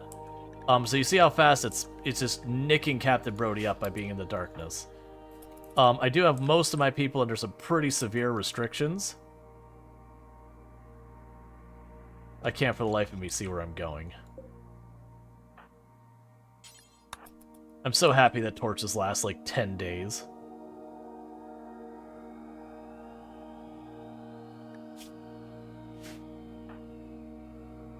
The early game has must have been hell.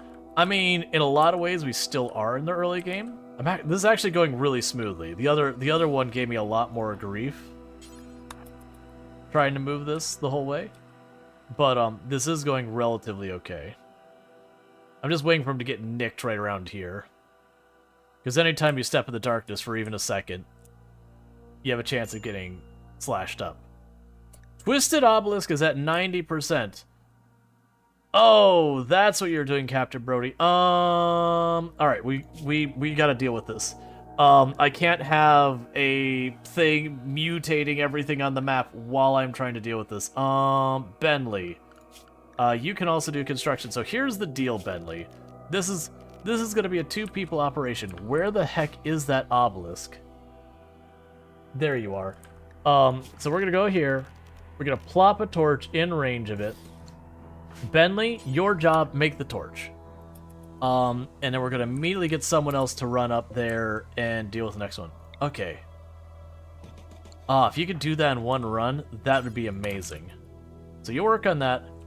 Benley, you get that torch up as fast as you can, and I'm gonna have someone else run up to suppress it. Because you're probably gonna get nicked up here a little bit. Schedule. Unrestricted. Suppress it now.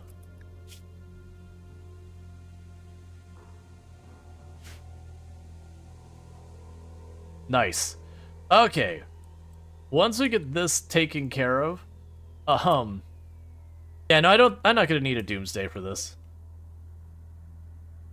I think that'd be a waste of Doomsday. Actually, alright, so we got the Philophagy or whatever. The thing where I can steal people's skills. What do I want to go ahead and get next on the list? Bliss Lobotomy.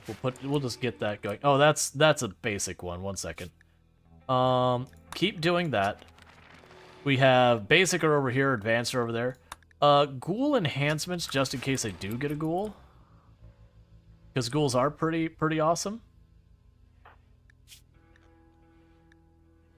Okay, so basically everyone's ready to rock and roll. We still don't have a weapon for you. Other than the Doomsday launcher. Which I feel like is not the thing I want to throw into this. Go get yourself a snack.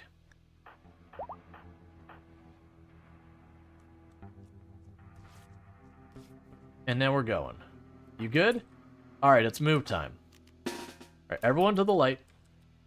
We gotta run through the light. Who got hit for how much? Little nick to the leg? We're gonna just live with that.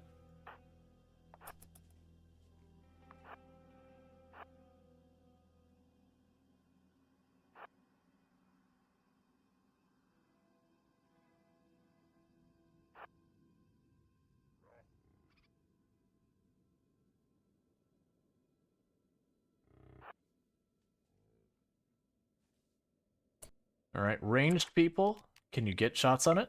Yes. Alright, Noctil attack. So with that, cancel and reset. Oh, I should also say, I am RimWorld Storge. I do play a variety of games here on Twitch. I'm most known for Project Zomboid, but I do play a range of different games. Alright. Okay. They're doing alright with that. Back to killing this thing. Because then I gotta fix all my priorities not. How do you get Thrombo? Self-tame or inspiration? Just regular tame. Neither self-tame nor inspiration. As long as you have, I can't remember if it's 7 or 10 taming, you have a 1-point-something% chance of getting it. So if you roll the dice enough times, sooner or later you're gonna win. That said, I do not have nearly enough stuff to keep us. So we're gonna go and tell them to stop keeping all those fires going. And stop keeping all those fires going. And stop keeping that fire going. Alright, so we did manage to get through that. Like I said, the Noctils are there. Unfortunately, I really don't have what I need to keep them suppressed. I want to finish that, but without uranium or something there. Let's see, hey, you experienced an issue yesterday where you can't draft your pawn. They had weapons. Do you think a mod caused this? So it could be a mod if they were having a breakdown kind of thing. That can also cause it. Or if they're otherwise, like, there's certain things that can cause you to not be able to take control of your pawn. Hey, I'm doing pretty good. I hope you're doing as well. Alright, so we got a bunch of Noctils killed. That's good. We're working on getting this thing suppressed, so the next thing I need to do is lower that back down.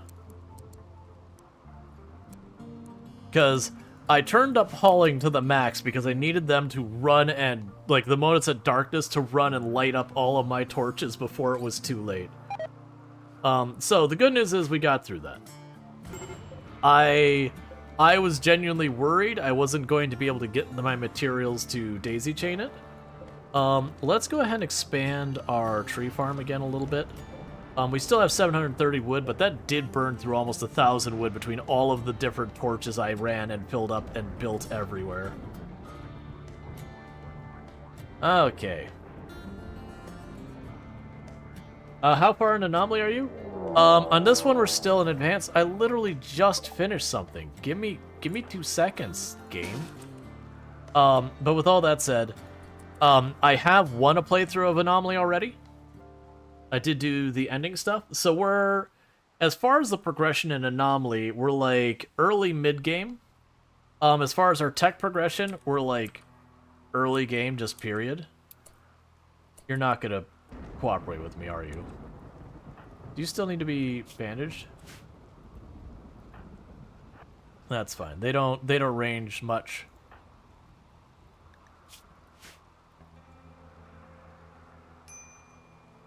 I would like you to come after me over here to left. Yeah, so I'm gonna need to change this a little bit. But that's fine. Let's see, you're kind of experienced with RimWorld, so you know they don't have mental break or something like that. It is a brand new colony. Oh, if you are using Allow Tool and it is a ghoul, that is a known bug with Allow Tool. Right now, Allow Tool is broken. I believe there is a separate mod you can use to fix Allow Tool. but Allow Tool is broken. I generally don't run like hardly any mods, so especially right after an update or a DLC, I just kind of accept that there's gonna be a bunch of broken stuff. And then considering the games usually will have their own bugs, I'd kind of like to be, especially as a content creator who's gonna, people are gonna say, do you like it and all that. I'd like to differentiate the bugs that are the game and the bugs that are the mods. So I'm not, bad-mouthing a game over mods. Would you stop running? Hey, Flesh Beast, where are you going, buddy? What is your destination here, friend? Oh, they're destroying the torches. I mean, that's fair. Let's go here and say home zone. Do not home zone any of that. Because they are going to sit there and just trash those torches. And if they're home zoned, I'm going to keep replacing them. And I don't want to do that. Oh, there's weirdly a strip over there that's home zoned. That said, I do actually want to home zone this spot. Because that's where my Harbinger trees are. Hey, go trash those torches. I don't need them anymore.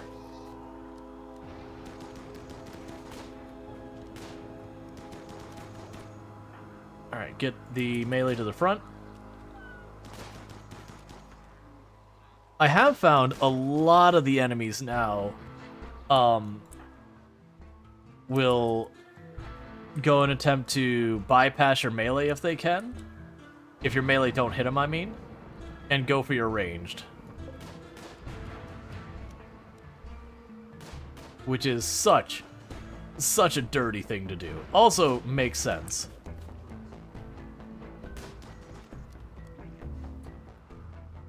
Okay, is there anything still standing up that's hostile? Those are all down. Those are downed. That's downed. Okay.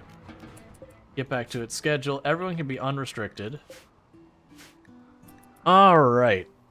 This has been a rough endgame couple days. That's how we got a lot of bioferrite out of that, which is nice. We also got some shards. I can't really put it to use till I can get something else to plug in for electricity. But, we'll deal with that when we get there.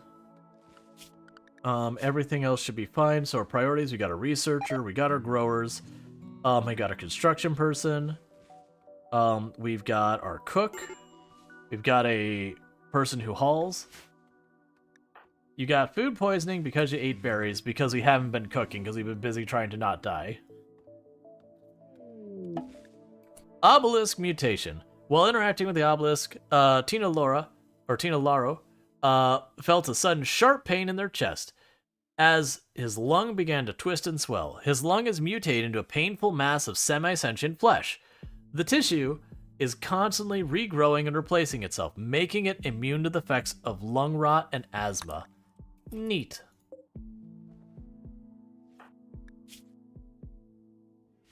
Get all this gross humanity off me.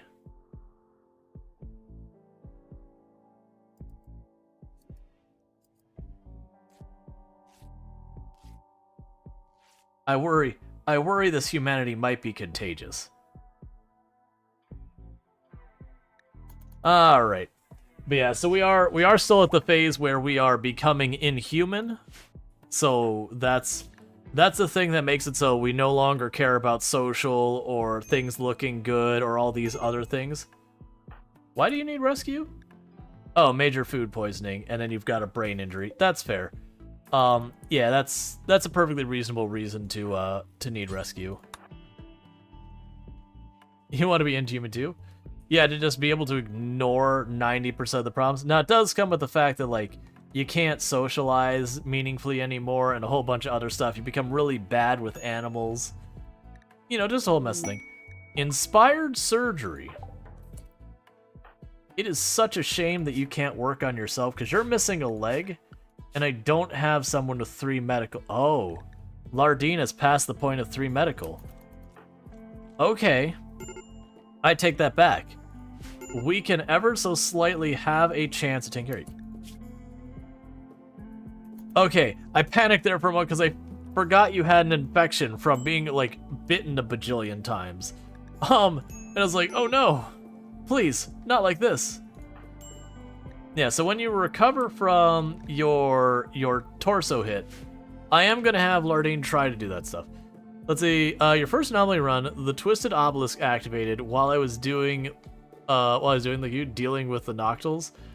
Getting swarmed by flesh beasts in the dark with no room to maneuver to see them coming. That run died. Yeah, so my first go at it, I did a lower difficulty, and we knocked it out in one go, which is a lot of fun. We had some dangerous calls. Then I started this challenge run I've been doing.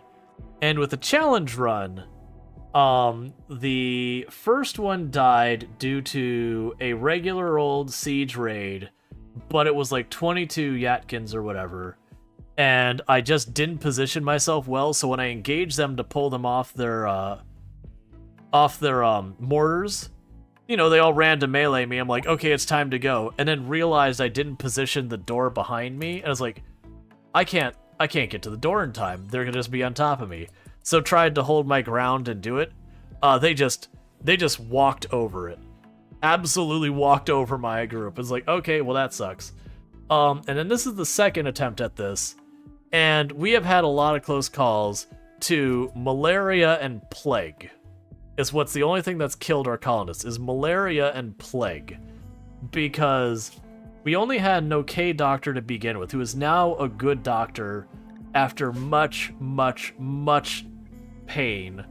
And every time I got a second good doctor, they were the ones who caught malaria. And like the first good doctor, we recruited them, but they had wake-up addiction when we got them. And so we got malaria. And they were trying to delete malaria, deal with malaria while going through extreme wake-up addiction withdrawals, which makes you a really bad doctor. So there's a whole thing. You got a resurrection stairs in hand, so you recruited a prison. Oh, it was also because I removed her skull and revived her. Oh yeah, it gets dark what you could do. You almost died to hate cultists because you made the classic rookie mistake of splitting up your pawns to go deal with them over the map. They break out of trance and swarm. Oh yeah, and that's the only time I like to split up my pawns in a fight is one, if I got like a pacifist or something, they obviously don't go. Or if I've got someone who for some reason they individually shouldn't be involved, I keep them back. But the only other time is like when you're doing the end event and you're in that situation where you're late game with very, very high wealth. The amount of people you need to do, you kind of have to like rotate your people out, so you have like your A team fight, and as they start getting worn down, you like bring your B team in, and you just have to like keep the cycle going. It's hard to make that work. All right, so convert you. Oh please. Hey, I said convert you. One more go, and we'll have them converted. And then finally everyone will be on the same page. I can't wait to get the biotech stuff set up, because we have a whole menagerie of people represented. We got a genie, we got a pigskin, we got a waster, we got a yatkin, we've got our baseliners. I have an impet I'm recruiting, not because I actually want this person, but because they're an impet and I want to try and get like everyone here, so when we do the biotech stuff, we have the whole pool. So I still need to get myself Neanderthal and a mole person. What are they called? The mole person, whatever they're called. I'm blanking on it. Dirt mole. You know, get a dirt mole. I don't know if we'll make a get a sanguiphage to happen, but I want to get a whole bunch of them, because then if I use the biotech stuff, we can sit there and like work on getting all the genes from it, and you could do some pretty absurd things. Oh yeah, these are biocode weapons. Like, oh man, guns.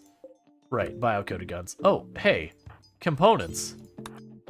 I didn't realize you got out here to actually deconstruct stuff.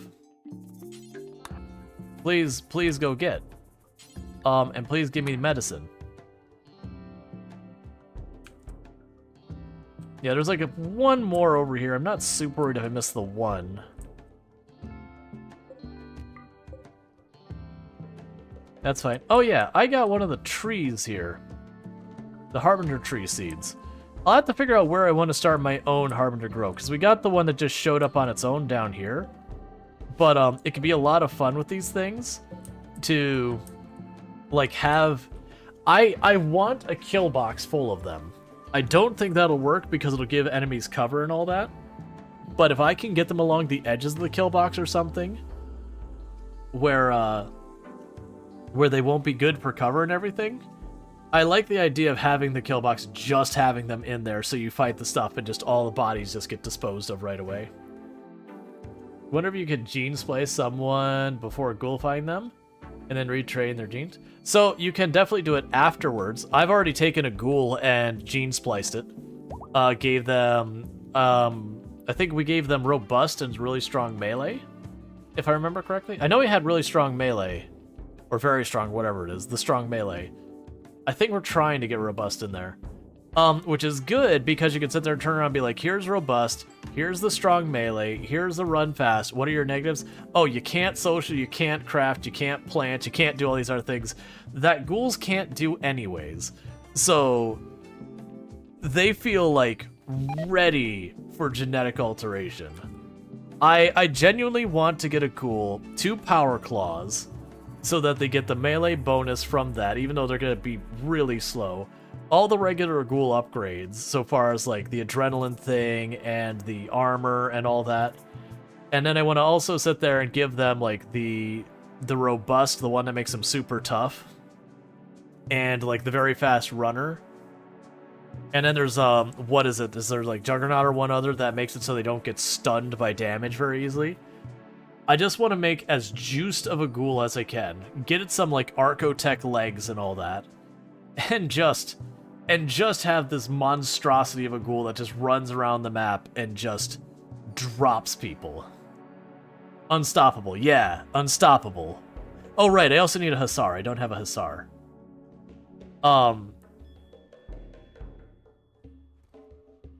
I just want to make that ghoul. They'll still not be that amazing because, you know, it'll still get shot in the head and go down. But you can make this like ridiculously jacked ghoul and then turn around with that ridiculous ghoul. And if it does go down, you just mech resurrection, or not mech resurrection, you use the ghoul resurrection serum and just pop them right back up and be like, you know, you may never die. As long as your body isn't burned to ash, you will be back. There will be more. Okay. So we are finally starting to get our marble blocks ready to catch up. We got 3 more tiles to do for our ritual room. Honestly, at this point, I've got plenty of bioferrite that I can't really use on a whole lot right now. So what we're going to go ahead and do is say, Wait, you lost stuff due to maintenance? Oh no! Wait! You know what happened? Alright, we're going to lose the thrombo here. And do you know why we're going to lose the thrombo? Because this person is now in humanization, which means they dropped 12 animals. So they went from 15 animals to 3? Oh, goody! The murder sphere! I love the murder sphere. It's my favorite.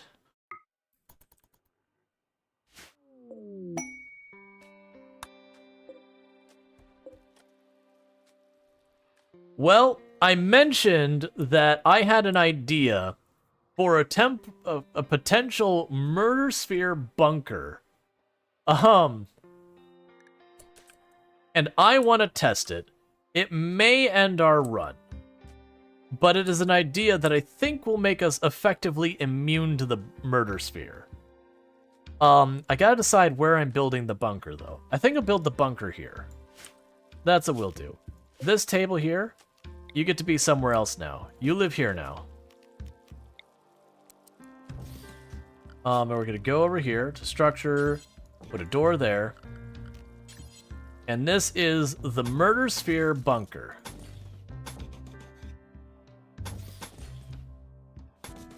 I don't like that design already. So just cancel that part of it.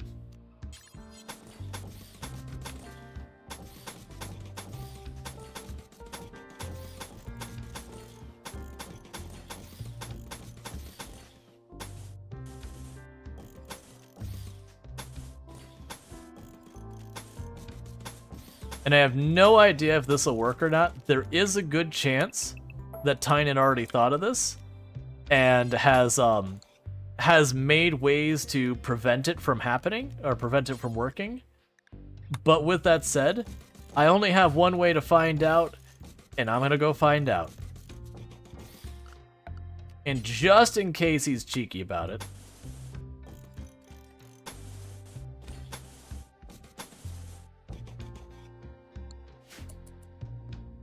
so the concept of this murder sphere bunker is that what I'll do is when I know things are going to go sideways, I teleport the bunker as far away as I can, and everyone runs into the individual squares here.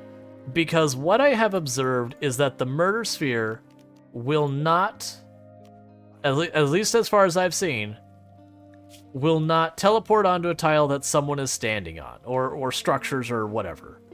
So the hope would be we run everyone into their own little locker, they all close the doors, and they openly weep as they tuck their head between their legs, and they openly sob, begging the sun to rise again, and just go with it. And then after the 90 in-game seconds that the murder sphere does the murder sphere things, then they emerge and hopefully aren't dead. Otherwise, it does take the time to go through room to room to systematically kill everyone, which may take it a little time at least. So either A, it will absolutely kill all of us, and we won't even have the slightest hope of survival, or it'll work perfectly.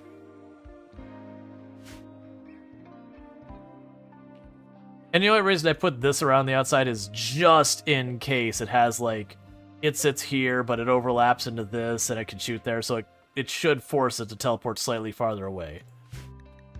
Alright. Storge has learned more about the inner workings of the murder sphere. It seems to have a single purpose, to inflict pain on those around it. Sniper Spies thinks they'll be able to weaponize the murder sphere, but you must study it more first. Okay. I'm glad it was that, something I have to contain, because that actually doesn't have a containment requirement. Anything that required a real amount of containment, I would not have been able to do anything about.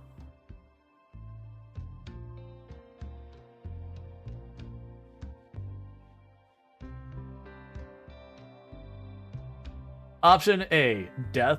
Option B, death, but slower. Pretty much. For the record, of all the new new enemies, I like the murder sphere more than any. Because it's one of those ones, you could have like a raid of 200 tribals show up and be like, oh no, I've only got 3 people. There's no way I could fight and win this. Push the button. I will win this.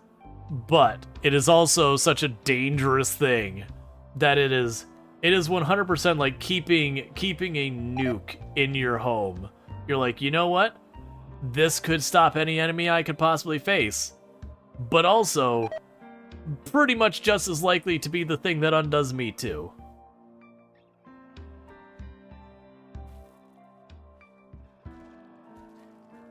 We don't know who will die, but someone will die. And it could be everyone. It is that kind of a thing.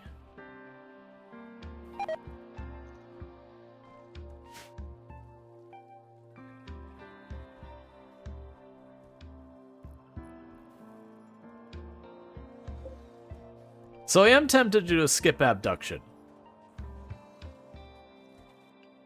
while we wait. It wouldn't be a bad move.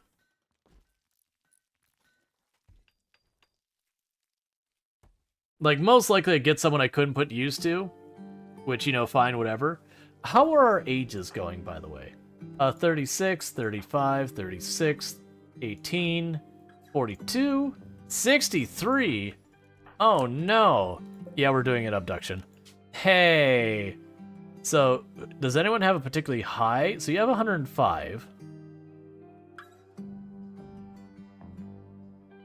Oh, actually, one second. Let's do the last conversion on Lardine. And then we had one person at 105 sensitivity. We'll have them lead it. Everyone else will support it. we'll abduct someone, and then depending on what we get, we'll end up a little bit younger, or we'll end up with a new person. And it was you who was at 63? Yeah, we need to bring that down. RimWorld is very unkind that, like, you hit your 60s, and the game's just like, your health has failed, everything is awful, existence is misery. And it's like, that's a little extreme, RimWorld. You know, age can be brutal, but also a little harsh. Oh, come on, we're right there. It's fine. Skip abduction. You lead it, and you all pop in here. Make sure we don't have anyone that's got, like, only the 50%er. Alright, you're out. You're in. And do it. So let's see. They'll be in coma for 12.8 days. Cool. Let's go find a friend.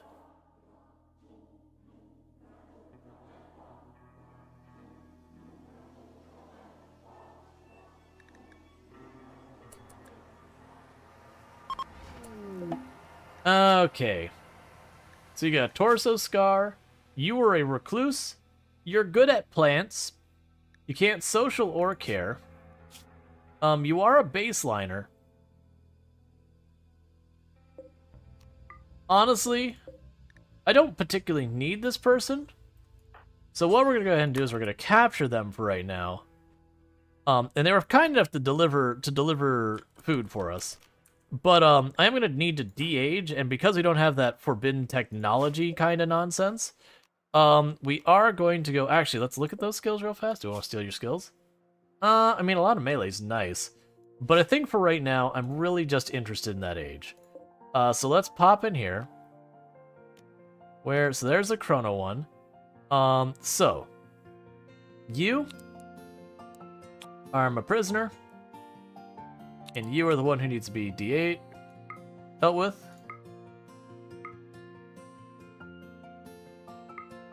Alright. So that'll take 11 years and switch it over. Because you had a drop pod raid in your nursery, and the raiders decided to kidnap all the babies. You were tempted to let them take them as the kids were born from prisoners. Eek. Yeah, I avoid a lot of that stuff. RimWorld lets you do some awful things. I mean, I'm literally stealing age from people, so we're definitely not being the best. But there's a lot of stuff like, nah, I'm good not simulating, messing with that, whatever you want to call it.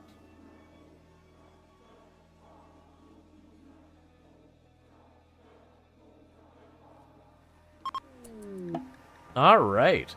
And just like that, you just shaved 11 years off your life.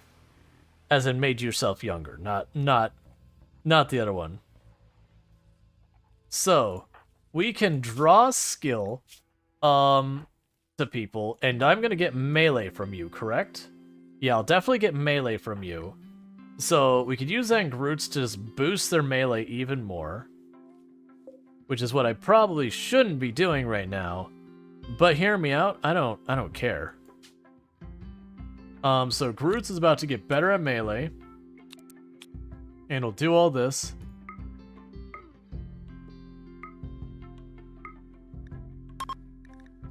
So we are doing all of the rituals right now.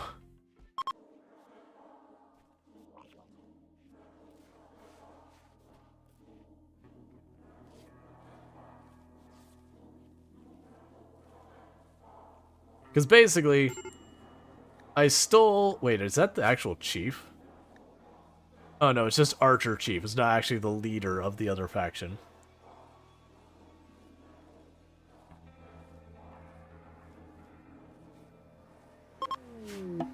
Cool. So Groot's gained 18,090 melee experience. Cool. So Groot's just gained a level in melee. And honestly, almost gained a second level in melee. And all it cost me was one of the many shards I'm sitting on. Yeah, I'll be calling it a night pretty soon. We're getting pretty close to the end of stream. Humanity Break, Bentley. Bentley has relinquished his remaining ties to humanity and embraced his ideology's worship of the void. Just hit a button real fast. Of the void. His concern for health, family, friendship, and love have been broken. Bentley is now inhumanized and will suffer a breakdown as he tries to grapple with his new mental alignment. Yay! So little by little, we're all becoming inhumanized, where we don't feel any awful feelings about many things. When we look at some of these characters, let's see, there's actually not many good examples happening right now. Yeah, so wearing a dread leather clothes, doesn't care. So this person's like really, really upset right now because we did those rituals. Wearing a tainted shirt, doesn't care. More dread leather, doesn't care. Alright. I do look forward because this is the obelisk I wanted the most for what we're doing right now. I just need to finish researching it so I continue to push the button. So is there a downside of being inhuman?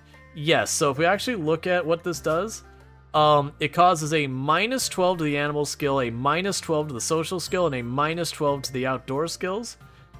It does disable your outdoors and beauty need, which is a positive. At the same time, beauty can give you a positive move buff, and that's no longer available.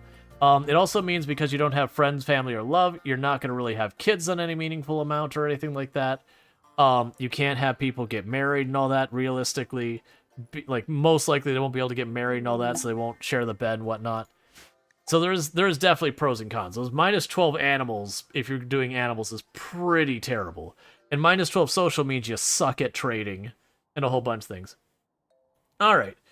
By studying the Nocosphere, you've learned how to intentionally activate it. When activated, it will teleport to a remote location of your choice and unleash a barrage of pain on anyone nearby.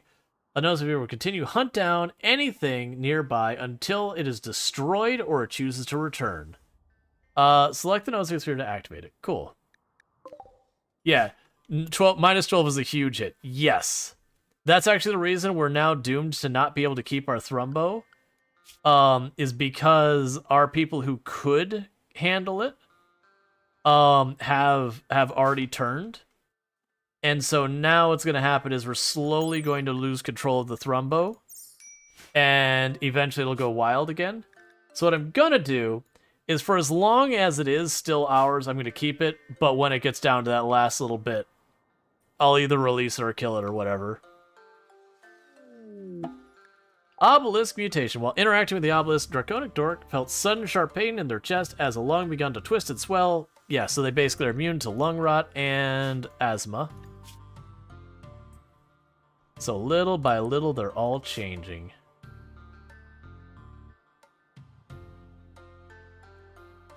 Okay.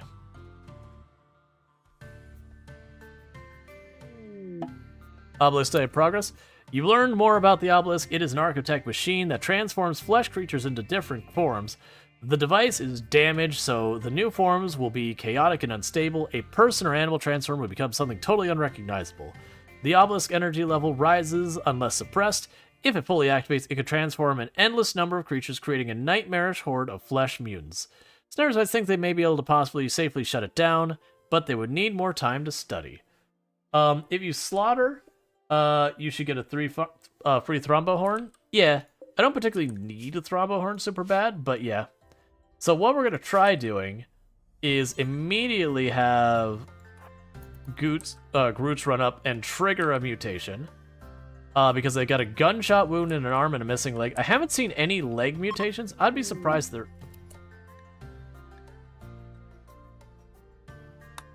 Oh, it literally tried to do the stomach a second time, so it effectively failed. But basically, I want to try to mutate to get arms and all that replaced in everyone and everything. It would be fun if, like, every organ had something they could have. I don't think they do, because I've never seen a leg. I've never seen, like, eyes or brain or any of those other ones. I've seen lungs, I've seen stomach, I've seen arms of 2 different varieties, are the ones I believe I've seen. It wouldn't surprise me if liver's on there as well. Or, I'm sorry, not liver, kidney. Liver could be theirs too.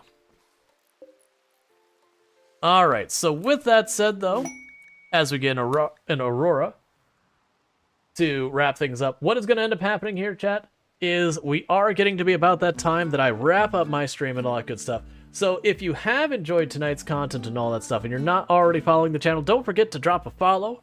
That way you can find your way back here in the future. I am streaming on TikTok, YouTube, and Twitch. So for those over on Twitch, we are going to go find someone for us to raid. If you're on TikTok and YouTube, that's not a thing. So the streams are going to be ending for you. So don't forget to like, subscribe, do whatever's appropriate on your respective platforms. In the meantime, I am going to go to my ending stream screen and see who I can find to drop a raid on. And thanks so much for that follow. Welcome to the stream. Alright, so let's get that out of the way. So goodbye YouTube and TikTok.